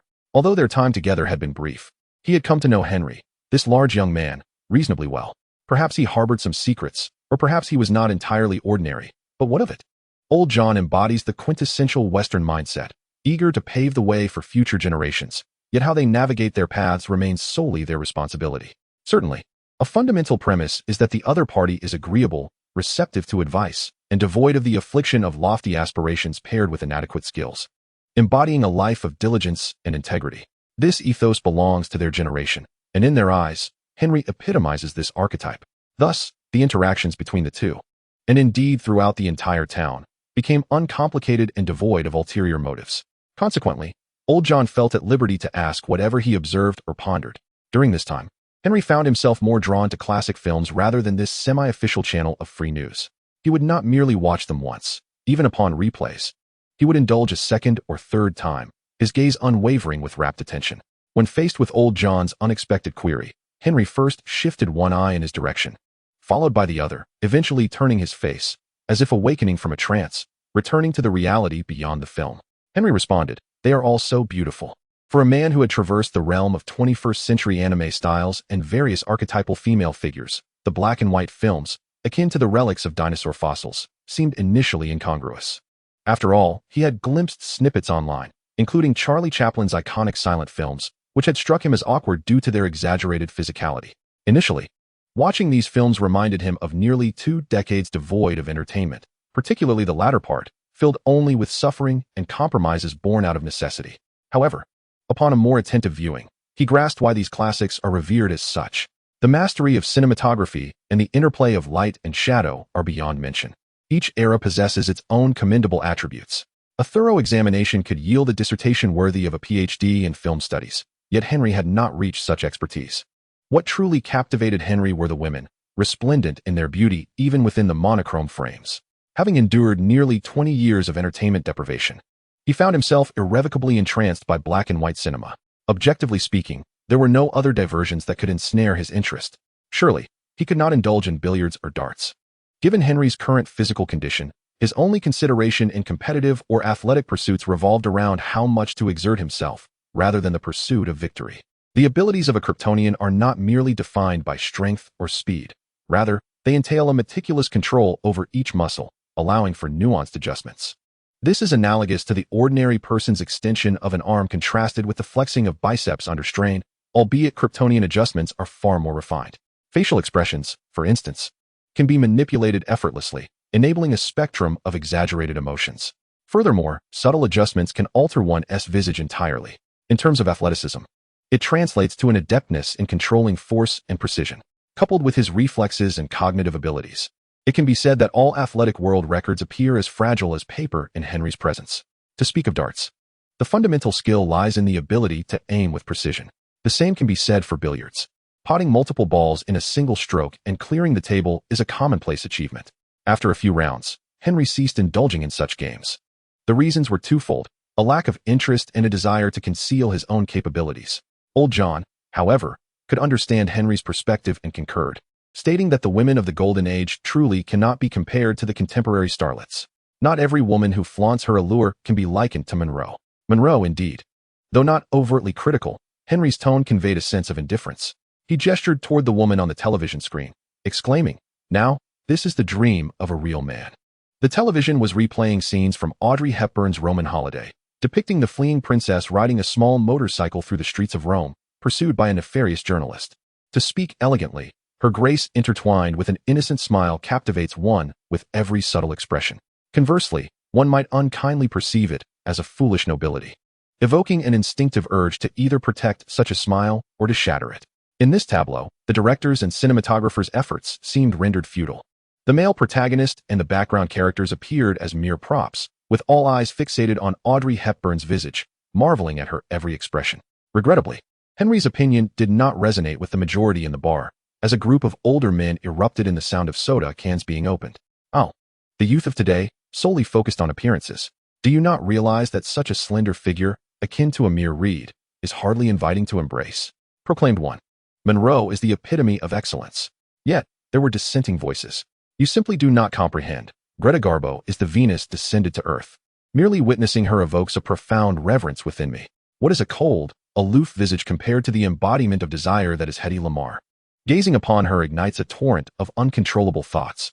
Listening to everyone extolling their own goddesses, Henry could not help but exclaim, is our taste so vastly different? Rather than divergent preferences, it is the true beauty's birth from the golden age of Hollywood that we should celebrate. Nowadays, the films are rife with misfits. Anyone with 2 eyes and a nose seems fit for the screen. Indeed, with an abundance of choices, it is difficult to find a suitable selection. I believe you are merely playing devil's advocate. Whatever anyone else says, you feel compelled to voice a contrary opinion. After all, we can only behold them on film. Is it not permissible to speak of them? Of course, express whatever you wish. Just ensure you return home early to rest. In dreams, anything is possible. Hey, one wonders, with the rapid decline of Hollywood, might we eventually see a dark-skinned actress, or one with a square face, thick eyebrows, and an exaggerated pout, capable of glaring more fiercely than your wives, ascend to a leading role? And we would still be compelled to purchase tickets to the theater. In his heart, Henry fervently thought, old man, lo and behold, you may be onto something. If you persist just a little longer, you may witness such a future. It is not merely the film industry. Television, gaming, and all visually oriented media will face invasion. Is that not thrilling? Henry, cradling his head in his hands, groaned, oh, please don't say that. I truly dread such a future. A hearty laugh erupted from the crowd, including old William. Suddenly, someone remarked, Henry, since you are so fascinated by films, why not venture to Hollywood? The laughter subsided, and a hush fell over the bar. One significant reason for the scarcity of youth in the town is the encouragement from the elderly for them to venture beyond its confines. Everyone is aware that remaining in this town offers no prospects or future. It serves as a sanctuary for the aged, or perhaps a resting place, ill-suited for the aspirations of the young. They were oblivious to Henry's origins or his purpose for being there. He could linger without any unwelcome reception, yet ultimately, he would have to depart. The inquiry posed today, seemingly casual, was indeed a probing question. This fellow did not appear to have come due to heartbreak, nor did he seem to be a fugitive or a target of the underworld. Thus, he should not be accompanying them in this moribund town. Since departure was inevitable, discussions among the old men regarding his potential destinations were bound to arise. This was akin to the way a matriarch in one's hometown relishes playing matchmaker. However, Henry chose not to engage with this line of thought, instead jesting, how should I go? Swim there? Old John, standing behind the bar, suddenly interjected, if you lack travel funds, I happen to have some money here. Henry turned to regard the elderly man with newfound seriousness. Perhaps the adage about the sincerity of gifts had left a deep impression on him, causing his initial instinct to be one of retreat, wishing to decline. Yet, one's gaze can convey a multitude of sentiments. This man, having endured the ravages of war and lost both children on the battlefield, genuinely wished to offer assistance. At the very least, his clear eyes dared to meet another's. Old John continued, do not overthink it. This is merely your remuneration for working here. I simply hadn't given it to you before. Come now, this is hardly a 5-star establishment. How high could the wages possibly be? I dare say if I were to pay you what you truly deserve, I might not even afford the meals I have consumed. My fare is already dismal. If portions decrease further, I shall not survive. Old John, visibly agitated, asserted, I am the owner of this bar, so you need not worry about finances, you little rascal. I possess more savings than you can imagine and could easily hire a college girl to entertain me. Save up for a decent coffin for yourself, or else you will have the wild dogs laboring to unearth you from the ground, only to find no flesh or bones to gnaw upon. You would be doing a disservice to the dogs. Henry's sharp retort incited another round of laughter from the crowd, infuriating old John. At that moment, someone chimed in. If you need money, why not go crab fishing? Ah, it is indeed that season. Another replied. Yes, the ban is about to lift. I've heard that several captains have started seeking crew members. Isn't there a rumor that someone is trying to sell their crab fishing boat? Has it not been on the market for a year without success? Do you think that is feasible? The fellow merely sought a captain, intending to assume the role of shipowner while relegating the risks to others. Who would dare to part with a vessel that resembled a gold mine? The tavern in the small town exemplifies this reality. There is little need to actively seek out gossip, for once a conversation is initiated, an array of absurd tales will inevitably emerge. However, this time, Henry found himself quite perplexed by what he overheard and inquired of old John. What crabs are we catching that could yield such riches? Old John, wearing an air of skepticism, was quickly overshadowed by another elder nearby who exclaimed, "We're talking about king crabs. Do you know about king crabs? When you spread their legs apart, they're nearly as tall as a person. King crabs." Henry, who had been impoverished in his previous life and remained so in this one, had never tasted them, yet he had seen pictures and understood their significance. If they were indeed king crabs, then those who ventured to catch them could truly profit, given their astronomical market price. Yet, old John dismissively remarked, "But the work aboard a crab fishing vessel is arduous and perilous. At least it's honest work, not akin to murder, arson, or bank robbery. Moreover, the returns can be swift. A capable captain could earn at least 300,000 yen in just a couple of weeks of a full haul. Even an inexperienced greenhorn could make 50,000 yen on a single trip." Although it had only been a little over a month since he departed the underground research facility, Henry was not responsible for managing the tavern's accounts. Nevertheless, he could gauge the purchasing power of the yen from his surroundings, and it indeed aligned with his previous impressions.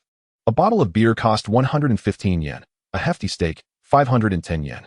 If one were to present 5 yen for mashed potatoes and broccoli, old John would serve it in a large basin. Purchasing a modest house in town required less than 10,000 yen. Even establishing a tavern like old John's, complete with decor and furnishings, could be done for 30 to 50,000 yen. This was, of course, attributed to the town's remote location, which rendered it less desirable, resulting in relatively low property prices and production costs. However, should goods need to be transported from afar, particularly from locations outside Alaska, prices would undoubtedly rise. Thus, the prospect of returning from a crab fishing venture with enough earnings to settle in town was a considerable temptation for Henry. Yet, he was not rashly inclined to join a crab fishing crew. Henry glanced at old John, who wore a sour expression. Their compatibility stemmed from their shared temperance. They preferred to endure rather than take unnecessary risks. Hence, Henry sought old John as counsel.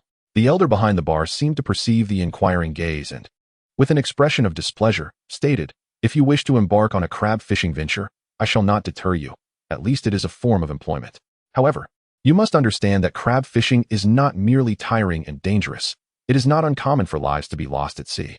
Every year, there are unfortunate souls whose entire crew fails to return.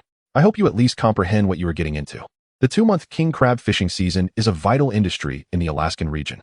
Although Alaskans do not subscribe to the notion that one cannot be considered a true man unless they have ventured onto a crab fishing boat, nor do they reject the profession out of a keen awareness of its inherent dangers, they are generally not particularly enthusiastic about this line of work. Quick monetary gain necessitates the preservation of life, after all, unless one finds themselves utterly destitute or in dire need of substantial funds. Most Alaskans would refrain from choosing to work on a crab fishing vessel. This reluctance has inadvertently exacerbated the labor shortage on these boats, leading to a rise in wages, with the hope of enticing more outsiders to undertake the grueling labor. Consequently, old John, rather than dousing Henry's fervor with skepticism or encouraging him blindly, opted to candidly express the realities of the situation. Old John's indifferent demeanor, however, could not extinguish Henry's interest. Having experienced both the drudgery of corporate life and the reclusive existence of a homebody in a previous life, he was acutely aware of the significance of money in modern society. As the adage goes, money may not be omnipotent, yet its absence is profoundly debilitating.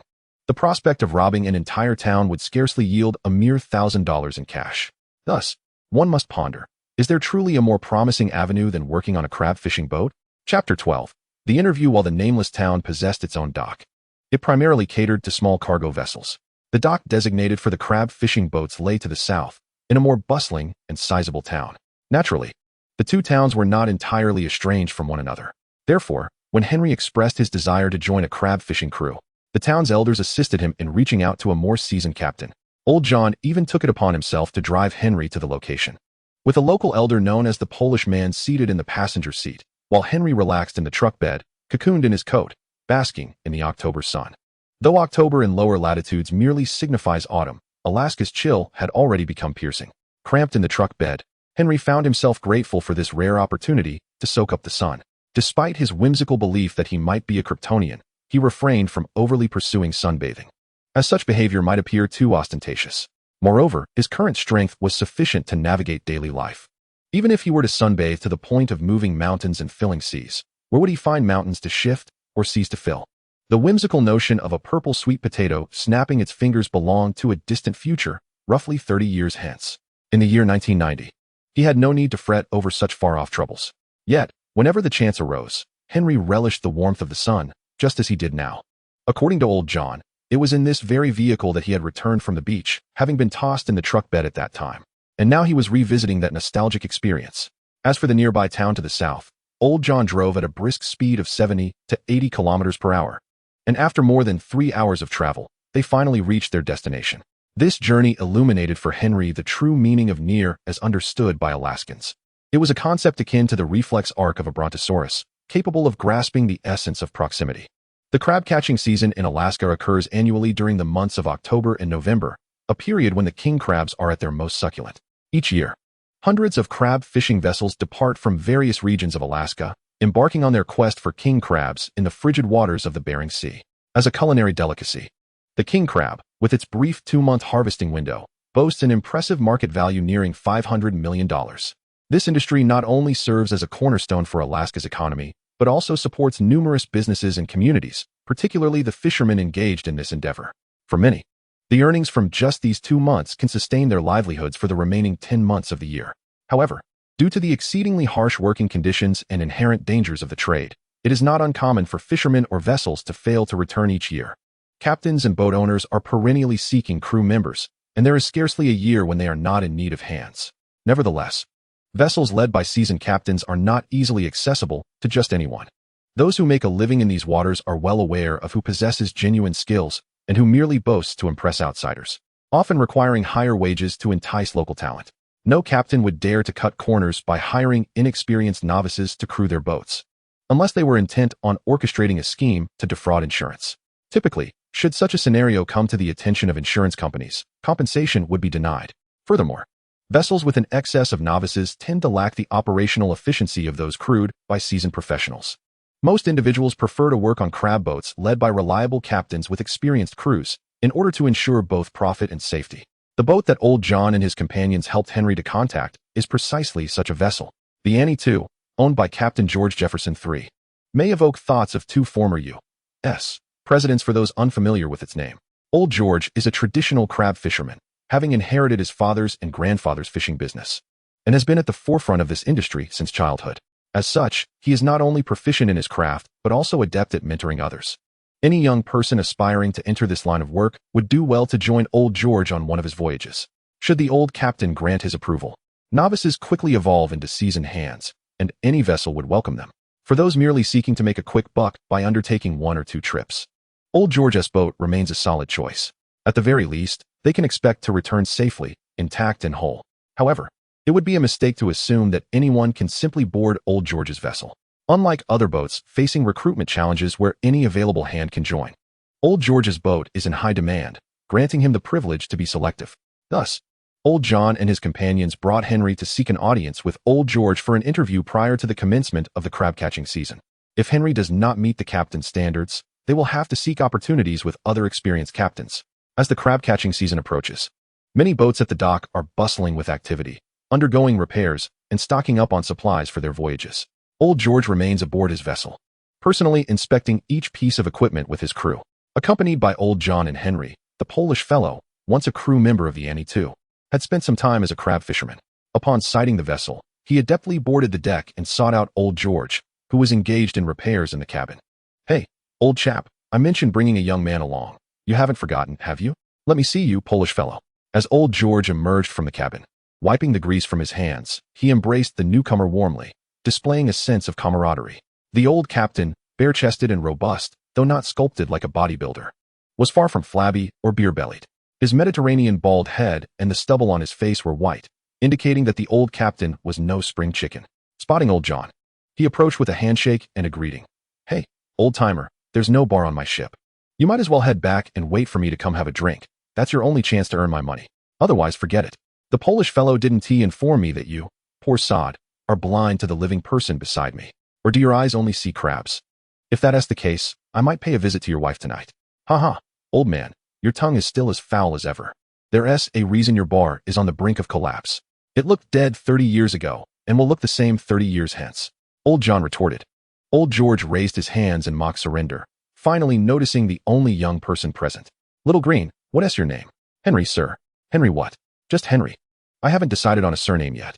Huh. Old George chuckled, dropping the line of inquiry. He circled around Henry and then patted his shoulder firmly. Predictably, Henry stood unmoving, giving the impression of being as solid as stone. Not bad, Little Green, Old George praised. He then turned to the two elders and declared, I agree to let him aboard. To Henry, he added, however, the work on a crab boat is arduous. You'd best prepare yourself mentally. Once the ship departs, there will be no room for regrets. Old John interjected, I must warn you, this lad has quite the appetite. Don't end up in a situation where you have to cook crabs for him on the ship. Huh, as long as you don't get seasick and throw up. I guarantee you'll be stuffed for 24 hours. In the crab fishing boat, no one referred to Henry as Henry. Everyone followed Old George's lead, calling him Little Green, which essentially meant a novice crew member. In Henry's recollection, the term in Chinese translates to rookie.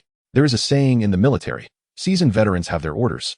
Intermediates must wait, and rookies must endure. Regardless of the setting, rookies have no rights, akin to an unwritten rule. On the ante too, Henry was indeed the only one without any prior experience in crab fishing.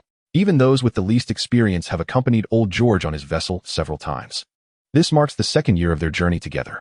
It is essential to recognize one's place, a realization that Henry possesses to some extent. After all, he truly starts from ground zero, knowing nothing at all. Naturally, one cannot rely solely on sheer strength to subdue others. If one seeks comfort, returning home is the option. However, under Old George's leadership, there is no deliberate mistreatment of newcomers. From the very first day at sea, leading up to the crabbing grounds in the Bering Sea, it remains the only tranquil day. The days that follow become a relentless cycle of terror. The crabbing vessel operates for nearly 21 hours each day, not that there are 3 continuous hours allotted for sleep. Instead, those 3 hours are fragmented throughout the day, often resulting in a total sleep time of barely over an hour. Work is divided into shifts of 2 to 3 hours, with breaks lasting 5 to 10 minutes in between. This brief respite is solely for eating, drinking, and personal needs. Therefore, crabbers typically consume 5 to 6 meals a day. The midday and evening breaks are longer, lasting 20 to 30 minutes, providing the only 2 opportunities to enjoy a hot meal throughout the day.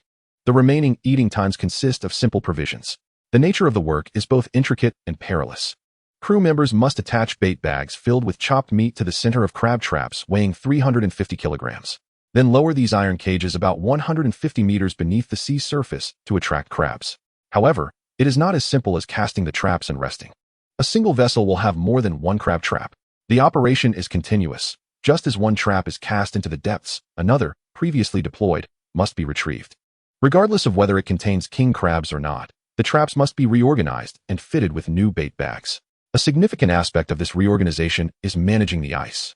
Ice blocks do not simply flow back into the sea like seawater splashed on deck. They can accumulate on the crab traps. If ice builds up excessively and is not dealt with promptly, by smashing the ice and tossing it back into the ocean, it could jeopardize the ship's balance, leading to capsizing. Thus, even when all the crab traps are submerged and none are hoisted back onto the vessel, everyone must break the ice, leaving no opportunity for a moment's rest. The deployment and retrieval of crab traps rely on the ship's crane. Henry, being a novice, does not operate the crane. He primarily assists the experienced crew beside the traps. Moreover, one should not underestimate the ferocity of king crabs. Even when brought to the surface, their mobility diminishes compared to their movements on the ocean floor. However, their hard shells, sharp spines, and pincers are formidable. Even without being pricked or pinched, merely attempting to lift a king crab could result in injuries to one's hands. Hence, gloves are indispensable. Of course, Henry is not at risk of being harmed by a mere king crab. Nonetheless, he does not make the foolish choice of working barehanded to prove his invincibility. Besides the grueling hours and the unwelcoming nature of the target crabs, the most formidable challenge aboard the crabbing vessel lies in the sea itself. In the Bering Sea during October and November, the climate unmistakably transitions into winter. Arctic storms, barreling down from the North Pole, mix with seawater, forcing the crew aboard crab fishing vessels to toil in frigid temperatures around 0 degrees Celsius. Occasionally, fine snowflakes drift down, and fierce winds exceeding 26 kilometers per hour whip up monstrous waves that can reach heights of 10 meters. Given that these crab fishing boats are relatively small, stability is a luxury they cannot afford. In such treacherous conditions, merely maintaining one's footing becomes a formidable challenge. The colossal waves frequently crash against the vessel, threatening to sweep careless crew members into the icy depths.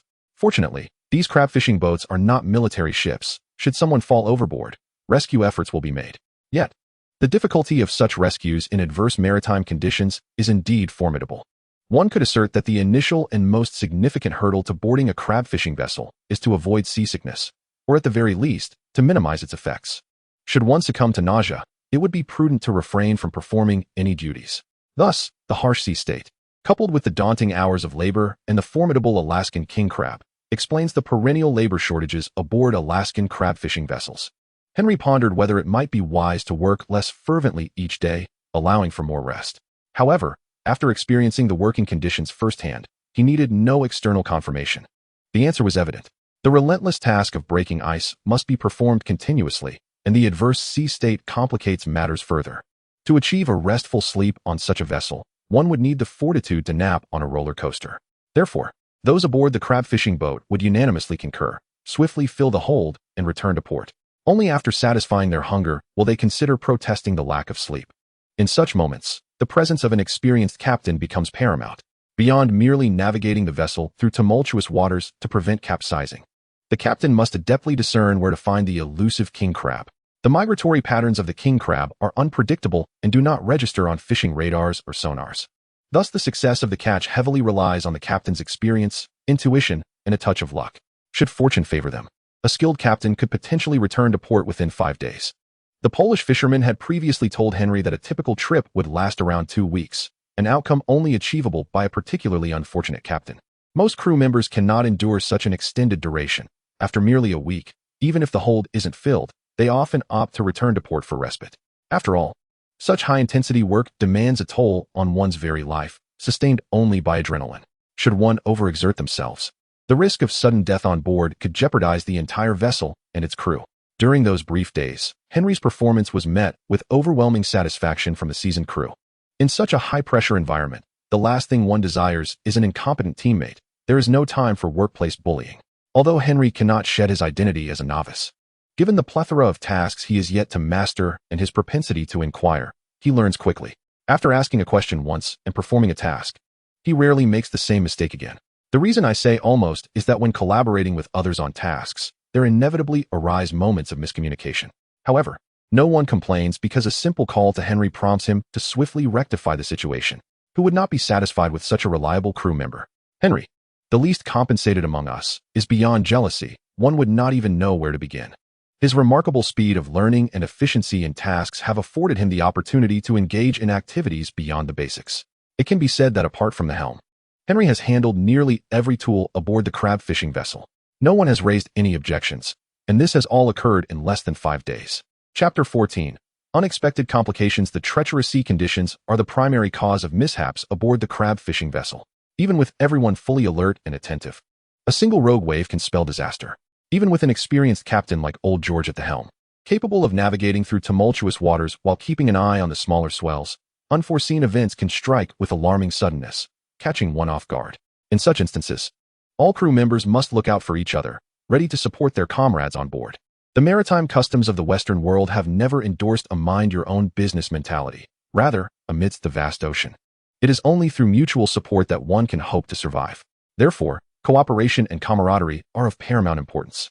In this environment, while Henry strives to conceal his extraordinary abilities, he cannot help but be influenced by the collaborative spirit, offering assistance whenever needed. Amidst the bustling activity, few notice whether his strength and speed exceed those of an ordinary person. As long as he does not act too conspicuously, there are ways to divert attention. The closest he came to revealing his powers was when a wave struck from the side, causing the Annie II to lurch slightly. At that moment, the crew was engaged in hoisting the crab traps, and their spirits were high as they were returning with a bountiful catch. With the captain having pinpointed the location of the crab swarm, they had consistently hauled in full traps, leaving no one dissatisfied. The sooner they filled the hold, the sooner they could return to port and collect their earnings. Just as the crab trap was being lifted above the gunwale, a young crew member, who had only recently shed the label of greenhorn, was pulling on the line to maneuver the laden trap back onto the deck. The sudden lurch caused the trap's center of gravity to shift, snapping one of the supporting lines. This not only sent the trap back towards the sea, but also created a tendency to swing outward. Unfortunately, the young crew member found himself in a precarious situation as his arm became ensnared in the line. As the trap swung away, he was left with two dire possibilities, either being thrown overboard or having his arm severed. At this critical moment, Henry grasped the crab trap that was about to be flung overboard and braced his feet against the ship's railing, feigning the exertion of holding it steady. The young man's cry undoubtedly attracted everyone's attention, prompting all to rush to his aid. Although the youth was not in danger of having his arm torn off or being thrown into the sea, he was nonetheless pulled down onto the deck by the rope. At that instant, someone hurriedly untied his arm and pulled him aside. With the young man now being attended to, the seasoned sailors faced a dilemma. Should they relinquish the crab trap or attempt to salvage it? To abandon it would mean cutting all the ropes and allowing the trap to plunge into the depths below. Conversely, to save it depended on whether Henry could maintain his grip. Just as they prepared to sever the ropes and simultaneously instruct Henry to release his hold, the Kryptonian, feigning distress, managed to utter through gritted teeth, "Could you reconnect the broken lifting rope?" "Hold on, little green." The seasoned sailors sprang into action. One swiftly attached a spare rope to the crane, while another positioned himself at the railing, with two others gripping his legs, ready to reconnect the severed lifting line. Their expertise in knot tying was almost instinctive, and within moments, they had skillfully restored the rope to an appropriate length. Henry let go. The Kryptonian, with no intention of seeking the limelight, obediently released his grip. Instantly, the newly attached lifting rope became taut once more, successfully securing the crab trap, albeit at a slight angle. Together, they pulled the trap onto the deck and carefully lowered it with the crane. Once the crab trap was safely in place, everyone exhaled a collective sigh of relief. Henry continued to feign exhaustion, leaning against the railing and panting, while his gloved hands concealed any potential injuries. As for the young man entangled in the rope, he sat at the edge of the cabin, still shaken, though his arm could bend and move. The unmistakable sensation of a muscle strain made him acutely aware that the recent ordeal had not been a mere figment of his imagination. The seasoned sailors offered words of comfort to both individuals and checked the recently hoisted crab trap. Even old George, at the helm, emerged to witness the aftermath of the incident. He had seen everything unfold, but before he could step in to direct the situation, the crew on deck had already resolved the matter. George first assessed the condition of the frightened young man, confirming that his injuries were not severe before approaching Henry. Henry's condition had already been evaluated by another seasoned sailor, so George did not repeat the inquiry. Instead, he simply patted Henry on the shoulder, saying, "Well done. If it weren't for you, that lad would have lost his arm, even if he survived." No one questioned how Henry managed to hold onto the corner of the crab trap, as it was merely one of the 4 lifting ropes that had snapped, causing a temporary loss of balance, rather than implying that Henry alone bore the entire weight of the trap and its contents. As others stood nearby, a sudden surge of energy could indeed allow someone like Henry to endure. In the perilous environment of a crab fishing vessel, miraculous bursts of endurance, though rare, are not entirely unheard of. Old George and his seasoned crew had previously encountered similar situations where they turned danger into safety, hence they did not dwell on it. Once assured that everyone was relatively unharmed, Old George commanded, "Replace the broken line with a new one. Let us all exert ourselves to capture the king crabs at this spot. Once we finish, we shall return to port. As for you two lads, I shall grant you 10 minutes to rest. Is that agreeable?" Before the two could respond, an old crew member inquired, "Captain, are we heading back this early?" The hold was already 8 tents, full of king crabs. "We have just begun to pull the traps here. If we tidy up everything, I believe our haul will be satisfactory. Returning early allows everyone to rest better. Your remuneration shall not be diminished." "Very well, you are the captain. Your word is final." Henry clapped his hands and remarked, "I am fine. I do not require rest." The other, however, remained silent, as it seemed he had not yet recovered from the fright. Old George insisted that Henry take his rest, addressing the young man he had just rescued. 10 minutes of rest means 10 minutes. While you are at it, fetch some whiskey from the cabin, one for yourself and one for that lad. He is quite shaken." "Understood, Captain." Henry did not argue further and willingly made his way to the cabin. The seasoned crew members did not engage in idle chatter regarding the extra rest time afforded to the two novices, but continued with their crab-catching duties. If they wished to return to port sooner, it required everyone's effort. There was no time for petty rivalries. Chapter 15. The Harvest. The young man, trembling as he accepted the steel cup filled with whiskey, was a mutant with an appearance distinct from the ordinary. His face bore gill-like structures reminiscent of a shark, enabling him to breathe underwater. His abilities proved invaluable in tracking the elusive king crabs. However, this mutant capability was not without its flaws. Firstly, he faced the same risk of hypothermia in the frigid waters of the Bering Sea as any ordinary person. While submerged, he fared well. However, Failing to dry off promptly upon surfacing could lead to severe consequences. Additionally, reboarding the vessel after diving in treacherous seas could consume considerable time.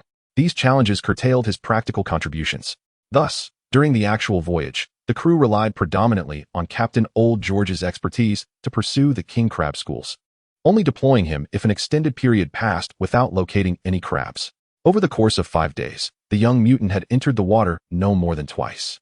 Perhaps due to the effects of his mutation, his physique and strength were somewhat frilier than that of the average Caucasian. Consequently, this young mutant occupied an awkward position within the crab fishing community, straddling the line between being useful and not. Regarding the potential for discrimination against mutants aboard the crab fishing vessel, Old George had remarked that given the current labor shortage, anyone willing to work would be welcomed, regardless of whether they were a mutant. Do not, when famished aboard the vessel, consider the entire crew as mere snacks. Beyond that, one truly ought not to be overly concerned. The sentiment remains, when all are aboard the same ship, the issues of discrimination seem to dissipate. Unless, of course, one chooses to languish and recklessly endanger oneself. In which case, if cast into the sea by a tumultuous wave, one can only blame their misfortune. Following a harrowing incident, this young mutant clutched a whiskey tumbler for over 20 minutes before regaining composure and rejoining the crab-catching endeavor. The others bore him no ill will for taking extra time to recuperate. After all, having narrowly escaped death, who could confidently claim they would bounce back in a matter of minutes? Henry, however, after a sip of whiskey, re-engaged in the task at hand. After 5 days of intense labor, the crew had developed a certain camaraderie. At times, mere glances sufficed to convey intentions without the need for words, allowing for seamless cooperation. The efficiency of this crab-catching voyage was significantly bolstered by the remarkable contributions of the young greenhorn. Though he may have appeared inconspicuous at the time, in retrospect, all acknowledged his impeccable collaboration, which saved substantial time and enhanced overall productivity. Thus, on the 6th morning, the N2 returned to port without having fully captured the last batch of king crabs, as the hold was filled to capacity, necessitating their return. Disembarkation occurred at designated berths, with fishery companies having personnel stationed at the docks around the clock to await acquisition once the king crab season commenced. In larger fishing ports, there are dedicated markets and auction venues, akin to those for bluefin tuna, where auctions are held at regular intervals. Conversely, in smaller locales like theirs, bidding typically occurs directly at the docks. The crew's responsibilities did not cease upon arrival. They were tasked with unloading the king crabs from the hold, packing them, and weighing them. During this time, Old George would engage in banter with familiar fishery companies to negotiate prices. By examining the first few crates of king crabs, they could reasonably estimate quality and price. Subsequently, they would opt for a whole ship purchase, leaving one successful bidding fishery company at the dock to await the final weight results. As soon as the results were available, the fishery company would promptly issue a check to the boat owner or captain. After all operations concluded, the crab boat would be directed to a resting berth, marking the moment for crew members to settle their wages. The majority of crew members received a fixed salary agreed upon prior to boarding, while a select few seasoned hands could earn a commission based on the catch. If the captain and boat owner were not the same individual, the captain would also receive either a base salary or a share of the profits, a system designed to incentivize these experienced sailors. As the least experienced newcomer, Henry was, naturally, the last to receive his check. Observing the satisfied smiles of those before him, he realized that Old George was not a miserly employer. The young mutant, too, gleefully flicked the check with his fingers, exclaiming his desire to treat everyone to a round at the local bar. When Henry received the check, he was taken aback by the figure inscribed upon it. He inquired, "Boss, have you perhaps made an error in the amount?" Old George, well aware of what he had written, replied, "Kid, this is what you rightfully deserve. I have examined the frayed rope, and it is indeed the result of aging. I should have detected this issue during the pre-check of the equipment. Therefore, not only have you helped me clean up a mess, but you have also spared that young lad from losing an arm. The additional sum I have given you is far less than what the insurance company would demand from me had I allowed this to escalate. So, accept it with peace of mind." "What? I have a chance to claim insurance?" the young mutant exclaimed excitedly. He was promptly silenced by an older colleague, who questioned him. "Do you wish to receive the insurance payout or retain your arm?" Understanding the gravity of the exchange, the young mutant cradled his injured arm and mumbled, "The arm is fine, quite fine." Henry, feeling justified, waved the check in his hand and said, "Thank you, boss." Though no one disclosed the amounts they received, Henry utilized his superhuman ability to discern the figures on each person's check. Interestingly, he found that his own amount was the same as that of the young mutant. Yet as a newcomer, receiving such a sum was considered quite prosperous. Hence, there was no reason for discontent. with their pockets lined with money. The group of men naturally began to deliberate on their plans for leisure.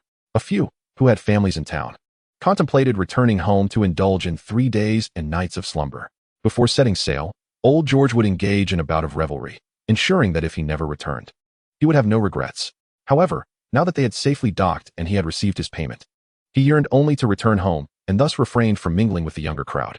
Noticing that Henry had not departed, as if awaiting him, old George recalled the young man's situation and approached him, saying, "You don't have a vehicle, do you? Come with me. I'll arrange for someone to take you back to old John S. bar. If you wish to cash your check, I can also escort you to the bank." "Boss, is there any chance I could get back on the boat? I wish to earn more," Henry replied. Despite the fact that crab fishing was deemed a perilous and arduous occupation by old John and others, it posed no significant challenge to Henry. Take, for instance, the most exhausting continuous shifts. As long as he could bask in the sunlight, he felt an inexhaustible vigor within him. The fatigue was hardly a concern. He understood the significance of money in modern society. The earnings from working on a crab boat were legitimate, and it was only rational to seize opportunities to earn a little extra whenever possible. As for Henry's aspirations, old George was not at all surprised. While many newcomers to the crab fishing boats might view it as a mere adventure, some could adapt to such labor and become full-time crabbers. Even if one did not regard this work as a lifelong career, it was entirely reasonable to earn a few extra trips while young. Old George spoke of his future plans, stating, "Upon my return, my wife will assemble another crew. The Annie II will remain in port for a day to replenish supplies and undergo maintenance before setting sail again. I am uncertain how many days it will take for them to return. If you still wish to join my vessel, a conservative estimate would be to return to this port in about a week. The remuneration will be consistent with this voyage. I will no longer regard you as a novice. Should you feel sufficiently rested and wish to board sooner, you may have the pole contact me, and I shall assist you in finding a reliable ship. However, your immediate task is to rest thoroughly. Please refrain from contemplating these matters for at least 3 days. Is that understood, lad?" Henry, of course, would not admit to being fit for duty, nor would any captain be inclined to take on someone just disembarked. He nodded in agreement. Yet old George cautioned, "Rest should be genuine. My ship does not welcome those who indulge. A person with cravings aboard is nothing but a nuisance. Apart from cooling your head in the frigid Bering Sea, I have no other assistance to offer. Do you comprehend my meaning?" Raising his hands in a gesture of surrender, Henry replied, "Understood, boss. I shall comply with your wishes." As a Kryptonian who felt no effects from whiskey, Henry doubted the efficacy of those powders on his body. Nevertheless, he had no desire to experiment. Observing the earnest expression on the young man's face, old George knew he was being heard. He patted Henry on the shoulder, saying, "Make sure to deposit that check into the bank promptly. I have witnessed too many people collapse in bars, ruining their checks or having them stolen. You must hope the thief acts slowly. Otherwise, even I would be unable to assist." "The bank?" Henry inquired, feeling the pocket holding his check. "Is there a place to cash it? You don't even possess a bank account, do you?" sighed old George, though he refrained from probing into the young man's background. His extensive experience allowed him to surmise the situation. Old George continued, "Let me find someone to assist you. That old fellow is quite adept at these matters. You can consult him with any issues. Afterwards, I shall return you to old John's bar. Even in seeking advice, the person I recommend will not offer outlandish suggestions. My legs feel as if they are floating, and I cannot accompany you on these errands. Is that acceptable?" "You would be of great assistance, boss," Henry readily agreed. Having someone to guide him was certainly preferable to wandering aimlessly. Giving Henry another pat on the shoulder, old George remarked, "If all is well, follow me to the dock management office. I will make a call there, and you may wait." "All right, I shall follow your lead." The dock management office was a modest establishment, but adjacent were tables and chairs for rest. Old George utilized a public phone to dial a number. After explaining the situation to the person on the other end, he hung up. Before departing, he purchased a cup of coffee for Henry and remarked, "That old chap should arrive in about 10 minutes. His name is Tom. I informed him of your appearance and circumstances, and thereafter, it is up to the two of you to manage the situation. Is that agreeable?" Henry, upon receiving the coffee, nodded and remarked, "Thank you, boss. The sooner we finish, the sooner we can rest. After a voyage, it takes at least 3 days to recuperate. As one ages, recovery takes longer. I can no longer indulge in nightlife like you youngsters." After uttering a sardonic comment, old George departed, needing to head to the parking lot to drive home. He could hardly endure any longer. The coffee at the dock was exceedingly unpalatable. Henry nearly retched upon his first sip. Yet perhaps it was this very unpleasantness that rendered it remarkably invigorating. Especially under the enhancement of his supersensitive palate, he felt revitalized, as if he could soar into the stratosphere. Before long, a light brown vintage car, one Henry had only seen in television shows or classic films, pulled up, not into the parking lot, but alongside the rest area, where the passenger window was lowered. A voice from within called out, "Hey, kid. Yeah, get in the car. The guy George mentioned sent me." "Tom?" Henry inquired, rising with a hint of confusion. "Indeed, that's me. Where else would you find someone as handsome as I am?" The individual inside was a characterful older white man, his hair a mix of brown and silver, adorned with a rather incongruous pair of sunglasses. Henry, undeterred by any potential malice, opened the passenger door and climbed in. However, before he could settle in, Tom remarked disdainfully, "Wow, you smell like you've been pickled. The aroma is only marginally better than that of canned herring. Is it truly that dreadful?" Henry questioned, sniffing his own scent. "You know how it is. On the ship, we either wore raincoats or heavy coats. It's hard not to smell." "Good heavens, spare me," Tom exclaimed, rolling down the driver's side window despite the cold. "Come over to my place for a shower." "Is that necessary?" Henry replied. "George mentioned you might need some documentation. You can't possibly use your current disheveled appearance for a photo." Gazing at his reflection in the rearview mirror, Henry saw a wild mane of hair nearly obscuring his eyes and a face adorned with stubble. Using such a picture for identification would practically broadcast his troubles to the world. Thus, he conceded, "All right, I suppose I should tidy myself up. But I have no change of clothes. If you don't mind wearing something old, I have clean clothes you can borrow. If you prefer new attire, we can make a stop at the store first." "No need, anything will suffice." "Very well, let's be on our way." With a press of the accelerator, Tom's car surged forward. As they drove, Tom continued, "First, we'll tidy you up and take your picture, then I'll take you to the bank to collect your funds. Do you have any questions? Can you handle documentation here?" "Anything at all." Tom responded, "My primary role is as a labor intermediary, assisting individuals from out of town in obtaining work permits and connecting them with crab boat captains, from which I take a reasonable commission. The entire process is entirely legal. Your situation is rather unique. If you wish to remain under the radar, you must ensure that documents such as work certificates and the requisite taxes are addressed post facto. Everything I manage is entirely legal. Do not mistake me for a forger. As for the tasks assigned by George, I shall undoubtedly attend to them, though I will need to charge a nominal service fee, which I trust you will comprehend." In Chapter 17, The Shaving Dilemma, Henry expressed his astonishment, questioning whether such an action was indeed feasible. Although he lacked full awareness of the circumstances, one thing was clear to him. He did not possess a legitimate identity. The thought of acquiring any form of documentation, even counterfeit, left him utterly bewildered. It was indeed surprising to hear Tom claim he could procure such items. Tom, however, chuckled with pride, stating, "This is Alaska. As long as you are not a federal fugitive, everything is manageable." After a brief pause, he conspiratorially added, "In fact, even if you were, there are ways to handle that." "Surely not." Henry hastily shook his head. "I am certainly not." "Good," Tom replied, his demeanor returning to its relaxed state. He then turned a corner, stopping before an office adorned with expansive floor-to-ceiling windows. The window bore the name of Old Tom's manpower agency and consulting firm, where a middle-aged woman was engrossed in her paperwork. As Tom led Henry inside, the woman did not even glance up, her demeanor unmistakably that of a seasoned bureaucrat. Scattered across her desk lay several peculiar coins, which she lazily swept into a drawer upon old George's signal. As Henry passed by her, he was met with an unmistakable expression of disdain. "Wow, where did you find this person? Did he crawl out of a sewer?" she remarked. "Old George's crew, just off the boat," came the reply. "Oh, I see." The woman clearly recognized old George and understood the implications of being just off the boat. While he might be a bit unsavory, he had money, and that made all the difference. It is a misconception to think that all white individuals are above compromise for a meager sum.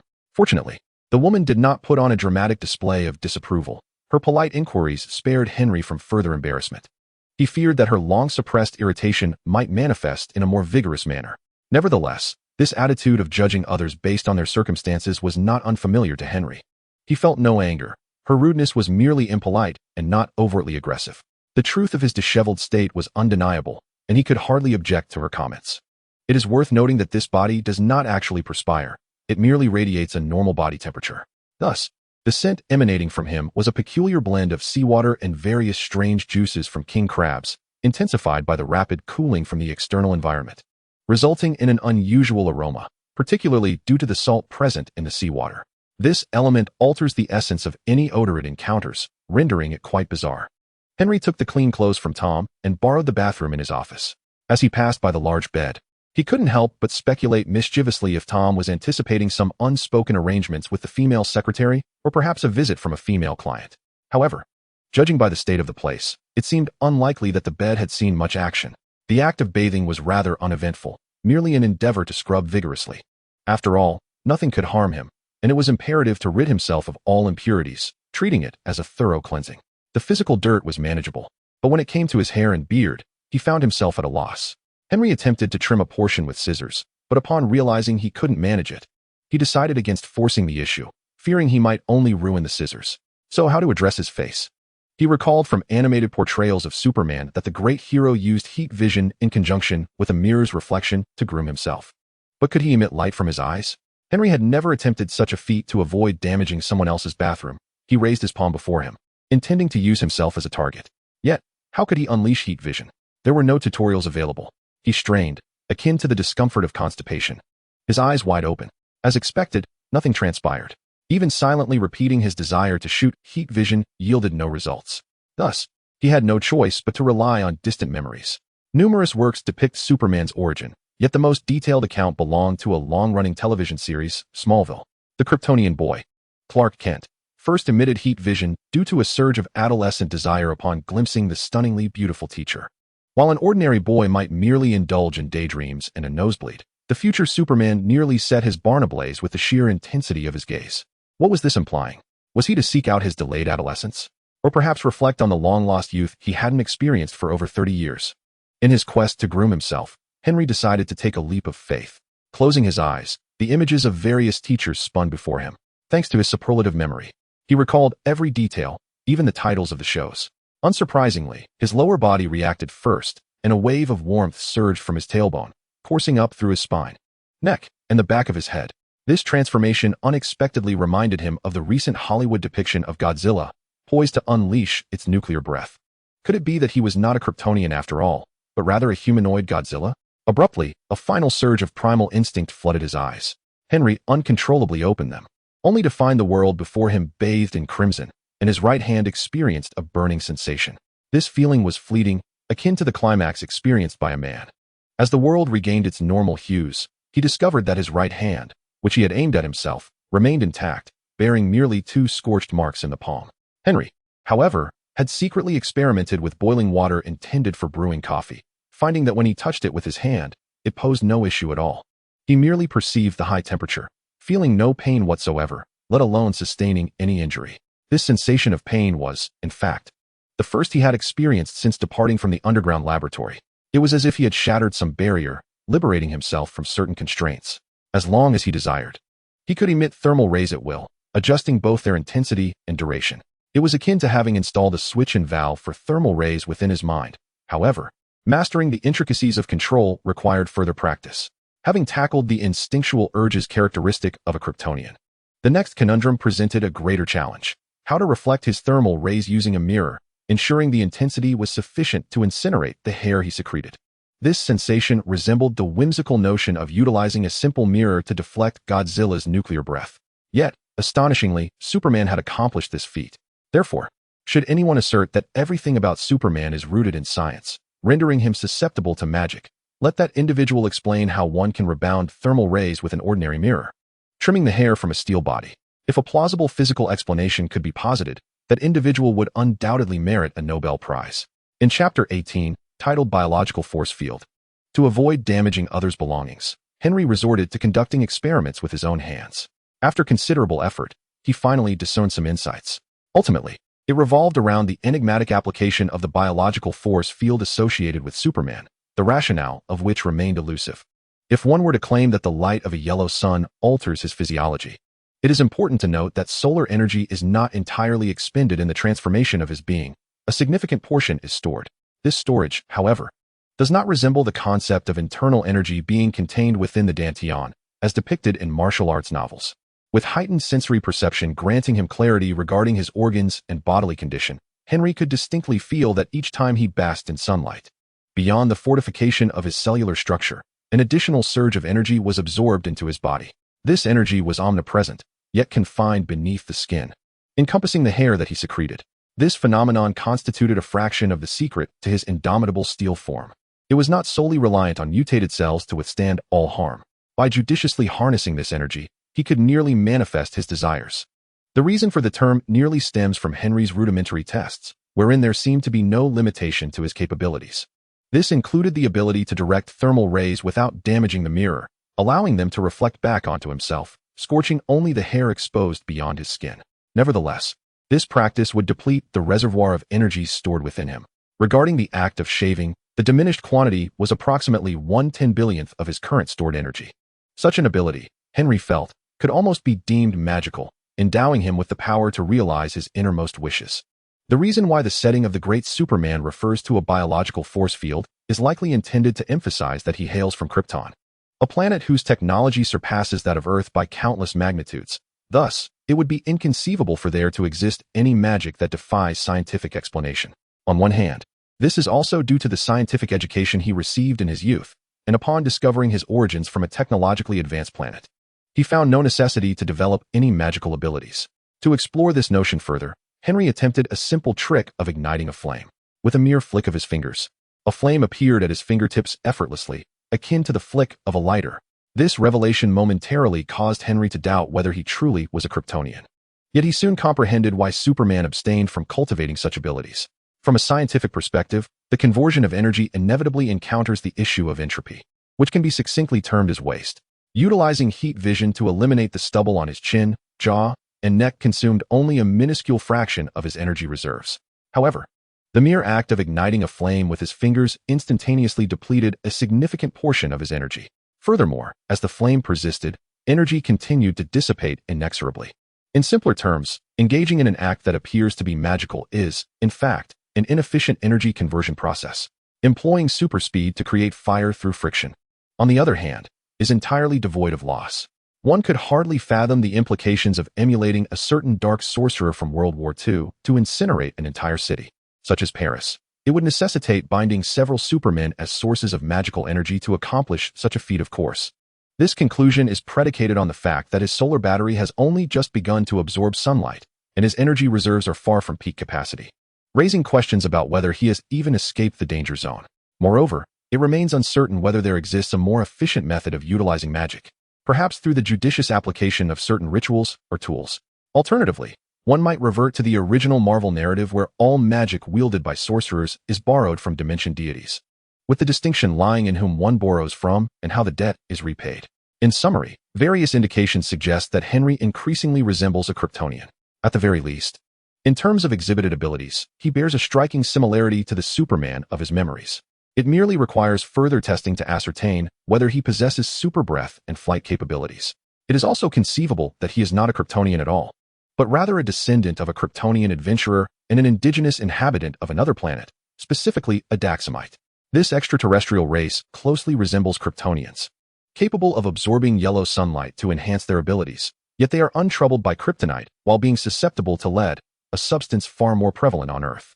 Thus, one should not assume that possessing super strength and an invulnerable physique allows for recklessness. If he is not a Kryptonian but a Daxamite, he need not seek extraterrestrial minerals to be harmed. Lead bullets would suffice to render him vulnerable. Lead bullets are indeed classified as conventional ammunition. The question remains, what kind of being is he? At present, Henry finds himself without a definitive conclusion. In the recent tapestry of daily life, has Henry encountered any lead-laden objects? He remains oblivious to this, thus unable to ascertain from which celestial realm he, the time-traveling entity, hails. Despite having unraveled certain truths within the confines of his bathroom, aided by the swift cognition of his superlative intellect, he finds himself with little time at his disposal. The commotion he stirred, although not destructive to the bathroom's decorum, was likely audible beyond its walls. His right hand, which had become an unwilling subject of experimentation, bore a tragic state, with flesh and bone laid bare. While it was evident that self-healing was in progress, it paled in comparison to the remarkable regenerative abilities of beings like Wolverine or Deadpool. To avoid alarming others, Henry tore a strip from an old garment, washed it, and wrapped it around his palm. As for the pain, truth be told, after enduring the torments of the later phases of the research facility, even if he were nailed like Jesus, such discomfort would be but a mere drizzle, barely felt. Once tidied, Henry exited the bathroom, traversed the expansive room, and arrived at Tom's office. The office's proprietor reclined with his legs draped over the desk, an expression of displeasure etched across his face.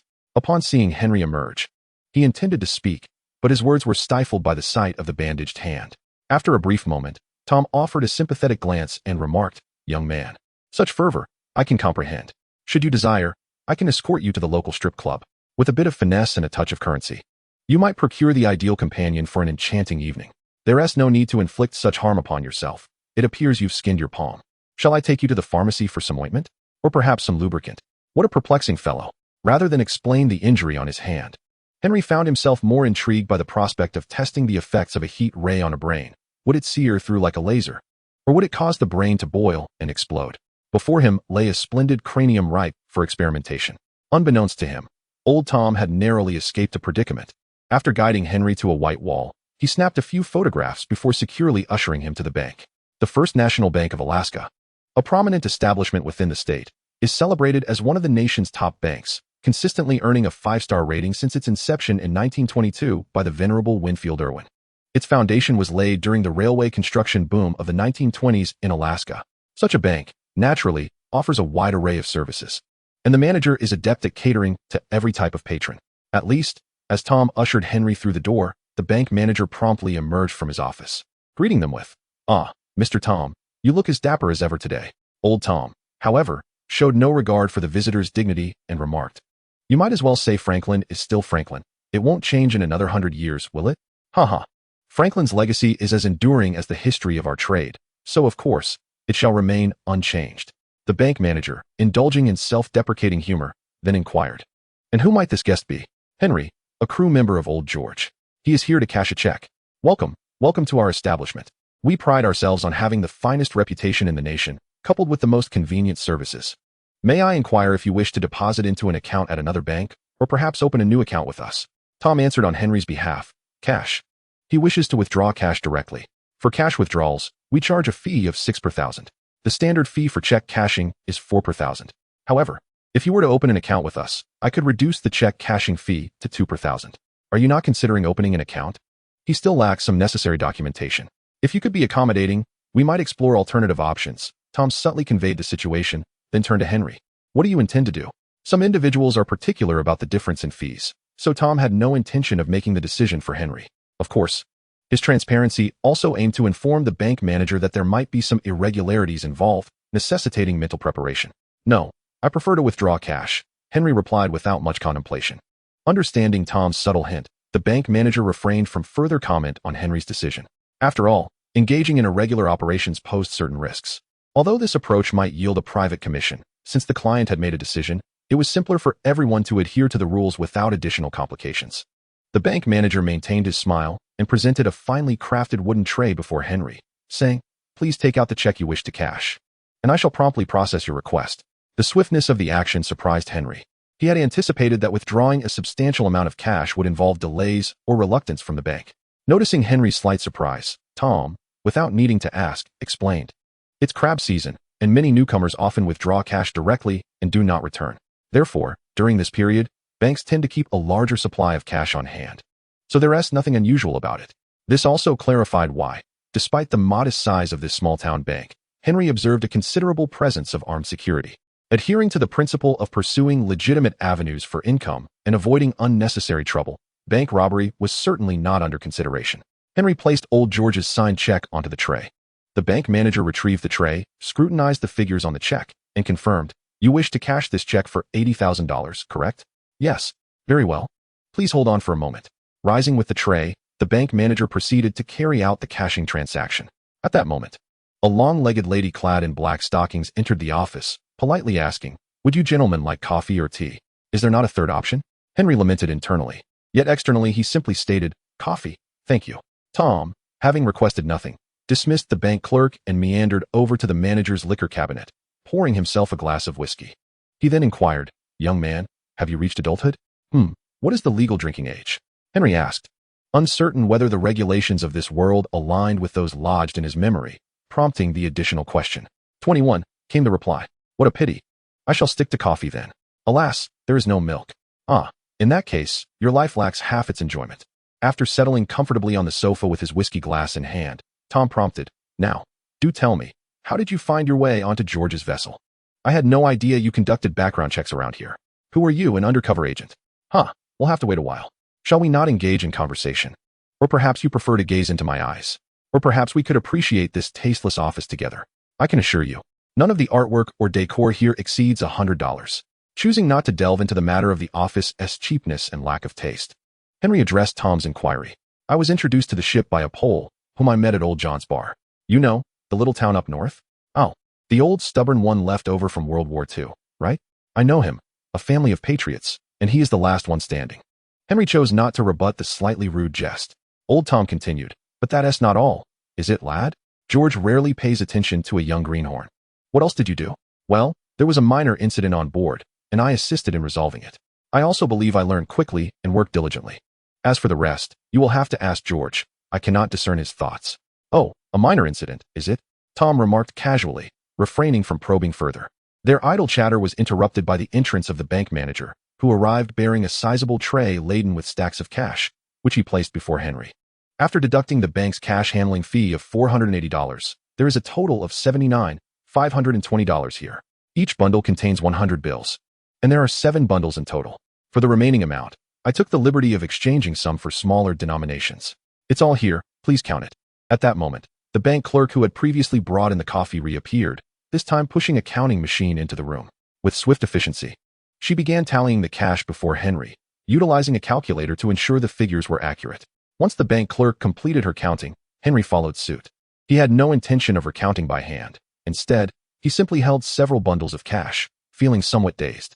Observing this, the bank manager summoned a small bag to hold all the bills, smiling as he remarked, "This bag is complimentary."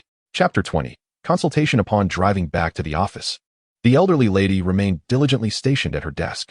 Tom first invited the guest to take a seat, then casually picked up an old backpack, emptied its contents, and presented it to Henry, saying, "Let us exchange your money for this backpack. Consider it a gift." Henry, perplexed, inquired, "Why the exchange?" Tom elucidated. When a bank encounters customers withdrawing cash, they provide similar bags for those without one. Consequently, individuals carrying such bags outside seem to advertise, "I possess wealth. Come and seize it." Furrowing his brow, Henry asked, "Is the bank colluding with outsiders?" Tom clarified, "No, the bank is not that unscrupulous. However, regardless of the changes they implement, the discerning will always take notice. Only the naive would wander about with such bags. You were referred by George, and I certainly do not wish for you to step out of here only to fall victim to theft. That would be a dereliction of duty on my part." Understanding the situation, Henry chose not to insist on changing bags. Instead, he simply placed the bank's bag into the backpack Tom had provided. As long as the conspicuous handbag remained concealed, the method of carrying the money was inconsequential. Once Henry completed his task, Tom tapped his finger on the table and remarked, "Having successfully withdrawn your funds, let us now discuss our business. My fee for facilitating the necessary documentation and procedures is 2,000 taels." 2,000, Henry exclaimed, his eyes widening in astonishment. "That is even more affordable than I anticipated. This is for authentic documents, not forgeries, correct?" Tom smiled and responded, "Trust me, procuring genuine documents is indeed cheaper than obtaining fakes. The reason most individuals fail to achieve this is that they do not know whom to approach. Even if they do find someone, that person may not know the proper procedures. The law opens many doors for the informed. As long as one follows the right path, there is no need to waste a fortune on unnecessary expenses. However, most who are aware tend to remain discreet, as they are not obligated to assist others unconditionally. Are they? Some assert that the methods for making money are outlined within the criminal code. This assertion holds truth and fallacy. It is true that illicit activities can indeed yield profit, but the price to pay manifests elsewhere, such as the risk of arrest. It is false, however, because in the eyes of those engaged in high-stakes dealings, the troubles incurred are not worth the trivial gains. Consider this. Is it feasible for an ordinary person to rob a bank and secure 100 million in a single sweep without being pursued by law enforcement afterward? Henry, though not entirely desensitized to such matters, found no particular surprise in them. As the saying goes, let the strong do as they will. A gentle breeze caresses the mountain ridge. As long as I lie still, the resistance is minimal. This is a principle grounded in physics, scientifically validated. Though uncertain whether Tom possessed the prowess he claimed, Henry chose to trust the recommendation from George. That old fellow would not likely haphazardly assign someone with the intention of jeopardizing his own compensation. Without a moment's hesitation, Henry reached into his bag and produced a bundle of cash, placing it on the table and sliding it across. Tom picked up the neatly sealed stack of bills. Half mockingly inquired, "Oh, young man, am I to count this myself?" He continued, "I have a few questions to pose. Should you be able to assist, that would be splendid." Henry gestured towards the expansive window, remarking, "A consulting firm, is it not?" He then set the bundle of cash down, pushing it back towards the center of the table. Tom, maintaining a composed demeanor, regarded the young man before him and said, "Speak. I may not be able to fulfill all your requests. Is there a car rental agency around here?" I wish to rent a vehicle. Rent a vehicle? There are none in town. You must venture near Hooper Bay Airport to find a private rental company. Why not consider purchasing a car? Rentals are primarily for tourists, and the costs can be quite steep. Henry candidly replied, I plan to try my luck in Hollywood after the crab season concludes. Oh, the dream of stardom, Tom mused. Perhaps not. Maybe it's merely about broadening my horizons. He continued, in any case, I do not intend to linger here for long. Buying a car would lead to the hassle of selling it later, and having someone look after it would be equally troublesome. Tom advised earnestly, if you are open to my counsel, I would suggest purchasing a vehicle. I do not know how many times you plan to board a crab boat, but trust me, without a bank account, you will not want to carry that bundle through airport security. He pointed at the old backpack beside Henry. Thus, the most advantageous choice for you would be to take the ferry. Another benefit of the ferry is that, for an additional fare, you can drive your car onto it, accompanying you to your destination. This way, you save time searching for local transportation and avoid unnecessary complications.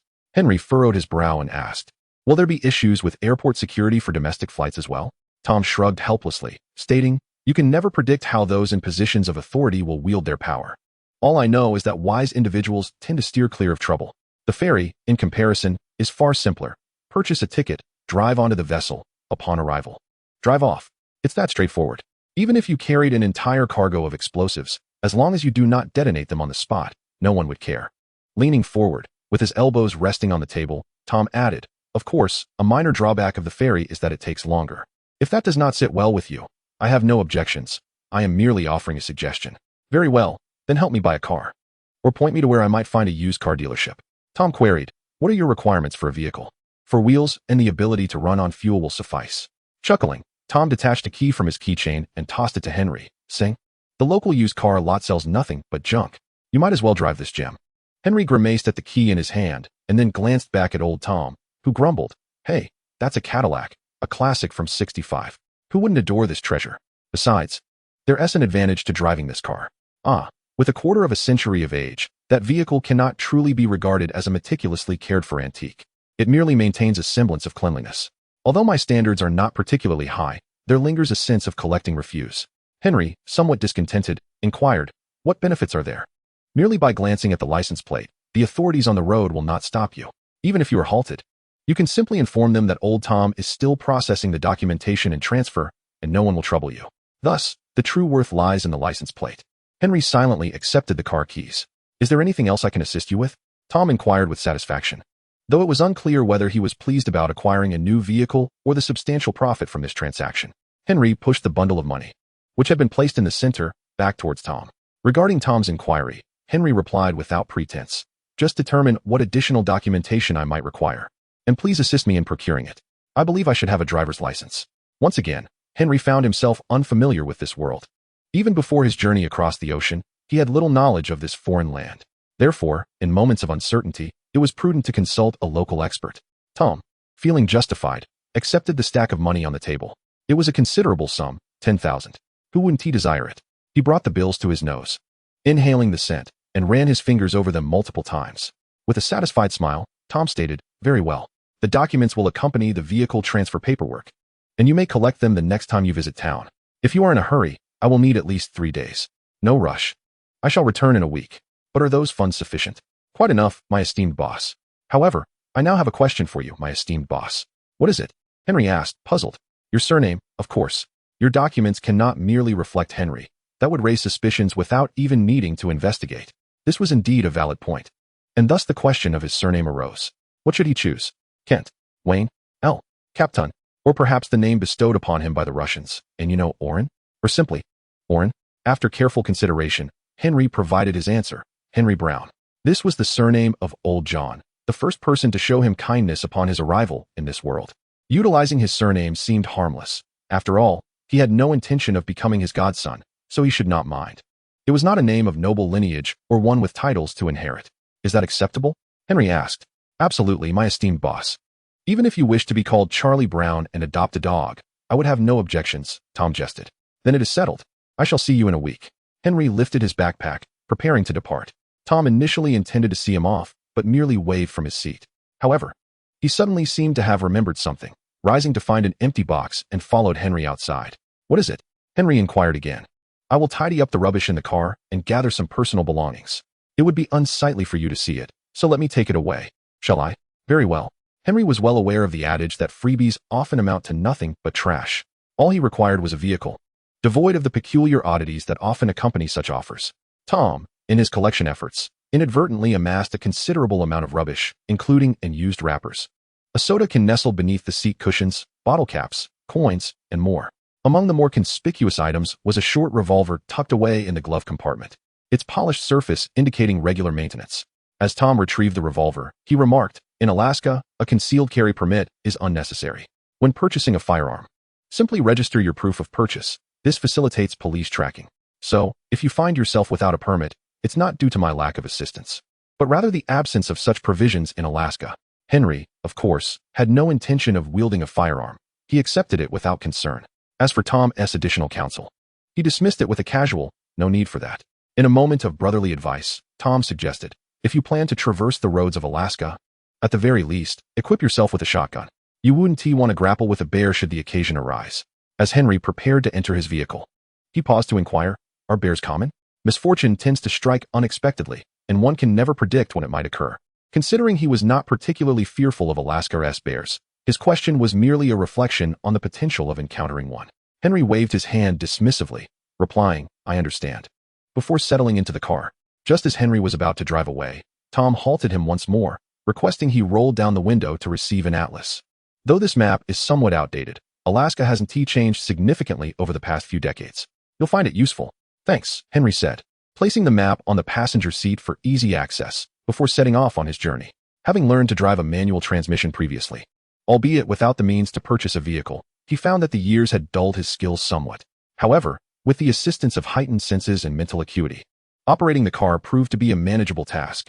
The vintage automobile, while broken in, set off smoothly. As for the spatial awareness required for driving, that was hardly a concern.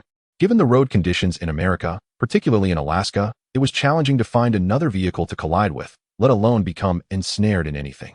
Before returning to Old John's bar, Henry decided to stop at the local general store to procure some items. Owned by an elderly couple, the store offered a range of products, from clothing to lawnmowers, and from soda to balaclavas. While the selection within each category was limited, the variety was commendable. Both proprietors were regular patrons of Old John's bar, as were most residents of the town, given that it was the sole establishment of its kind. On this day, only the matron was present in the store. Upon Henry's entrance, she greeted him warmly. "Ah, young man, you're back. How bountiful was your haul this time?" The captain was exceedingly pleased. "Thus our remuneration was quite satisfactory," Henry replied candidly. His statement was neither an exaggeration nor overly modest. After all, it was common knowledge that he was merely a greenhorn and could hardly expect a substantial share. Nevertheless, returning safely was a triumph in itself, surpassing the fortunes of many others. The matron behind the counter remarked, "Feel free to choose whatever you need. I'll give you a discount of 20%. Consider it a gift from me. Old John has been reminiscing about you lately. Make sure to return quickly so he can see you." Acknowledging her, Henry casually grabbed several sets of clothing and undergarments, along with some snacks. He ventured into the frozen section to procure additional food, feeling a twinge of guilt for continually relying on Old John's provisions. He genuinely wished to bring back a gift. Yet Old John had little appreciation for items of mere sentimental value. When it came to the bar, there was nothing amiss or in need of replacement. Do not assume that a solitary old man would lead a disheveled existence. His adeptness in handling practical matters ensured that his life was devoid of any broken items barely hanging on or unnecessary clutter. Henry, having lived alone himself, understood all too well that if an outsider were to present an ill-suited gift, it would merely serve as a source of annoyance and take up space. As for what might be deemed an appropriate gift, even consulting the individual might yield no definitive answer. Thus, he opted to dismiss such frivolous thoughts. A man would not be stirred to tears by trivial gestures. Instead, genuine empathy often arises from the sight of a long-legged figure by the roadside, a straight stick picked up haphazardly, or a meme concocted by some fool. Considering Old John's background, perhaps bringing him a Japanese soldier or a Nazi would be more well-received, Henry mused. Chapter 22. In the kitchen, John, I'm back. Welcome back. There were no tearful embraces or expressions brimming with emotion. To put it mildly, the two had only known each other for a month or two. Their bond had yet to reach such depths. More profoundly, the greeting between two mature men was simply straightforward, devoid of any nonsense. Thus, as Old John wiped a glass behind the bar, he did not even lift his eyelids, but casually inquired, "Just disembarked?" "I returned to port this morning. Took care of some matters before coming back." Old John was aware of the circumstances aboard the crab boat. and with a quick mental calculation, he understood Henry's situation. He casually remarked, "If you need rest, go to your room. Do not lie around the bar like a vagabond. I do not accommodate such individuals here." He simultaneously offered Henry a glass of whiskey, disregarding the legal drinking age entirely. Understood. Downing the whiskey in one gulp, Henry made his way to the room behind the bar. Although he could have continued working, he chose to conform a bit to societal norms and decided to rest. After several days of intense, relentless work, an experience he had never encountered even before his time, he felt slightly out of sorts, even with his Kryptonian constitution. It is worth noting that winter in the Bering Sea can still be sunny. One could say that Henry was in a state of simultaneously recharging and working. For his physique, not only was there minimal expenditure, but he also garnered more energy replenishment than he would have while working at the bar. However, energy replenishment ultimately does not equate to the nutrients the body requires. Although he could sustain himself in a state of mental exhilaration, once he let his guard down, it was as if the power had been cut. He would fall into a state of unconsciousness. Upon awakening, the duration of his slumber was unknown, but inevitably, he was roused by the pressing need to relieve himself. Since his body had regained a certain degree of functionality, Henry had resumed normal excretion, unlike before when he could only consume without releasing. As he stirred from his slumber, he disregarded the inadequately heated room, where the temperature was rather low. Clad only in a tank top and shorts, he hurried to the restroom. Upon his return, he noticed that the bar had already closed for the night. Old John, with a wistful gaze, rose from the sofa by the wall and directed his attention towards the recently awakened individual. "John, why are you sleeping here?" Henry inquired, only to realize that the question was somewhat redundant. As expected, Old John's sharp tongue was quick to respond. "When you first arrived, I could drag you around with just one finger. I damn well suspect that during this time, I've been feeding you pig slop, even lying on my bed. It would be a struggle to kick you off. You rascally fool, dare to ask why I have a bed, and yet you don't lie down? Even if your backside is clean, I have no interest in you as a man. Yes, next time. I will ensure I am thoroughly clean before presenting myself for your appraisal, just to see if you truly lack interest. Is that satisfactory?" He retorted lightly. Yet, his primary concern at that moment was to procure sustenance for himself. Thus, Henry commenced rummaging through the refrigerator. Upon his return, he had brought back some groceries from the store, and now was the perfect time to prepare a meal. Given that the old man was awake, Henry would not solely attend to his own needs. He casually inquired, "Would you care for something to eat? I am absolutely famished."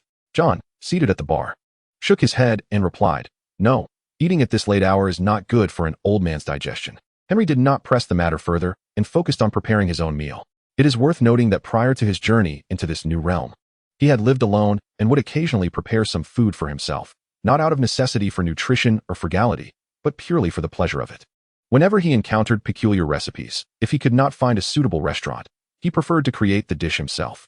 For instance, after watching a German family drama that featured a dish of coq au vin, he found himself more tempted by the culinary delight than moved by the profound father-daughter bond depicted in the film. Indeed, his initial interest was piqued solely by the title of the movie. However, he could not locate any restaurant that served the dish. If he desired it, he might as well prepare it himself.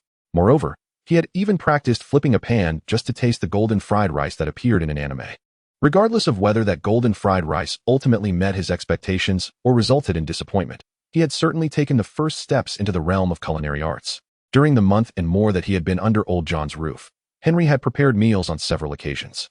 His rudimentary culinary skills, of course, could not elevate him to the status of a master chef capable of producing luminescent fried rice upon reaching the shores of the vast ocean.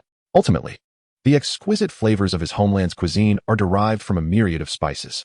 Even the bland delicacies like bear paws and shark fins can be transformed into something delectable.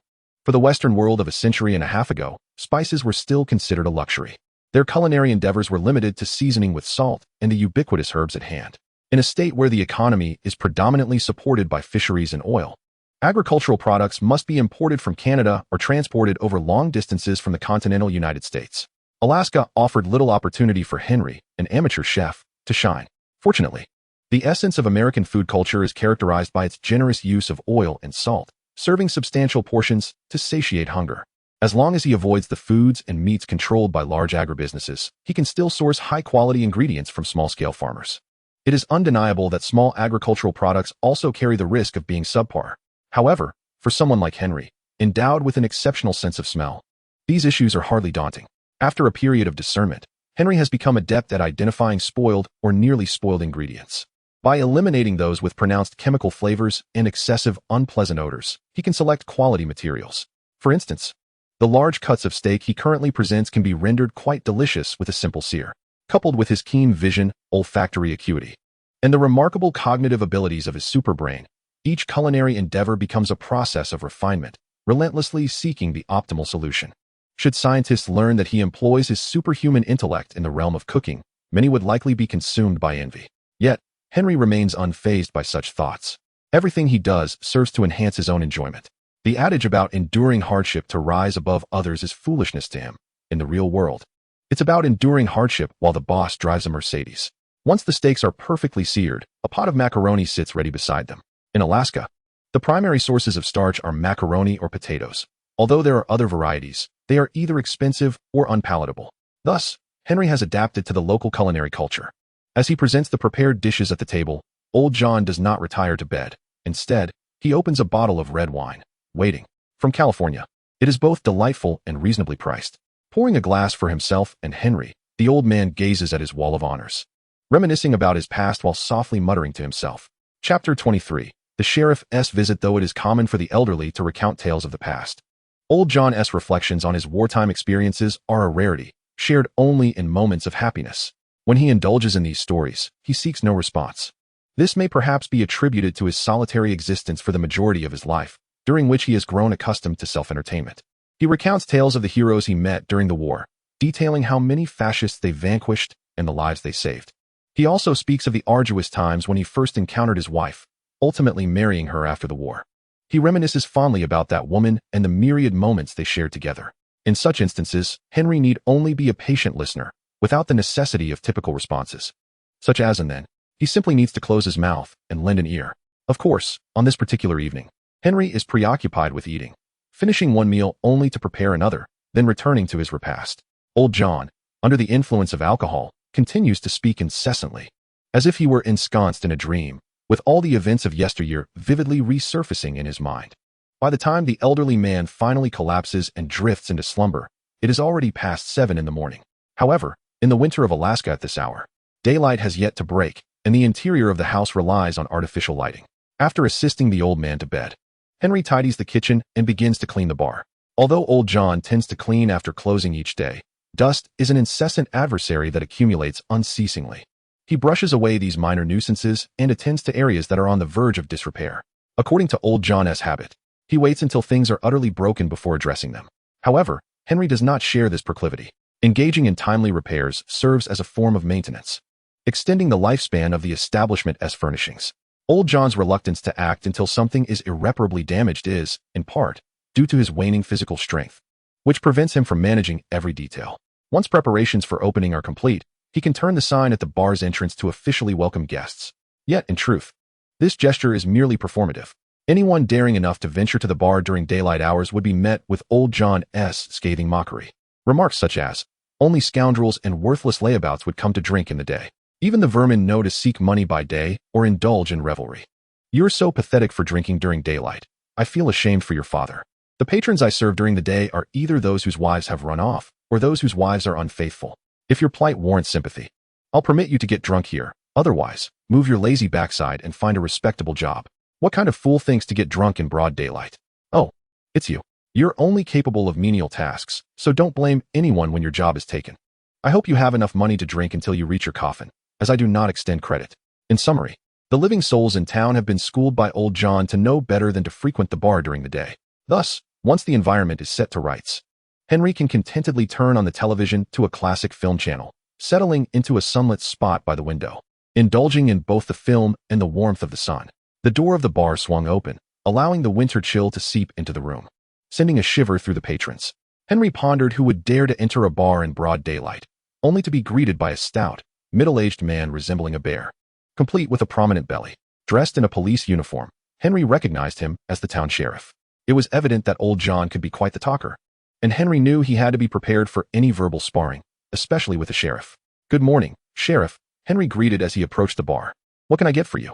"Just water will suffice, Henry," replied the sheriff, glancing around the bar before making his way to the counter. "Coming right up, Sheriff." The bar offered lemon water, typically intended for customers to rinse their mouths without charge. Henry filled a cup and presented it to the lawman. Henry, I heard you were out at sea. When did you return? I'm not sure how long I slept, but I came back to port on the 16th, Henry replied. Today is the 18th. You must have slept for over a day. Fortunately, it was just a little over a day. I didn't waste much time, Henry quipped. What about old John? He should be awake by now. Why haven't I seen him? When I woke up early this morning, I roused him from his slumber. We chatted for a bit, and now he is catching up on his rest. Should I wake him? No need, the sheriff said, rising to head towards the back room. I hope you don't mind me taking a peek. Henry gestured for him to proceed, but the sheriff cautiously pushed the door open and peered inside. Coincidentally, old John turned over at that moment, releasing a resounding fart. The sheriff quickly shut the door, muttering, "Damn it, that old fool." Henry shrugged in bemusement. After all, he couldn't very well stop the old man from doing what he did. Returning to the bar, the sheriff pointed at a Cadillac visible through the window and asked, "Is that car yours?" "I co-purchased it with old Tom. He let me drive it while the paperwork is still being processed." "Tom? Which Tom?" "The one from the southern town, old Tom from the manpower agency and consulting firm." "Him. No wonder that car looked so familiar." The sheriff feigned ignorance, then added, "I remember you were on whose boat?" "Old George's vessel, the Annie II. A Polish acquaintance introduced me to him." "Ah, yes, old George's boat. Crab fishing is no easy task. I visited the Bering Sea once in my youth, and it left quite an impression on me." Recalling that experience, Henry lamented, "Indeed. It was a constant struggle against the swaying. Before heading out, I had thought to schedule more rest to ensure I remained alert during work. It wasn't until later that I realized proper sleep was nearly impossible aboard the ship. Everyone seems solely focused on hastening the task at hand and returning to Hong Kong. To speak of danger or hardship, I believe, is an understatement." "Indeed, I share the same sentiment," the sheriff chuckled, then inquired. "I've heard whispers that you aspire to venture into Hollywood. You know, in my youth, I too dreamt of experiencing the allure of Hollywood's red carpet, where every starlet would be at my beck and call." Henry's eyes sparkled with excitement as he asked, "Oh, did you succeed? That wretched place is so competitive, even for menial tasks. Forget about the red carpet. I struggled to find a place to sleep, let alone indulge in such fantasies. Hence, I returned. Well, I've decided to seize this crab-catching season to venture out to sea a few more times. It seems a wise choice. I don't expect to make a name for myself in Hollywood. I'll just consider it a sightseeing expedition." "Huh. Well, you'd better put in the effort," the sheriff replied, taking a sip of water and preparing to leave. He added, "It's time for my patrol. If anything arises in town, you know my number." "Understood, Sheriff," Henry said as he stood to see him off.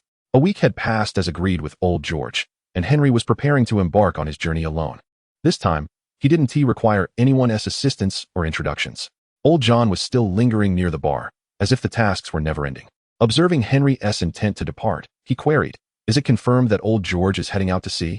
Perhaps a phone call would prevent an unnecessary trip." "It's of no consequence. I need to see Tom for my documents anyway. Even if we don't set sail, it's worth checking the situation." In truth, Henry had little to prepare. Once aboard the crab boat, there would be no desire for showers or clean clothes. Within moments of stepping onto the deck, one would feel as though they had been submerged in seawater. Wearing raincoats or heavy jackets was primarily for wind protection to conserve body heat. To remain dry was merely a fanciful wish.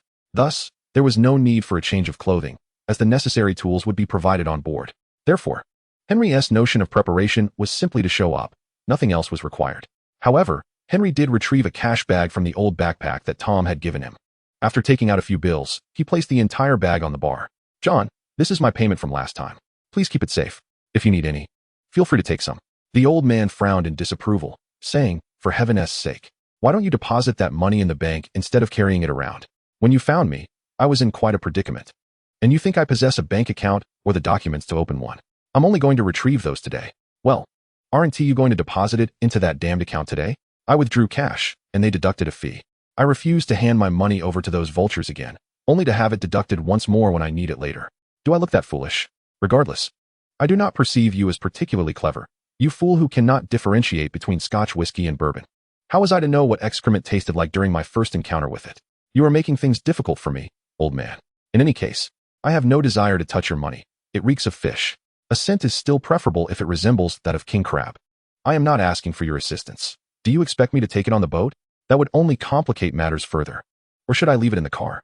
That would be akin to gifting it to a thief. You are well aware of the chaos in that southern town. As a quaint harbor town that sees ships set sail during crab-catching season, it may not rival the larger fishing ports in scale, yet it invariably attracts those eager to profit. The methods employed by these individuals are not limited to boarding crab boats. Some engage in crew work, while others concoct schemes to deceive. Naturally, there are also those who resort to petty theft and occasionally act as bandits. Thus, Henry had never considered leaving his money in the car, as it would be an invitation to trouble. Understanding the validity of Henry's concerns, old John impatiently remarked, "Damn it, you troublesome fellow. Just leave it by the cash register. I will secure it in the safe later." "Thanks." Grabbing an empty old backpack, Henry stepped outside. In late October, Alaska's outdoor temperatures were sufficient to freeze one to the core, making even heavy coats and pants feel inadequate. Although endowed with superhuman resilience to temperature extremes, Henry could still discern warmth from cold. In such weather, he could function normally without a shirt, yet there was no need to appear eccentric in front of others. Thus, he conformed to the attire most would don in such conditions. When it came time for him to drive, he paid no heed to speed limits or safety protocols. He focused his heightened senses on the road ahead, pressing the accelerator nearly to the floor, fully aware of the long stretch ahead devoid of other vehicles. The 1965 Cadillac he purchased from Tom, despite being a 25-year-old vehicle, had been meticulously maintained by the old fellow and had never suffered significant accidents, resulting in an excellent condition. On this two-lane road, achieving speeds over 100 kilometers per hour was effortless. Although the road surface exhibited some icy patches, the tires maintained commendable grip. At least with Henry's supercharged senses, the Cadillac glided smoothly along the highway. In even less time than before, just over 2 hours, he arrived at the southern town for crab season. Henry's first stop was the dock, where he intended to rendezvous with old George. If it was possible to set sail, he would call Tom to inform him that documents could be retrieved upon return to port. If sailing was not feasible, he would seek out old Tom directly. In the resting area outside the dock management office, Henry quickly spotted old George and the other crew members, including the mutant lad he had rescued previously. However, upon closer inspection, he noted that one of the old crew members who had boarded with them was absent. Instead, the mutant lad had brought along a companion of his own kind. The towering figure before us likely exceeds 2 meters in height and weighs around 200 kilograms, a veritable giant. It is evident that he, too, is a mutant, as his arms are disproportionately robust. Have you ever encountered someone whose arms are thicker than their legs? This individual embodies such a peculiar appearance. Due to the extraordinary proportions of his arms, although his clothing is tailored to fit, he dons his garments sleeveless. Even in the frigid climate of Alaska, he remains bare-armed.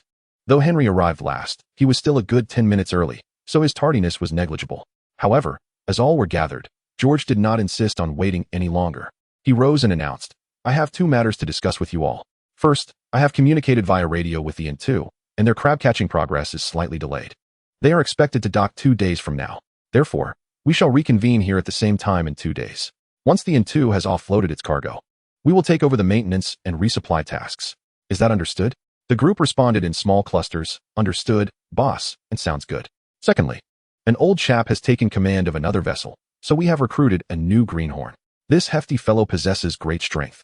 I have witnessed him lift a crab trap single-handedly. However, he is a tad slow-witted, so I ask you all to be considerate of him. "Oh, welcome, welcome," came the responses. "Strength is a boon. Please bear with him regarding the tasks aboard the ship." On the crab-catching vessel, the new recruit held no authority. He wasn't even asked for his name. The emphasis on his strength overshadowed his identity as a mutant, which is entirely typical in this line of work. In the perilous environment of crab fishing, the most hazardous aspect is the swaying traps. Should someone be struck, it would not be surprising if they lost their life. Henry himself had witnessed such an incident, where an individual was yanked overboard, a common enough occurrence. Hence, having a strong individual aboard could indeed prevent many mishaps. If strength were to be compared, Henry felt confident he would not be outmatched by the mutants. However, his appearance remained within the bounds of normalcy, making unnecessary exposure unwarranted. Thus, he greeted the new greenhorn like everyone else. George's brief remarks concluded the day's meeting, and the crowd naturally dispersed, each attending to their own affairs. The mutant with gills, whom Henry had previously rescued, approached him after the meeting and wrapped an arm around his neck, suggesting, "Since we have no plans for the day, shall we head to the strip club? At this early hour, are there really people shaking their hips on stage? Aren't they a bit too dedicated?" Henry replied, "During crab season, there are always performers at the club. The crowd is ample, so finding a solo dancer is not an issue," chimed in the familiar young mutant. "Never mind, I only brought a bit of pocket change today. If one cannot even afford a drink to enter the club, I certainly do not wish to experience the indignity of being unceremoniously ejected by a bodyguard." "Hey, what kind of question is that? You saved my life. I was actually hoping to treat you to a drink. We can go to the club, it's on me. Today, I also want to introduce my brother to some women." Such generous hospitality nearly swayed Henry. However, His innate prudence prevailed. It is often said that entrepreneurship is fraught with difficulties, and he was currently focused on amassing his initial capital, not indulging in luxuries. He considered himself an impoverished outsider, with nothing to his name. And unless he intended to resort to desperate measures, he must first secure the funds for mere survival. The thought of mingling with strippers felt akin to throwing oneself into a pit of despair. Moreover, while his life might resemble that of a laborer, he possessed a modicum of business acumen. It is a well-known adage that in places teeming with tourists, there are inevitably establishments that prey on them. Given that this period coincides with the peak earnings for crew members, it was only natural that such an industry would engage in exploitation. Nevertheless, Henry did not outright reject the invitation. Instead, he feigned a struggle, ultimately donning a mask of regret as he replied, "It's not that I don't want to go. It's just that I have some pressing matters to attend to. You know, I have some identity issues that need resolving." This subtle implication was not lost on the young mutant, who understood the context. The United States is often regarded as a nation of immigrants, a fact that remains true even today with a continuous influx of people, both legal and illegal. Regardless of their status, individuals are determined to resolve their predicaments. Thus, the young mutant could only respond with a hint of disappointment. "All right, your matters are indeed important. Would you like me to introduce you to someone who can help with those issues?" Henry replied, "I've found a few avenues to explore. I'll see how it goes. If it doesn't pan out, I may come to you for assistance." "Sure, just let me know if you need anything," the young mutant said nonchalantly. In truth, while their relationship did not fall into any of the four great bonds of life, their shared experiences aboard the crab boat were akin to having weathered a storm together. As long as the tasks at hand were manageable, no one would refuse to help. Of course, in the distinctly private nature of American society, it was not like back home where distant relatives meddled in every affair. Here, one was free to choose whether to involve themselves or not. After exchanging greetings with old George, Henry drove to Tom's company. The town was small, and the time spent driving was less than that spent searching for parking. Consequently, Henry arrived at his destination swiftly. However, observing the parking situation, it appeared they were rather busy today. This thought prompted Henry's heightened senses to inform him that old Tom's office indeed had several additional visitors. Judging by their composed demeanor, it seemed to be a matter of business rather than trouble. Furthermore, seated in the common area by the entrance was the usually calm and unflappable woman. Maintaining her characteristic poise, Henry pushed the door open and inquired, "Hello, is old Tom in?" This was a question he already knew the answer to, but it was customary nonetheless. The woman gestured towards the nearby seating area, stating, "Tom has a guest. Please wait here for a moment." "Very well." As Henry passed by the woman's desk, he noticed several coins carelessly strewn across its surface. These coins exhibited a remarkably high standard of minting, unmistakably of modern craftsmanship, ruling out the possibility of them being antiques. However, contemporary commemorative coins are typically encased in plastic to prevent deformation and contamination, primarily to avoid scratches and wear. This suggests that such items are primarily valued for their commemorative significance rather than for circulation as currency. Nevertheless, the coins on the desk showed no such protection and bore marks indicative of having been used as small change, which was quite peculiar. Examining the designs on the coins, Henry noted the absence of any distinct national characteristics, implying a high likelihood of private minting. Was it possible that in Gold Rush, Alaska, there existed a custom of treating coins as currency? Puzzled, Henry lingered on the coins a moment longer. The woman shot him a glance before opening the same drawer and sweeping the coins inside, exhibiting no concern about potential weight loss or depreciation in value due to scratches. Were these counterfeit coins? Gold-plated, perhaps? Although the mystery remained unsolved, her actions were nearly indicative. Henry diverted his gaze and picked up a magazine from the rack nearby. In Old John's bar, he had been engrossed in the classic movie channel. While the bar did subscribe to local newspapers, they offered little of substance, and thus Henry had no habit of reading them. However, Tom's Place had a selection of national magazines, covering economics and fashion. Although many were outdated, they sufficed for Henry's needs. He chose the most representative issue of Time magazine, featuring a sharply dressed gentleman with a neatly trimmed mustache and white hair on the cover. Although drawn to the visage of the distinguished older man, Henry's interest was not rooted in sexual orientation. The magazine's bold headline proclaimed him as the most successful scientist and the smartest businessman. Upon turning to the inner pages, Henry discovered that this cover star was Howard Stark, the chairman of Stark Industries. This multifaceted enterprise, engaged in sectors such as public welfare, military, and aerospace, was founded by this mechanical prodigy who had displayed talent from a young age.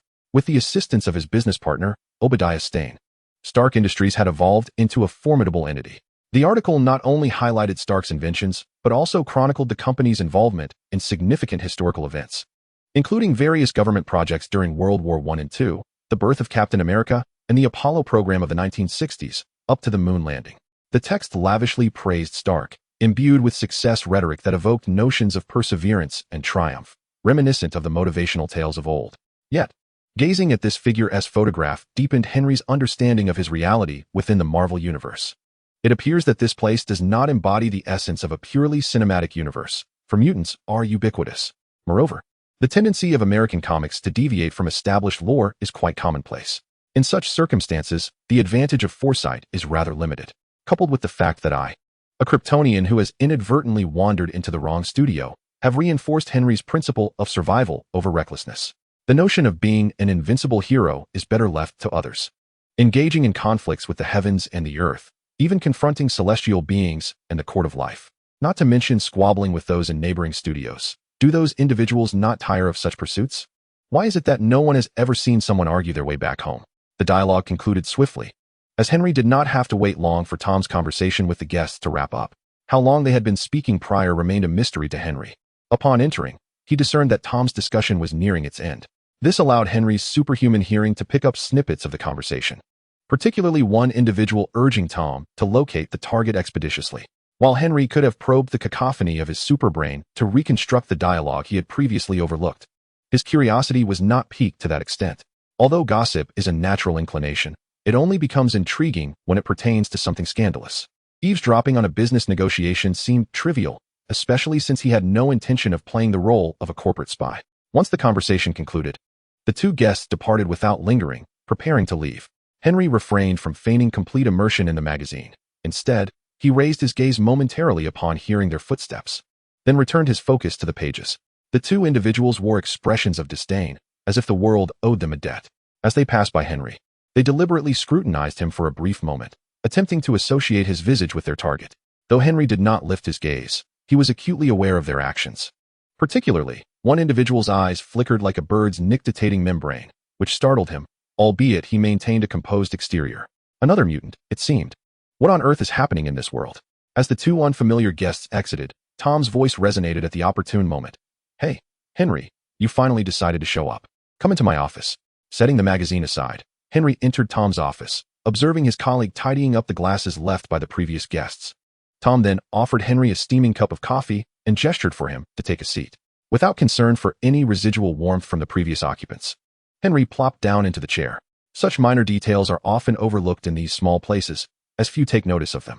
Henry's awareness of this was a remnant from his past life before his traversal, where a certain fastidiousness regarding personal spaces was cultivated. Naturally, he restrained himself from imposing upon others. Thus, one becomes attentive to such trivial matters. Once settled, Tom retrieved a substantial package of brown paper bags from the drawer and pushed it towards Henry, saying, "All the documents are contained within. Please take a moment to inspect them. Should you have any questions, feel free to ask." Henry emptied the contents of the bag. Essentially, apart from the passport, which bore a similar appearance to those he had seen before his crossing, the global standards appeared largely consistent, enabling him to recognize it. The other items were familiar in their wording, yet their purposes eluded him. Observing Henry's perplexed expression, Tom courteously began to elucidate the documents while categorizing them. He pointed out, "It seems you are acquainted with the passport. Here we have your social security card and related documents. You are recognized as a U.S. citizen, and this is your birth certificate. Acquiring this document signifies your obligation to pay a considerable amount in taxes. For specifics, consult a tax advisor, who will inform you of the exact sum you owe.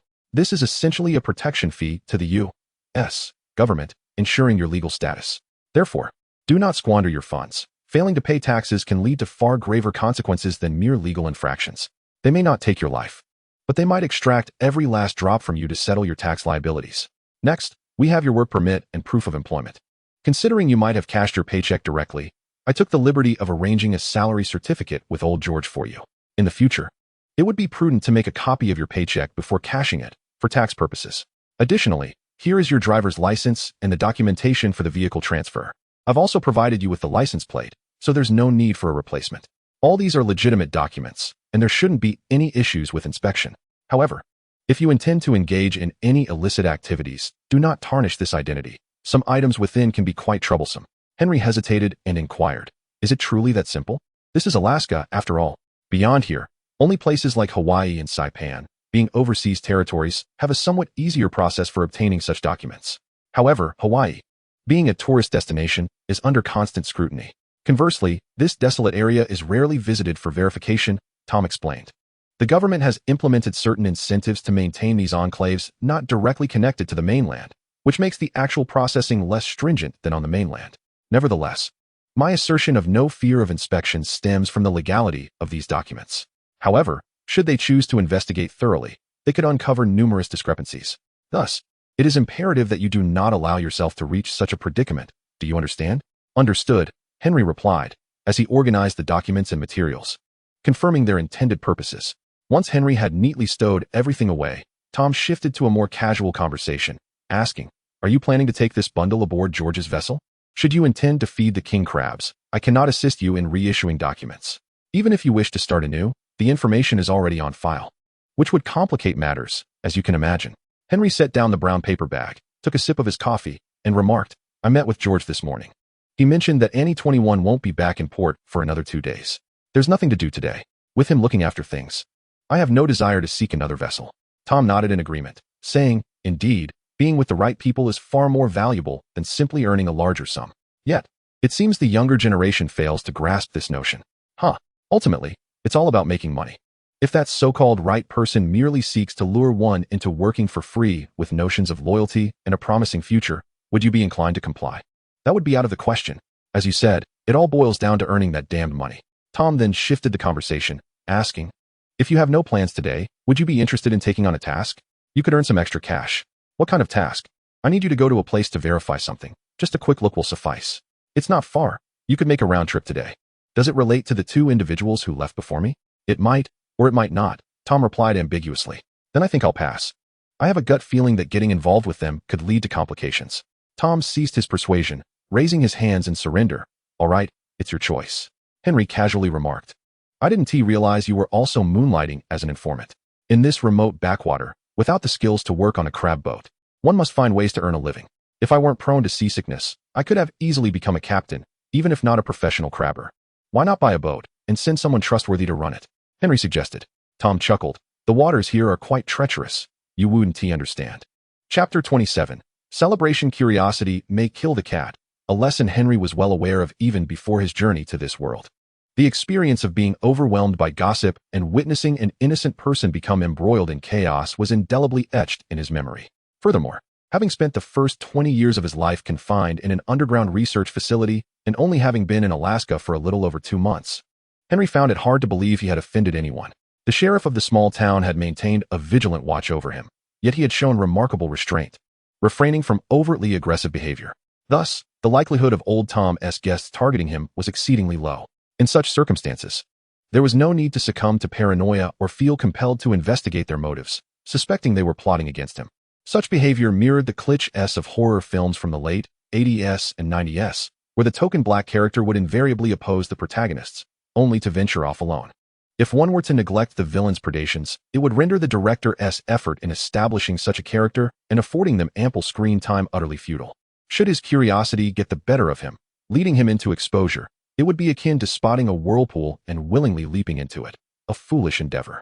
After concluding his discussion with Tom, Henry drove back to the northern town, returning to Old John's bar. The following 2 days passed in a tranquil monotony, and the 2 strangers who had crossed paths did not make their way to this small town. The townsfolk continued their ritual of gathering at Old John's tavern for a drink in the evening. During the rest of the day, Henry remained engrossed in classic films on television.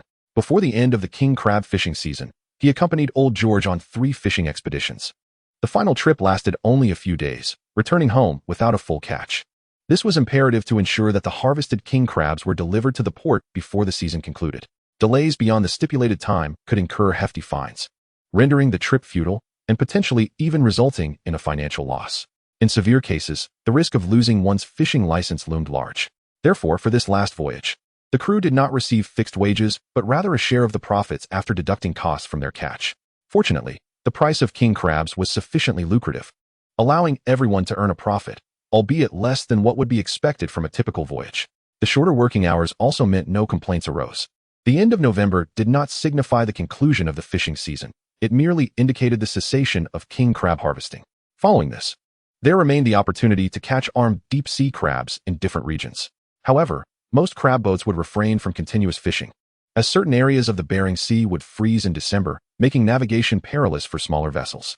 Captains intending to pursue armed deep-sea crabs would typically wait until January to set sail, thus enjoying a similar 2-month period for operations as with king crabs. Nevertheless, there were boats like Old George's, dedicated solely to king crab fishing. If one diligently pursued this trade, barring unforeseen circumstances, it could sustain an entire family for a year. After the final voyage, buoyed by the shorter working hours, the ever-spirited Old George took everyone to the club for some merriment. This gathering served not only as a celebration of the fruitful season, but also as a commemoration of everyone's safe return, devoid of any serious incidents. Other vessels, however, had not been so fortunate. A tipsy Old George, unable to restrain himself, draped an arm around Henry's shoulders and lamented, "You made the right choice not to stay. The crab fishing business is becoming increasingly difficult to navigate. They don't just limit the fishing season. I hear they are going to impose personal catch quotas. All in the name of preventing overfishing and preserving the ecosystem. King crabs would have flourished long ago if not for the protection of the Bering Sea. They would have faced extinction 100 or so years back. What has to worry about overfishing?" Tom, amidst his drunken ramblings, exhibited a fervor reminiscent of a man at the end of his tether. Henry suspected that Tom's outburst stemmed from the fact that others had flocked to the stage of the striptease performers, leaving him to sit foolishly at the table's edge with George, partaking in drinks. This isolation had provided the inebriated man an opening to voice his frustrations. Recalling Tom's earlier words, Henry chuckled. Perhaps it's due to the influx of newcomers to the industry, purchasing boats to engage in king crab harvesting. If restrictions aren't imposed, can you imagine a day when fishing vessels blanket the entire Bering Sea? George shuddered in fear and exclaimed, "Indeed, such things could truly occur." However, he continued, "Do you really believe that crab fishing is as simple as it seems? A handful of people, a boat, and they can set out onto the Bering Sea to strike it rich?" Henry chimed in. "The lesson we have gleaned throughout history is that we never truly learn from our experiences, unless one has faced dire consequences. How many would take your warning about the perils of crab fishing in the Bering Sea to heart?" George lamented, "Exactly. When you tell them the truth, no one believes it. Regardless, we are then accused by the families of the victims of being heartless. You understand the nature of the sea. If an accident were to occur, who would dare to intervene? Perhaps they could use radio to notify the aerial rescue team on shore. Outside of large helicopters, who else could approach a vessel to effect a rescue?" George replied, adopting a conspiratorial tone. "Let me share a secret with you. Our aerial rescue team is merely a FAAD in such weather. No one can remain afloat long enough for a helicopter to arrive. This year, several boats have already been lost, with about 10 people unaccounted for. And this is just the situation here, not accounting for other regions. Thus, my choice to remain with you rather than join another crew was indeed a wise one. Was it not?" Henry flattered, clearly pleased George with his compliment, prompting a hearty laugh from him. However, George soon began to mumble incoherently. His words jumbled beyond even Henry's comprehension. Eventually, George's wife, well acquainted with the situation, arrived to escort him away. One could only admire a woman capable of thriving in the harsh Alaskan environment, her fortitude rivaling that of the fierce women from our northeastern regions. Initially, George resisted, intoxicated and obstinate, but a swift slap brought him to submission as he reluctantly followed her out. Neither the club's bouncers nor George's crew dared to intervene. Recognizing the situation for what it was, a quarrel spurred by revenge, with his wife stepping in to take him home. At such a moment, any attempt to assist would be in vain. The young women present had already distanced themselves from the perilous area, wary of the potential fallout. With the captain's departure, the drinking ceased, and those who finished their rounds began to disperse. Yet, some remained, lured by the prospect of a post-shift entanglement with the dancers. Henry also departed, finding that remaining sober rendered the act of drinking rather tedious. The ladies, with their keen eyesight, demonstrated that sometimes having too sharp an eye can be a burden. Chapter 28. Departure. Ultimately, they left. Henry stood by the rail of the ferry, gazing at the tumultuous waves of the Bering Sea, crashing against the sturdy vessel. Although not entirely akin to walking on level ground, the swaying of the vessel was indeed far superior to that of the diminutive crab-catching boat. Thus, Henry found himself reflecting on the 2 months spent aboard the crab boat. He had contemplated leaving a sum of money for old John, but upon broaching the subject, he discerned that the old man would vehemently refuse the gesture, likely berating Henry in the process. Consequently, Henry resolved to undertake some repairs at the dilapidated tavern. Naturally, he could not consult old John regarding the areas in need of improvement. In the eyes of that stubborn old coot, the tavern was flawless and required no alterations, let alone repairs. Anyone who dared to express dissatisfaction would be met with his wrath. Instead, Henry sought the opinions of the town's regular patrons, inquiring where they felt the tavern could use a bit of patching up. Suggestions for a complete overhaul were promptly dismissed. Not only would old John never consent to such a notion, but the majority of townsfolk would also object. Thus, Henry procured materials and set to work himself, leaving his mark on the tavern. As for whether he would return in the future, that remained uncertain, for this place was not truly home. When it came time to depart, there was no one to bid him farewell. After a brief embrace, old John returned to his own affairs, reminiscent of when he had sent his 2 sons off to war in Vietnam. The ferry's destination was Los Angeles, where the Cadillac purchased from old Tom awaited him atop the vessel. He had not reserved a private cabin for rest. If he wished to repose, he would either have to hide within his vehicle or share the communal quarters with fellow travelers. The scheduled journey was set to last just over a day, a duration significantly slower than an airplane, but not as languid as one might expect. However, embarking on this ferry journey was no simple endeavor. First, he had to drive to Juneau, the capital of Alaska, where large ferries bound for the mainland operated during this season. Navigating the snowy roads of Alaska, where plows had yet to clear the way, proved to be arduous. Indeed, it would have been easier not to drive at all. Thus, this ostensibly straightforward trip extended over several days of driving. One could not expect to find any motels along the route. It was essential to bring along provisions and water to manage the journey. Of course, gasoline was also a necessity. In this wintry Alaskan season, there were winds, snow, and breathtaking scenery, yet gas stations remained a rarity. Some stretches of road were even devoid of asphalt. At times, the road seemed to end at a cliff or across a river, necessitating a considerable detour to find a bridge or a gentler terrain for passage. Faced with such circumstances, and seeing no one around, Henry decided to test his newfound Kryptonian ability to fly, lifting the car across the gap. Surprisingly, mastering this flight capability was not as challenging as he had anticipated. After a few attempts, he had learned this practical skill. As for his strength, controlling it proved to be the greater challenge. The reason he had not practiced this ability earlier was entirely due to the influence of memories from his previous life, particularly from that 10-season prequel series about Superman, which made it seem as though it took an eternity for the great hero to learn to fly and don his iconic red and blue suit. Thus, the subconscious belief that this ability was exceedingly difficult to acquire had deterred any attempts thus far. However, when the genuine need arose, the proficiency with which it was executed surpassed all expectations. This has, without a doubt, become the most astonishing aspect of Henry's journey since his transition. Utilizing this almost cheat-like method of slicing through obstacles, along with occasionally navigating through snow-laden paths, Henry finally managed to drive to his destination, Juneau. In fact, the harbor where the crab boats set sail also accommodates ferries. After all, small planes and boats are the primary modes of transportation in Alaska, with access by car being severely limited. Unfortunately, the issue of ice covering the sea has rendered ferries unavailable during this period. Moreover, there are few ferries capable of transporting vehicles, and some have suggested shipping the car via a cargo vessel while taking the ferry for passengers, then transferring to a larger port for further travel. Regardless of the method chosen, all must await the arrival of spring next year. It could be said that Henry's chosen time for departure was an exercise in self-inflicted adversity. It is no wonder that, while he spoke in the bar, a crowd of onlookers struggled to contain their amusement, considering the practical difficulties of driving and attempting to transport his vehicle to Los Angeles. Henry found himself contemplating a return to town on more than one occasion, wishing to confront Tom, the self-proclaimed wise old white man, with a punch. The reasoning Tom provided, upon initial inspection, seemed quite sensible, yet, behind it lay his own desire to swap cars, seeking a gullible buyer to take his old vehicle off his hands for a profit. Had he not been encumbered by a car, he could have easily flown from the nearby small airport to a larger one and reached Los Angeles long ago. In summary, this experience has imparted a valuable lesson. Those seemingly benevolent older individuals, whom he presumed would look after their junior, instead led him into a trap. Even Tom, who was introduced through George, was not deserving of absolute trust. This old white man harbored his own ulterior motives. Thus, a friend's friend does not necessarily equate to a trustworthy friend. The lesson learned prior to this transition, which had been obscured over 2 decades, has now been vividly reinforced through first-hand experience of the treachery of human nature. Although this may not appear to be a life-threatening joke, without the powers of a Kryptonian, Henry would either have found himself in peril or have to face the ridicule of others upon his return. In fact, unbeknownst to Henry, the residents of the small town had indeed set up a betting pool on how long it would take for him to turn back, patiently awaiting the arrival of spring. As days surpassed the 7-day mark without sight of his return, many began to speculate that Henry had met with misfortune. Only old John steadfastly believed that Henry was still making progress towards his destination, which is why he had yet to return.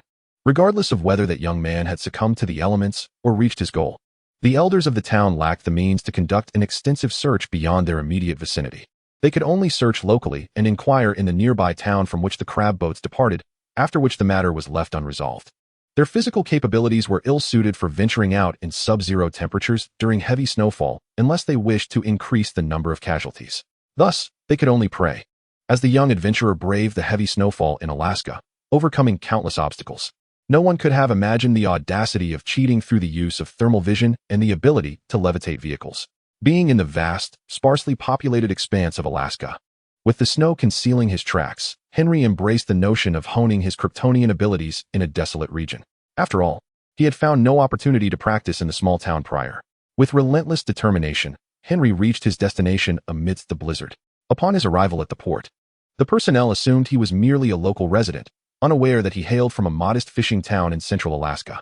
Chapter 29. The next starting point, the ferry, featured a small convenience store where hungry travelers without provisions could purchase bread and cookies. Hot coffee and alcoholic beverages were the most sought-after items.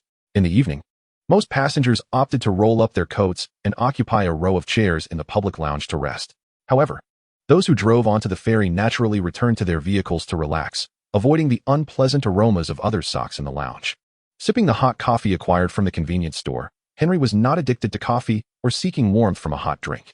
Rather, he preferred the complexity of flavors in coffee over alcoholic beverages, as it better served to refine his superhuman taste and olfactory senses.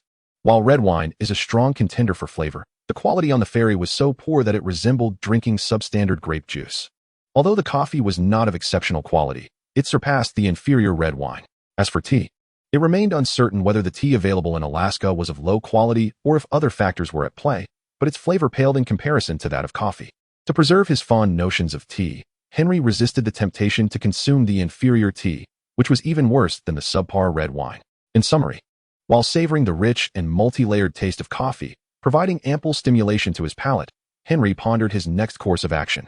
Spending a lifetime hiding in Alaska was a possibility, yet as someone who had never traveled abroad before crossing into the United States, it would be a shame not to explore and experience more.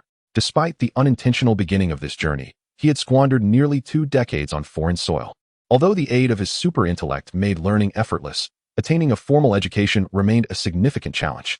Regardless of the circumstances, pursuing a path akin to Superman's, working as a journalist while simultaneously acting as a superhero, was decidedly out of reach for him. It is worth mentioning that, despite the limited information accessible in Alaska, Henry had only discovered details about Captain America and mutants.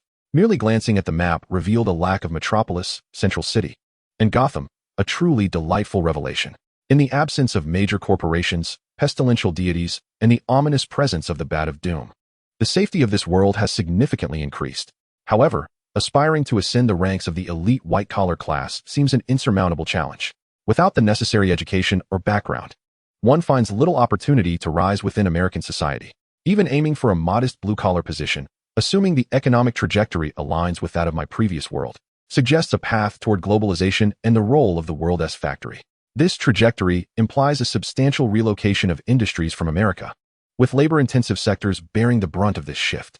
What remains are the financial, high-tech industries, including the internet, and the design departments of large enterprises and conglomerates.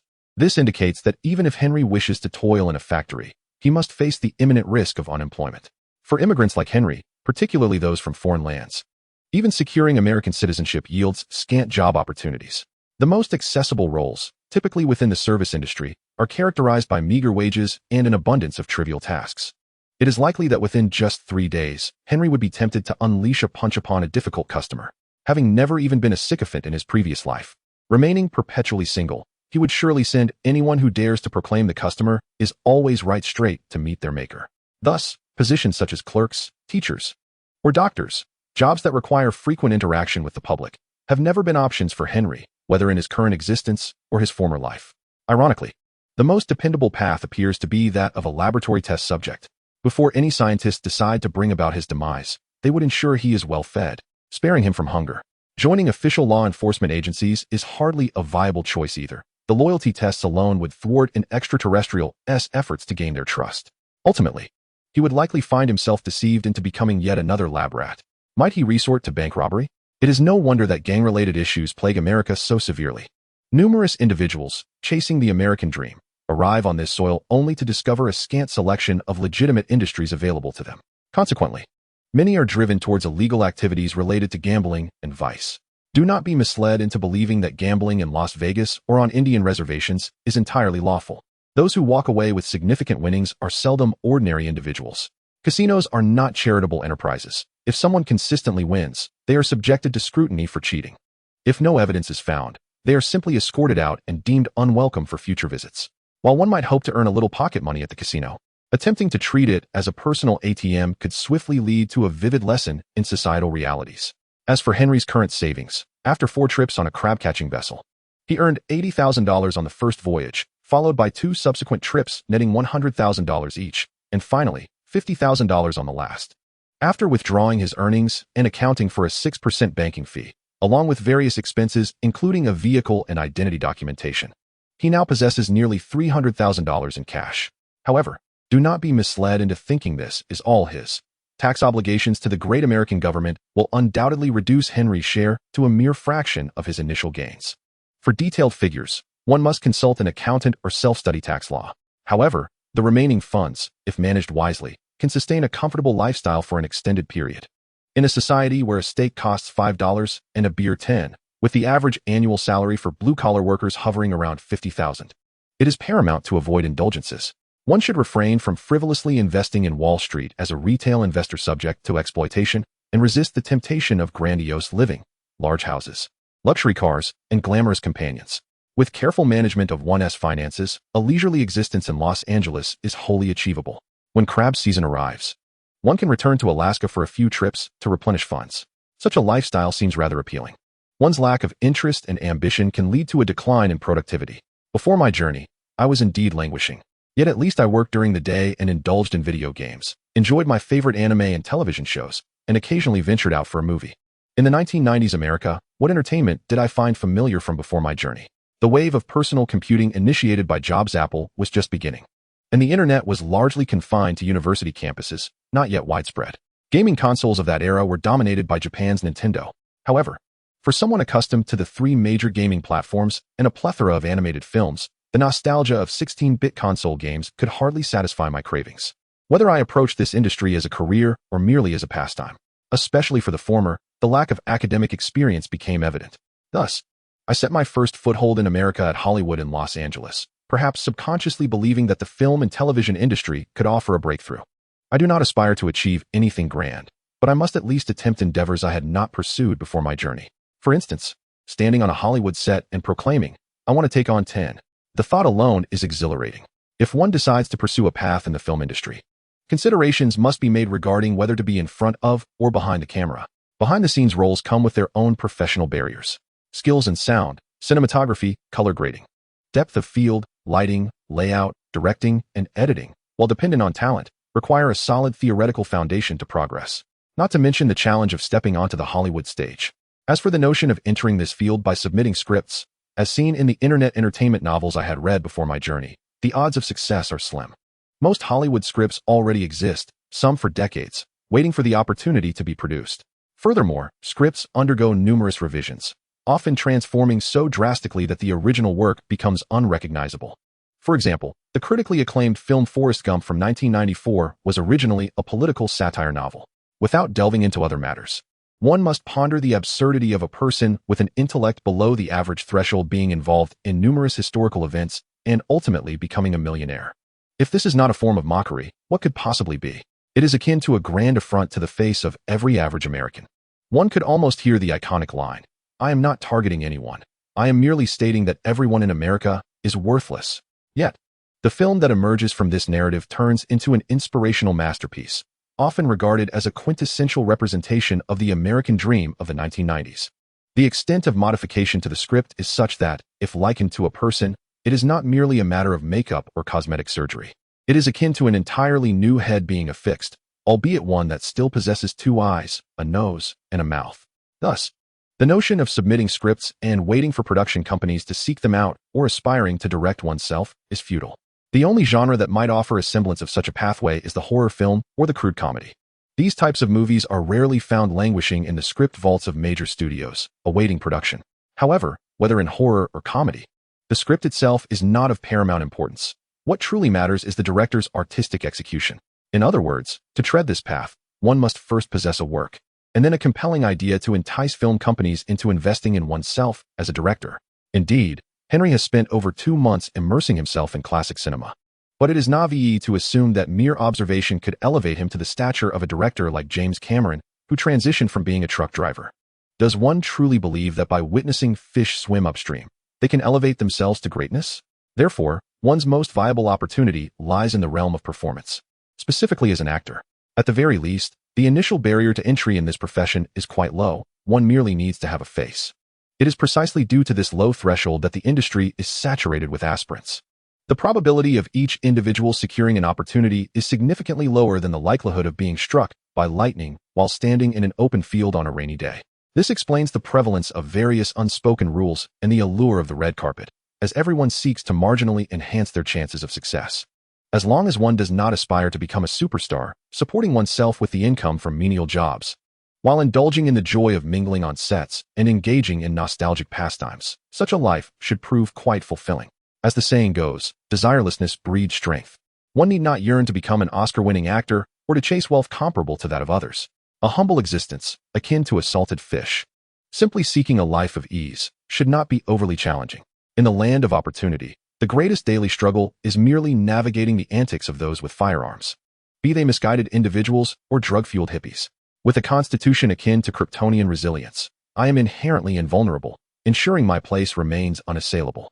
As for the concerns regarding mutants and the potential cosmic bureaucracies collecting infinite gems, those are trivial matters. As long as I maintain distance from the cosmic epicenter of New York, my safety is significantly enhanced.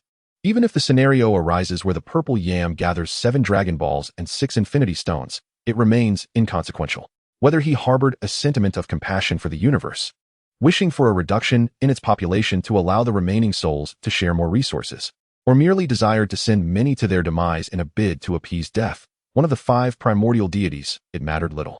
Regardless of his disposition, the likelihood of turning to dust with a mere snap of the fingers stood at 50%. Living, of course, posed no issue. What significance does death really hold? Once one has succumbed, what is there to fear? The event that instills dread in all, when contemplated earnestly, reveals itself to be less terrifying than imagined. More sorrowful than the abruptness of an unexpected demise is the agony of lingering in a state of suffering, teetering on the brink of death. Yet, reflecting on the latter scenario in contrast to his experiences in the latter phases at the Russian Research Institute, it hardly seemed daunting. There, the white-coated figures compelled him to endure extremes. Every inch of his being fell within the realm of their experimentation. To claim he was unscathed would be an understatement.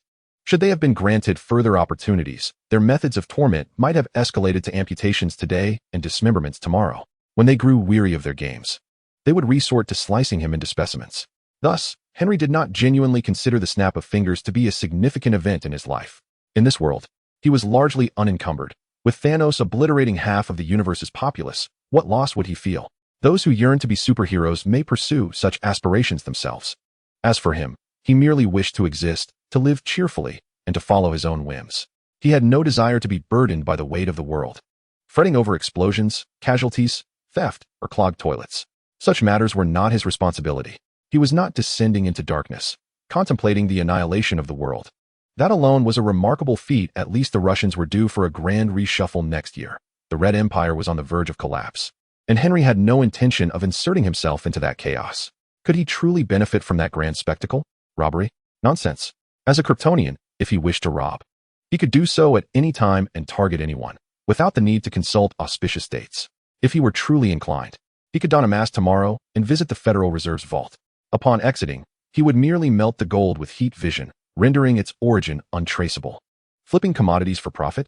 That would only yield a modest sum, not enough to secure a lifetime free from want. Acquiring assets from the Red Empire for profit through currency exchange? Such endeavors require substantial capital. With his meager resources, he might as well resort to outright theft. As for seeking vengeance against those white-coated figures, that notion was even more ludicrous. Setting aside the vastness of the sea of faces, how could he ever identify his targets based solely on appearance? The ensuing years would bring only suffering for the majority of the Russian populace. Was it his burden to endure hardships, only to offer them liberation? Even if they were to seize an opportunity amidst the chaos and rise to prominence, avenging himself then would hardly seem tardy. The two most excruciating aspects of life are On one hand, the inevitability of death while one's financial affairs remain unsettled, and on the other, the grim reality of financial ruin before one has departed this world. In such instances, when those clad in white coats, who bear animosity towards oneself, finally manage to emerge from the chaos, the irony of one's own demise at their hands would be far more intriguing than a mere confrontation in the present moment. Death is not necessarily a punishment. Life can equally resemble a living hell. As I seek to cultivate interest in my new book, I express my gratitude for your support. Chapter 31. First Impressions of Los Angeles. Old Tom, who narrowly escaped a punch from a Kryptonian, was not entirely mistaken about one thing. The ferry arriving from Alaska allows its passengers to disembark at the port of Los Angeles with virtually no scrutiny. One merely needs to present a ticket to board. No one seems to care if there are dangerous items hidden within the luggage or the vehicle. Prior to the events of 9/11 in the 21st century, the United States exhibited an inexplicable confidence in its domestic security, having always been the aggressor on foreign soil, believing no one would dare to retaliate. In any case, as I navigated the roads of Los Angeles, a sense of unreality clung to me. Passing by the beach, I was met with a scene far removed from the sun-drenched sands and bikinis of my imagination. Instead, a somewhat desolate coastline greeted me, accompanied by the gusty sea breeze that rushed into the car. Even as one imbued with Kryptonian resilience, unperturbed by temperature extremes, I found it rather foolish to drive with the window down in winter. It resembled the absurdity of riding in a convertible on a rainy day, forced to don a raincoat or hold an umbrella because one could not close the top. Occasionally, I spotted a few fervent surfers clad in full wetsuits, daring the winter waves. Truth be told, their surfing skills were commendable. Perhaps only those with competent skills would dare to endure such self-imposed torment in the winter. By chance, I encountered a film crew shooting on the beach. The individuals surrounded by cameras were strikingly attractive, adorned in swim trunks and bikinis that one would typically wear in summer, feigning enjoyment of the sun and sand. In stark contrast, the crew members appeared increasingly bundled up. Perhaps the actors were silently cursing their predicament. Witnessing this scene, the reality of my arrival in Los Angeles began to crystallize. So what lies ahead? Although I had contemplated many overarching questions aboard the ferry, I now needed to clarify my next steps. As I passed a newsstand, I parked the car and approached it. After rummaging through my pocket, I produced a $5 bill and placed it on the counter while casually picking up a copy of the Los Angeles Times. I then requested, "Another map, please." "Are you looking for a tourist map, or?" inquired the middle-aged man at the stand. "A more detailed map. I intend to reside in Los Angeles for a while," I replied. The man handed me a folded map and offered a few coins as change, casually asking, "Where are you from?" "Alaska," I answered plainly. "Oh, that explains it. Given your attire, I was beginning to wonder if it might snow in Los Angeles." Henry's coat possesses windproof and waterproof features, distinguishing it as a standard snow jacket, unlike ordinary coats primarily designed for warmth. This is why the middle-aged man at the newsstand made such a remark. "Oh my goodness, I have seen enough of the snow scenery. Does it ever snow in Los Angeles?" Henry interjected. "Only when it gets particularly cold, but it has been ages since we last saw it. If you wish to ski, you must head east to Big Bear Lake, where there are excellent ski resorts." "Please, no. Just the sight of snow makes me nauseous. Why would I want to ski? Wouldn't it be better to simply roll down?" After this complaint, Henry inquired, "With all the decorations along the road, are they preparing to celebrate Christmas?" "Indeed, Christmas, followed by New Year's. It's the same every year." Lacking any creativity, the middle-aged man jested. Henry retorted playfully, "If one year were different, that would indeed be a disaster." "Indeed. Ha." The middle-aged man chuckled, pleased that Henry had grasped his humor. Gathering his change and map, Henry called out, "Thanks. I'm off." "Merry Christmas," the middle-aged man wished him. "Merry Christmas," Henry echoed as he returned to his car and continued driving. Although it was past noon, he had just disembarked and had not yet had lunch, so he sought a restaurant along the way. American restaurants vary in quality, and Henry did not aim for the highest-end establishment, as such places often require reservations and have strict dress codes. If someone were to enter wearing a tank top, flip-flops, and shorts, even a billionaire would be turned away by the restaurant manager. Given his current attire, Henry likely faced a similar fate. Moreover, such places tend to be expensive. Apart from business dinners, they primarily target tourists. Henry located a family-style restaurant that did not emit any peculiar odors. After parking, he gathered his newspaper, map, and backpack and entered the establishment. His backpack contained his entire fortune, with over 20 bundles of $100 bills crammed inside, making it bulge. Given the security situation in America, Henry had no intention of leaving his bag in the car, as it would be akin to inviting someone to break the window and steal it. Naturally, when it came time to pay, he had stashed a few small bills and coins in various pockets. When the moment arrived to settle the bill, he would have to fumble around, searching left and right to gather the required amount. This motion would present an image of being quite impoverished, leaving no one to suspect that Henry possessed a small fortune. Reflecting on his experiences before his time travel, he had excelled at pretending, either feigning ignorance or playing dead. The instinct to conceal wealth was almost second nature to him. During the afternoon, the restaurant was relatively empty. Henry chose a sunlit table, placing his belongings on the inner side and, of course, removing his coat. The waitress promptly approached, carrying a coffee pot. "Hot coffee?" she inquired. "Yes, please," Henry replied, placing his empty coffee cup upside down on the small plate on the table. He turned the cup right side up, requesting a cup of coffee. As the plump waitress poured coffee, she inquired, "Is there anything else you need? I am quite hungry. Is there anything to eat, sweetheart?" "I haven't had lunch yet," Henry replied. The waitress, seemingly immune to flattery, cast a perfectly timed eye roll, neither offensive nor overly polite, but effectively conveying her stance. She responded, "We have bacon, sausage, and fried eggs. If you wish, I can also fry you a steak. Please bring me one of everything." "I'm famished," Henry exclaimed, gulping down his coffee. He added, "Oh, darling, if you don't mind, could you leave the coffee pot?" "If you need it," she replied, refilling his cup before leaving the half-full pot on the table and heading to the kitchen. Despite her disdainful expression, the change in her footsteps suggested a slight improvement in her mood.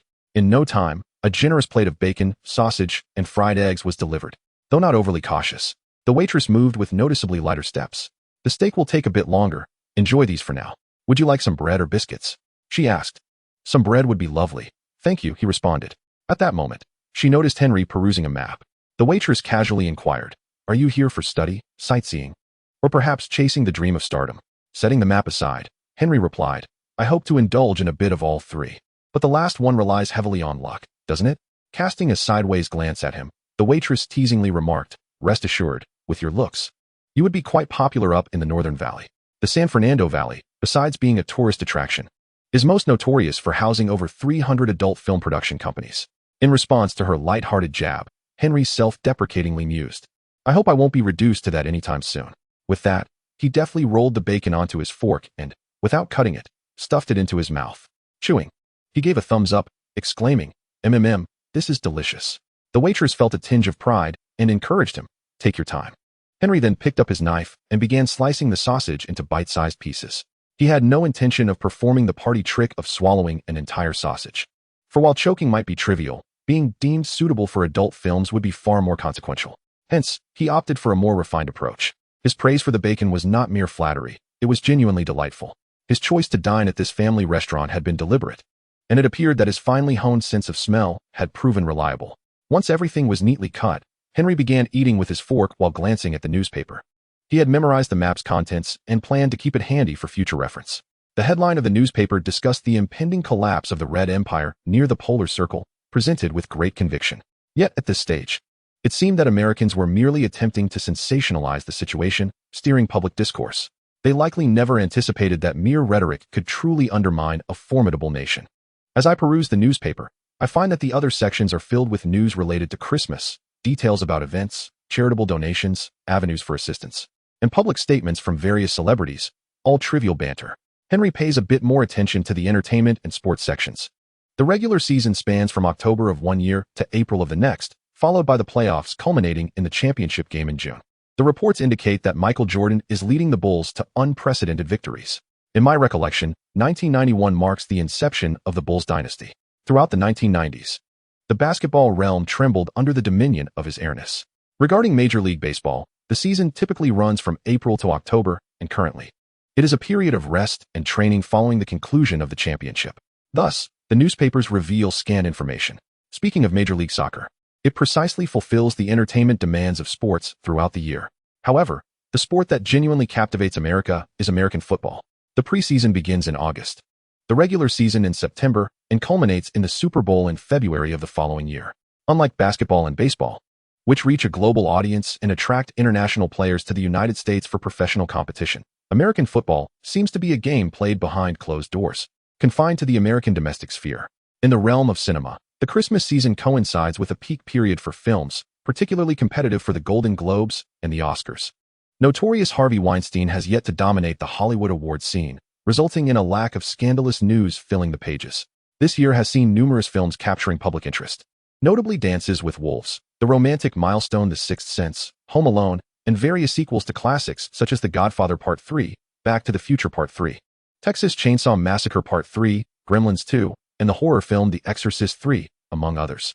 Henry even notes that this year features a film about Captain America, which has been altered to depict a narrative where Captain America, who did not sacrifice himself during World War II, rescues the President of the United States from a criminal family opposed to environmental policies. In a world where this captain truly exists, Hollywood audaciously fabricates a mock biographical tale. This portrayal disregards the captain's legacy and the military's esteem. However, since the surge in enlistment sparked by Top Gun 4 years ago, the U.S. military and Hollywood have enjoyed a mutually beneficial relationship. Would the military object to Captain America stepping in to save the president? Surprisingly, perhaps due to the captain's tangible existence in this world, the film's reception does not mirror that of typical superhero movies, which often repulse audiences with their subpar special effects. Although I have yet to view the 1990 film about Captain America, the newspaper's laudatory prose suggests it aspires to rival the acclaim enjoyed by Dances with Wolves this year. Even esteemed actors and directors such as Kevin Costner, Whoopi Goldberg, Francis Ford Coppola, and Martin Scorsese have extolled the virtues of Captain America. However, their praise predominantly centers around this formidable anti-fascist hero from World War II, with scant commentary on the film itself. It appears they are acutely aware of the proverbial tiger's tail one should not grasp. Although the captain may have ceased to exist, the American military remains a formidable presence. Even during the Vietnam War, iconic recruitment advertisements transitioned from Uncle Sam to the image of Captain America, underscoring the profound influence the character holds, transcending generations. As for the latest gossip within the entertainment industry, truth mingles with fiction. The anticipation for next year's film remains unaccompanied by any journalistic coverage, perhaps due to the collective focus on prestigious award ceremonies like the Golden Globes and the Oscars. While perusing the newspaper, a perfectly cooked steak was served alongside a thoughtful accompaniment of crispy fries, the freshly delivered bread long since devoured. Henry, in a haphazard manner, sliced the steak into pieces before setting down his knife, engrossed in his reading while indulging in his meal, entirely disregarding the decorum expected at a dining table.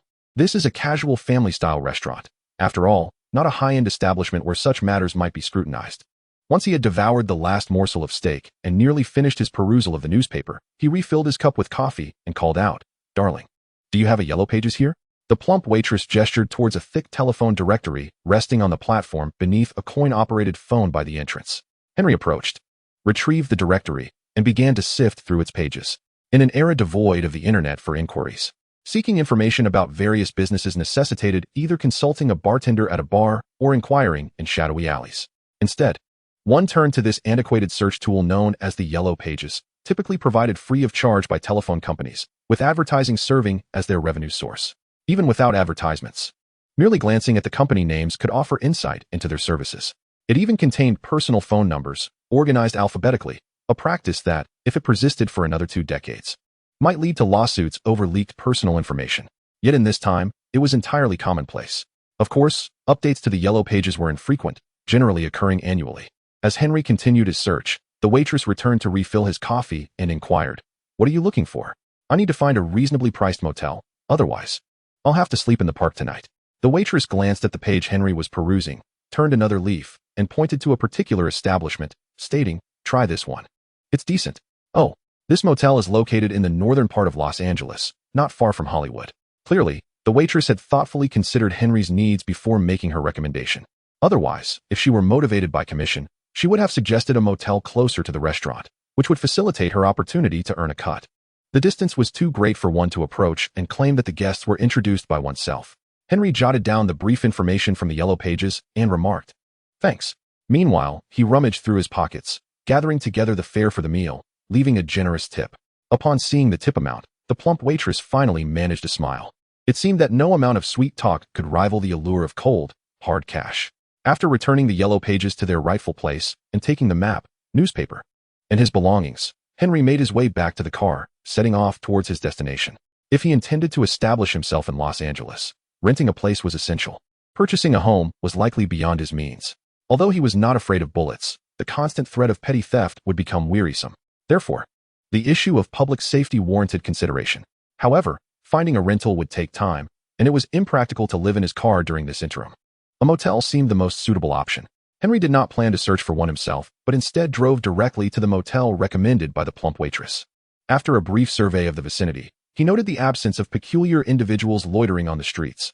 Peculiar individuals typically referred to men adorned with tattoos or dressed shabbily, while women were often ostentatiously attired, with scant clothing.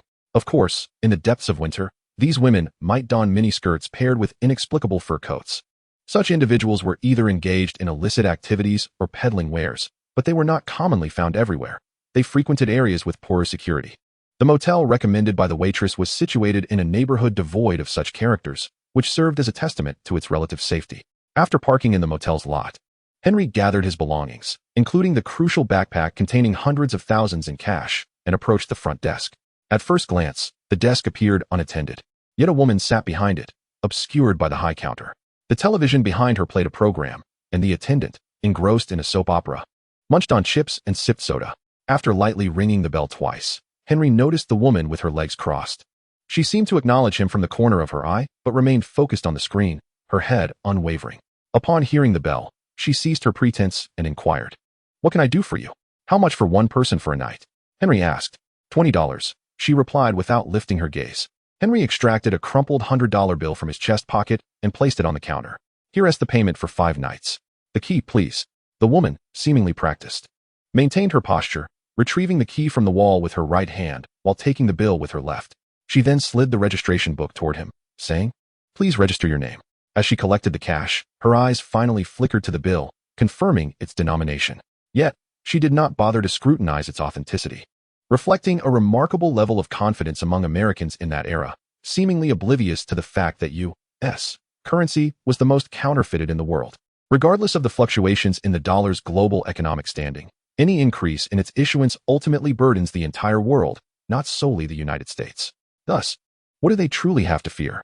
Furthermore, the number of illicit activities occurring within the United States is staggering. Which gangster would dare report receiving counterfeit currency?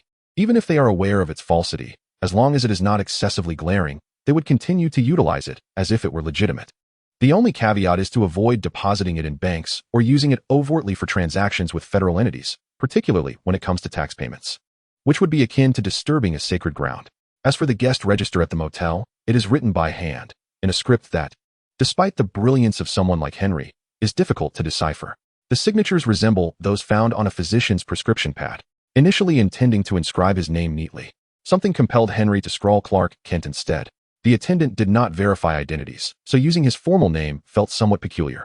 It was reminiscent of the time before his journey, when he would casually create fictitious identities for registrations on inconsequential websites, an instinctive measure to safeguard personal information in the digital realm. Seeing that the attendant truly did not confirm his identity, Henry reluctantly accepted the room key. His concerns regarding the local security situation slightly heightened. He then inquired, "Do you have a phone book?" "Yes, there are some by the phone in the room." "Ha ha ha." Her response was prompt, devoid of indifference. However, her laughter seemed to stem from a humorous moment in a soap opera, rather than any connection to Henry. Nevertheless, for a mere $20 a night, one could hardly expect more.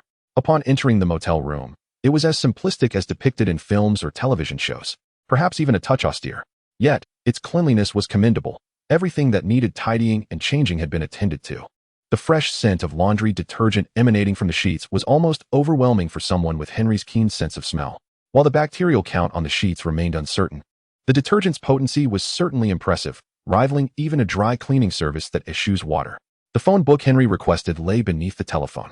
A glance at its cover revealed it to be an outdated directory, not one from the current year. However, Henry was not in search of newly established companies, so the recency of the yellow pages mattered little. Hanging his coat on the rack by the door and casually tossing his backpack aside, Henry reclined onto the relatively intact mattress.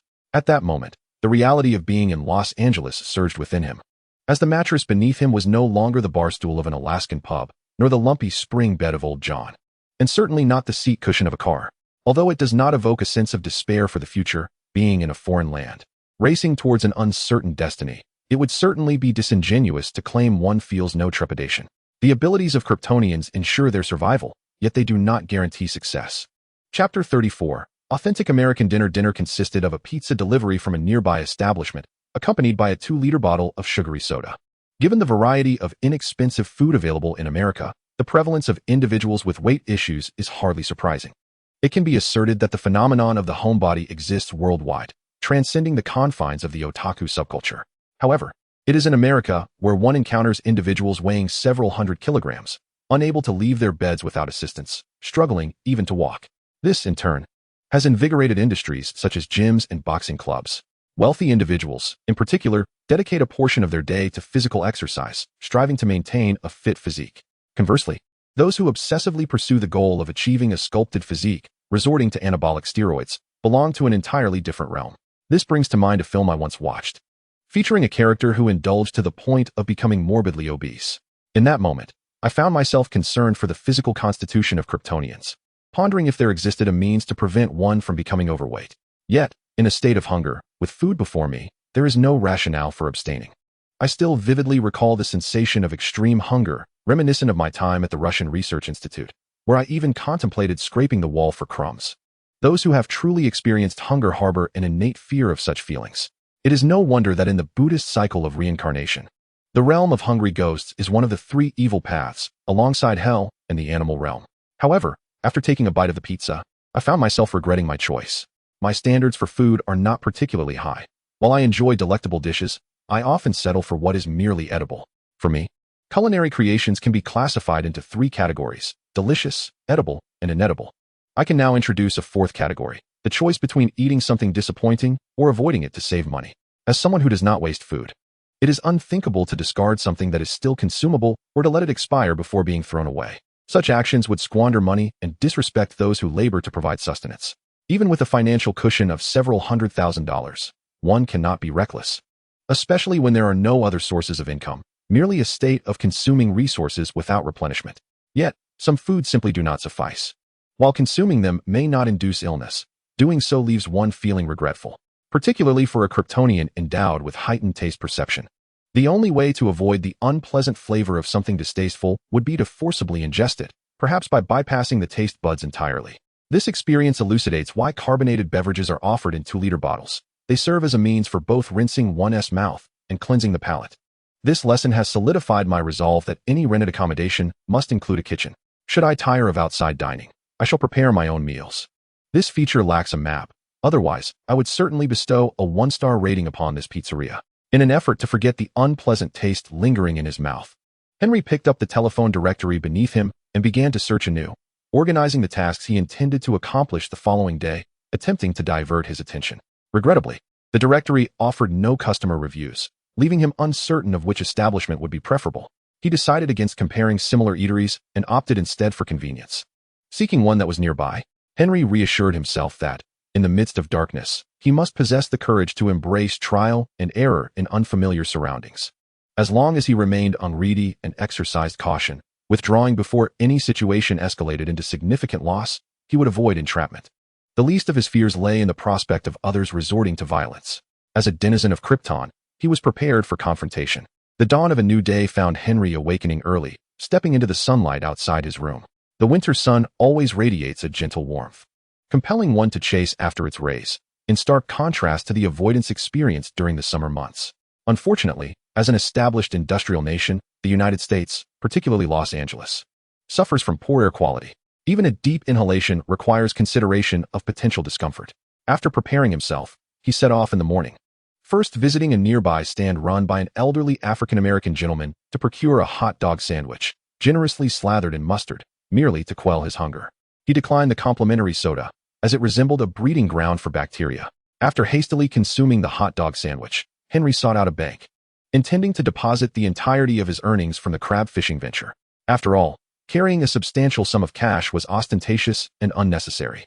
Leaving it in a motel or the future rental property was equally unwise. Should he fall victim to theft, it would be a catastrophic loss of a lifetime's worth of effort. A bank deposit seemed the wisest course of action. The reason he had not opened an account in Alaska was due to the limited presence of banks within the state, rendering transactions inconvenient. As for cashing a check from an Alaskan bank on the mainland, the fees were enigmatic, varying from one institution to another based on their individual policies. Essentially, it depended entirely on the bank's discretion, with no standardized fees or ratios. Now in Los Angeles, with aspirations of mingling in Hollywood, it was impractical to rely solely on cash payments or to present a check at a bank, incurring exorbitant fees for cash conversion. Thus, establishing a bank account emerged as the optimal solution. Small banks were to be avoided. The American financial system, having been rendered inconsistent under the machinations of certain influential groups. Lacked any uniformity. Unless one had insider connections, small banks resembled impenetrable fortresses, enticing customers with high interest rates. Once one's funds were deposited, one would find themselves compelled to conform to the bank's whims, with non-compliance being intolerable. Large banks, too, were not necessarily trustworthy. At least based on experiences prior to his journey, he was aware of the bankruptcy of institutions such as Barclays in the UK, Lehman Brothers, and Silicon Valley Bank, gleaned from the pervasive news that even those outside the financial system could not escape. Therefore, these pitfalls must certainly be avoided. Those with sufficient capital might devise ways to reap benefits from the flames, but individuals like myself, of lesser means, will merely be harvested like chives. One should refrain from resorting to the extraordinary abilities of Kryptonians in a fit of rage to seek justice at the bank. Moreover, some banking institutions primarily engage in financial investments, treating deposit and withdrawal services as ancillary. Such banks impose entry barriers, unless one has a personal connection. They often reject individuals of a lower socioeconomic status, like Henry. In summary, the banking practices in America are rather insidious. One misstep could lead one down a treacherous path, leaving them without assistance. Even if one were to escalate matters to court, prevailing against these behemoths within the legal framework is nearly impossible, as they are the architects of the laws. The notion that American financial conglomerates are foundational to the nation is no jest. The more one contemplates, the more one realizes that the objective of opening a bank account is fraught with numerous traps. Even the Kryptonians, possessing extraordinary intellects, contemplate relinquishing such endeavors. Driving down the road, Henry caught sight of a flag bank on the roadside. He mused that despite his apprehensions of being taken advantage of by a large establishment, the sheer scale often translates to greater regularity and transparency, which could prove advantageous for him. He was less concerned about an abundance of rules than about the possibility of those rules being capricious. Thus, he found a place to park, shouldered his backpack, and proceeded towards the flag bank. Though Henry was not scruffy, his attire hardly reflected that of the upper echelons. He had shaved his beard with a heat ray, yet his disheveled hair detracted from his appearance in the eyes of others. Furthermore, he carried an old backpack, which appeared to be stuffed to the brim. Were he to carry a flat, empty bag, he would resemble a would-be robber. Naturally, no bank employee would approach him proactively. Unperturbed, he approached the consultation counter and inquired, "Good day, I would like to open an account. What is the procedure?" He was promptly directed to a small cubicle where a sharply dressed, astute African-American man awaited. "Sir, how may I assist you?" Although the bank employee spoke courteously, an air of arrogance lingered in his demeanor, as if he were keen to assert his departure from his original class. Henry was not there to make acquaintances. He placed his old backpack on the table, unzipped it, and revealed bundles of cash within. "I wish to open an account and make a deposit." "Thank you. We do not accept funds of unknown origin," the bank employee retorted with evident disdain. Henry was not taken aback. Banks are inherently sensitive to such matters, particularly in the United States. If illicit gains could easily be deposited into the banking system, there would be no need for money laundering. Alternatively, they might allow a deposit only to later freeze it with a court order. Unfazed, Henry produced several documents, stating, "This is my earnings from working on a crab fishing vessel in Alaska. Here are my work certificate, salary proof, and a copy of the check, along with the redemption proof from an Alaskan bank. This is my social security card." The clerk retrieved the official documents from the table, verified the seal, and began to calculate. He also observed that the banknotes in the bag were not haphazardly bundled, but sealed with ribbons from other banks. If they were not procured from a robbery, they must have been directly withdrawn from a bank. He inquired, "How much would you like to deposit, sir? What type of account would you like to open? Would you require recommendations for financial investment portfolios?" The disdain in his tone had notably diminished. If he could facilitate a financial transaction, a bonus awaited him. The clerk's dark expression only served to highlight his bright, white teeth. "There are $290,000 in cash here. I would like to open a checking account with $20,000 and the remainder in a savings account. I also require a checkbook and wish to apply for a credit card." "Nothing else is needed," Henry stated decisively, drawing on advice he had received from old Tom. Although some of Tom's suggestions had pitfalls, others had proven quite reliable. "May we make copies of these documents?" the bank clerk asked politely, despite not having finalized any financial business. "Please do," Henry replied. The clerk took the documents to the copier while instructing a colleague to bring over a cash counting machine equipped with counterfeit detection. Preparing to tally the banknotes in Henry's bag. Although the bills bore seals from the Alaska Bank, currency is often met with skepticism once it has circulated outside, regardless of its origins. Fortunately, counting the $290,000 in cash proceeded without any unwelcome surprises, sparing Henry from any embarrassment. After all, an encounter with a Kryptonian could end quite poorly for anyone. Opening a bank account incurs no fees, merely an initial deposit, and Henry's funds sufficed for this purpose. However, the checkbook and credit card application would require additional payments, which he was prepared to cover. With several thousand in cash at hand, he rummaged through his belongings and managed to gather the necessary amount. Nevertheless, this entire process elicited a roll of the eyes from the attending clerk. Keep pretending. Let us see how long you can maintain this charade. Once all the paperwork was completed and he had obtained his withdrawal card, Henry stepped out of the bank into the bright midday sun and felt a pang of hunger. The credit card required the bank to process a credit check, a task that would take some time. Due to his lack of a permanent address, the bank clerk advised him to return in 2 weeks for an update. One might think that with a deposit of over $200,000, the bank would be more accommodating. In reality, this leniency was a result of his circumstances. Otherwise, a person without a fixed residence would struggle even to apply for a credit card, as there would be no address for billing. However, as he completed the bank account setup, Henry sensed a slight deepening of his ties to this world, an abrupt resurgence of the feeling that he truly had traversed time and space. Reflecting on nearly 2 decades of solitary existence, he realized that, had it not been for the torment of the last few years, he might have forgotten what it truly meant to be human. Even though it was the malevolence of human nature that pulled him back into this world, Henry never contemplated succumbing to darkness in order to exact revenge on it. As the saying goes, whether before or after his transmigration, he was but a worthless life. He merely transformed into a Kryptonian, not a celestial being. Since he failed to avenge his grievances in the present, what purpose would it serve to unleash his wrath upon others? During his convalescence in Alaska, it was indeed the memories of his former life that sustained him. Watching classic films that existed in both worlds, he hoped to unearth fragments of his identity from before, remnants of another realm. The persistent sense of unreality regarding his arrival in this new world lingered incessantly. Even while battling the towering waves of the Bering Sea, that feeling remained unchanged. It resembled a high-level character tormenting lowly creatures in a novice village. The surging tides could not disorient him, the frigid cold could not freeze him, and the king crabs could not harm him. Earning money was as effortless as picking it up off the ground. This was, quite frankly, a game. Fortunately, the ship captains were strict. Otherwise, Henry could have spent the entire crab-catching season aboard the vessel. However, upon reaching Los Angeles, the sensation of being an overpowered character swiftly dissipated. This might be related to the path he had chosen, where the inherent advantages of being a Kryptonian proved to be of little use. It symbolized the necessity for him to start anew from scratch in an unfamiliar domain, engaging in endeavors he had never attempted before. Should he perhaps reconsider and seek out pursuits that would allow him to leverage his Kryptonian strengths? For instance, bank robbery. How did he find himself circling back to that notion? Yet, to speak candidly, Henry never harbored the altruistic intentions typical of an ordinary superhero. Observing the plight of superheroes in various films and animated works, one could hardly regard it as a commendable career path. He held no grand ideals of selfless sacrifice for the greater good. Ultimately, he was merely an ordinary individual.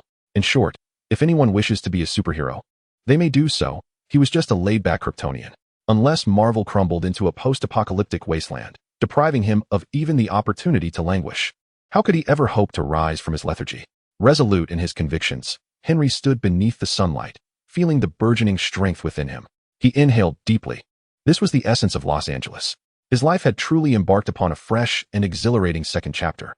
After concluding his banking endeavors, Henry made another visit to a photography studio. This type of establishment, nearly on the verge of vanishing from the streets in the 2020s, was fairly commonplace in the 1990s. Especially in Los Angeles, a city cradling Hollywood, the epicenter of cinema. Each photography studio showcased impressive portraits and artistic photographs. They might feature a particularly exquisite beauty or a male figure rivaling magazine models. Some studios even displayed photographs of contemporary stars or images of legendary actors from their youth. Everyone yearns to capture such beautiful photographs to attract individuals visiting this cinematic city. For tourists, it is an opportunity to create cherished memories of their youth. However, for aspiring young dreamers, the importance of making a lasting first impression during auditions cannot be overstated. Without a stunning photo to present, one may not even qualify to sit on the coveted red sofa. Behind this glamorous facade lies a stark and unseemly reality. For Henry, the allure of beautiful photographs is secondary. What he truly requires is an official ID photo. The one taken by Old Tom in Alaska was poorly lit, making him appear as though he had just emerged from hell, a visage repulsive to behold. With a height marker behind him and a brand name in hand, it could easily serve as a mugshot or wanted poster. Gazing at that countenance, Henry felt no inclination to even request the negatives. His driver's license and passport bore stamped photos. Otherwise, he would have replaced them immediately. Nevertheless, upon arriving in Los Angeles, he needed a proper ID photo to register with the Actors Guild or mingle with talent agencies. Even for other job applications, a headshot is essential. Thus, he found it imperative to get a new photograph. This is not a world of 2 or 3 decades ahead, where one might simply take a selfie against a white wall with a mobile phone, upload it to a computer, and print it out. In the 1990s, digital cameras were still experimental, and due to the bulkiness of electronic components, they could not compare to traditional cameras, especially in terms of image quality. The mainstream of this era still relied on film cameras, and most individuals lacked the skills to develop photographs, necessitating a trip to a photo studio. Consequently, seeking a photography studio was essential. The studio Henry located was conveniently close to his motel, facilitating the collection of his prints afterward. Upon entering, he was greeted by a greasy old white man who approached him with a jovial smile, his belly protruding. "Welcome. What type of photos would you like to take?" Newlywed bridal shoots are 6,600 yuan, family portraits 4,200 yuan, actor audition shots 3,800 yuan, and personal artistic photos 2,200 yuan, he continued. Outdoor shoots require an additional day's pay for the photographer and assistant, guaranteeing at least 3 rolls of film for you to choose from. If you bring in a second client, you'll receive a 20% discount. Be quick about it. What the hell? What is all this? It felt akin to walking in to purchase a small electric scooter only to be confronted by a lineup of Ferraris, Porsches, and Maseratis, as if to drive someone to despair. Stunned, Henry hesitated before saying, I just need a passport photo. Hey, young man. Have you considered capturing some memories of your youth? The loquacious old man persisted. No, just the ID photo, Henry replied, his tone resolute this time. Think it over. Youth comes but once. When you grow old and wrinkled, your teeth all gone, you will regret not allowing me to take your picture today, insisted the elderly man. Henry, however, inwardly scoffed. I've already gone through puberty twice. Yet, he had no desire to engage in a dispute. After all, Los Angeles boasted more than just one photography studio. Resolutely, Henry turned away, intent on seeking another establishment. Wait, just for a passport photo, not an artistic portrait. Such a pity for my expertise. Do you have any idea how many people wish to commission me, yet I decline? If the old man had not proclaimed a price that suggested 3 years of stagnation, Henry might have been inclined to believe him. A comparison of numbers made the situation clear. The average monthly salary for blue-collar workers in America hovered around $3,000 to $4,000. When he had sought a passport photo from Old Tom, the initial asking price had been a mere $2,000. This stark contrast illuminated just how outrageous the studio's pricing was. However, since the old man had called him back, Henry paused to hear the proposed price. I require 12 2-inch photos and 12 1-inch photos. How much will that cost? Flat rate, $60. Henry did not negotiate. He simply turned to leave. Wait. If that doesn't satisfy you, what do you propose? The elderly man inquired, visibly anxious. $30, with half as a deposit. Goodness, are you Jewish? Go ahead and seek out other studios. See if anyone will offer you such a price. Regrettably, I am certain that I am not Jewish. $50, no less. $30. Henry was not interested in playing a game of mutual concessions. He either wanted the deal or he would walk away. Yet, the old man persisted, exclaiming, $40. The material costs are as such. I am practically working for free. Henry turned again, intending to leave. This time, the old man, truly concerned, called out, $30. I will be operating at a loss to take your picture. Goodness, I wish you were indeed Jewish. If only the Frere had been more responsible back then, how much better it would have been. Though unsure of the going rate for passport photos, Henry sensed from the old man's reaction that he had perhaps offered too much. After rummaging through his belongings, he managed to gather $15, which he placed upon the counter. Standing before the counter, Henry spotted something that stirred nostalgia within him. He pointed to the computer desk behind the counter, where a brand new traditional CRT monitor sat atop a horizontally positioned chassis. Observing the brand, Henry inquired, Is that Stark Industries? What grade of computer is that? The old man, previously wearing a look of disappointment, suddenly brightened, responding enthusiastically, Ah, young man, you have an eye for quality. This personal computer is equipped with the latest 486 processor, possessing 4 megabytes of memory and a 120 megabyte hard drive. The display adapter is a card, not merely 4 colors or 16 colors. Can you imagine? A 256 color card can produce such stunning visuals. Equipped with a 5.25-inch and a 3.5-inch floppy disk drive, as well as a CD-ROM, its operational efficiency is astonishing. Stark Industries' masterpiece is a luxury that is not easily attainable for the average person. In terms of equivalent pricing, Stark's personal computer outshines all competitors. Henry remarked dryly, Indeed. It's no exaggeration, I might just frighten myself. In Chapter 37, The Overlooked Future, Gazing at this relic from the era of 486 computers, Henry's mind flooded with myriad thoughts. Although he had grown accustomed to the masterpieces of the next 2 to 3 decades, it would be unjust to dismiss the games from the 1990s and earlier as entirely devoid of merit. Many games are not solely judged by their graphics or grindability. Rather, they captivate players through their concepts. Take Tetris, for instance. Regardless of the hardware's capabilities, how could the core gameplay of this classic possibly be altered? Would it cease to be popular in the future? However, a computer is not merely a gaming console. Its primary function is computation, followed closely by its networking capabilities based on signal transmission principles. These are significant avenues brimming with potential. In his previous life, he had been a devoted gamer and a connoisseur of romantic films. Now, endowed with the extraordinary intellect of a Kryptonian, engaging in hacking endeavors should pose little challenge. Though Superman often relies on his external brain, Batman, to vanquish foes, his own intelligence is not to be underestimated. Within the hierarchy of intelligence as defined by the sentient AI Brainiac, Superman ranks at the apex with a level of 12, while the collective intelligence of all humans from 20th century Earth amounts to a mere 6. The only other individual on par with Brainiac's intellect is Superman's arch-nemesis, Lex Luthor, who also reaches a peak of level 12, whereas Superman averages at level 11. It is primarily due to the technology of synthetic kryptonite that Brainiac consistently manages to outmaneuver Superman. Superman has produced numerous scientific advancements, predominantly serving auxiliary purposes. His formidable abilities often overshadow his remarkable intellect, especially in the presence of Batman, rendering his superbrain seemingly offline. Yet, Henry does not presume to compare his Kryptonian template to Superman. From the outset, while Superman was nurtured by the Kents, transforming a mere human into a paragon of virtue, Henry was subjected to relentless hardships, ultimately becoming a disenchanted soul reluctant to seek vengeance against society. What merit does he possess to stand alongside such a moral exemplar? Nevertheless, if he possesses even half of Superman's intellect, the most prudent method for concealing his identity on Earth is to diligently develop his cognitive capabilities, rather than relying solely on brute strength to resolve all matters. He certainly does not wish to descend to a state where he must don red underpants to shield himself from bullets or become the subject of ridicule. With Earthlings gazing up at the sky, exclaiming, "Look, a foolish bird," or worse, "No, it's a bullet." This raises a curious question. What level of vision would one require to discern bullets soaring through the sky? Given such musings, Henry could hardly afford to wait until the advancements in computer technology reached the era he once inhabited to engage with these matters. Such endeavors necessitate prompt action. Moreover, each epoch boasts its own technological innovations.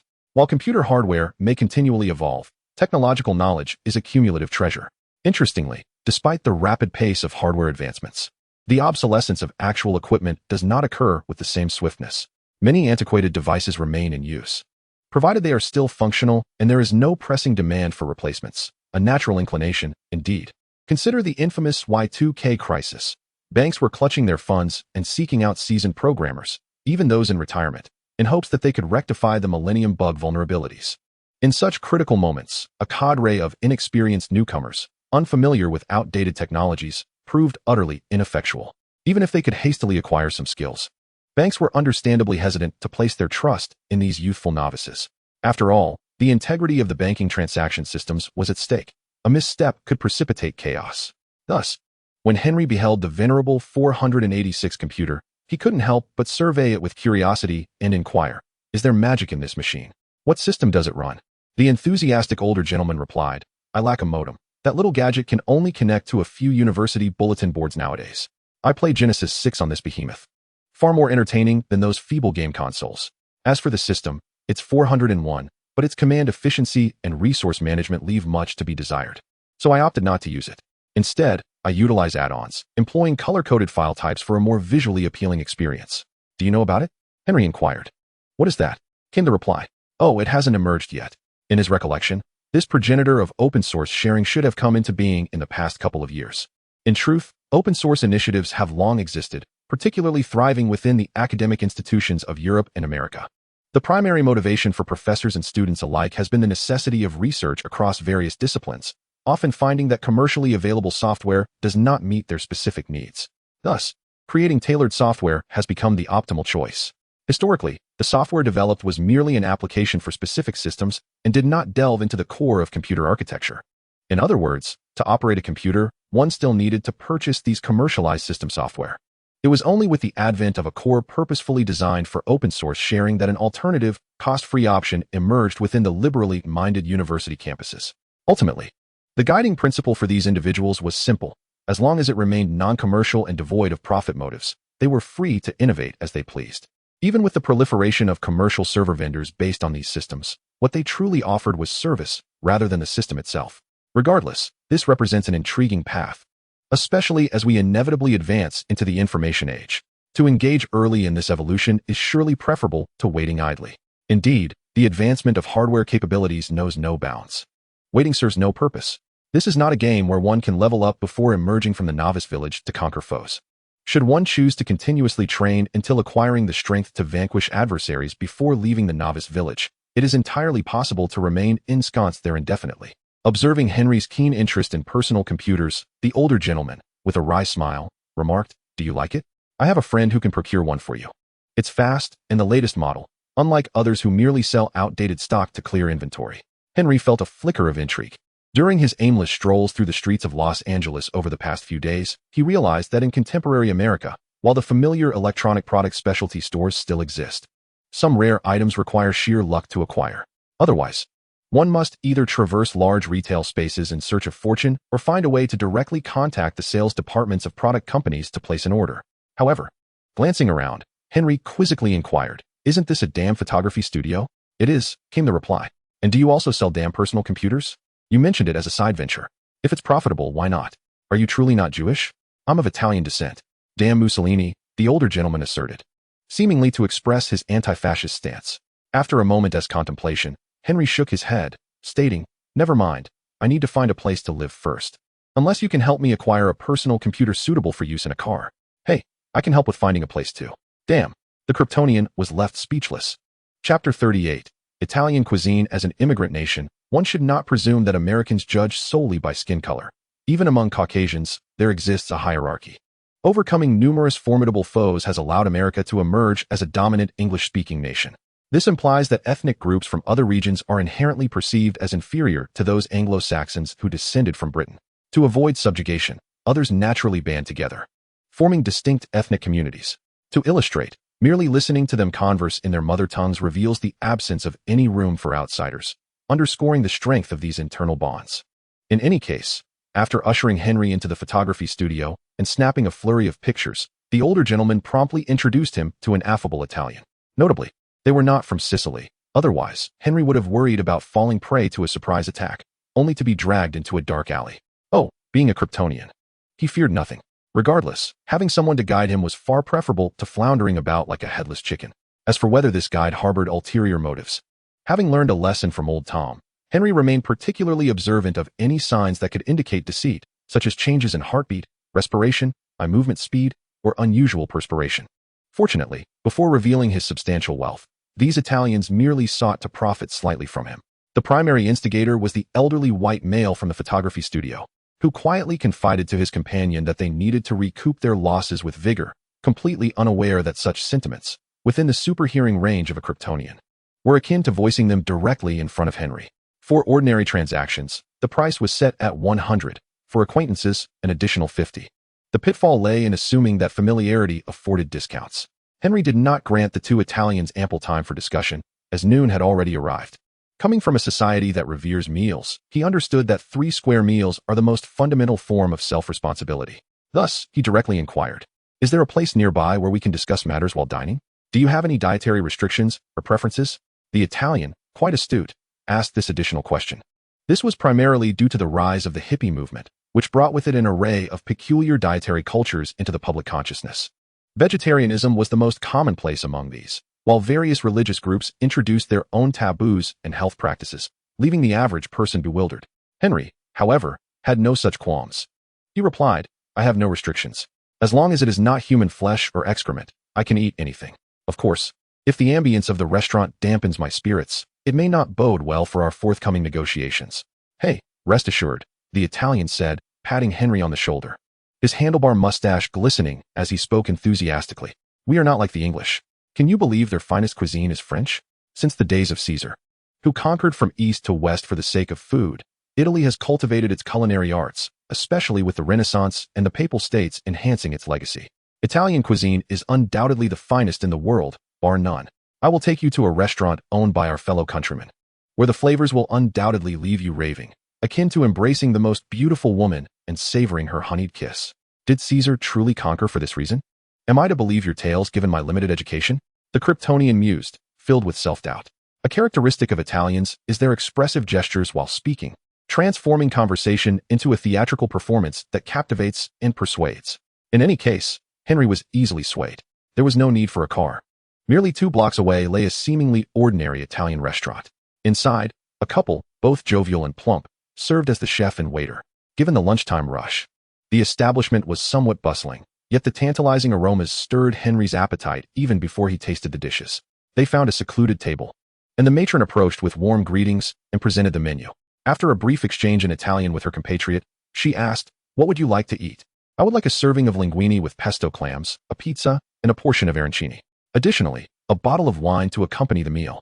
Henry's hearty appetite elicited a peculiar glance from the Italian gentleman and the matron. The bashful Kryptonian felt compelled to explain, "The aroma of your cuisine is simply irresistible. I must indulge. Let us start with these 3 dishes. Rest assured, I am quite capable of consuming my share without waste." He then turned to the Italian and added, "As for lunch, let us each cover our own expenses. You need not worry about me depleting your resources." The matron beamed at the compliment, her delight evident in her animated gestures. Henry mused silently that he ought to learn Italian to avoid the current predicament of appearing perplexed and merely smiling along. Indeed, it dawned on him that mastering languages such as French, German, Swedish, Danish, Greek, Spanish, and Portuguese would be beneficial, given the likelihood of encountering them in America. The Italian, subtly indicating he would not bear the cost, ordered a serving of pasta. Maintaining his warm demeanor, he remarked, "If you can manage it, the food here will surely satisfy your palate." Before the dishes arrived, the matron presented a bottle of freshly opened white wine. Although Henry's Kryptonian constitution rendered him impervious to intoxication, wine was an integral component of the European dining experience. French cuisine, in particular, often extols the harmonious pairing of dishes with wine. Hence, Henry opted for a bottle. He poured himself and the Italian a glass of Italian white wine, savoring a sip that revealed a delightful astringency that tantalized his taste buds. However, Henry's purpose for being there extended beyond mere gastronomy. Setting down his glass, he addressed the Italian, "You must have some information about available housing in your bag. May I take a look?" His gaze drifted toward the briefcase the Italian had brought along. "Not so fast, young man. Allow me to first inquire about your intentions in Los Angeles. How long do you plan to stay? Do you have a budget in mind? Would you consider sharing accommodations? Please share your thoughts on these matters, and I shall assist you in filtering suitable options." Indeed, these were pertinent considerations. Henry replied, "I wish to explore opportunities in Hollywood. I am uncertain of the duration of my stay, but it will certainly be over a year. As for my budget, I prefer something reasonable. An ordinary apartment will suffice. Please avoid suggesting villas in Beverly Hills. Regarding sharing, I am open to it. Sharing accommodations could undoubtedly reduce costs." Yet, Henry harbored certain secrets, and, being financially secure, felt no need to gamble on the compatibility of potential roommates, especially with the fanciful notion of a charming female flatmate. As the saying goes, "A full purse brings a calm heart." Henry stated, "I can manage the rent for a place on my own. A larger space would not be an issue." Chapter 39. Housing options. The Italian gentleman was not merely a scheming agent. He indeed had access to several properties. After rummaging through his briefcase, he produced a few documents and spread them out on the table, saying, "Here are listings for residences near Hollywood. However, renting alone tends to be expensive, with shared arrangements being more common. Just a little further out, on the outskirts of downtown Los Angeles, there are some splendid housing options. Take this property in Santa Monica. For instance, it is near the beach, and the view from the window overlooks the vast ocean, offering a truly magnificent sight." Observing the evidently divided documents, Henry inquired, "What distinguishes these 2 sets?" The Italian explained, "One pertains to property management. The homeowner has entrusted the property to us, and if you are interested, you may directly liaise with us. Any future issues will also be addressed by us." He continued, "The other is merely the homeowner seeking tenants. We assist the owner in finding suitable renters, and once an agreement is reached, any subsequent concerns should be directed to the homeowner. Of course, you can still approach us, but that would incur additional fees." Henry comprehended the distinction and understood why the property management documents were placed more prominently. It was apparent that, aside from the initial commission, these agents would receive a monthly cut thereafter. Conversely, for the homeowner seeking tenants arrangement, they would only collect the first commission. Hence, any future assistance would require another fee. In essence, their profit would be considerably lesser. However, The practice of presenting both types of documents from the outset begs the question of whether this reflects astute business acumen or a lack thereof. Nonetheless, the transparency exhibited by the other party elevated Henry's regard for them. Glimpsing at the documents in hand, pasta and macaroni were the first dishes to grace the table. The pizza required baking, and the rice balls were being fried fresh. Once the dishes were served, the elderly lady stood by with a beaming smile, reluctant to depart. Henry rolled a piece of dough and stuffed it into his mouth. The fresh flavor of the clams combined with the pesto was incredibly aromatic. Almost immediately upon tasting, it made his eyes widen in astonishment. He simultaneously gestured an explosion from his mouth. This was a gesture he recalled from European and American television shows or films, where Italians praised their cuisine. Sure enough, upon his utterance and gesture, the elderly lady's joy blossomed. She chattered excitedly for a moment before happily retreating to the kitchen. Henry found himself needing assistance from the Italian, asking, "What was she just saying?" "Salia just mentioned that she is delighted you enjoy the food. If you eat more, she will prepare the other dishes you ordered," he replied. Sharing the same Indo-European language family, the structural nuances were not vastly different. This meant that one would not encounter a scenario where a lengthy discourse in one language, when translated, would yield only a few words in another. Therefore, even if the Italian's translation was not precise, it was likely to convey the original intent adequately. Without further ado, a whole plate of spaghetti was swiftly presented, the motion akin to a starving soul reborn. No one doubted Henry's ability to finish the remaining dishes. Remarkably, the accompanying wine, initially astringent, had developed a more complex flavor profile. It was evident that the chef of this establishment did not merely select ingredients for profit, but genuinely invested thought into the culinary creations. The pizza and fried rice balls were equally commendable, particularly the fried rice balls, having once been a staple of rice. Henry had never before encountered such a dish, and thus could not even begin to imagine its taste. However, upon savoring the dish, one realizes that this Italian recipe possesses its own intrinsic logic. The primary distinction lies in the variety of rice employed, which, when combined with a filling of mozzarella cheese and enveloped in breadcrumbs, renders it ideal for frying. The outer layer is delightfully crisp, while the interior remains tender and fragrant, creating a multi-dimensional texture that tantalizes the palate. In contrast, the oversized pizza, intended for several diners, was devoured entirely by Henry, leaving other patrons in the restaurant in awe. In summary, this meal brought Henry considerable satisfaction, almost as if the heavy blow from last night's takeout pizza had been miraculously healed. Of course, he was not solely preoccupied with eating. He also perused the housing materials in his hands. Alongside handwritten descriptions, some properties featured interior photographs and views from the windows, allowing one to grasp the general condition of the houses without needing to visit in person. Undoubtedly, this piqued one's curiosity. Noticing the photographs, which rivaled the artistry of a magazine-quality photographer, Henry inquired, "Did you take these photos yourself?" "No," came the response. "I had Giovanni take them." After gathering several properties, I asked Giovanni to make a round when there was enough film, and then we developed the pictures. Relying on these photographs has made negotiations considerably easier. Giovanni was the owner of the photography studio where Henry had his ID photos taken. To be fair, he did excel at capturing indoor images, especially those illuminated by sunlight, where shadows were not overly dark and brightness was well balanced, showcasing both sides with clarity and an element of aesthetic appeal. In this era devoid of images, his meticulous attention to detail could easily outshine many photographers. Yet, Henry felt no inclination to commend the old man's photographic skills. Recalling Giovanni's somewhat pushy sales tactics, he felt compelled to retort, "Nonsense. Behold my Kryptonian might." From the housing information provided by the Italian, Fabio, Henry selected several properties of interest. "If I wish to view these houses, when can that be arranged?" he asked. Among the shortlisted candidates was a beachfront apartment in Santa Monica. Fabio consulted his notebook and replied, "Some properties are under our management and can be viewed at any time. For others, we must contact the owners, and the earliest we could manage would be tomorrow. Then let us proceed with those that can be viewed," Henry decided without further contemplation. After a brief discussion, they agreed that Fabio would drive them on a route that would encompass the available properties. Upon entering the first house, Henry quickly abandoned the idea of pursuing it. Situated in the city center on a lower floor, it suffered from excessive noise. The busy street was not a strictly residential area, and there were no restrictions on car horn usage. Occasionally, passers-by would raise their voices, audible even to those on higher floors. Furthermore, given that this was an old building, it was easy to surmise that the windows' soundproofing was inadequate, and indeed, this proved to be the case. Even if he were to personally invest in improving the windows, the strange sounds emanating from the plumbing had already disturbed him several times during his brief visit. Not wishing to further torment his acute hearing, Henry dismissed the notion entirely. Santa Monica, strictly speaking, belongs to the affluent district and is located by the coast, offering undeniably splendid views. However, the apartment that Fabio holds is situated on the top floor of an aging building. Those who have lived in such top-floor dwellings are well aware that they tend to be sweltering in summer and frigid in winter. Coupled with the coastal humidity and the saline air, the living conditions present significant challenges.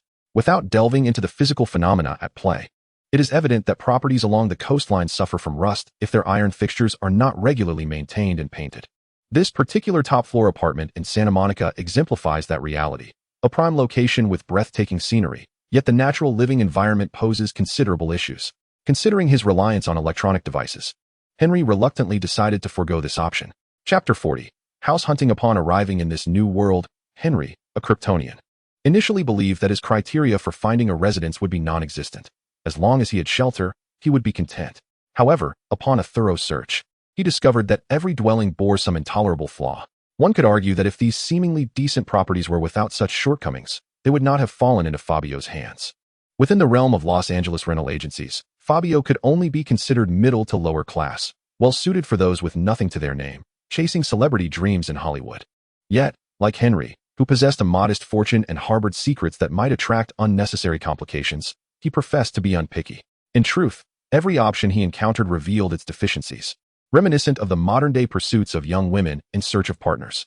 Fortunately, Fabio had seen all sorts of individuals and, in his quest for profit, it was entirely normal for him to make numerous rounds. Over the next few days, he accompanied Henry, showcasing all available listings that piqued Henry's interest. Ultimately, Henry selected an apartment building near a Portuguese-speaking neighborhood. Although it was not an upscale area, at least the nearby streets were devoid of streetwalkers or drug dealers. However, the presence of minority groups meant that, to outsiders, the security could only be deemed acceptable, unless one belonged to the same ethnic group. Mutual support among residents significantly enhanced the safety levels. The landlord resided on the ground floor and personally managed the entire building. New tenants were required to present themselves to him, and if he was not satisfied, no amount of desire from the prospective renters could secure a lease. Although the apartment was adjacent to a Portuguese-speaking community, the landlord was not an immigrant from Brazil, but rather a family that had been established since the rise of Hollywood. Unfortunately, as the family dwindled, he found himself living alone, with a divorced wife and children now in the care of his mother. To him, those immigrants were the outsiders. Thus, he did not limit the rental to a particular ethnic group or profession. He simply required that the tenants be to his liking. At first, when Henry heard Fabio's introduction, he anticipated encountering a difficult character. However, upon arrival, he was met by a balding old man, adorned with lipstick and eyeshadow, who exuded a rather affable demeanor. It became abundantly clear why his son chose to stay with his mother. Henry's Kryptonian sensibilities were itching for a new adventure. It seems that this is not merely the homeowner selecting a tenant, but rather the tenant enduring the natural selection imposed by the homeowner. Gary, I have arrived. The Italian enthusiastically embraced the balding landlord. The elderly gentleman cast a flirtatious glance at Henry, leaving the newcomer in a state of bewilderment, questioning the very essence of existence. Ah, another young soul has ventured to this dreamland. What manner of person are you? A seeker of stardom? A pursuer of the American dream? Or perhaps a wanderer in search of opportunity in this grand metropolis? The old man, brimming with flamboyance, inquired, while he remained prepared to unleash his righteous Kryptonian fury should the situation demand it. Gary's sense of boundaries was unmistakably clear. There was no hint of predatory delight in his gaze. It could be said that his demeanor was merely a reflection of his own preferences, rather than an attempt to ensnare anyone. In other words, Gary was akin to a playful spirit, devoid of any specific persona to adopt. Moreover, although the visual rock genre originated from the sceptred Isle of England, it has profoundly influenced the American landscape. One could don the guise of a fantastical creature. Who decrees that one cannot embody a provocative persona? In essence, old Gary exuded the essence of a man liberated from the constraints of familial ties, reveling in his newfound freedom. Although Henry remained oblivious to whether his divorce was the cause or the effect of this transformation, since he was engaged in conversation, Henry felt obliged to respond. Primarily, I have come to witness what life in a big city entails, so I suppose I shall dabble in a bit of everything. If disappointment finds me, I shall return to Alaska. This statement rang true. Henry had no intention of immersing himself in a life of excess in the metropolis. After all, this place was home to mutants and the Marvel Universe's Captain America. According to old John, he had once aspired to join the Howling Commandos, but had failed to meet the requirements. Thus, it was reasonable to suspect that werewolves, vampires, Frankenstein-esque monsters. And mummies truly existed among them. Who could say what other dreadful entities lurked in the shadows? With his Kryptonian physiology, which thrived under the yellow sun, the emergence of an orphan Bruce Wayne would hardly be surprising. When that time arrived, Henry would retreat to Alaska, relying on his Kryptonian abilities to forge a life of genuine ease, ensuring he would never face starvation. Ah, Alaska, you say? Gary circled Henry, as though assessing him. He suddenly inquired, "Are you from the West?" The Western Red Empire was in disarray, and those capable of escape naturally chose to flee, even if it meant seeking refuge in the abode of an adversary. Truth be told, he too could claim a tenuous connection to the Red Empire. However, the intricacies of this matter were far from clear, and Henry was reluctant to reveal his true identity as an extraterrestrial being in this world.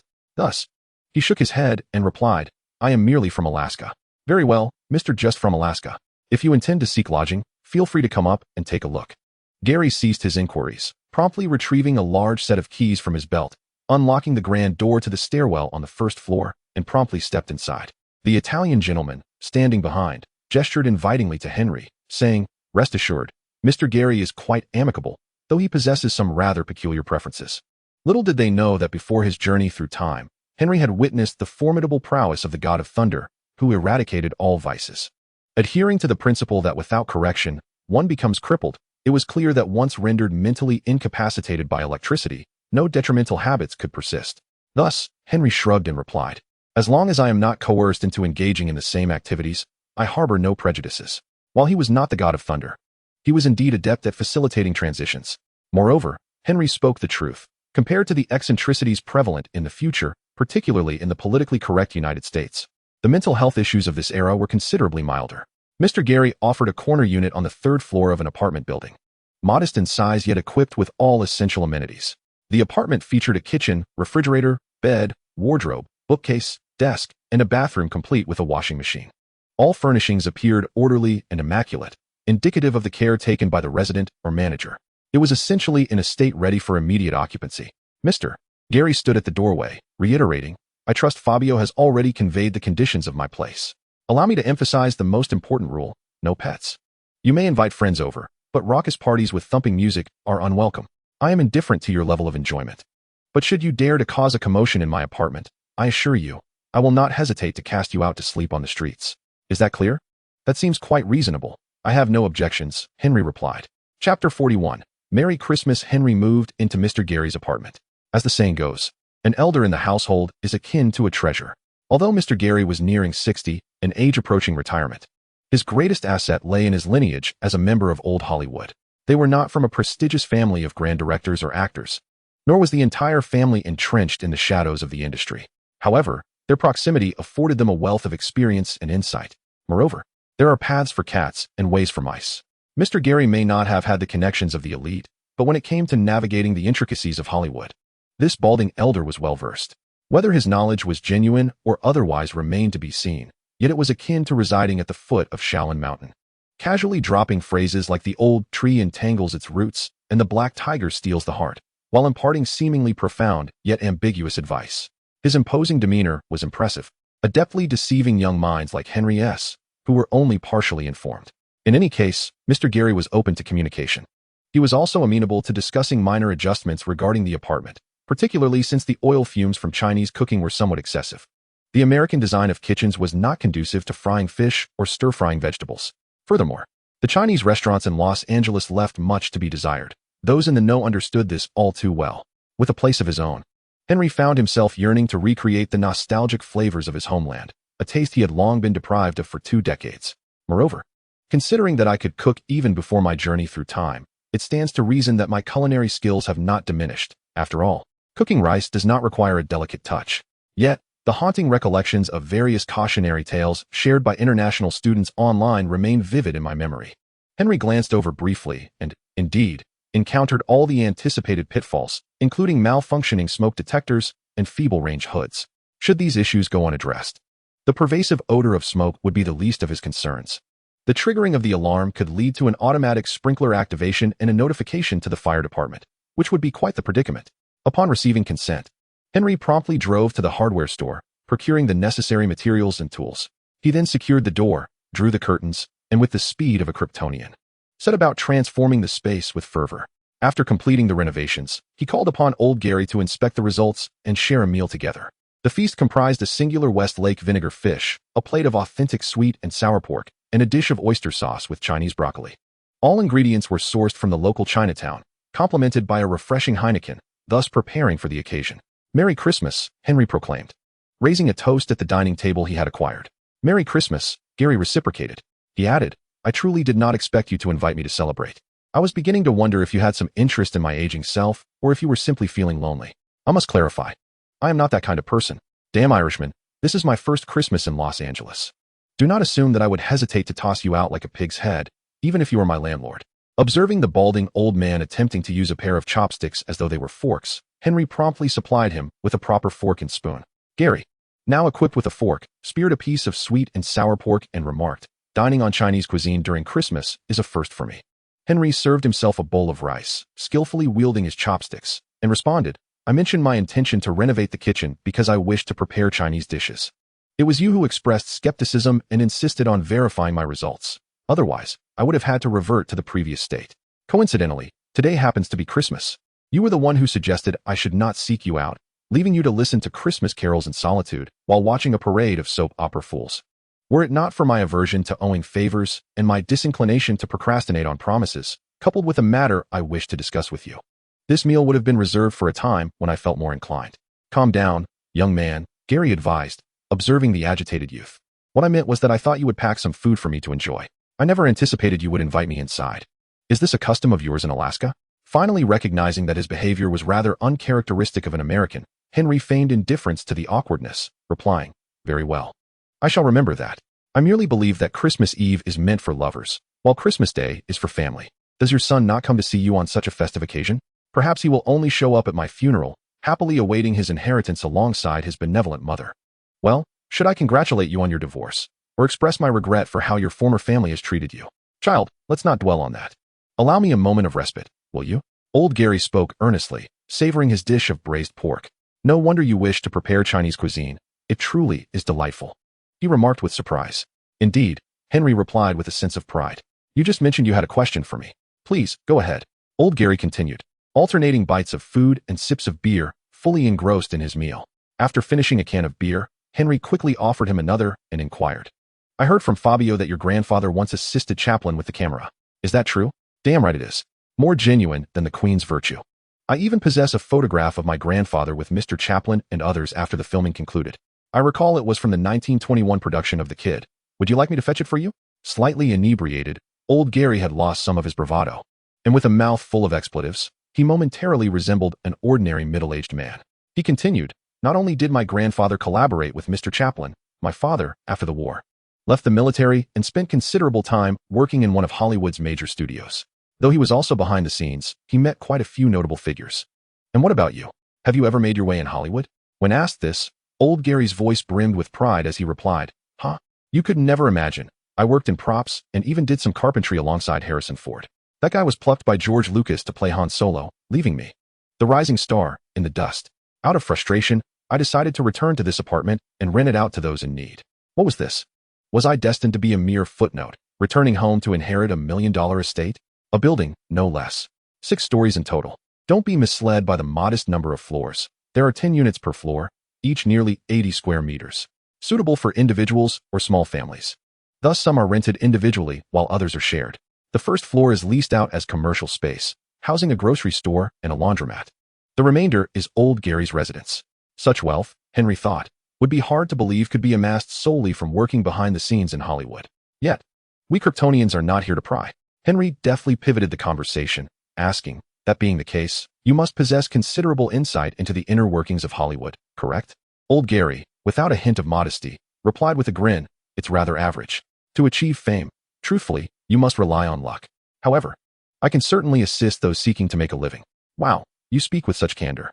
Shouldn't you be spinning grand tales of your unmatched prowess? What advantage would I gain by deceiving you? I am not a talent agency attempting to deceive you into signing a contract, nor do I benefit from your financial success. If I were to claim that I could help you become a star, only to fail in delivering on that promise, how would you hold me accountable? Huh? I hardly require the assistance of someone like you, a veritable pillar of the industry. I merely wish to consult you on a few inquiries. It is often said that promises made in a drunken stupor are seldom reliable, and Henry did not wish to take advantage of someone in such a state. Moreover, it appeared that old Gary was quite lucid, leaving no room for any traps to be laid. Ask away, Gary replied. Whether out of boredom or genuine intent to lend a hand, his demeanor was distinctly affable, embracing the philosophy of no harm in asking, yet maintaining a healthy skepticism. Henry ventured, I noticed in the Yellow Pages that there exists a Film Actors Guild, distinct from the American Federation of Television and Radio Artists. If I aspire to be an actor, from which organization should I commence my journey? To become an actor? Naturally, one must seek out a reputable talent agency. If you encounter an agent willing to proactively offer resources to elevate your career, that would be even more advantageous. Brother, we are immersed in the Marvel Universe narrative, not the realm of Hollywood's leading men. Even if one were to win an Oscar, it would not shield them from the machinations of S.H.I.E.L.D. Henry truly did not consider formidable adversaries such as the Mad Titan or Dormammu to be of any concern. Even the arrival of Galactus would merely result in death. However, the Hydra organization, wielding political influence and capable of manipulating administrative measures, genuinely troubled him. They might not be able to extinguish his existence, but they could certainly make his life miserable.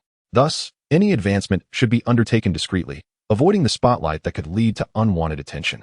Do you understand what it means to be the early bird? Even if one were to achieve the status of an Oscar winner, what of it? A few news broadcasts could tarnish one's reputation. Fame is often cultivated through support, while downfall comes from smear campaigns. This is merely a game of capital. Even Superman is frequently subjected to relentless criticism. Do not be deceived into thinking that prominence acts as an invincible shield against harm. In the eyes of capitalists, it holds little value, merely serving to limit certain more overt means of attack. Thus, Henry stated, Gary, I have no aspirations of becoming famous. I simply wish to navigate the life of a background actor and experience the allure of Hollywood. Ideally, I would meet some prominent stars so that I may, in my later years, sit in a rocking chair and regale my grandchildren with tales of those I have encountered. The balding old man regarded this response with a look that seemed to convey, what on earth are you talking about? Nevertheless, Gary soon acclimated to this notion. The phenomenon of collecting memories through personal connections is not unheard of in America. However, the rockstar community often regards such experiences with indifference, viewing them instead as badges of honor, which is why they gain such notoriety. But how clean is Hollywood, really? Are there truly no such individuals? Certainly not. In Gary's understanding, this clandestine world is even darker, filthier, and more repugnant than one might imagine.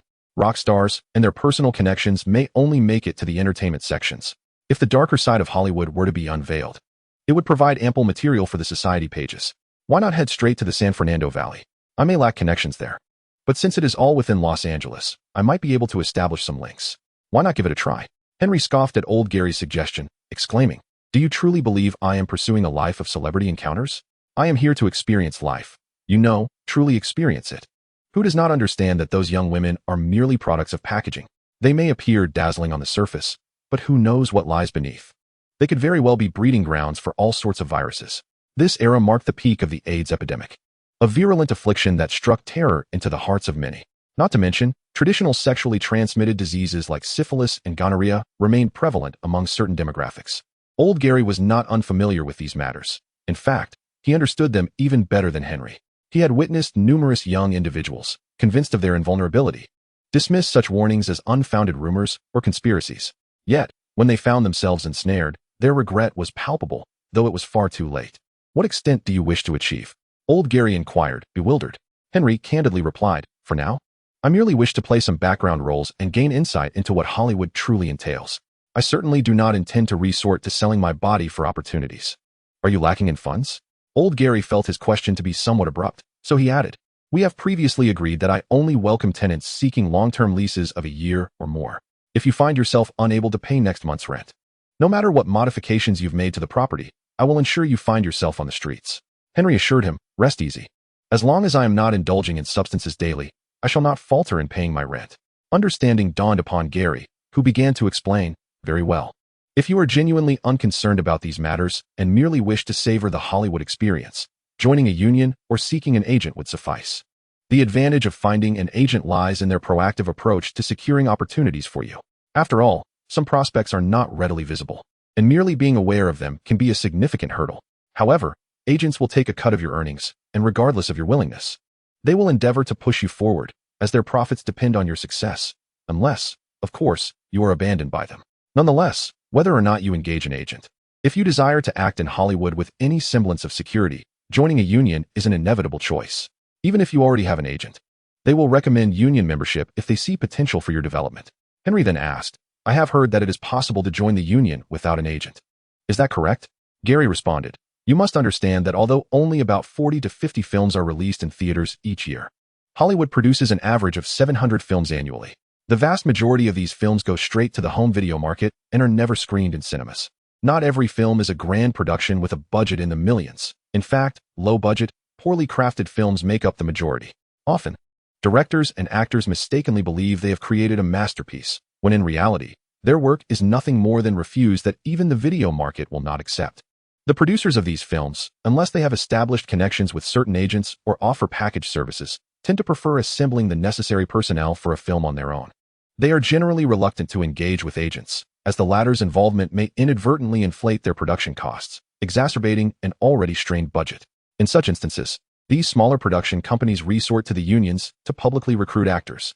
This means that if you wish to seek employment solely through the union, having the support of the actors' union ensures you receive compensation, albeit the opportunities may not be particularly favorable. A new book has been signed, seeking readers, collections, and recommendations. Thank you. Chapter 43, An Unexpected Path. Old Gary took a sip of his drink to moisten his throat before continuing. What I described pertains to films. The situation with television dramas and broadcasts is even simpler. Despite their larger volume of production, their circles are much smaller. Typically, all actors, including extras, are managed by a few leading agents or production companies. It is nearly impossible to find television work through union announcements. However, you might consider registering with some major agencies. They employ individuals specifically tasked with managing extra roles, and who knows when an opportunity to appear on screen might arise. Are there agents like that? Henry inquired with curiosity. Old Gary clarified, this isn't the responsibility of any particular agent, but rather the task assigned to newcomers in the company, who take turns based on availability. Naturally, these actors are also listed under a specific agent, as directors often have specific requirements that align with the scenes of their films. For instance, if I need a group of background soldiers, I certainly cannot select actors who appear frail enough to be blown away by a gust of wind. Once those requirements are set, the agency will filter through its roster to identify suitable actors. During such times, you may find an opportunity to be part of a larger production, though it is usually for roles without dialogue. Any character with lines or camera time, regardless of size, is a coveted target, leaving little chance for someone with your approach to securing a role. That's fine, Henry replied nonchalantly, sipping his drink and savoring the taste. Suddenly, old Gary adopted a mysterious demeanor, lowering his voice as he asked, let me inquire, are you one of those individuals with special abilities? Special abilities? Henry paused, momentarily taken aback, before contemplating a possibility and asking, are you referring to mutants? I'm not sure what the correct term is, but it seems to align with what you described. Is that you? I am not. I am not a mutant. I am an extraterrestrial. I am not lying. I am being quite honest. Observing Gary's enigmatic expression, Henry inquired, does being a mutant make a difference? Is there discrimination in Hollywood? Restoring his normal speaking tone, old Gary shook his head and remarked, it is not discrimination. Rather, it is about possessing a unique ability that proves useful, which tends to garner more popularity. Although some mutants may appear peculiar and seem suited only for playing monsters in fantastical films, if their abilities are advantageous, they may find themselves inundated with behind-the-scenes work. For instance, I know of a master sculptor in Hollywood whose talent allows him to mold wood as if it were clay. The larger the production's props team, the more they welcome him. Often, when intricate details of props need to be adjusted per the director's specifications, while others toil for hours, he can accomplish it in mere moments. If you were a producer, whom would you choose? Henry's eyes widened in astonishment as he exclaimed, aren't others worried that their jobs will be usurped by these mutants? It's not that simple, old Gary replied. Observing Henry's incredulous expression, he elaborated, as far as I know, finding someone with a precisely identical or even merely similar, unique ability is quite rare. With only one or two individuals, how could they monopolize all types of work in Hollywood? Besides, this is the world of Hollywood, where an actor must possess box office appeal. Otherwise, they are rendered insignificant. For those behind the scenes, it is their work capability that speaks volumes. If a person cannot deliver exceptional value in the eyes of a producer or meet a director's demands, they hold no worth. Conversely, if someone can save the producer costs and enable the director to achieve satisfactory shots, you can be certain that even aliens would be offered lucrative salaries. As they engaged in this casual conversation, Henry pondered how his Kryptonian abilities would fare in Hollywood. This line of thought also led him to realize an unusual aspect. The societal acceptance of mutants in this world was surprisingly high. Delving deeper, though mutants, sentinels, and the Brotherhood of Mutants exist, their actions have not yet targeted ordinary people. Most conflicts revolve around mutants themselves. More importantly, mainstream media has yet to propagate anxiety regarding mutants, and government entities have not enacted discriminatory laws that would leave mutants facing universal enmity with no avenue for escape. Whether this is simply due to a more enlightened world or if there are other underlying reasons remains uncertain. Unperturbed by Henry's contemplation, which could be said to require little time, old Gary continued. If you lack any special abilities, it ultimately depends on your audacity and whether you possess any unique skills. Acting requires boldness? Oh, you mean stunt performers or doubles? Henry replied, realization dawning upon him. Old Gary clarified, precisely. That is indeed one path, performers who appear on screen behind the scenes. It encompasses not just car chases or explosive scenes, but also being knocked to the ground by the lead actor, shattering glass, or jumping from heights. These are all the domain of such actors. Although fraught with danger, the remuneration is substantial. Although the realm of stunt performers is smaller than that of ordinary actors, the demand is substantial. Therefore, as long as one dares to perform such scenes, there will be no shortage of work. Such was Henry's contemplation regarding the direction a Kryptonian could pursue. After all, he could not be easily harmed or defeated. However, would excessively exaggerated mishaps unduly reveal his capabilities? Particularly if one hoped to capture a moment of their face being distorted by a blow, that was nearly impossible, as the striking actor would likely suffer severe fractures. Unless performed with simulated combat, scenes of being launched by an explosion or descending from great heights could indeed be filmed. In essence, if he wished to tread the path of a stunt performer, he must selectively expose his abilities. At the very least, his indestructible physique could not remain concealed indefinitely, and eventually, it would be revealed. Otherwise, it would be challenging to elucidate to the director what he could and could not accomplish. Any actor who dared to overestimate their limits would certainly encounter severe repercussions. Henry inquired, are there agents or companies specifically dedicated to stunt performers? Old Gary replied, such companies do not exist. If you wish to pursue this path, most rely on connections. Once you have established a reputation, directors in need will naturally seek you out, or your agent will know how to promote you. Otherwise, you can only register with the Actors Guild, indicating your skills and willingness to perform stunts, and then find ways to seize opportunities. Unbeknownst to him, several cans of beer had been consumed. As a Kryptonian who could not become intoxicated, Henry gleaned insights concerning his future on this Christmas night, yet he felt increasingly bewildered. The new book has been signed. Please pursue, collect, and recommend.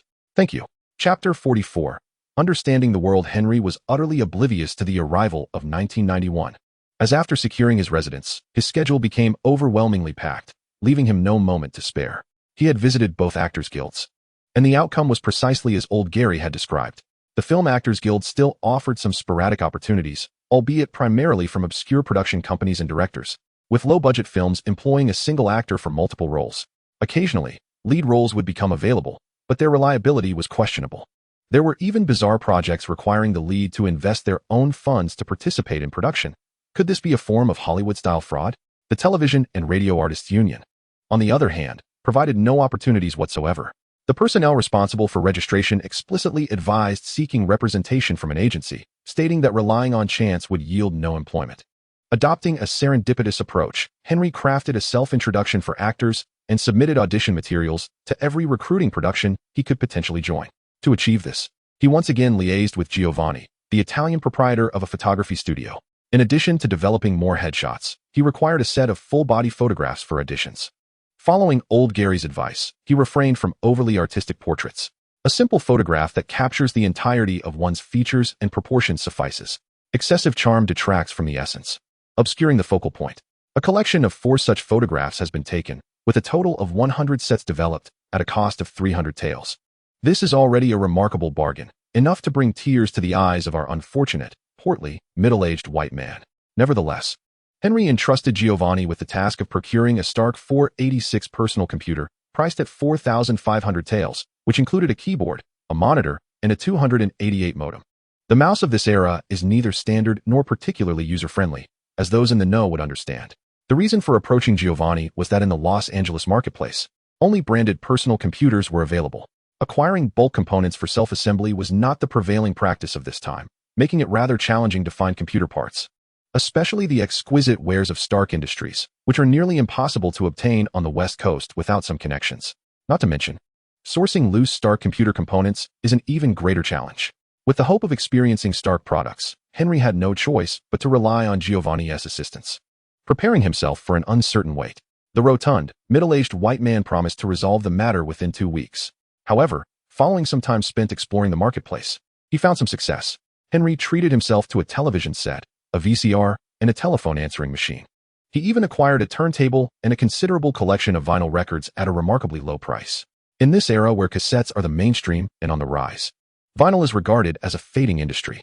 Who could have foreseen that vinyl would make a comeback nearly 2 decades later? The telephone answering machine was intended to capture calls he might miss when away from home. Although he contemplated purchasing a mobile phone, the brick-like, potentially lethal devices of this time dissuaded him. These flashy and exorbitantly priced gadgets seemed unnecessary. The answering machine remained a staple for practical use. With a television and VCR, he intended to watch classic films. In an age devoid of binge-watching or anime, classic cinema became the optimal choice for passing the time. Aside from regularly checking the Actors Guild for job opportunities or contacting film crews, Henry primarily spent his time at the Los Angeles Public Library. It is said that one's perspective and knowledge determine their potential, abruptly transitioning from the red flag era to this gun-toting, joyous America. Indeed, a universe of entirely different backgrounds. Henry felt acutely that the knowledge from his past life was woefully inadequate, not to mention the countless useless facts imparted by standardized education, which would barely qualify as foundational knowledge in the realm of research. Now, in the 1990s, not the 2090s, possessing a superlative intellect with extraordinary memory and computational abilities, failing to leverage such advantages by resorting only to brute force would be nothing short of a tragic waste. The sensation resembles that of possessing a high-end computer, adept not only at seamlessly running the most demanding 3 major titles, but also capable of executing models independently. Yet, the user merely employs this machine for trivial tasks such as streaming videos and browsing the internet, occasionally using it as a makeshift weapon. Even without aspiring to become the illustrious Stark father-son duo or the renowned scientist Mr. Hawkeye with his distinctive gaze, one feels the need to remain inconspicuous in the impending information-driven society. Grasping the utility of these tools is essential for optimal survival. Henry's pursuit of knowledge extends beyond the realm of information technology. It encompasses a holistic exploration from science to art, culture to history. As he diligently peruses every volume housed within the Los Angeles Public Library, despite the library's long-standing establishment, which includes a so-called restricted section, this typically contains first editions or rare antiquarian texts rather than forbidden knowledge. Consequently, Henry restricts himself to the volumes available in the public reading area, showing no particular interest in the restricted books. As long as he remains unnoticed, he can swiftly scan an entire bookshelf within a minute, should someone observe him. Although his pace might decrease, he still manages to extract a book, flip through its pages with his thumb, and rapidly conclude its contents before moving on. A behavior that starkly contrasts with conventional reading practices. This peculiar method of consuming literature has inevitably drawn the attention of others, prompting the library staff to inquire about his intentions on several occasions. Henry, however, offered little explanation, occasionally reciting passages from memory and allowing others to randomly select a page for him to recite. Over time, he garnered a modest reputation among the librarians as the eccentric individual who reads at an extraordinary speed. While this notoriety diverged from his intention to maintain a low profile, in a world replete with remarkable characters, it was not overly conspicuous. What significance does reading hold? Can it truly transform one into a genius? Such claims would be met with skepticism. In just over 2 months, Henry had thoroughly examined all the publicly accessible collections of the city library, including journals and old newspapers. Among these were the latest scientific periodicals, which enriched Henry's understanding of the technological landscape of Earth. While he would not claim to have mastered all earthly technologies, he had certainly grasped a substantial portion. The remainder could be deduced, coupled with his awareness of the state of development during his previous life, which had transpired over the past 30 years, equipping him with the capabilities to develop what could be deemed futuristic technology, often referred to as black technology. Yet, what profoundly reshaped Henry's worldview was the distinct nature of societal evolution in this realm. Various supernatural phenomena are openly discussed and researched. This shift is primarily attributed to the emergence of mutants, born for reasons unknown, whose presence and randomness render them difficult to conceal. On another front, the prevailing conflict within contemporary American society continues to revolve around issues of race. The civil rights movement spearheaded by Reverend Martin Luther King Jr. has left little room for the white population to address the concerns surrounding mutants. One cannot help but wonder when a brilliant mind will emerge, diverting societal conflicts from the African American community to mutants. However, these past 2 months have finally illuminated for Henry the nature of the world he inhabits, granting him a clearer understanding of the future. A new book has been signed, and I humbly request your support in pursuing, collecting, and recommending it. Thank you. Chapter 45. Integrating into the world as spring unfolds in Los Angeles, the beach's vibrant scenery gradually reemerges, with an increasing number of stunning women donning alluring bikinis. Accompanying them are those men, exuding an abundance of hormones, who have clearly overindulged in steroids, proudly showcasing their sun-kissed skin and sculpted physiques. The rejuvenating spring serves as a reminder to Henry that his star is likewise on the rise. From the outset, it took 2 weeks for him to secure his first acting job after registering with the Actors Guild. A single shot, devoid of dialogue, likely lasting no more than 3 seconds in the final cut. Yet, this brief appearance allowed Henry to spend an entire day on set, earning a day's wage. His pay was set at $10 per hour, the minimum wage established by the Guild. With an 8-hour workday, without overtime and filming locally, his earnings amounted to $80. Lunch was provided by the production team. Given the small size of the crew, there was no self-serve bar with unlimited beverages. But each individual received a meal consisting of a hamburger, fries, and either soda or coffee. Although the shot was exceedingly simple, the filming lasted about 10 minutes. Coupled with preparation and transitions, Henry found himself engaged with the crew for over half an hour. The remaining time was not spent idly. As a small production team, the producer enlisted the help of spare background actors for miscellaneous tasks, such as moving props, adjusting lighting, and assisting with camera relocations. Aside from the primary personnel handling their respective duties, these background actors were also called upon for labor-intensive work.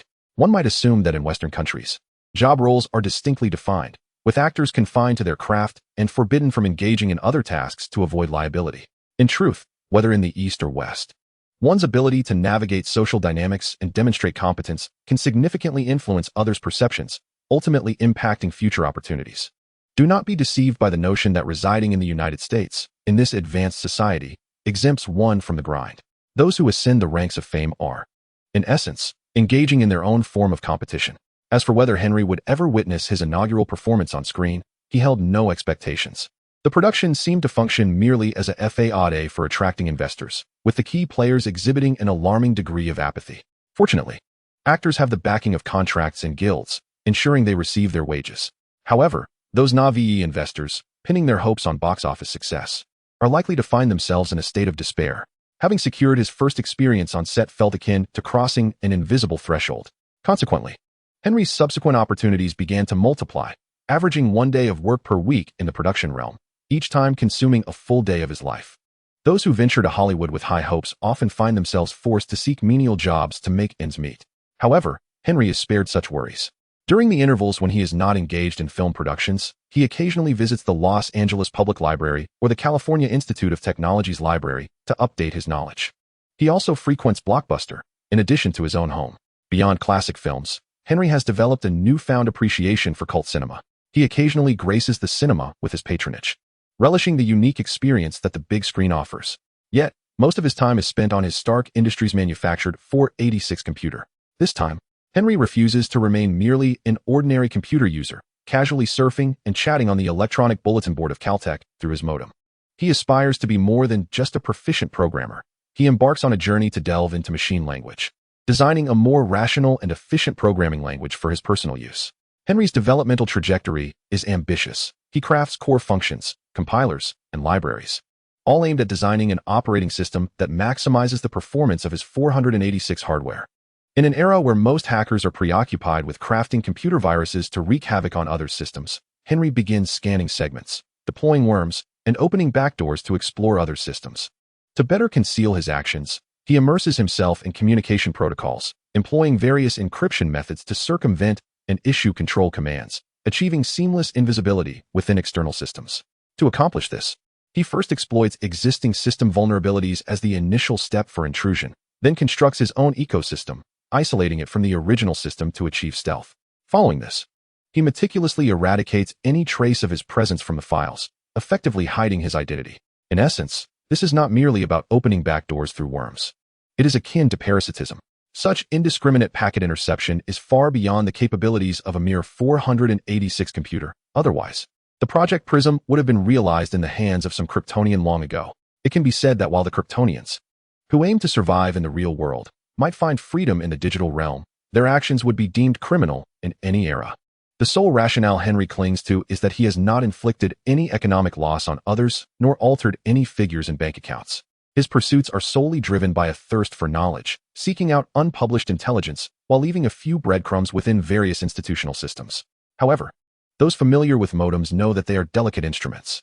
Extended usage, excessive heat, or meddling by service providers can significantly diminish transmission efficiency.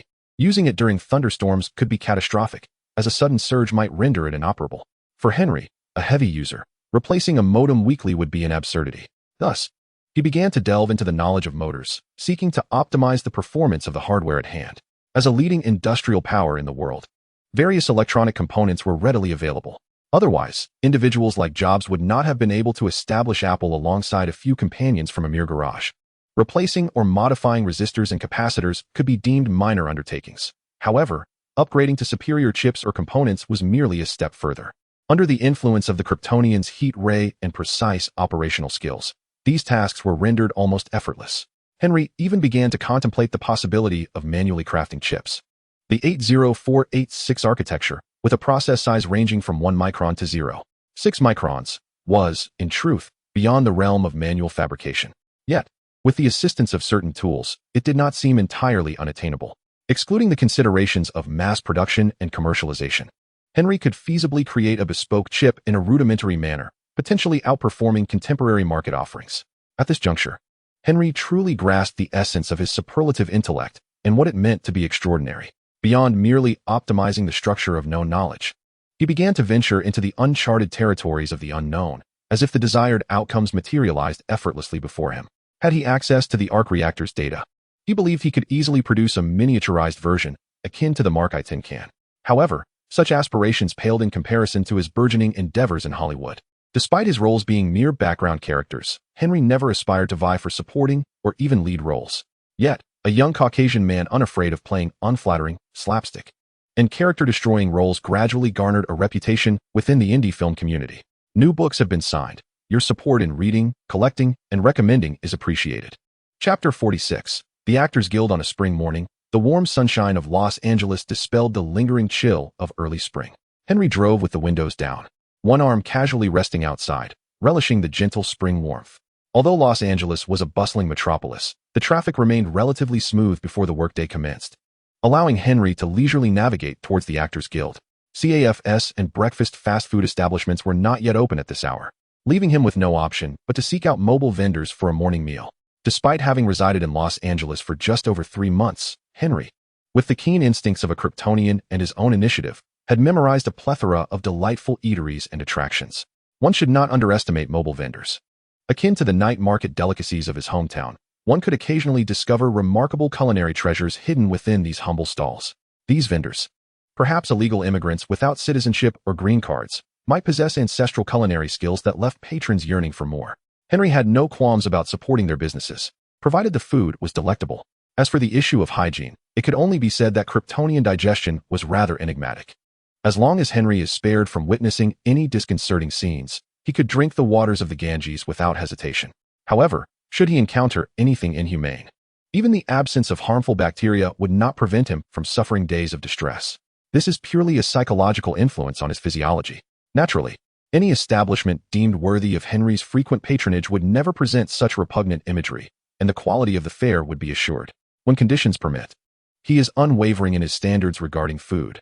This represents the last vestige of stubbornness etched into his very being. Take, for instance, the spicy Mexican burrito in his hand. In a country that generally eschews heat, it stands out like a solitary red bloom amidst a sea of green.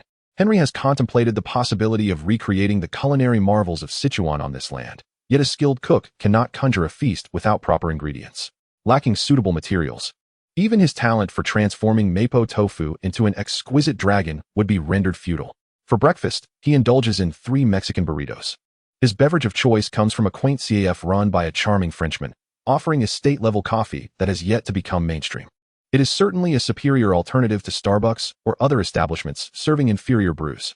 Paul's CAF opens early and, naturally, has breakfast offerings.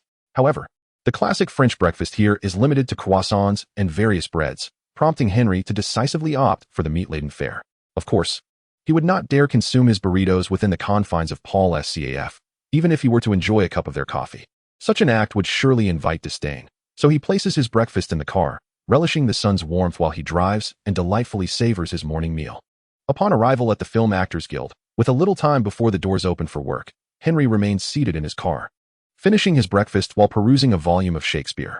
His extraordinary mind, coupled with his various senses, ensures that his reading pace is swift, devoid of any moments of confusion, unless, of course, he stumbles upon a flawed argument. Yet, literary works often require one to immerse themselves in the text, savoring the emotions of the characters within. Such contemplative endeavors do not irk Henry. Rather, they are a precious respite amidst a world that increasingly favors haste. This appreciation for slowing down is one reason he is passionate about culinary exploration, as the process of waiting for food to cook is a domain where his myriad abilities are of no assistance. Just as he envisions a Shakespearean tableau in his mind, a rapid series of knocks on the glass interrupts his reverie. Since the window is open, the knocks are directed at the windshield ahead. Effortlessly, Henry spots the visitor and greets her with a smile. "Ah, Marion, it's you. Good morning. Your makeup looks stunning today. Is that a Chanel shade?" "Haha, you guessed wrong. This is actually shade 12. I searched for ages to find one that suits me perfectly," replies a middle-aged beauty, whose crow's feet are evident, yet whose overall appearance remains remarkably well-preserved. Henry picked up an unopened cup of coffee from the passenger seat and handed it over, saying, "This is black coffee from old Paul. Darling, I guarantee it will keep you energized all day long." "Oh, that's wonderful. I really feel drained if I don't have a cup of black coffee in the morning," replied the enchantress, her eyes lighting up as she accepted the coffee cup. "Come on, you came early to check if there are any new recruitment opportunities, right?" As Henry stepped out of the car, he followed Marion's lead and inquired, "So, were there any new film projects announced yesterday? Any casting calls released?" "Unfortunately, there were no new recruitment announcements yesterday. However, I heard that the major studios have initiated some big productions. You might want to find a dedicated agent to help you gather information," Marion replied. She worked as a clerk for the Actors Union, assisting with registration and processing casting calls from production companies. For Henry, who lacked a personal agent, she had become a friendly acquaintance nurtured within the union, requiring nothing more than a cup of coffee as compensation each time. Henry then asked, "Did the production team reach out to me regarding the audition materials I submitted earlier?" "Regrettably not, my dear Henry. If any production team wished to contact you for an audition, I would certainly inform you at once. If you haven't heard from them, it means there is no news," Marion said with an exaggerated expression, feigning a dramatic demeanor as she opened the union's door. Upon entering, Henry glanced at the bulletin board in the hall, confirming that it bore no new postings since yesterday. It wasn't that he doubted Marion's words. His familiarity with her stemmed from her engaging him in conversation during his many visits to check the bulletin board during his idle hours. Marion habitually organized the union's counter while glancing at her notes to check for any scheduled appointments for the day. In doing so, she unexpectedly discovered something and remarked, "Oh, little Henry, don't you have a performance today? Is it all right for you to be loitering around the union?" Looking up at the clock, Henry replied leisurely, "Today is a location shoot just a few blocks away. There's no rush." This was Henry's first experience with a significant production, though it was still below the $10 million budget level, essentially a film destined for the home video market. Nevertheless, the procedures were considerably more formalized. Even background actors like Henry were included in the filming process. Since the location was nearby, he conveniently parked at the Actors Union, alleviating the usual parking concerns. Despite walking, Henry sauntered towards the closed-off street at a leisurely pace, hardly exerting himself. Chapter 47. Chaos on set as he strolled into the bustling scene of the filming location. The disorder before him seemed somewhat different from what Henry had envisioned. Generally speaking, at this early hour when work begins, while the crew prepares for the filming, the actors must also undergo makeup. Should the costumes have specific requirements, fittings and changes are necessary. The sequence follows the lead actors, then the supporting cast, and finally the background performers. If there are enough makeup artists and the leading actors have personal stylists, they will proceed concurrently. However, at present, no one is in the makeup chairs. Instead, a throng of individuals congregates around the designated filming location, vociferously discussing the situation. Henry approached a few background actors who had arrived earlier and had been observing the commotion for a while, inquiring, "What is going on? I recall that we are supposed to film a major scene today, yet no preparations are underway." "It seems that the major scene has encountered a problem," one replied. "What seems to be the issue?" Henry asked. "The stunt performers have stated that the safety measures for today's scene are inadequate and are unwilling to proceed." Henry expressed his astonishment. "Is it truly permissible to do so?" He then queried, "Haven't they signed contracts?" The seasoned veterans of Hollywood regarded Henry with incredulity, responding, "You must be new here." "Yes, I arrived in Los Angeles last Christmas, so I suppose I am indeed new," Henry admitted candidly. The initially mocking individuals paused, then sheepishly remarked, "You are indeed quite new," and refrained from any further jibes. A more experienced Hollywood veteran elaborated, aside from receiving higher remuneration, stunt performers have contracts that are largely similar to ours, with penalties for breach of contract. However, they have an additional clause. This clause allows them to categorically refuse to perform if the safety measures are deemed insufficient and pose a risk of injury. The issue lies in defining what constitutes adequate safety measures, which cannot be explicitly delineated in the contract. Henry replied, astonished.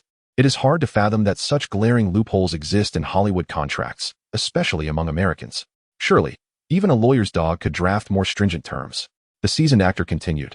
Upon reflection, it is not difficult to comprehend. Stunt performers execute perilous sequences. If the production team deliberately compromises safety to cut costs, and then pressures them into performing with hefty breach penalties, it raises the question, who bears the responsibility in the event of an accident? If even one person from the team testifies that the injury resulted from the producer's coercion, they could be liable for exorbitant damages. Moreover, performing under doubt or reluctance can lead to errors, particularly in high-risk stunts. Who would dare to compel someone to perform in such conditions? With this explanation, Henry grasped the situation. Ultimately, this is filmmaking, not documentary work.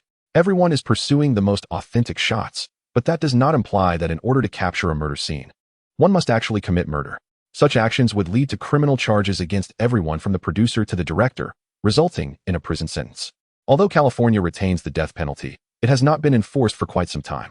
Similarly, those thrilling scenes that appear in films are meticulously crafted in secure environments. No matter how audacious Hollywood may be, it would never risk a life for a single shot. Such occurrences must remain the exception rather than the norm. Yet, this implies that Hollywood has indeed engaged in such reckless behavior. Henry, on the periphery, observed the unfolding drama as the leading actor's stunt double, in a moment of defiance, flung the identical denim jacket worn by the protagonist at the director's face before departing without a backward glance. Some stood in stunned silence. Others erupted in furious expletives, while whispers filled the air. It was challenging to discern who among the producer, the director, and the head of the stunt team was most incensed by the stunt double's impromptu strike. All three were on the verge of madness. The balding, impeccably dressed older man, spitting with rage, yelled at the director, "If we can't shoot, then let us return to the studio and set up for filming. There's no way I will consent to continue applying for street closures. Do you have any idea how much that costs?"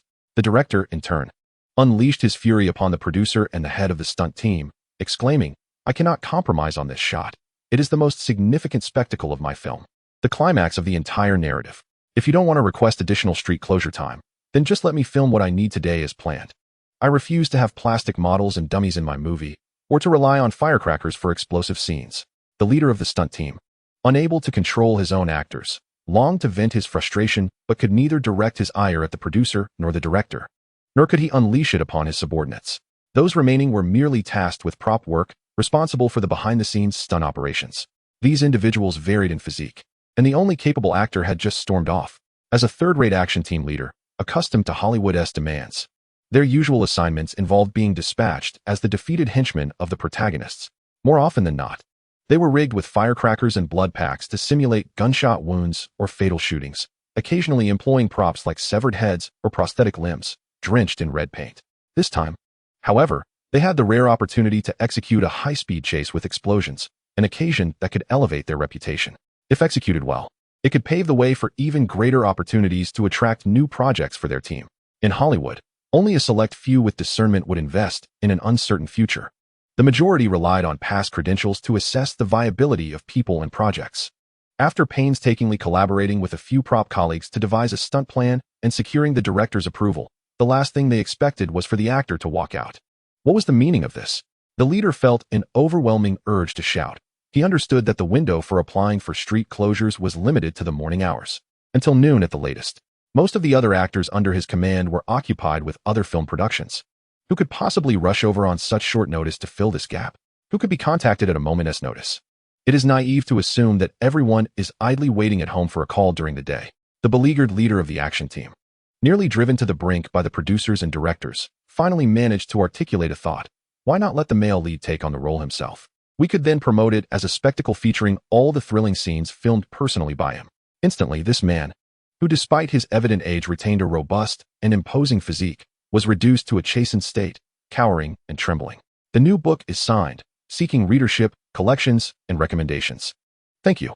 Chapter 48. Striving for opportunity. The backbone of Hollywood's cultural entertainment industry rests upon a solid structure of power and wealth.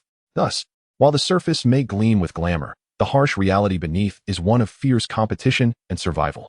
Even the action team leader, who was berated like a novice, possessed a black belt in karate and had previously competed in amateur boxing, found himself acquiescing, enduring over half an hour of reprimand.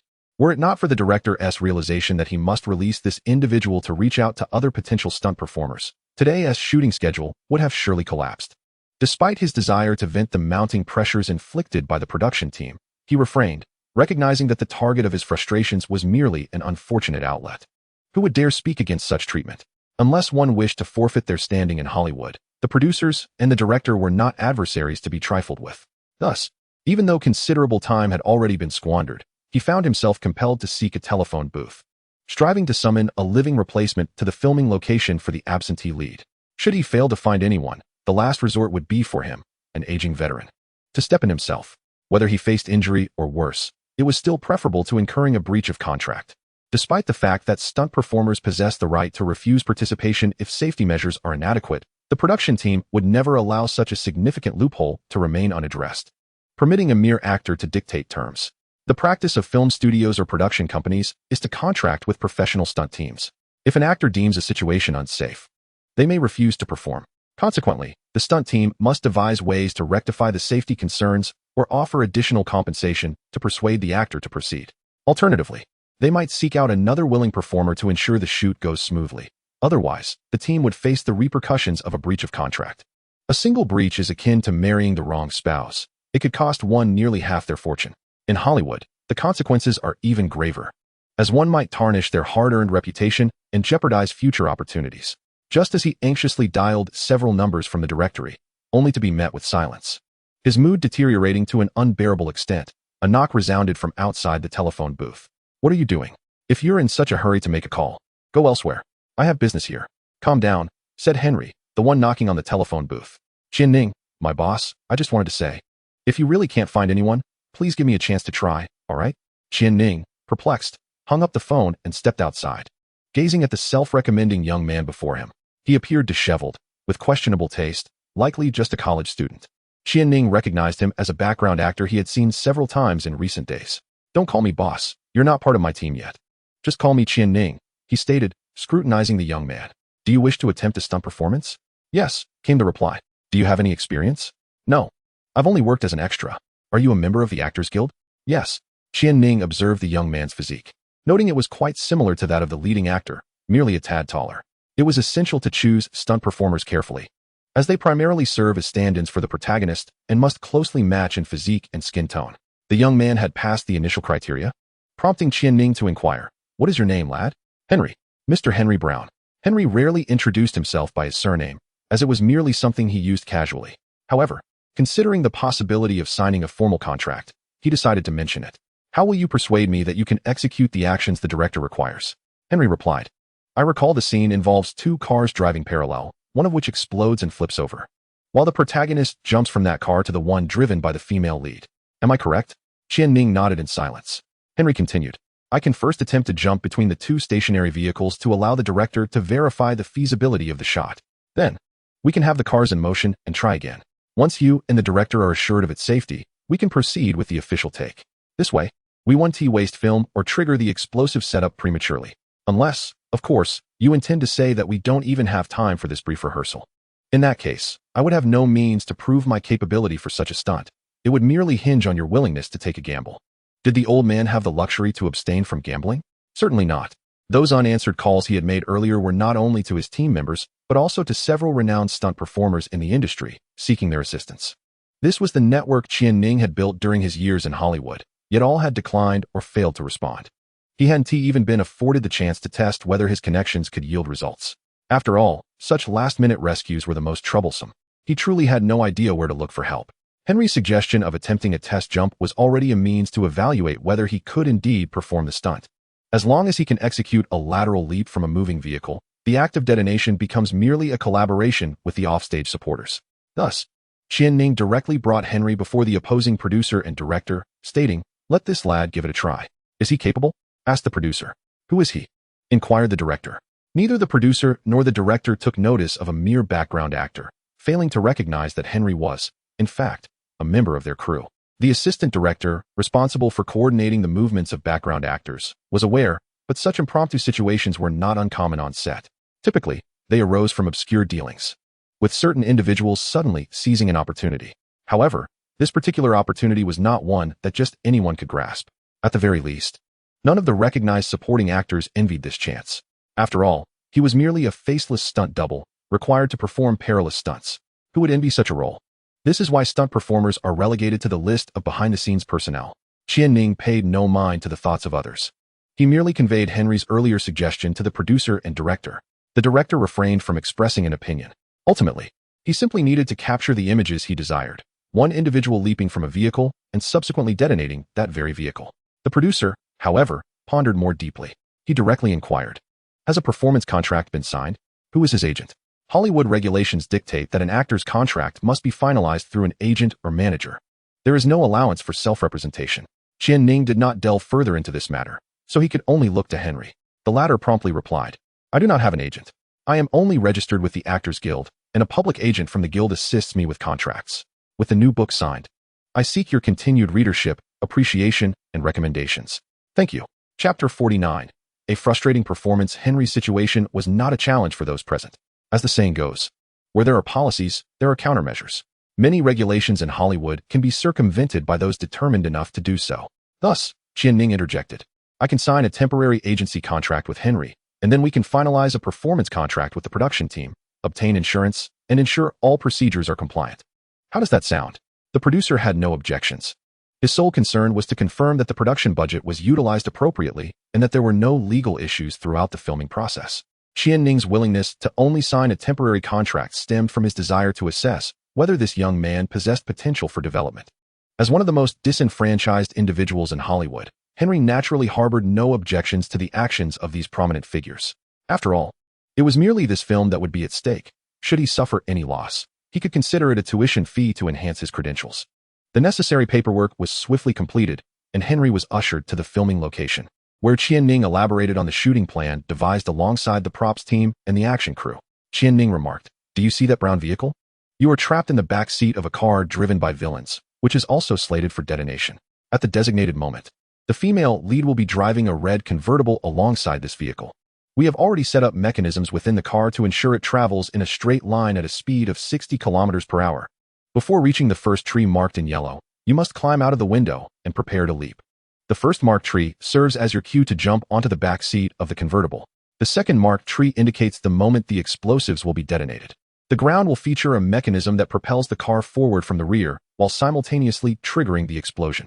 The vehicle is scheduled to flip in midair before landing. Due to the specially designed flame apparatus, the explosion will produce an exceptionally large fireball.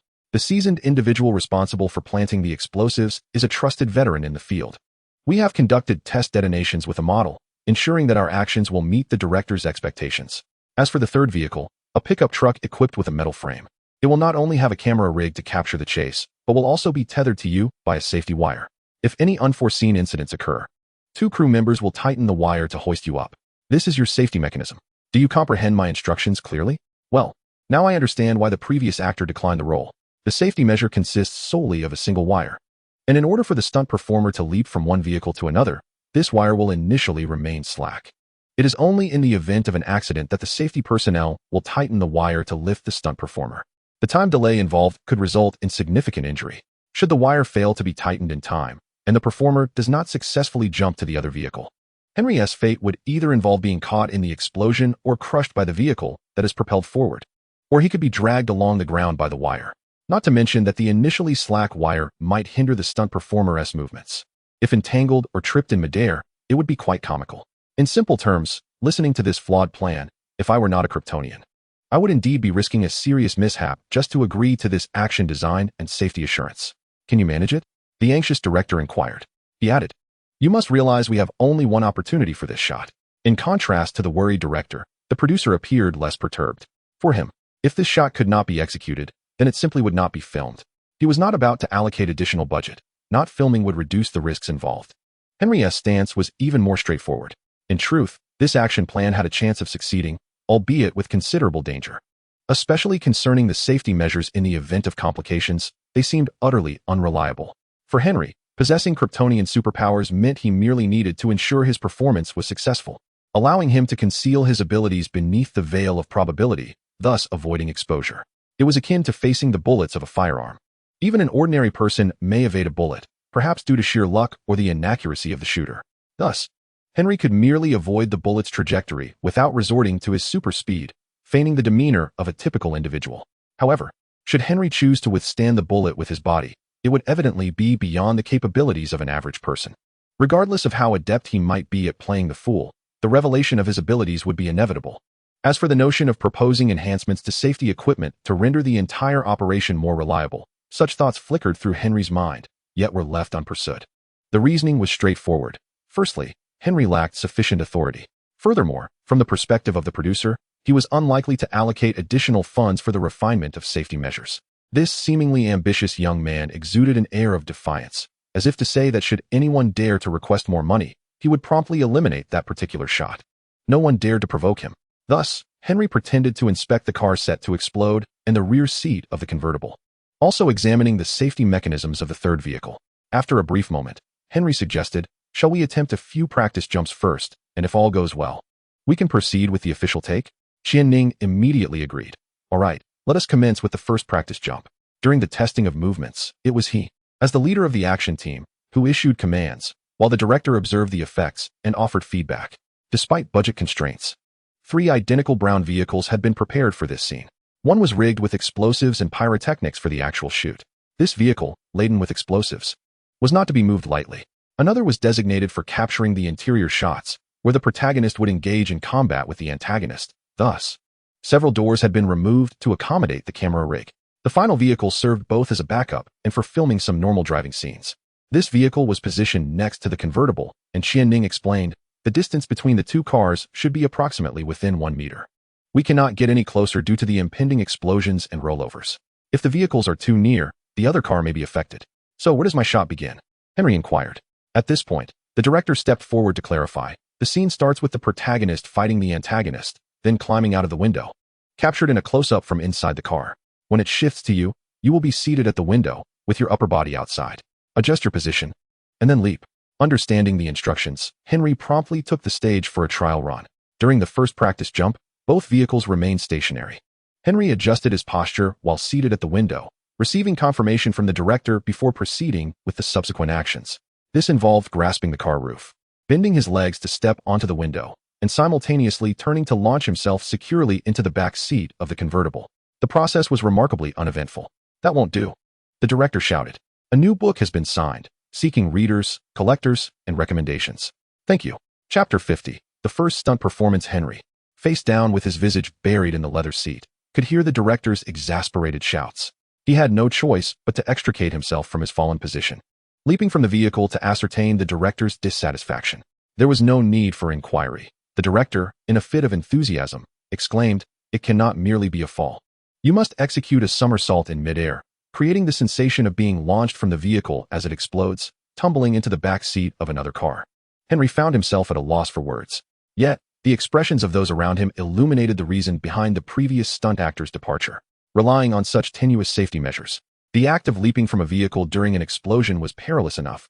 Now, the addition of a rolling maneuver seemed absurd. Were it not for his Kryptonian heritage, he might have considered eliminating this director first. However, as a lowly actor in Hollywood, devoid of rights, Henry could not forfeit this opportunity he had fought so hard to secure. He would perform the task, even if it brought him to tears. Though he would not cry, he donned an expression of indignation.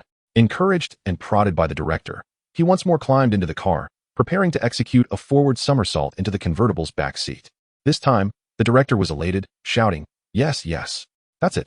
We are ready to roll." Qianning quickly interjected, Wait, director. Let us attempt a moving jump from the vehicle, with safety measures in place. You may choose your filming position to evaluate the effect." "Oh, very well. Let us do just that. Try again," conceded the director, his intellect seemingly restored. For the moving test jump, The director took his position in the safety vehicle, standing in the bed of a pickup truck. The safety harness was secured to Henry, adjusted to an appropriate length. Before departure, 2 safety personnel tested the wire, ensuring that in an emergency, they could hoist Henry rather than allow him to tumble onto the road. The brown vehicle was driven by Qian-Ning, while the convertible was piloted by the leading lady's stunt double. In a stunt requiring the maintenance of vehicle speed and directional stability, no one would trust the lead actress. It was far safer for her dedicated stunt double to take the wheel. The female stunt performer was a member of Qian-Ning's action team, specializing in the lead actress's stunts.